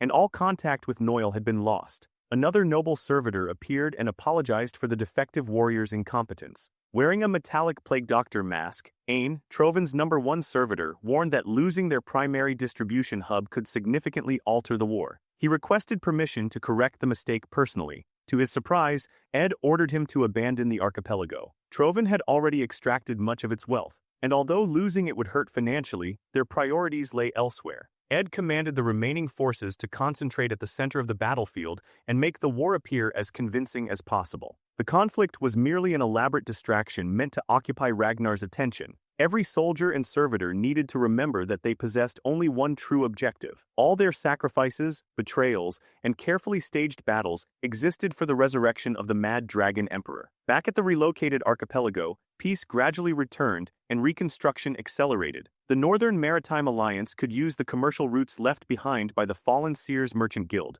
although no response had yet arrived from the Southern Guild. Antonio sat buried beneath endless paperwork when Theo entered his office and noticed his troubled expression. Fortunately, distributing Ragnar's supplies would now be simpler. With the archipelago fixed beside the mainland, unpredictable maritime conditions would no longer disrupt every shipment. Antonio eventually confessed that Ragnar's influence frightened him. He remained grateful that Theo had freed his people from Trovan, but nothing in the world came without a price. One command from the young lord could leave the archipelago under another oppressive master. Antonio even wondered whether they had been safer while isolated at sea. Theo understood the concern, since any responsible leader should fear a hostile takeover. However, he believed that their isolation had actually created their greatest weakness. The sea discouraged conventional invasions, but it also dulled the archipelago's ability to defend itself. Troven's conquest proved that a nation could not secure its future by depending entirely upon outsiders. Their new location carried risks, but every country needed the strength to protect itself. Theo was pleased that Antonio already recognized the problem because he had a solution connected to the white armored dragon cavalry. Ragnar's famous unit fought using airborne wyverns, while the archipelago was surrounded by another draconic species perfectly suited to its environment. Antonio immediately realized that Theo meant the sea serpents. To the islanders, those creatures were destructive monsters that swarmed ships and smashed everything in their path. As if summoned by their conversation, several serpents appeared at the docks. Civilians began evacuating while armed fighters prepared for another disaster. Before Antonio could even leave his chair, Theo assured him that there was no danger. He went outside and welcomed the creatures as his companions, leaving Antonio understandably skeptical. Theo promised to teach the archipelago's people how to tame the sea serpents. Following the example of the white armored dragon cavalry, they could establish their own corps of mounted warriors. To the citizens, fighting from a dragon's back belonged exclusively in fairy tales. Theo found that detail perfect. Their legends already depicted Kriemhild riding a sea creature into battle, so the new force could be named the Kriemhild Knight Order. One serpent had even begun showing obvious affection toward Antonio,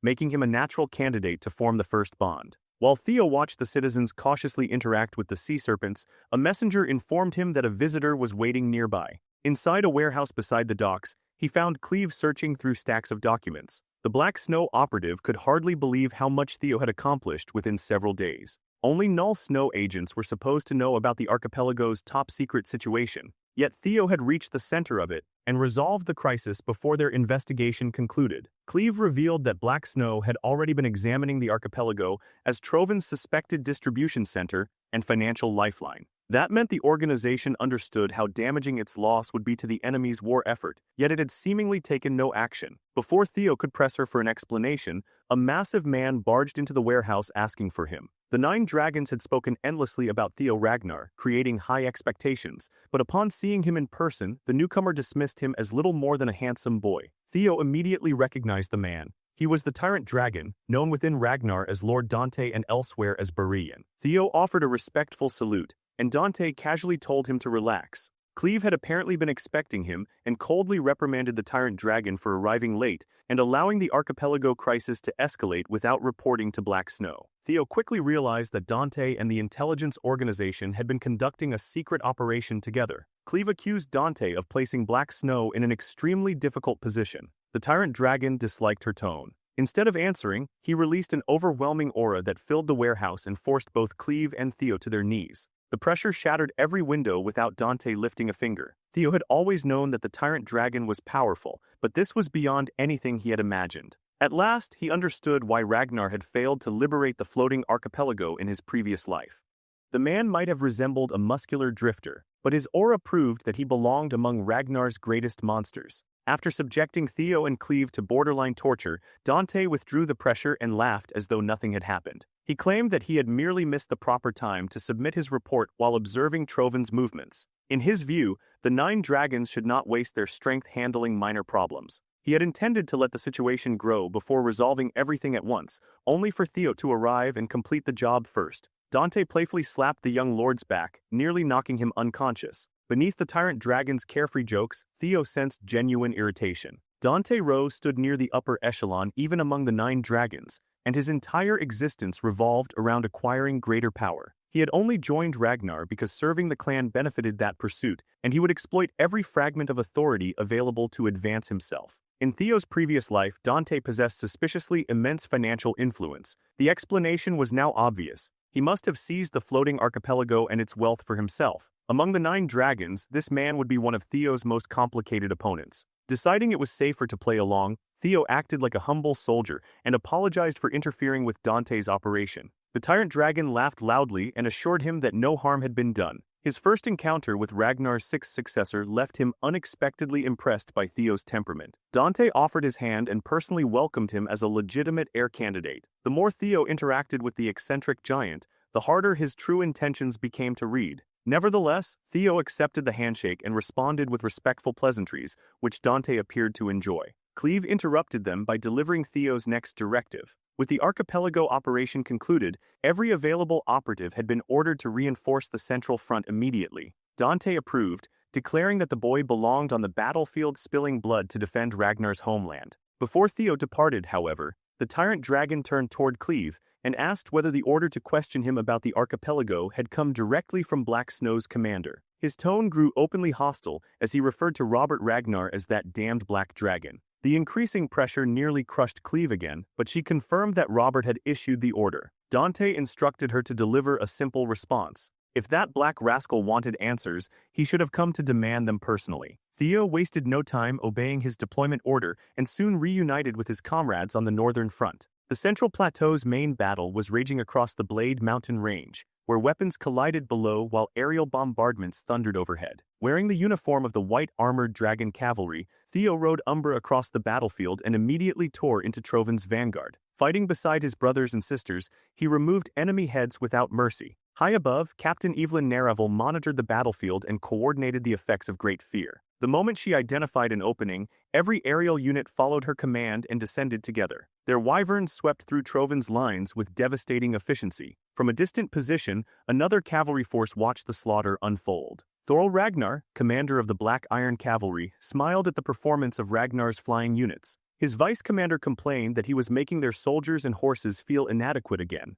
Thorl laughed and claimed he was only teasing. His warriors knew better than to feel insecure because, in his opinion, they were far superior to those glorified birds overhead. Then he lowered his helmet, and the sociable elder brother disappeared. With a cold command, Thorl ordered his troops to crush everything standing before them. Once today's enemies were thoroughly destroyed, Ragnar could march toward a better tomorrow. Led by the sharpest spear in the Empire, the Black Iron Cavalry charged without the slightest concern for enemy lives. Thorl demonstrated why he was so feared in open warfare. Every effortless sweep of his spear killed Trovin's soldiers by the dozens, and the battle maniac smiled while severing head after head. The combined pressure of Ragnar's aerial and ground cavalry brought the day's battle to a swift conclusion. They gained considerable territory, and by nightfall, the fallen were being burned in enormous pyres while celebrations echoed through the temporary camps. Thorl personally visited Theo's tent to praise his little brother's performance. Theo respectfully accepted the compliments. Standing face to face, their resemblance was impossible to overlook. Thorl insisted that Theo simply call him Big Brother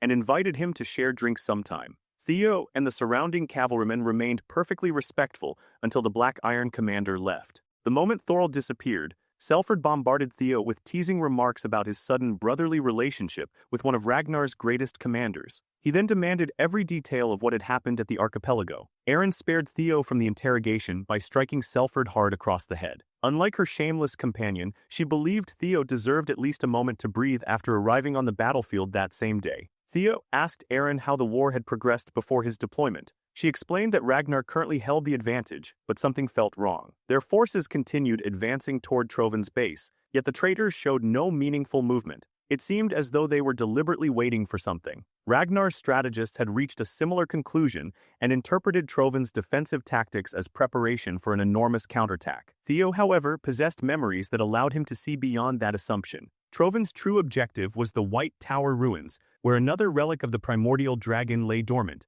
Every soldier sacrificed in this war merely served as part of an elaborate distraction. Elsewhere beneath the darkness, a lone swordsman moved through a Trovin camp, killing unsuspecting soldiers without effort. He gazed toward the night sky and wished that one of the 9 noble servitors would finally appear. After days of slaughtering insignificant soldiers, he had grown painfully bored. Alongside a woman, the swordsman erased an entire platoon as though performing a routine chore. They were Ragnar's 3rd and 4th successor candidates, Gishar and Anio Ragnar. Anio accused her brother of lying about his boredom because she knew he enjoyed bullying unsuspecting enemies. Dante Rowe arrived and agreed with her assessment. The tyrant dragon had already warned Gishar about recklessly swinging his blade, and he remained displeased by the successor's savage habits. Addressing Dante as his master, Gishar complained that another person had stolen all the credit for his work at the archipelago. Dante had already moved past the loss. He considered it nothing more than the admission price for an entertaining spectacle that would soon begin. He warned his disciples that someone was about to rise rapidly through Ragnar's hierarchy. Jishar assumed he meant Thoril, but Anio immediately understood that their master was speaking about the sixth successor.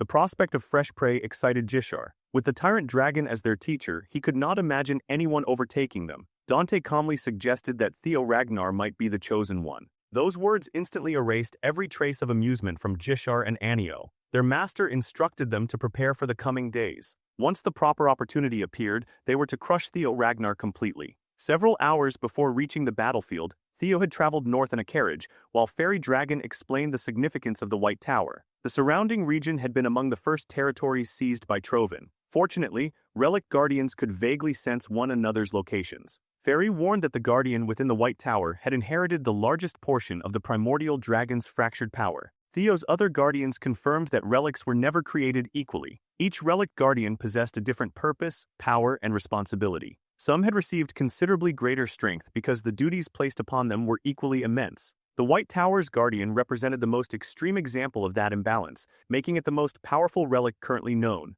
Unfortunately, it now rested inside territory controlled by Trovan. After witnessing what those traitors had done to Leviathan, Theo understood the danger. They possessed a method for poisoning guardians and extracting primordial power from them. No matter the cost, Theo needed to reach the White Tower before Trovan placed its hands upon that guardian. Back in the present, he entered Julius Ragnar's command tent and requested permission to travel alone into the Rocky Mountains, where enemy forces had been gathering under suspicious circumstances. Theo could not reveal everything he knew, leaving his explanation frustratingly vague. Julius rejected the request immediately. He would not allow one of his finest soldiers to abandon the front for an undefined personal mission. Even as Ragnar's newest successor, Theo could not simply walk away from his wartime responsibilities. Theo immediately argued that he was not avoiding his responsibilities. He intended to compensate for the time he had already spent away. Seeing his frustration, Julius finally cracked an amused smile. He had only been testing him. Theo had proven repeatedly that he could be trusted with independent operations, so the commander agreed to cover his absence. The white armored dragon cavalry would not collapse merely because one soldier temporarily left its ranks. Julius demanded only that he return with something worthwhile. Grateful for that trust, Theo promised that he would never disappoint him. Without wasting another moment, Theo mounted Umbra and advanced toward the Trovan-controlled White Tower. Flying directly over the camps would expose them, so he used the mountain range as cover before landing at a safe distance. Umbra's ability to camouflage himself within the darkness continued to amaze him. The traits of an evil shadow dragon mixed with viper blood made the wyvern perfect for covert operations. After reaching the infiltration point, Theo ordered Umbra to return to Ragnar's camp. From there, he would proceed alone. Wearing specialized infiltration gear, Theo silently descended the dangerous slopes and observed the tower from behind the rocks. Security around its entrance was every bit as severe as expected. Despite remaining at a considerable distance, several patrolmen sensed suspicious movement. One nervous guard approached Theo's hiding place with his sword drawn, carefully circling the stone pillar. When he finally looked behind it, he found nothing. After checking the surrounding area, the soldier lowered his guard and sheathed his weapon. That mistake cost him immediately. While the patrolman investigated the rocks, Theo silently incapacitated the companion watching from behind. The first guard noticed something was wrong and attempted to issue a warning, but Theo struck him down before he could alert the others. Several miles away, Ed Trovan stood before an altar drenched in blood, admiring a grotesque mass of flesh resting atop the shrine. A hermit priest from the Holy Demon Church approached with a sinister laugh, amused that Trovan had joined their faith in performing the forbidden resurrection ritual for the deposed Mad Dragon Emperor. Within the pulsing mass, a humanoid figure rested in a fetal position and steadily absorbed corrupted power. The entire structure throbbed like an enormous exposed organ. Ed disliked the priest's casual attitude, and he especially hated hearing the Mad Dragon Emperor described as dethroned. To Ed, Ragnar possessed only one legitimate ruler. The man currently occupying the throne was nothing more than an impostor. Soon, the true emperor would return and reclaim what rightfully belonged to him. Ed regarded himself and every so-called true Ragnar as servants of that rightful master, and he warned the priest never to forget it. The resurrection ritual was nearly complete, but restoring the Mad Dragon Emperor required one final ingredient, a suitable vessel born from Ragnar blood and carrying the primordial dragon's power. Ed showed no concern about acquiring such a body. His greater problem was obtaining the key to conquering the White Tower. Reports indicated that the power sealed within the tower was far beyond their expectations. Trovan had continuously injected Shadow Demon Toxin into the relic, yet its resistance remained overwhelming. Even the Holy Demon Church's high priest was struggling to maintain the corruption process. At their current pace, conquering the tower in time appeared impossible. Ed responded to that report by releasing his aura and forcing the messenger face first into the ground. Ed had sacrificed far too much to resurrect the Mad Dragon Emperor. The primordial dragon's power was the final component, so he refused to accept the word impossible. He ordered his followers to abandon every restraint and use whatever methods were required to succeed. Terrified of execution, the messenger apologized for his short-sightedness and promised to deliver results. Escaping with only a broken nose felt like an incredible victory. Moments later, another subordinate arrived with a far more urgent report. An intruder had successfully entered the White Tower camp and stolen a guard's uniform. After discovering one patrolman unconscious and stripped, the soldiers sounded the alarm and began searching the entire area. From a distant vantage point, another observer watched the chaos unfold. His enhanced eyesight eventually located a masked patrolman blending flawlessly into one of the search parties. Jishar was surprised to see Ragnar's newest heir operating so deeply inside hostile territory. Theo had killed only when necessary, neutralized the rest, and infiltrated the enemy formation without drawing attention. His methods resembled those of Black Snow so closely that Jishar suspected he had worked for the organization in a previous life. The young successor was far more entertaining than expected, and Jishar could barely contain his excitement at the thought of fighting him. Anio ordered her brother to stop salivating and concentrate on following their target. They had already made one mistake involving Thorol and could not afford another. Jishar promised to behave, though his twisted grin suggested otherwise. When Ed learned that someone had breached the White Tower's security, his temper nearly exploded. Only a select few knew the operation's real purpose. The entire war had been constructed to distract Ragnar from this location, making such an intrusion seemingly impossible. Yet Ed's instincts immediately pointed toward the one person who had repeatedly ruined his plans. Once again, Theo Ragnar had likely appeared to become the thorn in his side. Before anger overwhelmed him, Ed's calculating mind took control. A frightened messenger proposed increasing security and catching the infiltrator immediately, but Ed chose the opposite approach. He ordered a complete withdrawal from the White Tower camp, leaving behind only the minimum number of soldiers. The command sounded absurd because it would make stealing the relic significantly easier. That, however, was exactly what Ed wanted. He was completely convinced that Theo was the intruder. Considering the boy's recent growth, Ed believed he would conquer the White Tower and emerge carrying the primordial dragon's power. If Trovan could not overcome the tower themselves, they would allow Theo to do it for them and steal the reward afterward. Ed summoned his most trusted weapons, the noble servitors, to ensure the plan succeeded. Leading them was Ain, the #1 servitor concealed behind a metallic plague doctor mask. Beside him stood the gigantic #2, Switty, carrying an absurdly heavy warhammer. Dree, Ed's #3, completed the execution team. Their directive was brutally simple. The instant Theo secured the primordial dragon's power, they were to kill him and take it. As Ed's most loyal enhanced warriors, they would obey without hesitation. Back at the tower, the remaining soldiers continued searching with torches, unaware that most of their reinforcements had withdrawn. With so few troops left, their captain divided the patrol into 2 units. One would inspect the tower while the other searched the southern perimeter. Predictably, Theo inserted himself into the group heading toward the tower. None of the soldiers even questioned why their supposed comrade refused to remove his mask. Theo found the infiltration almost suspiciously easy. The guards used no password to distinguish allies from enemies,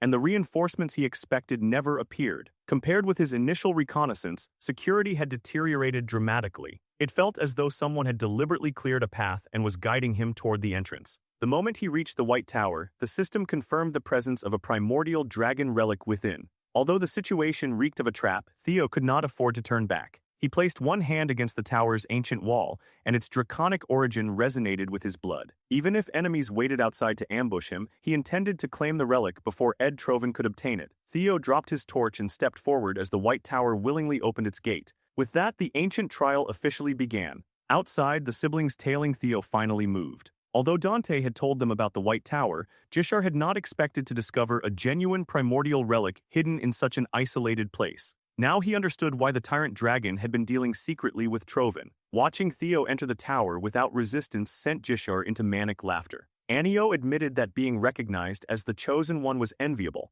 but impressive titles meant nothing when their owner was surrounded by enemies. The twins collected Theo's discarded Trovan uniform, reasoning that it might be useful for creating trouble later. Even Anio felt that the convenience of the situation resembled deliberate bait. Whether it was a trap or not made little difference. Their priority was to withdraw and prepare the stage before Theo returned. Jishar, however, refused to leave. He wanted to remain directly outside the White Tower and wait for the Chosen One himself.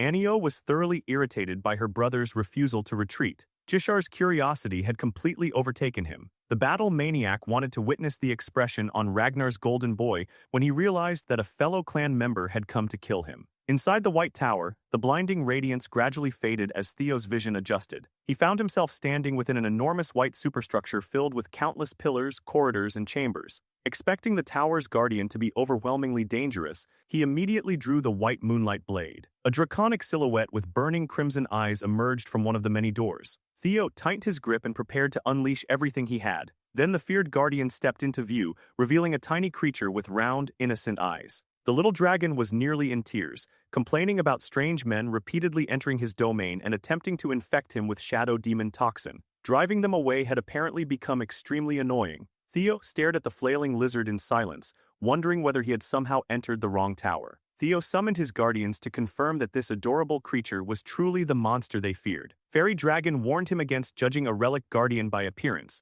while Griffin pointed out that Theo himself looked more like a handsome noble than an awe-inspiring chosen one. Seeing the other guardians visibly tremble before the little creature restored some of Theo's caution. Realizing that he had forgotten his manners, the guardian apologized and introduced himself as Karatasuchus, or Curado for short. Curado was the primordial dragon's most loyal subordinate, the guardian who had inherited the largest share of his master's power. Since ancient times, he had protected the gate of the Pantheon. Theo had never encountered that term before, so Curado casually explained that the Pantheon was the dwelling place of the gods. The primordial relics were fragments carrying portions of their creator's power, and the original dragon had once shouldered countless sacred responsibilities. Protecting the gateway connecting the divine and mortal realms had been one of the greatest. That responsibility now belonged to Curado, the primordial dragon's loyal vassal and principal inheritor. Theo's understanding of gods came entirely from old texts, making the confirmation of their existence difficult to process. He tried questioning Curado further, but the cheerful lizard merely stared ahead with an empty smile.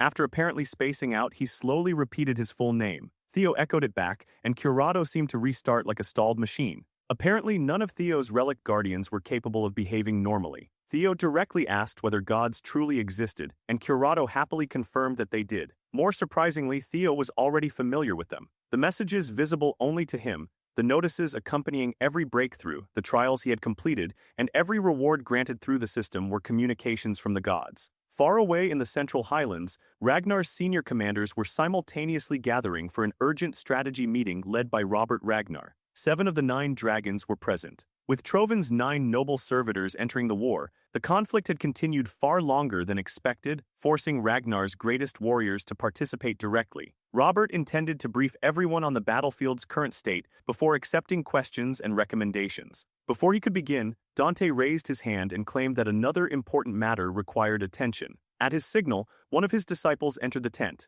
Anio Ragnar respectfully apologized for interrupting and presented a discarded white-armored dragon cavalry uniform. She claimed to have witnessed Theo Ragnar's betrayal and offered the uniform as proof. The elder dragon immediately seized the opportunity to attack the newest successor, arguing that abandoning Ragnar's uniform constituted an unmistakable act of treason. The other dragons reacted more cautiously. Julius found himself in a difficult position, silently attempting to understand why Theo would discard his uniform in hostile territory. Meanwhile, Theo was experiencing an existential crisis inside the White Tower. If Curado was telling the truth, then the blue system window guiding his growth had always been a direct channel from the gods. Curado confirmed it without hesitation. Theo asked whether every chosen one possessed the same system, but the guardian insisted that his circumstances were unique. When Curado attempted to explain why, the answer transformed into a deafening, distorted screech that nearly knocked Theo off his feet. Curado scratched his head and concluded that Theo was not yet permitted to receive that information.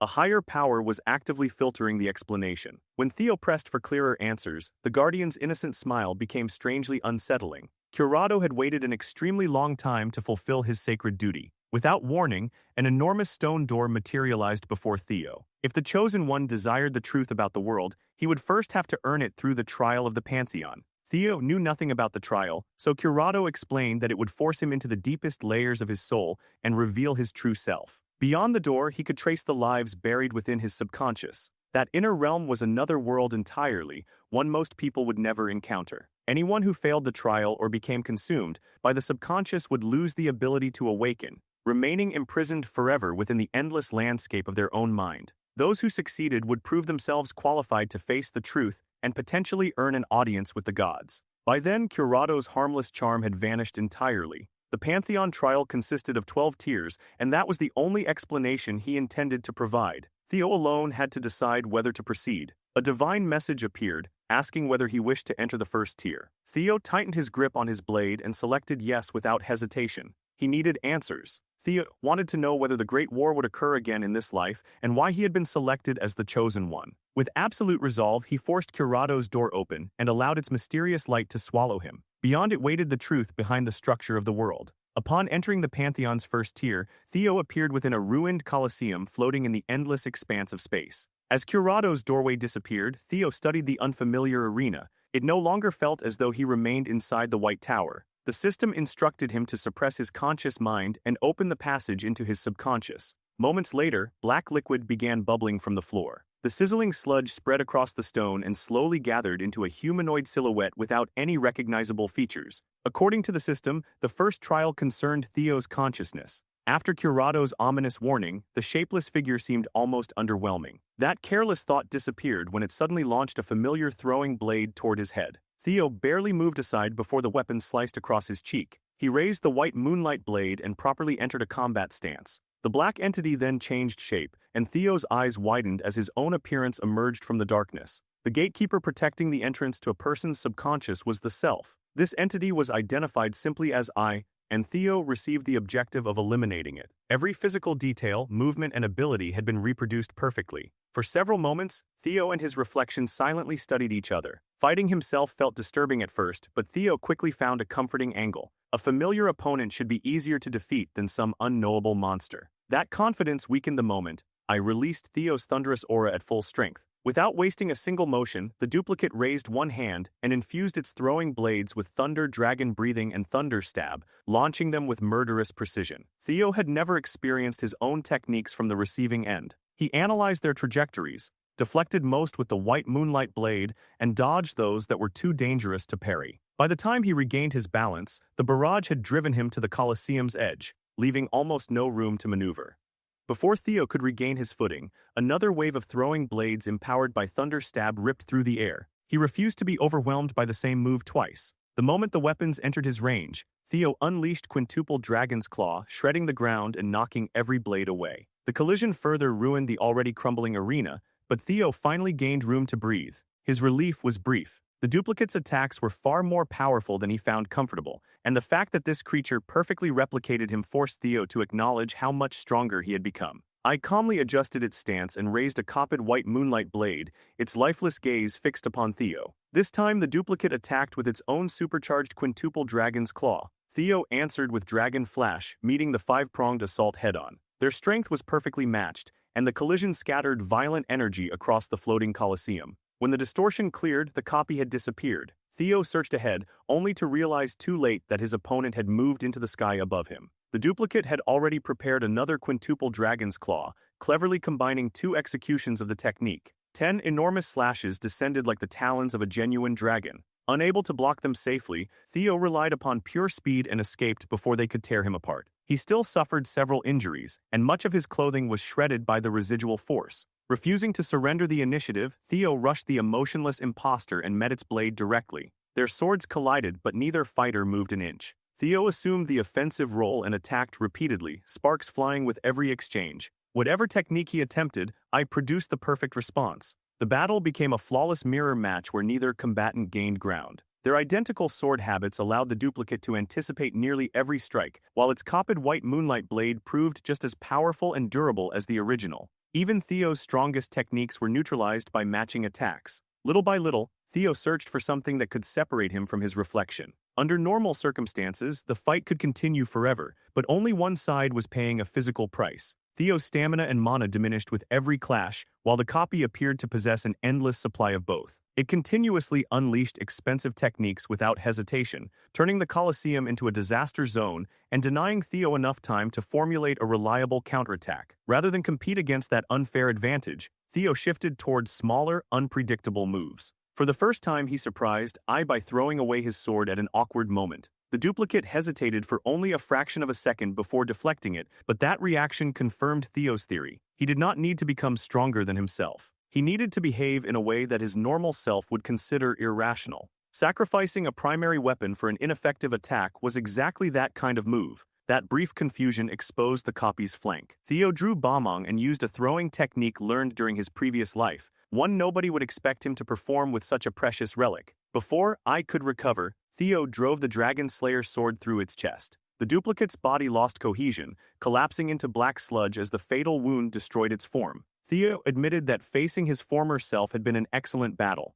The system recognized his victory and declared the Pantheon's first tier cleared. Soon after the black residue disappeared, another of Curado's doors rose from the ground. The system asked whether Theo wished to challenge the Pantheon's second tier. He smiled confidently. Theo Ragnar had never been the type to abandon something halfway through. Without wasting another moment, he pushed the second door open and advanced deeper into the trial. Back in the Central Highlands, the Elder Dragon continued demanding that Theo be prosecuted for treason. Julius challenged Anio Ragnar's statement, pointing out that she was accusing Theo of deserting his unit and defecting to Troven, an extraordinarily serious charge. Anio maintained that she had witnessed everything herself. Theo entered enemy territory willingly, and the discarded cavalry uniform in her possession supposedly proved his betrayal. Having known Theo since his cadet days, the Sword Dragon refused to accept the accusation so easily. She secretly contacted Julius through telepathy and demanded an explanation. The demon dragon smugly responded that he alone knew what Theo was doing, proudly implying that the boy trusted him more than her. Even Julius had not expected the situation to become this complicated. Before Theo left,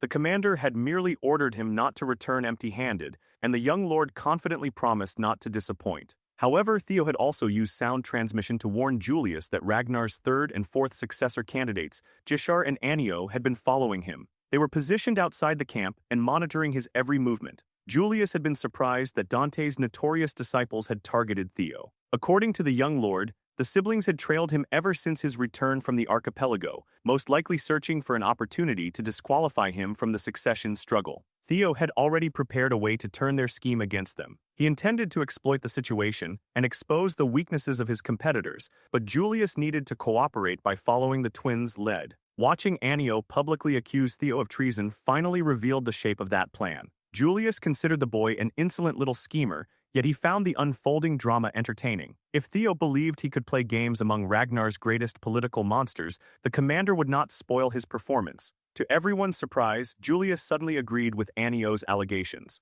She thanked him for supporting her account, but Dante immediately became suspicious of how little resistance the demon dragon offered. Robert Ragnar also noticed that something was wrong. Black Snow had already confirmed that Theo left his post after meeting Julius, strongly suggesting that the supposed desertion had been arranged. Understanding the commander's intentions, Robert chose to play along and watch Theo's strategy unfold. Black Snow officially classified Theo Ragnar as a deserter, with Robert even accepting Anio's flimsy evidence. He committed the organization to assembling an elite pursuit unit immediately. The affair had rapidly grown beyond a simple accusation. Theo was clearly orchestrating something from the shadows, and several of the 9 dragons had willingly begun moving according to his rhythm. Meanwhile, the alleged traitor was facing trials from another world that none of them could have imagined. When Theo entered the Pantheon's second tier, he found himself standing within the burning Rose Palace from his previous life. Like the first stage, this trial opened another pathway into his subconscious, recreating the past with disturbing clarity. Theo's eyes narrowed as a painfully familiar voice reached him. The people responsible for his death stood nearby, once again mocking him as Ragnar's imbecile. The system ordered Theo to overcome the trauma that had tormented him for years. Instead of losing control, he smiled with genuine amusement. Whoever designed the second tier had made a serious miscalculation. These people no longer inspired fear or despair. Their presence produced nothing except bloodlust. What had once haunted his dreams now looked like a bad joke dressed in the shape of old enemies. Axion cursed Theo for laughing, confident that they could kill the helpless imbecile whenever they pleased. Before the group could embarrass itself further, Theo moved behind them with the speed of lightning. He casually raised his sword and cut the first enemy in half. He had already dealt with his corrupt instructor once, so repeating the experience required almost no effort. Covered in his enemy's blood, Theo savored the sight of the bastard's final expression. The second tier's battle against trauma ended almost immediately, granting Theo permission to advance. As he pushed open the third door and climbed deeper into the Pantheon, Curado watched through his tiny, all-seeing eyes. The little guardian had become genuinely fascinated. Now he wanted to discover just how far this extraordinary young chosen one could rise.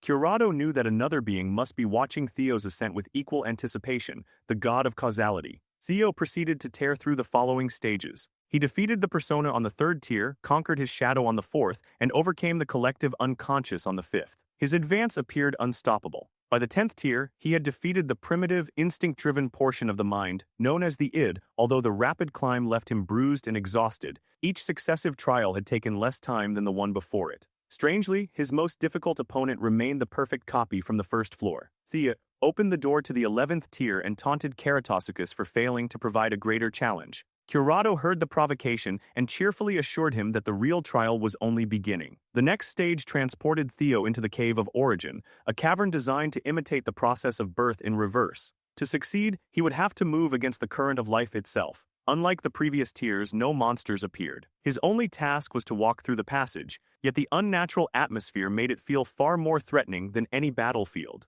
The system explained that reaching the source required returning to the void that existed before birth. As Theo retraced his origin, the senses acquired throughout life would disappear one after another. Halfway through the damp passage, he lost his sense of smell, and the fishy odor rising from the shallow water vanished instantly. Several steps later, his hearing disappeared, cutting him off from every sound in the world. The process continued until touch faded as well, leaving 4 of his 5 senses unusable. Sight was the final sense taken from him. Theo could no longer perceive the world's shape, color, or distance. Then his connection to mana was severed. The sudden restriction caught him completely off guard, reducing him to something shapeless drifting through endless darkness. Traversing the remaining cave felt impossible in that state, but the sensation was not entirely unfamiliar. It reminded Theo of Kyle Ragnar's heart sword, which had once severed his soul from his body and trapped him at the boundary of death. Theo attempted to overcome the void in the same manner. He called upon Griffin, Fairy Dragon, Desert Worm, and Lesser Drake, but no response reached him.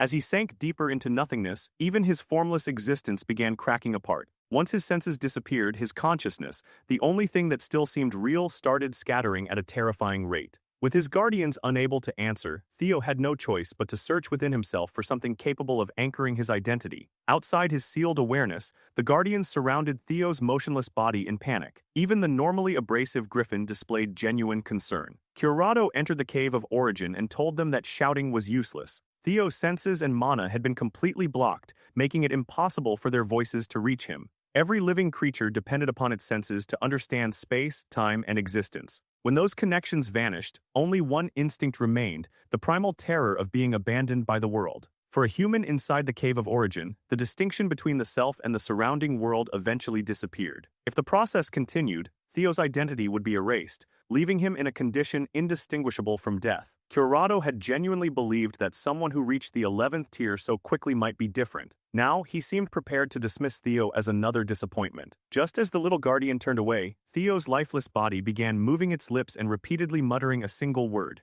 kill. A foreign power seized control of the empty vessel and restarted it through pure malice. Thick bloodlust exploded from Theo's body as he demanded everyone's blood. He rose from the cold floor on all fours, moving like a wild animal. Fairy Dragon immediately recognized the presence of madness. The remaining ego of the Mad Dragon Emperor, planted within Theo by Kyle Ragnar, had taken advantage of the Cave of Origin and assumed control. Under these circumstances, its awakening had been almost inevitable. Rather than fear the transformation, Curado became fascinated. Theo's rapidly dissolving consciousness was being pulled back together by madness. Within the void, the Mad Dragon Emperor tempted the fragments of his sanity with an offer. If Theo accepted his hand, the ancient ego would carry him through the trial. In return, Theo would steal, violate, and destroy everything in the Emperor's name, surrendering the world to the will sleeping inside him. Theo rejected the easy path. Once the Mad Dragon Emperor's power had gathered his consciousness into one place, Theo crushed the invading influence with sheer will and a confident smile.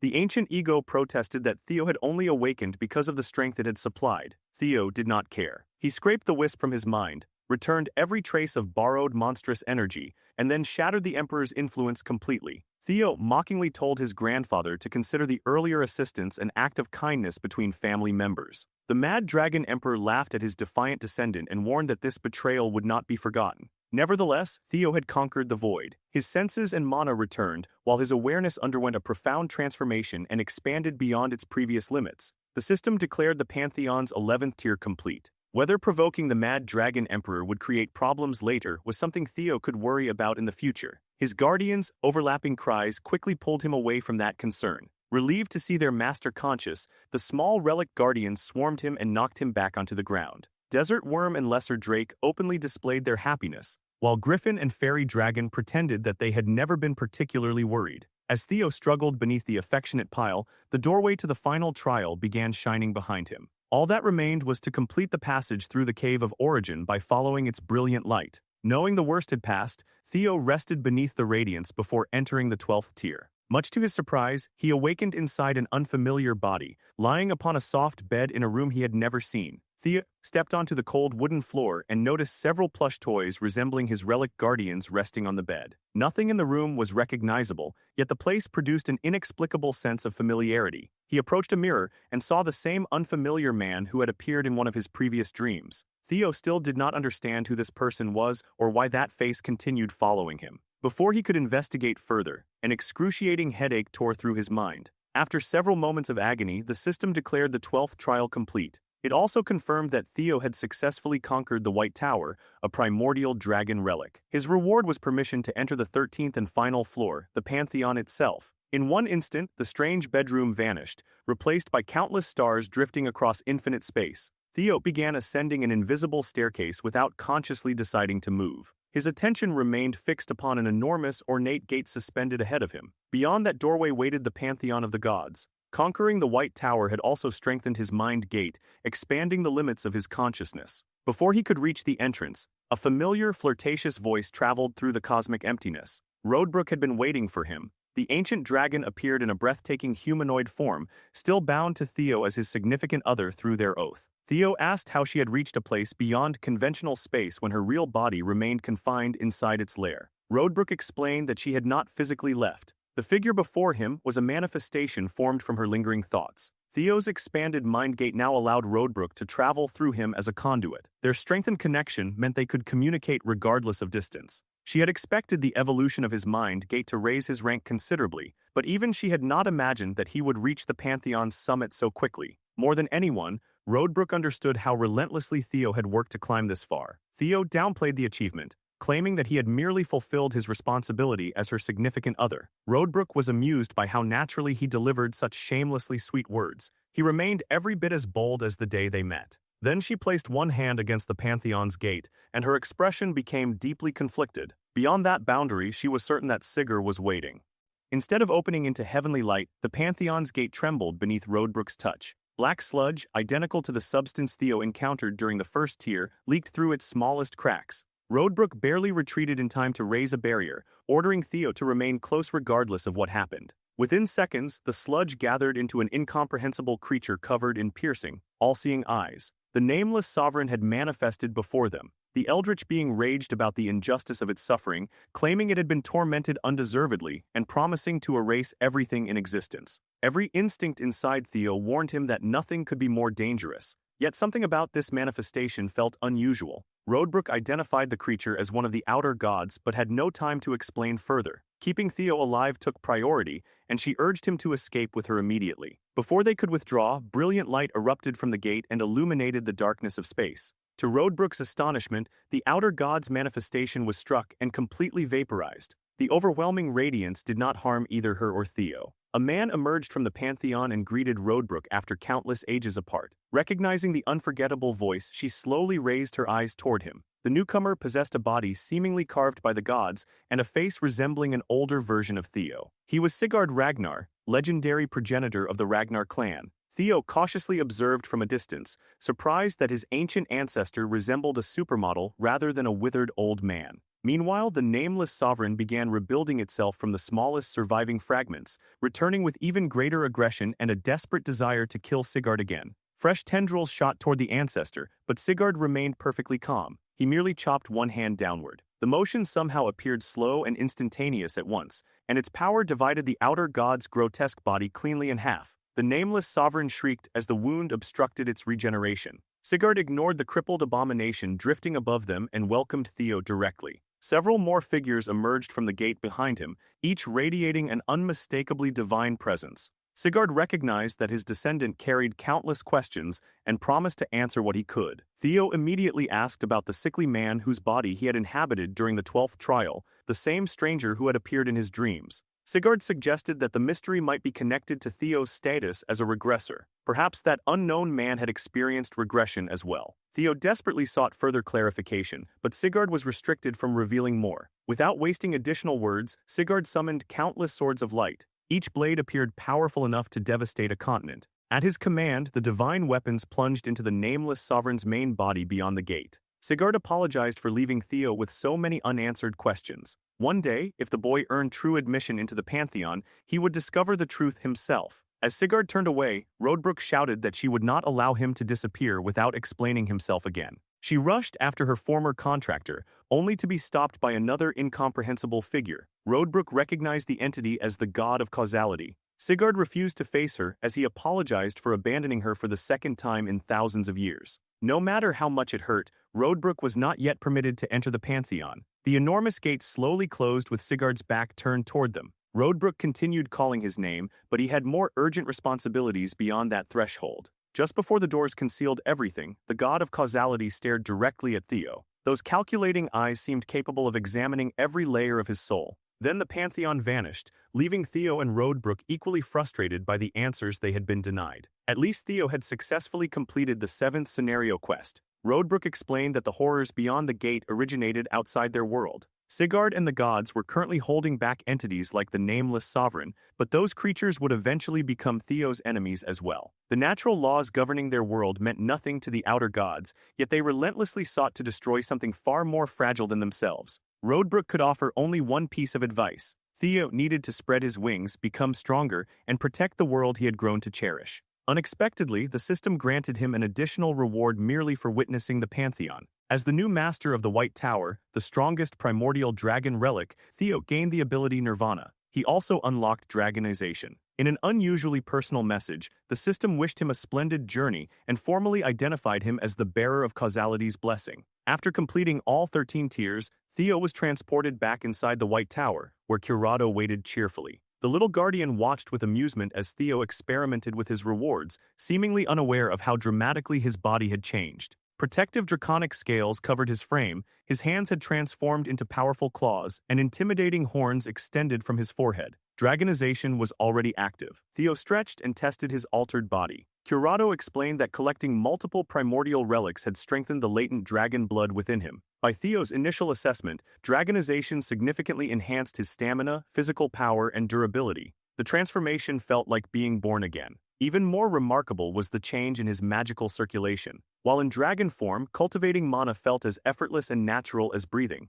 He deactivated dragonization and discovered that shifting between forms required very little effort. The transformation remained completely under his control. Next, Theo tested Nirvana. Upon activation, his mental realm expanded to a frightening degree. He had never encountered an ability capable of strengthening consciousness itself. Using Nirvana made him feel as though the surrounding space rested within his palm, although his imperfect control meant he would require extensive practice. Theo also understood that an ability like Nirvana could not be activated carelessly. Every Ragnar child had grown up hearing legends about Sigurd ascending into the heavens and entering the realm of the gods. Theo had now witnessed proof that those stories were true. Sigurd's words continued echoing through his mind. If Theo wanted to uncover the secrets hidden by this plane of existence, he would need to ascend and join the Pantheon himself. The presence of the god of causality made the revelation even more overwhelming. From Theo's perspective, House Ragnar was not merely the ruling power of the North. It appeared to be part of a much greater force responsible for defending the world against unimaginable catastrophes. Curado confirmed that conclusion. Ragnar existed to protect the world and make its noblest sacrifices. As the Chosen One, Theo had been born with Ragnar blood so that he could eventually ascend into divinity and join the god of causality in the battle against the outer gods. Theo attempted to connect this revelation to the mysterious foreign world shown during his 12th trial. Curado admitted that the vision fascinated him as well, but he genuinely did not know its meaning. That mystery belonged to Theo, and he would have to unravel it himself. Despite witnessing gods and cosmic horrors, Theo's thoughts repeatedly returned to that unfamiliar bedroom and the strange man's face. Curado offered no further answers and began pushing him toward the exit now that the trial was complete. Before expelling him from the White Tower, the Guardian warned that an uninvited guest was waiting outside. Theo responded with a knowing smile. His bait had worked exactly as planned, and it would be impolite to keep his visitor waiting. Cracking his knuckles, Theo returned to the material world as one of the White Tower's entrances erupted with light. He appeared at the structure's base beneath heavy snowfall. Although his bare skin was exposed, the cold no longer bothered him. He did not need to search for the waiting guest. Jishar approached openly across the snow, delighted that his prey had finally emerged. The battle maniac complained that a little brother should never force his elder to wait so long. In a proper world, Theo should have been the one standing outside in anticipation. Jishar carried strangely shaped, double-headed scythes in both hands, and his aggressive posture made his intentions obvious. He repeatedly called Theo little brother, expecting the title to provoke him. Instead, Theo lowered his head slightly and apologized for unintentionally disrespecting his elder brother. Jishar maintained his menacing act, boasting that only a handful of people alive could recognize both his name and his face. Theo would never have recognized Jishar if he had not briefly encountered him during his previous life. Back then, Theo had been working as a spy at a friendly sparring arena reserved for influential successor candidates. Every spectator had focused on the main stage, where Jishar demonstrated that Ragnar's heirs were not created equally. Excited by rumors of a new candidate rising through the ranks, he challenged Axion and humiliated him without even drawing a sword. Overpowering Axion Ragnar barehanded had been an extraordinary feat at the time. History had followed a very different course after Theo's regression. Maintaining an easygoing smile, he casually thanked Jishar for traveling into such a remote region to rescue him. The unexpected gratitude left Jishar speechless before he erupted into manic laughter. Unlike Thorl, this inexperienced newcomer apparently had no understanding of how the real world worked. Once his laughter ended, Jishar vanished in a flash and swept one of his scythes toward Theo's neck, revealing that he had come to eliminate a rival. Theo calmly raised the white moonlight blade and blocked the killing strike. Dropping his innocent act, he asked whether the twins had truly followed every trace he deliberately left behind.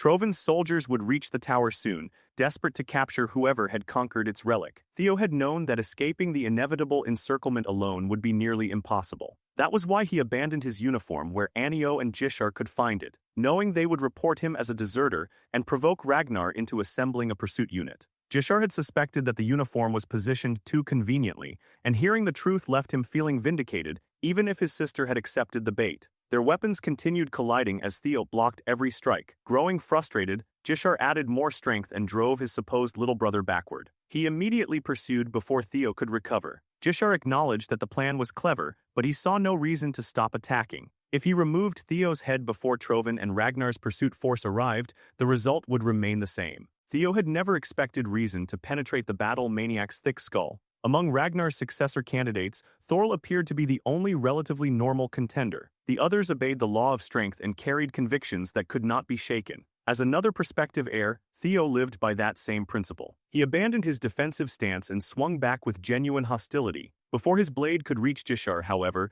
a third combatant carrying an enormous warhammer interrupted them. One swing produced an impact comparable to an earthquake. Theo and Jishar escaped the center just before the ground collapsed. Even Jishar recognized that their private feud had to be postponed. Zwei, Troven's hulking number 2 servitor, clicked his tongue in disappointment after missing the opportunity to crush both heirs at once. Theo immediately shifted into a serious combat stance. The true threats had finally arrived. Speaking through her mask, Number 3, Dre praised Theo for raising his guard the instant she and Zwei landed. She correctly guessed that he had realized their attack was deliberately delayed. Still, her pride was wounded that Ragnar believed 2 inexperienced heirs could oppose 2 of Troven's 9 noble servitors. From another perspective, however, Zwei and Dre had struck the jackpot. 2 succession candidates had fallen into the hands of weapons specifically engineered to battle the 9 dragons. Dre also let slip that the young Ragnars might be turned into sacrifices. Zwei angrily warned his talkative companion to mind her words in front of their targets. She saw no purpose in remaining silent when both boys were supposed to die anyway.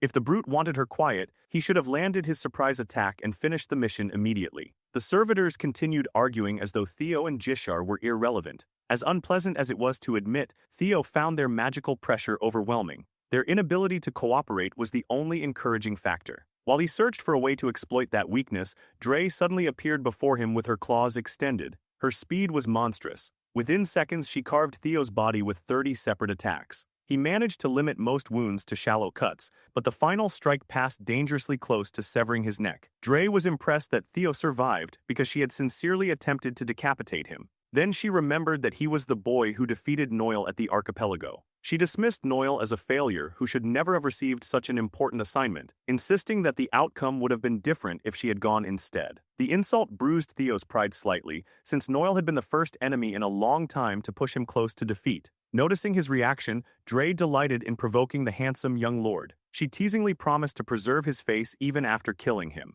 Theo refused to retreat or hide behind defense and answered her aggression directly. Nearby, Jishar created identical shadow clones and launched himself toward Dre. His true body and replicas attacked together, covering every angle with synchronized strikes from the shadow sword-slaying arts. Dre was far too quick to be caught by such a flashy assault. She effortlessly leapt clear and taunted Jishar, suggesting that he direct his murderous impulses toward his brother instead. Whatever conflict existed between them, they still shared blood, so perhaps Jishar cared about Theo more than he admitted. He responded with a murderous glare and ordered her to stop interfering with his prey. Dre laughed off the threat, declaring that she wanted private time with Theo and had no interest in some other brat. She closed the distance and attacked Jishar with a storm of claws. Even his sharp eyes struggled to follow her movements. Then Zwei entered from behind and swung his enormous hammer at Jishar's back. Dre nearly became collateral damage but escaped the weapon's path at the last moment. Upon landing, she immediately switched targets, climbed onto Zwei's shoulder, and traced her claws along his neck while warning him that continued recklessness would get him killed first. Zwei argued that he was merely completing their assignment efficiently. Whoever secured the first kill would claim the reward. Dre despised her teammate, but could do little beyond hurling insults at him. Watching the noble servitors threaten each other left Theo genuinely confused. Their behavior reminded him of the supposed elder brother who had been attempting to murder him only minutes earlier. Fortunately, Jishar's hostility toward Theo had now shifted entirely onto Troven's enhanced warriors. Using the shadow sword slaying arts, Jishar unleashed a long-range technique called Thousand Ink Daggers and claimed the larger servitor as his prey. Dre watched from a distance, teasing Zwei about the enraged Ragnar racing toward him. To repay the attempted friendly fire, she deliberately kept the brute in position until Jishar entered striking range. Then she jumped away, leaving Zwei alone beneath the deadly storm while giggling at the chance to resume her private duel with Theo. The two picked up exactly where they had stopped, communicating through their blades. Theo adjusted his approach to account for Dre's abnormal speed and anticipated a direct assault. When she arrived, he successfully blocked both claws. He quickly realized that such a fast-paced battle was more dangerous than any straightforward contest of strength. One mistake would reduce him to minced flesh. Dre was even faster than Navin, yet still precise enough to target his vital points with every movement. Theo devised a plan risky enough to match her speed. He deliberately exposed a tempting vital point, and Dre's instincts immediately drove her toward it. The attack left her dangerously overextended. With the servitor exactly where he wanted her, Theo gripped his sword and burned through his mana. He combined Dragon's Claw with Dark Thunder, multiplying the attack's range and destructive power. Dre narrowly escaped the primary slashes, but the secondary surge of black lightning still grazed her. Now she knew Theo could wield sword energy infused with lightning. Dre's evasion was flawless, but Dark Thunder's paralyzing current still entered her body. Once the final wave of sword energy passed, she understood Theo's true objective. His barrage had deliberately destroyed the terrain to restrict her movement. It was a respectable last resort, but ultimately pointless. Uneven ground would not meaningfully reduce her speed. Dre immediately turned the protruding rocks into platforms, increasing the variety of her approach and making her movements even harder to predict. From a distant vantage point, the third servitor assigned to the mission evaluated her performance. Ain considered Dre an incomplete specimen, but she still possessed roughly 30% of the Black Dragon's abilities. Troven's #1 servitor furiously recorded every observation in his notebook, treating the life-or-death battle like a controlled experiment. More surprising than Dre's performance was Theo's ability to stop and counter her, even briefly. Ain watched eagerly as the young lord prepared another unexpected move. Dre continued gathering speed while intentionally exposing openings, hoping to catch Theo with the same strategy he had used against her. Theo remained patient and concealed himself within the dust while she taunted him to emerge.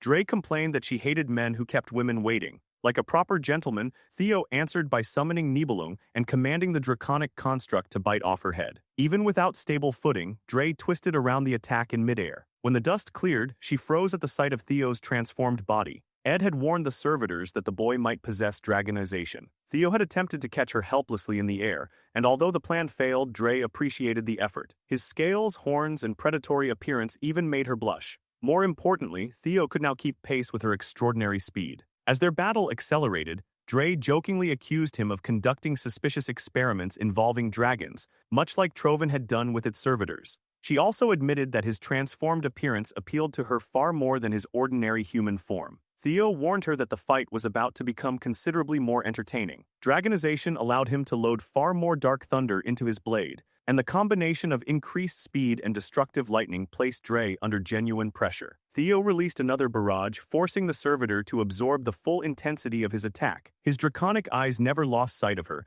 and a mocking smile appeared across his face. For the first time since their duel began, Dre was bleeding. From a nearby cliff, Ain recorded Theo's dramatic improvement. He had gone from barely reacting to her movements to clearly overpowering her. In that state, Ain estimated that Theo was stronger than any of the 9 servitors operating without their enhanced forms. The situation had become dangerously unstable, yet Ain found beauty in that risk. After drawing blood, Theo grew increasingly aggressive and steadily worsened Dre's wounds. Her playful commentary finally stopped. Continuing to underestimate him would result in her death, so she decided to finish the young lord with a single decisive strike. If her previous attacks were scratches, the next one carried the destructive force of a bomb. Watching from above, Ain muttered that Theo Ragnar had exceeded his expectations by an enormous margin. On the opposite side of the battlefield, Jishar proved that his position as a successor candidate was deserved. He kept pace with Zwei through pure skill and willingly risked his body for every strike, smiling like a lunatic throughout the exchange.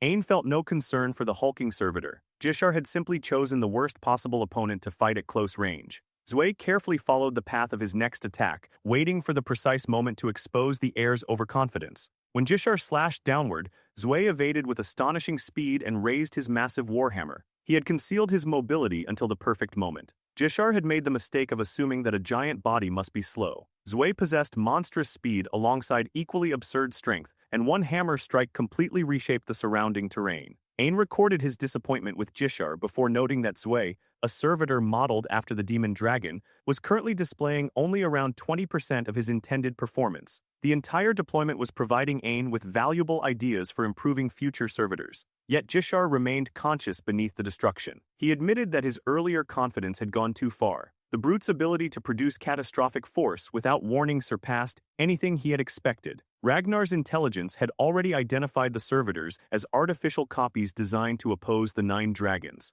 Jishar refused to accept the possibility that he could not defeat a counterfeit. With his pride lowered slightly, he resolved to use every technique he had been saving. Jishar leapt into the air and unleashed Ink Orchid from the Shadow Sword-slaying arts, flooding the area with sword energy. Zwei remained stationary and spun his warhammer, deflecting the attacks as though the enormous weapon weighed nothing. He stopped only after Jishar appeared to abandon the assault, then mocked the heir for being pathetic and demanded that he fight harder. Jishar remained unbothered because the true attack had not begun. Following the Ink Orchid barrage, dark chains extended from his body and anchored themselves to blades buried throughout the ground. The resulting cosmic web restrained Zwei where he stood. The giant appeared to struggle against the ink-black bindings, though he found it ridiculous that Jishar expected such a toy to contain him. Without any arrogance, Jishar admitted that the technique could never restrain a monster like Zwei permanently. That did not matter because Zwei was never the web's real target. Jishar used its chains as aerial footholds, preventing himself from touching the ground.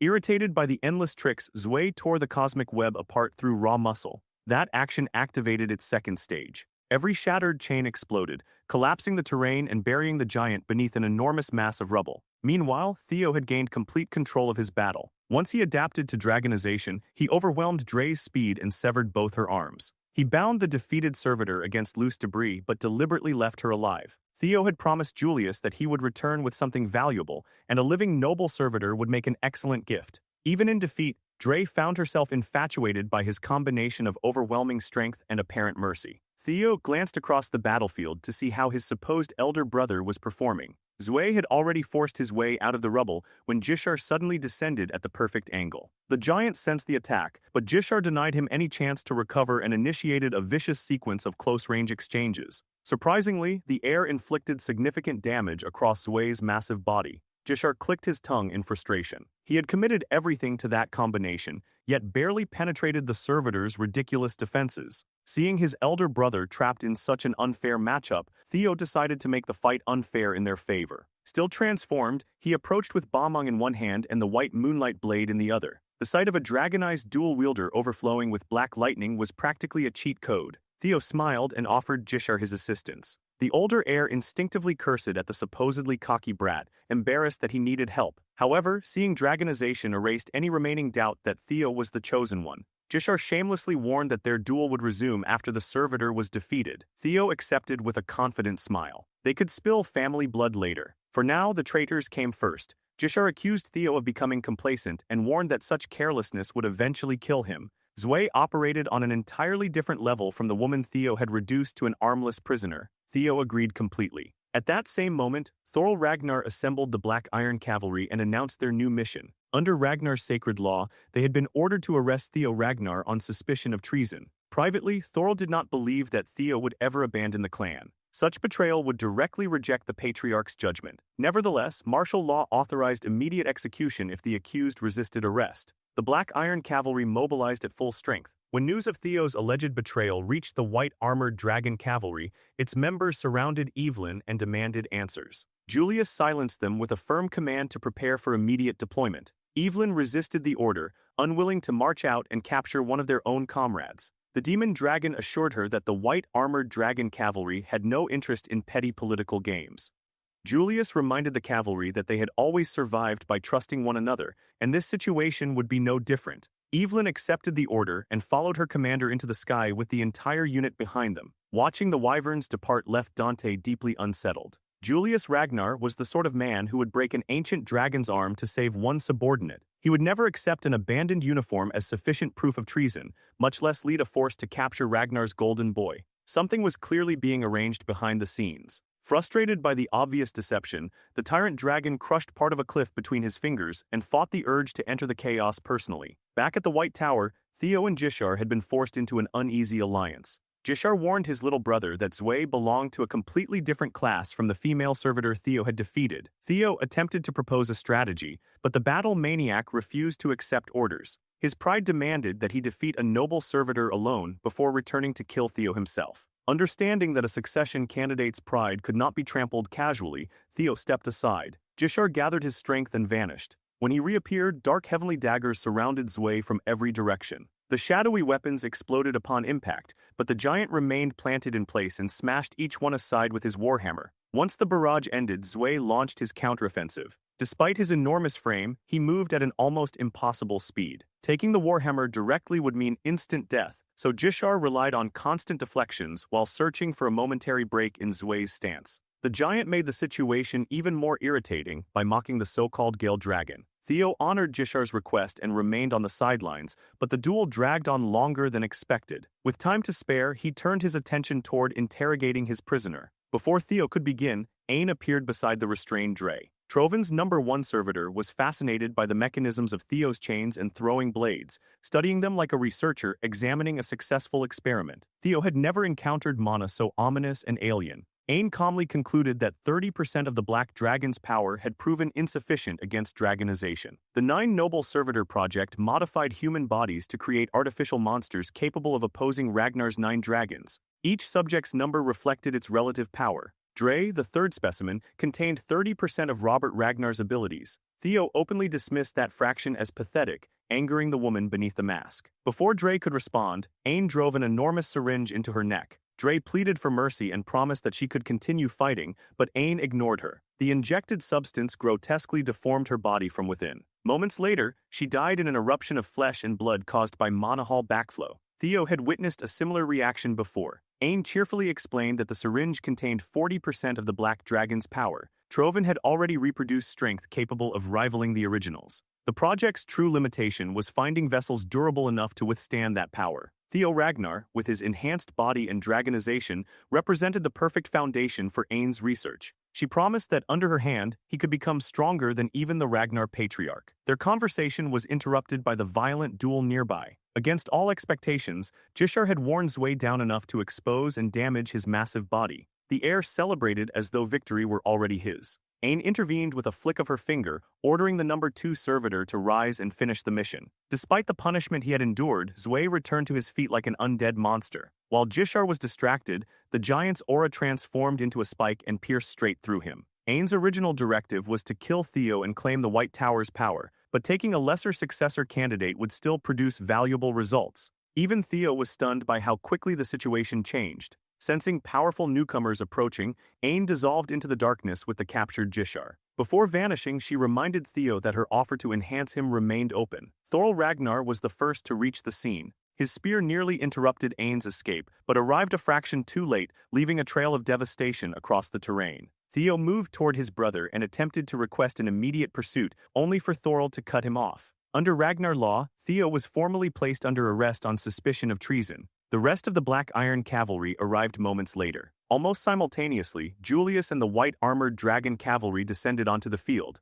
With two successor candidates facing one another, tension immediately spread through both armies. The situation worsened when Dante and Anio arrived. Anio became alarmed when she saw no trace of her brother. The intervention of Trovin's servitors had clearly changed everything, and the worst possibility was that Jishar had been captured. Even after realizing that one of his disciples might be in danger, Dante appeared more pleased by the opportunity to destroy Theo. The tyrant dragon swaggered forward and argued that wartime treason deserved immediate execution. Theo wanted to explain himself, but rescuing Jishar was far more urgent. When Dante attempted to seize him, Julius stepped between them and defended his subordinate. The demon dragon refused to let anyone punish Theo using flimsy evidence, especially when the battlefield contained a dead noble servitor connected to the young lord's actions. Dante continued pressing the accusation like a stubborn child, so Julius planted his feet and warned that anyone pushing further nonsense would receive an ancient dragon-style beating. Predictably, the tyrant dragon was perfectly willing to fight him. Before the 9 dragons could exchange blows, Theo interrupted and revealed that Jishar had been defeated and abducted. If they acted immediately, they might still track the escaping servitors. News that a succession candidate had been captured shifted the soldiers' sympathies toward Theo. He promised to answer every accusation through a proper trial, but rescuing a fellow Ragnar had to take priority. Evelyn assumed that even someone as reckless as Dante would place his disciple's life above politics. She was wrong. The tyrant dragon dismissed the subject of Jishar entirely and complained about everyone wasting time with words. He preferred to settle the matter through strength. If Theo could not prove his innocence immediately, Dante would execute him on the spot. Preparing to withstand an attack from the tyrant dragon, Theo activated dragonization. Before every soldier present, he condemned Dante's priorities and forced attention back onto Jishar's rescue. Theo asked whether the family mattered more to him than the throne he so desperately desired. His power continued rising like a tide, while scales and horns transformed him before the stunned armies. Theo reinforced his image as the legendary descendant of the primordial dragon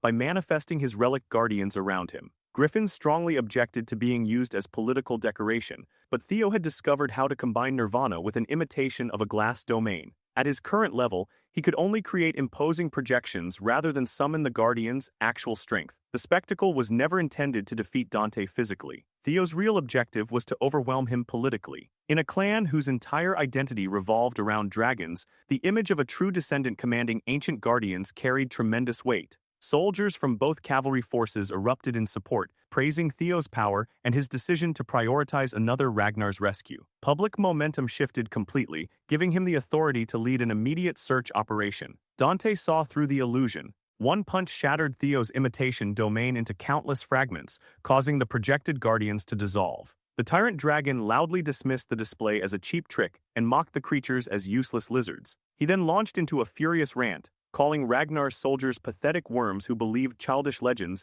and were easily deceived by theatrical nonsense. By the time Dante recognized his mistake, the battlefield had fallen completely silent. Every soldier stared at him as though he had publicly disgraced himself. Even the traditional elder dragon took offense at hearing dragons reduced to mere lizards. Theo said nothing and allowed Dante to dig his own grave. Without any additional provocation, the tyrant dragon had exposed his true contempt for Ragnar's culture before the entire clan. Knowing he could no longer retreat without looking weak, Dante doubled down. If those ancient legends were truly so impressive, he argued, then Theo should be capable of surviving one of his attacks. Theo had underestimated just how irrational the man could become. Dante launched a blatantly lethal strike, but halfway through the attack, time appeared to stop. An overwhelming presence froze everyone in place. Upon arriving, the newcomer calmly questioned why Ragnar's soldiers were pointing weapons at one another instead of bringing him the heads of their enemies. His pure aura illuminated the battlefield and smothered every hostile intention. Kyle Ragnar, patriarch of the clan, had personally appeared.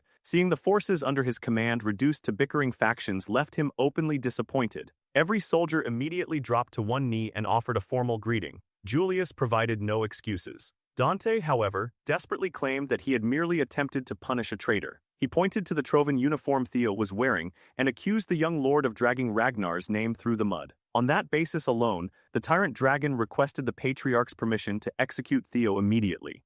Kyle remarked that one of his dogs had apparently forgotten its place and was barking far too loudly. Any hound willing to bite indiscriminately while standing before its master needed correction. Without moving, the patriarch increased the downward pressure until Dante's body buckled and folded toward the ground. Kyle then turned away from the humiliated tyrant dragon and demanded a proper report. Thorl Ragnar was among the few people still capable of speaking beneath that aura. Thorl explained that Trovan had abducted the fourth successor, Jishar Ragnar. Cooperating with Theo's strategy, he proposed forming an immediate pursuit force instead of wasting more time on political arguments. Kyle fixed his attention on Thorl and reminded him of Ragnar's uncompromising foundation. The strong ruled, while losers deserved death. Despite his difficult relationship with Jishar, Thorl refused to accept that conclusion. If Ragnar abandoned its own people so easily, then calling themselves a clan meant nothing. The patriarch corrected him once again. House Ragnar was not a place for pretending they were one happy family. Theo supported Thorl's request, but deliberately avoided appealing to familial affection.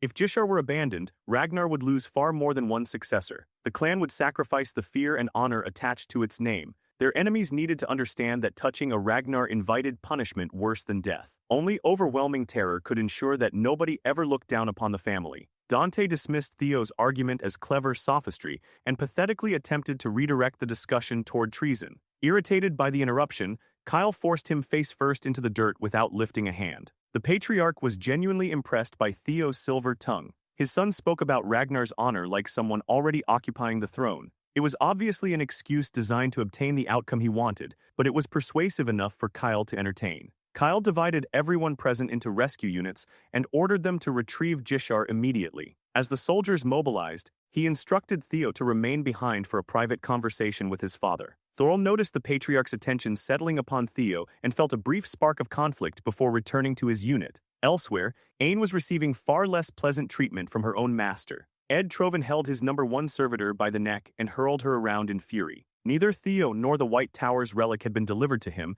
yet Ain had dared return alive with nothing more than a consolation prize. She blamed Ragnar's main force for interrupting the operation. In truth, she simply considered Theo too valuable and fascinating to kill so soon. After punishing her, Ed reluctantly accepted that the mission had failed. Without the primordial relic, completing the resurrection ritual appeared impossible. The holy demon priest assisting him suggested using the dragon's sword as an alternative sacrifice. Among weapon-type primordial relics, it ranked near the very top. Ed rejected the proposal because the resurrected Mad Dragon Emperor would require such a weapon to face Kyle Ragnar. Sacrificing it now could leave their master powerless against his greatest enemy. At the same time, Ragnar's main army had begun tearing through Trovan's lines faster than ever, claiming they were searching for their abducted successor. Ed had expected Kyle to dismiss Jishar's capture under the law of the strong. Regaining consciousness nearby, Jishar mocked him and confidently assumed that his master and sister were leading the rescue. The holy demon priest warned that Ragnar would soon locate their headquarters.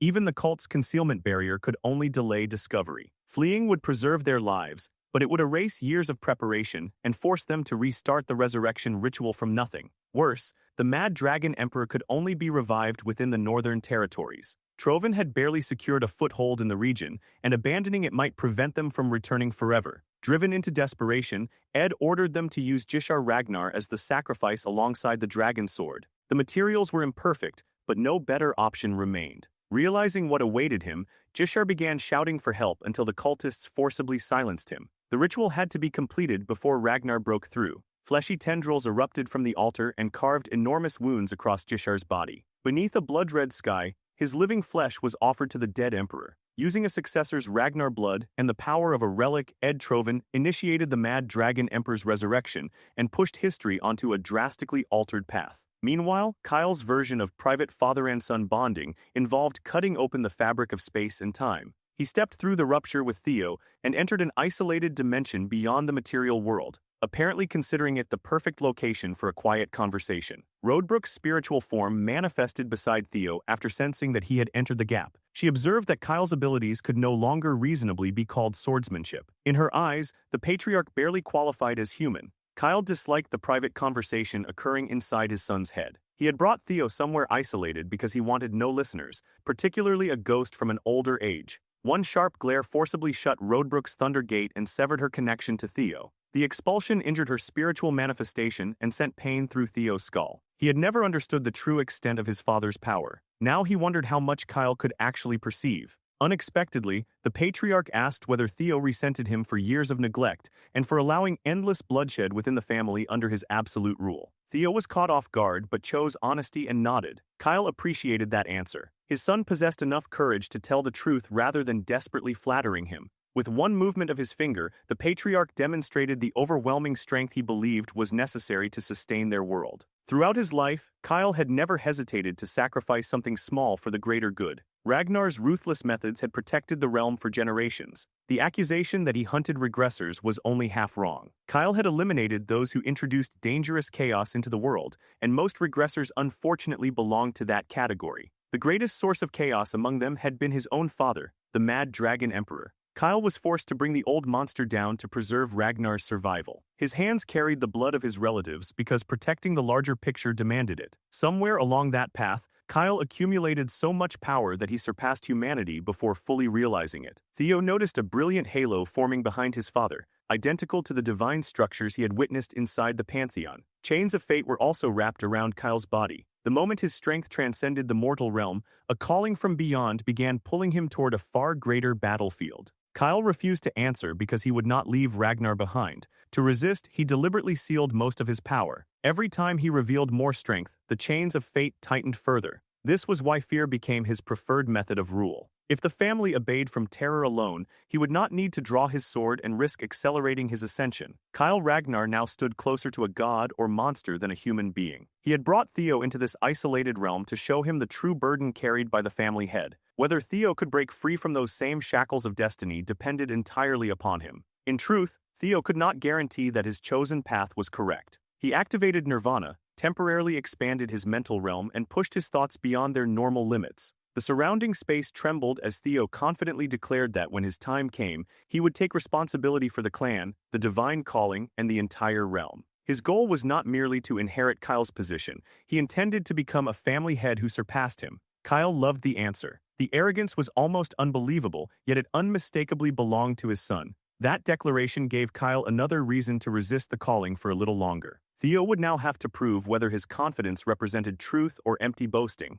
Kyle promised that he would always be watching. The conversation was not simply encouragement. It was an open challenge from Ragnar's patriarch, demanding that Theo demonstrate his worth as the next family head. Back in the material world, Thorl and his unit expanded their search beyond the boundaries shown on their maps. The complete absence of people eventually struck him as unnatural. Realizing the deception, he sensed a disturbance in the empty air and thrust his spear into it. The weapon pierced a concealed barrier, confirming that the demonic cult had trapped them inside an enormous mirage. Thorl tore the illusion apart and exposed the horror concealed beneath it. A flesh altar had burst open, coating Trovin's headquarters in corrupted blood. Ragnar's forces immediately searched every corner of the site. Their investigations soon produced a devastating identification. The withered remains belonged to Lord Jishar Ragnar, whose body had been drained of life. Anio refused to accept the report and forced her way toward what remained of the altar, threatening anyone who tried to stop her. Black Snow's operatives stepped aside and allowed her to mourn.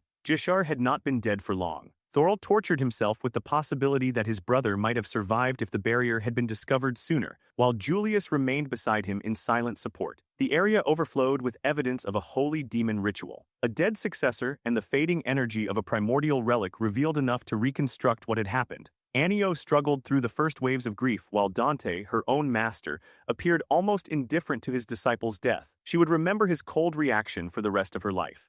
Instead of checking on his surviving disciple, Dante admired the move Ed Trovin had pulled. By then, Kyle and Theo had returned from their private rift in space-time, and both immediately sensed a familiar stench spreading through the world. Kyle even joked that he might need to cut off his father's head a second time. Realizing that history had shifted again, the patriarch warned Theo to prepare himself. Trials always arrived earlier than expected, and there was no longer any doubt. The Mad Dragon Emperor had returned. From the beginning, Trovin's real objective had been resurrecting Ragnar's previous patriarch. The clan could not confirm that suspicion initially, but the remains of the flesh altar provided undeniable evidence. Ragnar resolved to finish the war before Trovin could weaponize the revived emperor. Their assault became significantly more aggressive, forcing the enemy to surrender most of its territory. Yet after an entire month of investigation, they still found no trace of the resurrected monster. The 9 dragons convened to determine their next move. Julius warned that their recent victories felt suspiciously easy and might be leading them into a trap. Dante arrived late from the front,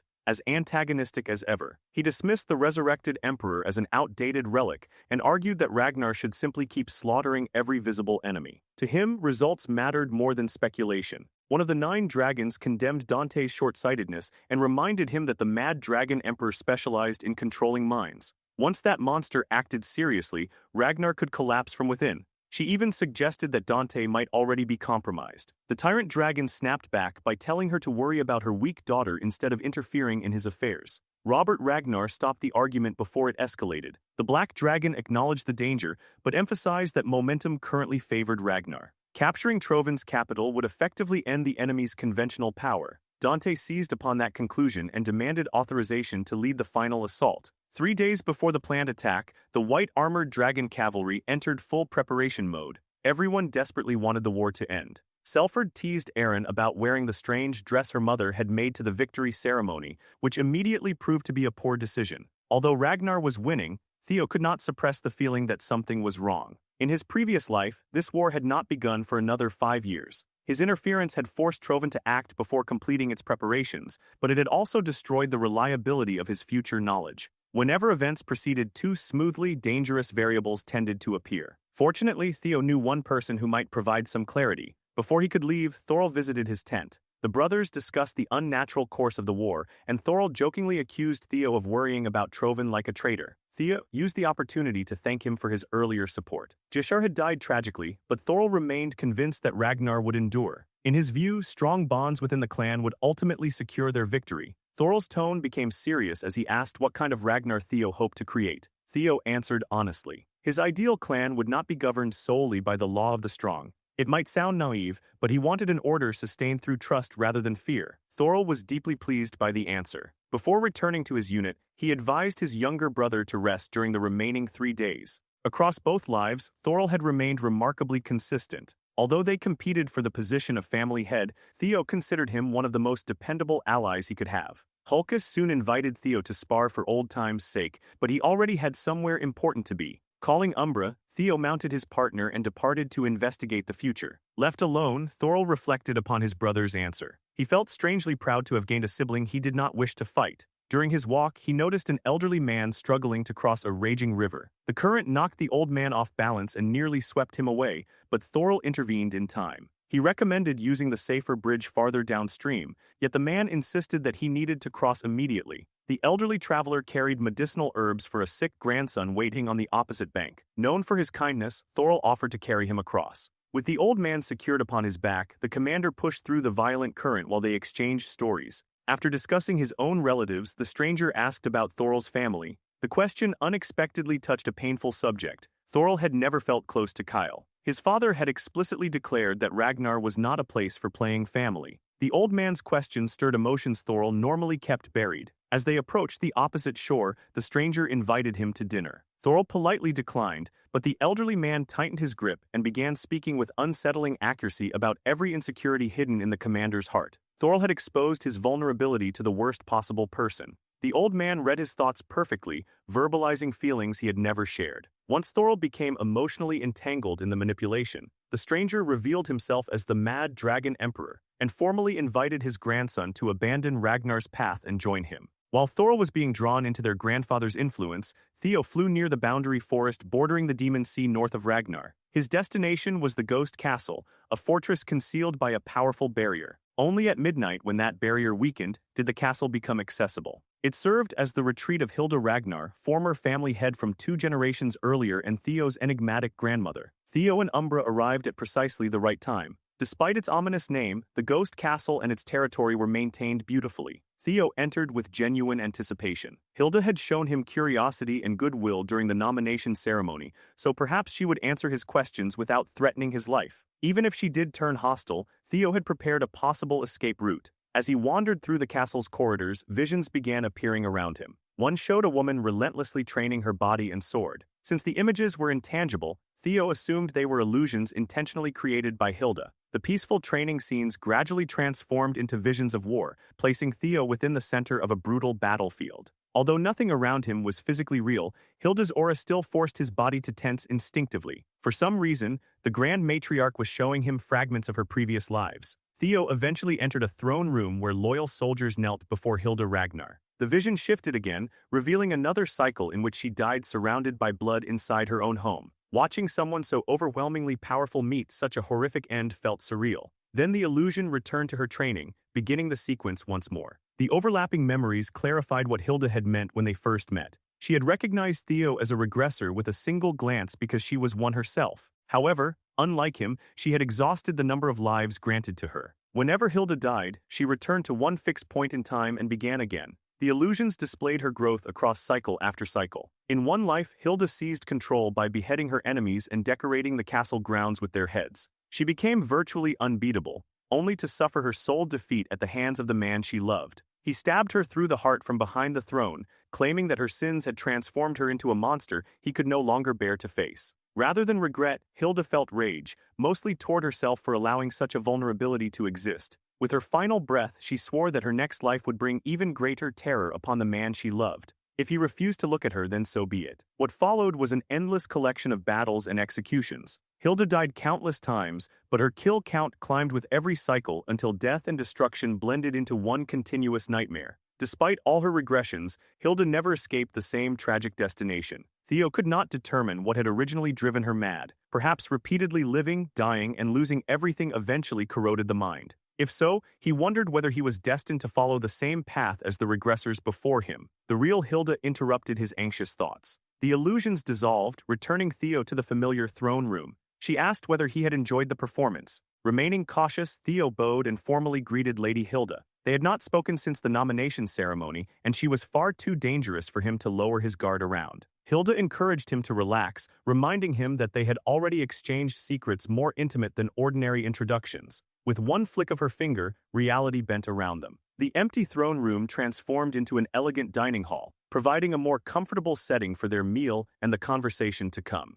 To Theo's surprise, a familiar figure escorted him into the dining hall. The Ascendant Dragon himself was serving Hilda personally, confirming the rumors that the Grand Matriarch kept one of Ragnar's greatest warriors as her loyal attendant. Watching someone so powerful serve steak and wine felt surreal. Hilda noticed Theo's caution and assured him that the Ascendant Dragon, Frel, could be trusted. He had remained beside her through countless lifetimes. Unfortunately, Hilda had already exhausted her regressions. She did not know of any objective method for calculating how many cycles remained. In her case, an abstract intuition gradually emerged, allowing her to sense how many lives she still possessed. One thing became immediately clear to Theo. Hilda knew nothing about his system window, which provided concrete information rather than vague instinct. Changing the subject, Theo asked about Kyle and described the ascendant state his father had revealed. Hilda's expression soured the moment she heard the word ascension. She demanded to know whether Theo had already witnessed the Pantheon, refusing to believe that someone in his first regression cycle had progressed so far. Frel gently intervened and managed to calm her,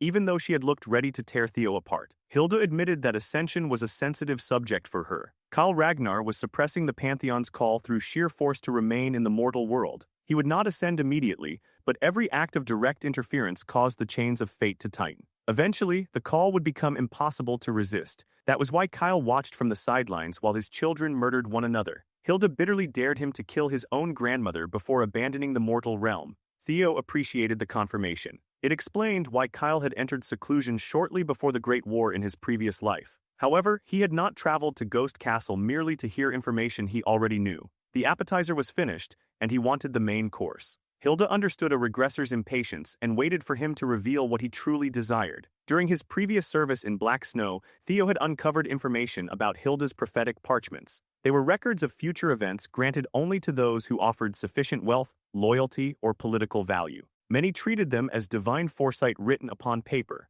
After witnessing her repeated lives, Theo understood their accuracy. Hilda had gathered knowledge across an unimaginable number of cycles. With the Mad Dragon Emperor resurrected, Theo desperately needed one of those parchments. Hilda explained that every prophecy had been produced by burning through her own lives. The document she brought forward concerned Cassandra, the woman destined to become the future magical empress. Such valuable knowledge naturally carried a price. As one regressor dealing with another, Hilda offered him supposedly honest terms. Theo would become her disciple and reveal every detail of his regression cycle. He rejected the offer before she could finish. Hilda's expression darkened, unaccustomed to being refused. Theo explained that he had no intention of becoming a piece in her political game. Although she had surrendered the position of family head decades ago, Controlling the next patriarch would allow her to interfere with Kyle's era from the shadows. Hilda had shown Theo her previous lives to create solidarity between fellow regressors, but the memories produced the opposite effect. Her endless obsession with control appeared no different from the Mad Dragon Emperor's madness. Hilda's warmth vanished. She concluded that treating him gently had been a mistake. Within Ragnar, strength remained the only law that truly mattered. Reality warped and suffocating pressure surrounded Theo as Hilda dragged him into her glass domain. She presented the offer one final time. He could submit, become the Grand Matriarch's disciple, and live or suffer the consequences. Beautiful apparitions surrounded Theo, restraining his body and slowly overwhelming his consciousness. Hilda had never failed to obtain something she wanted. Even if she had to crush it first, it would ultimately belong to her. According to Frel, only 1 minute passed in the outside world, meaning Theo had endured an entire hour within the accelerated domain. Hilda expected his will to be thoroughly broken. Instead, her glass domain was the first thing to fracture. With dragonization and nirvana active, Theo's endurance and mental strength had risen dramatically. The apparitions remained infuriatingly persistent, multiplying no matter how many he destroyed. Theo exhausted every technique available and pushed his limits until a tiny crack appeared in the domain. It would close almost immediately, leaving him only one chance. While pretending to succumb to Hilda's control, Theo summoned a slithering shadow from within himself. He pointed Umbra toward the fracture and released the wyvern in his concealed form. Umbra understood the assignment and slipped through moments before the opening sealed. Hilda noticed the small shadow escaping, but already knew about Theo's demonic shadow dragon. Frel asked whether he should pursue it, yet she dismissed the creature as a beast abandoning its master. More interesting was Theo's ability to damage her domain. Even Robert Ragnar had required more than 3 minutes to escape during his first attempt. Since Theo had broken that record, Hilda decided to extend his punishment. Frel respectfully praised the idea, although internally he worried that Hilda's worst habits had resurfaced. Theo might be a successor, but he was still an extremely young swordsman, and she was pushing far beyond what was reasonable. Hilda's current life alone had lasted 150 years. Including her previous cycles, nobody could estimate her true age. Frel hated watching a promising young talent wither, but his loyalty to the Grand Matriarch remained absolute. Hilda finally reconsidered when an uninvited presence entered her castle. Anticipating a dramatic arrival, she instructed Frel to stand back. The ceiling exploded moments later, and Robert Ragnar descended through the opening. The Black Dragon saw Hilda's glass domain and remembered enduring the same torture during his youth. With one light touch, he shattered it from the outside. Robert had no patience for Hilda's games, particularly when Theo's survival was involved. Moments later, Theo coughed up a disgusting black substance and regained consciousness. Umbra had completed his mission and brought the help his master desperately needed. Theo had known Robert was following him ever since his conversation with Kyle. The Black Dragon had repeatedly left subtle signs of his presence. Kyle had probably assigned Robert to monitor him, yet the man behaved more like a protector than a spy. Theo briefly attempted to play ignorant, but Robert knew perfectly well how calculating the boy could be. After thanking him, Theo claimed he could manage the remaining escape himself. Hilda had no intention of making that easy. She attacked from a distance while complaining that she had only wanted to enjoy a meal with her great-grandson. She mockingly invited Robert to join them, but the Black Dragon ignored the abusive invitation and coordinated an escape instead. Umbra still had one final role to perform.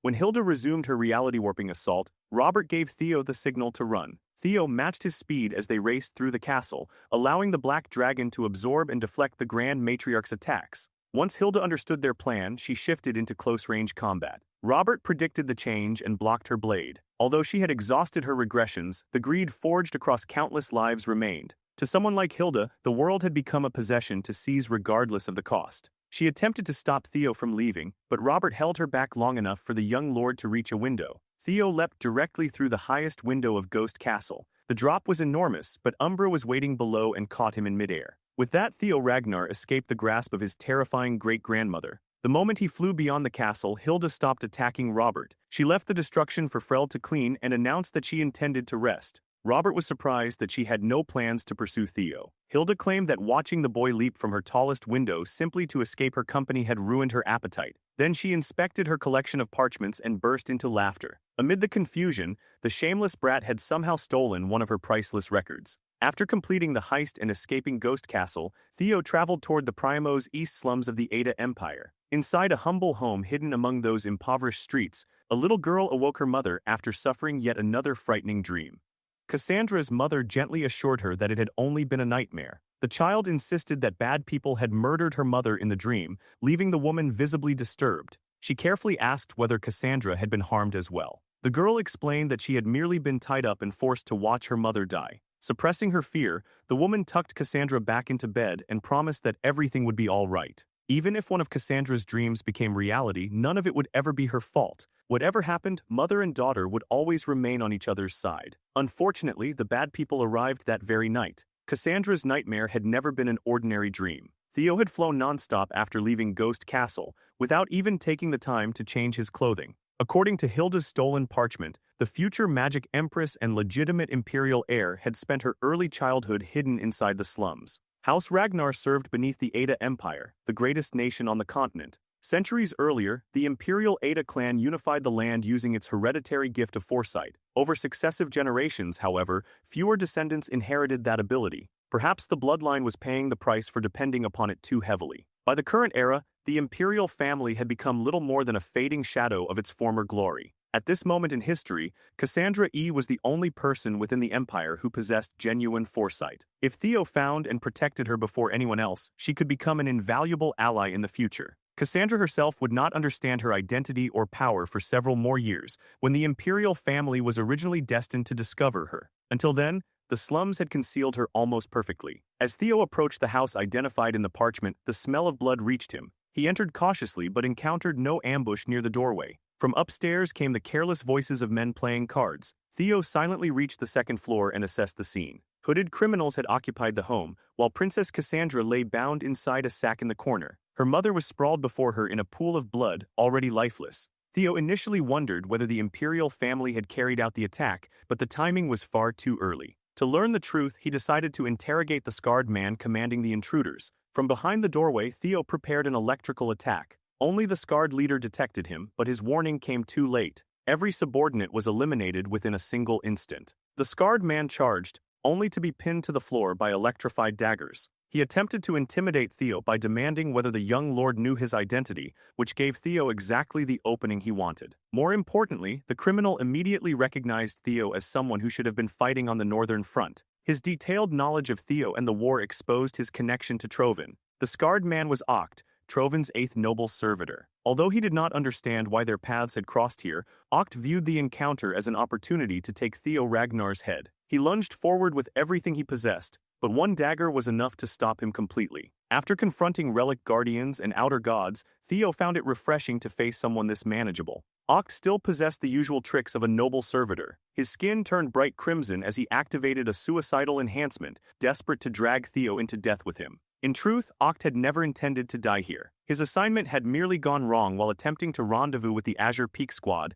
the unit scheduled to retrieve Cassandra shortly. Theo was unsurprised by the servitor's desperate charge. Trovan's enhanced warriors always resorted to self-destruction when defeat became unavoidable. He effortlessly avoided Oct's predictable assault pattern and severed his head. The body and skull struck the floor separately before erupting in a final blaze of demonic energy. Once the threat was gone, Theo returned to the house and respectfully covered Cassandra's mother. Hilda's parchment had never mentioned Trovan targeting the girl. The Mad Dragon Emperor's resurrection had created yet another unpredictable change in history. Since Theo's actions had helped alter the timeline, he could not avoid feeling partially responsible for the innocent woman's death. Hearing movement nearby, Cassandra anxiously asked whether her mother was safe and begged the stranger to answer. When Theo approached, he discovered that the future empress was blind. Fate had played a cruel joke. The child capable of seeing the future could not see the world directly before her. Theo struggled with whether to reveal the truth, but Cassandra already understood that the woman who raised her was dead. She had witnessed this night repeatedly in her dreams,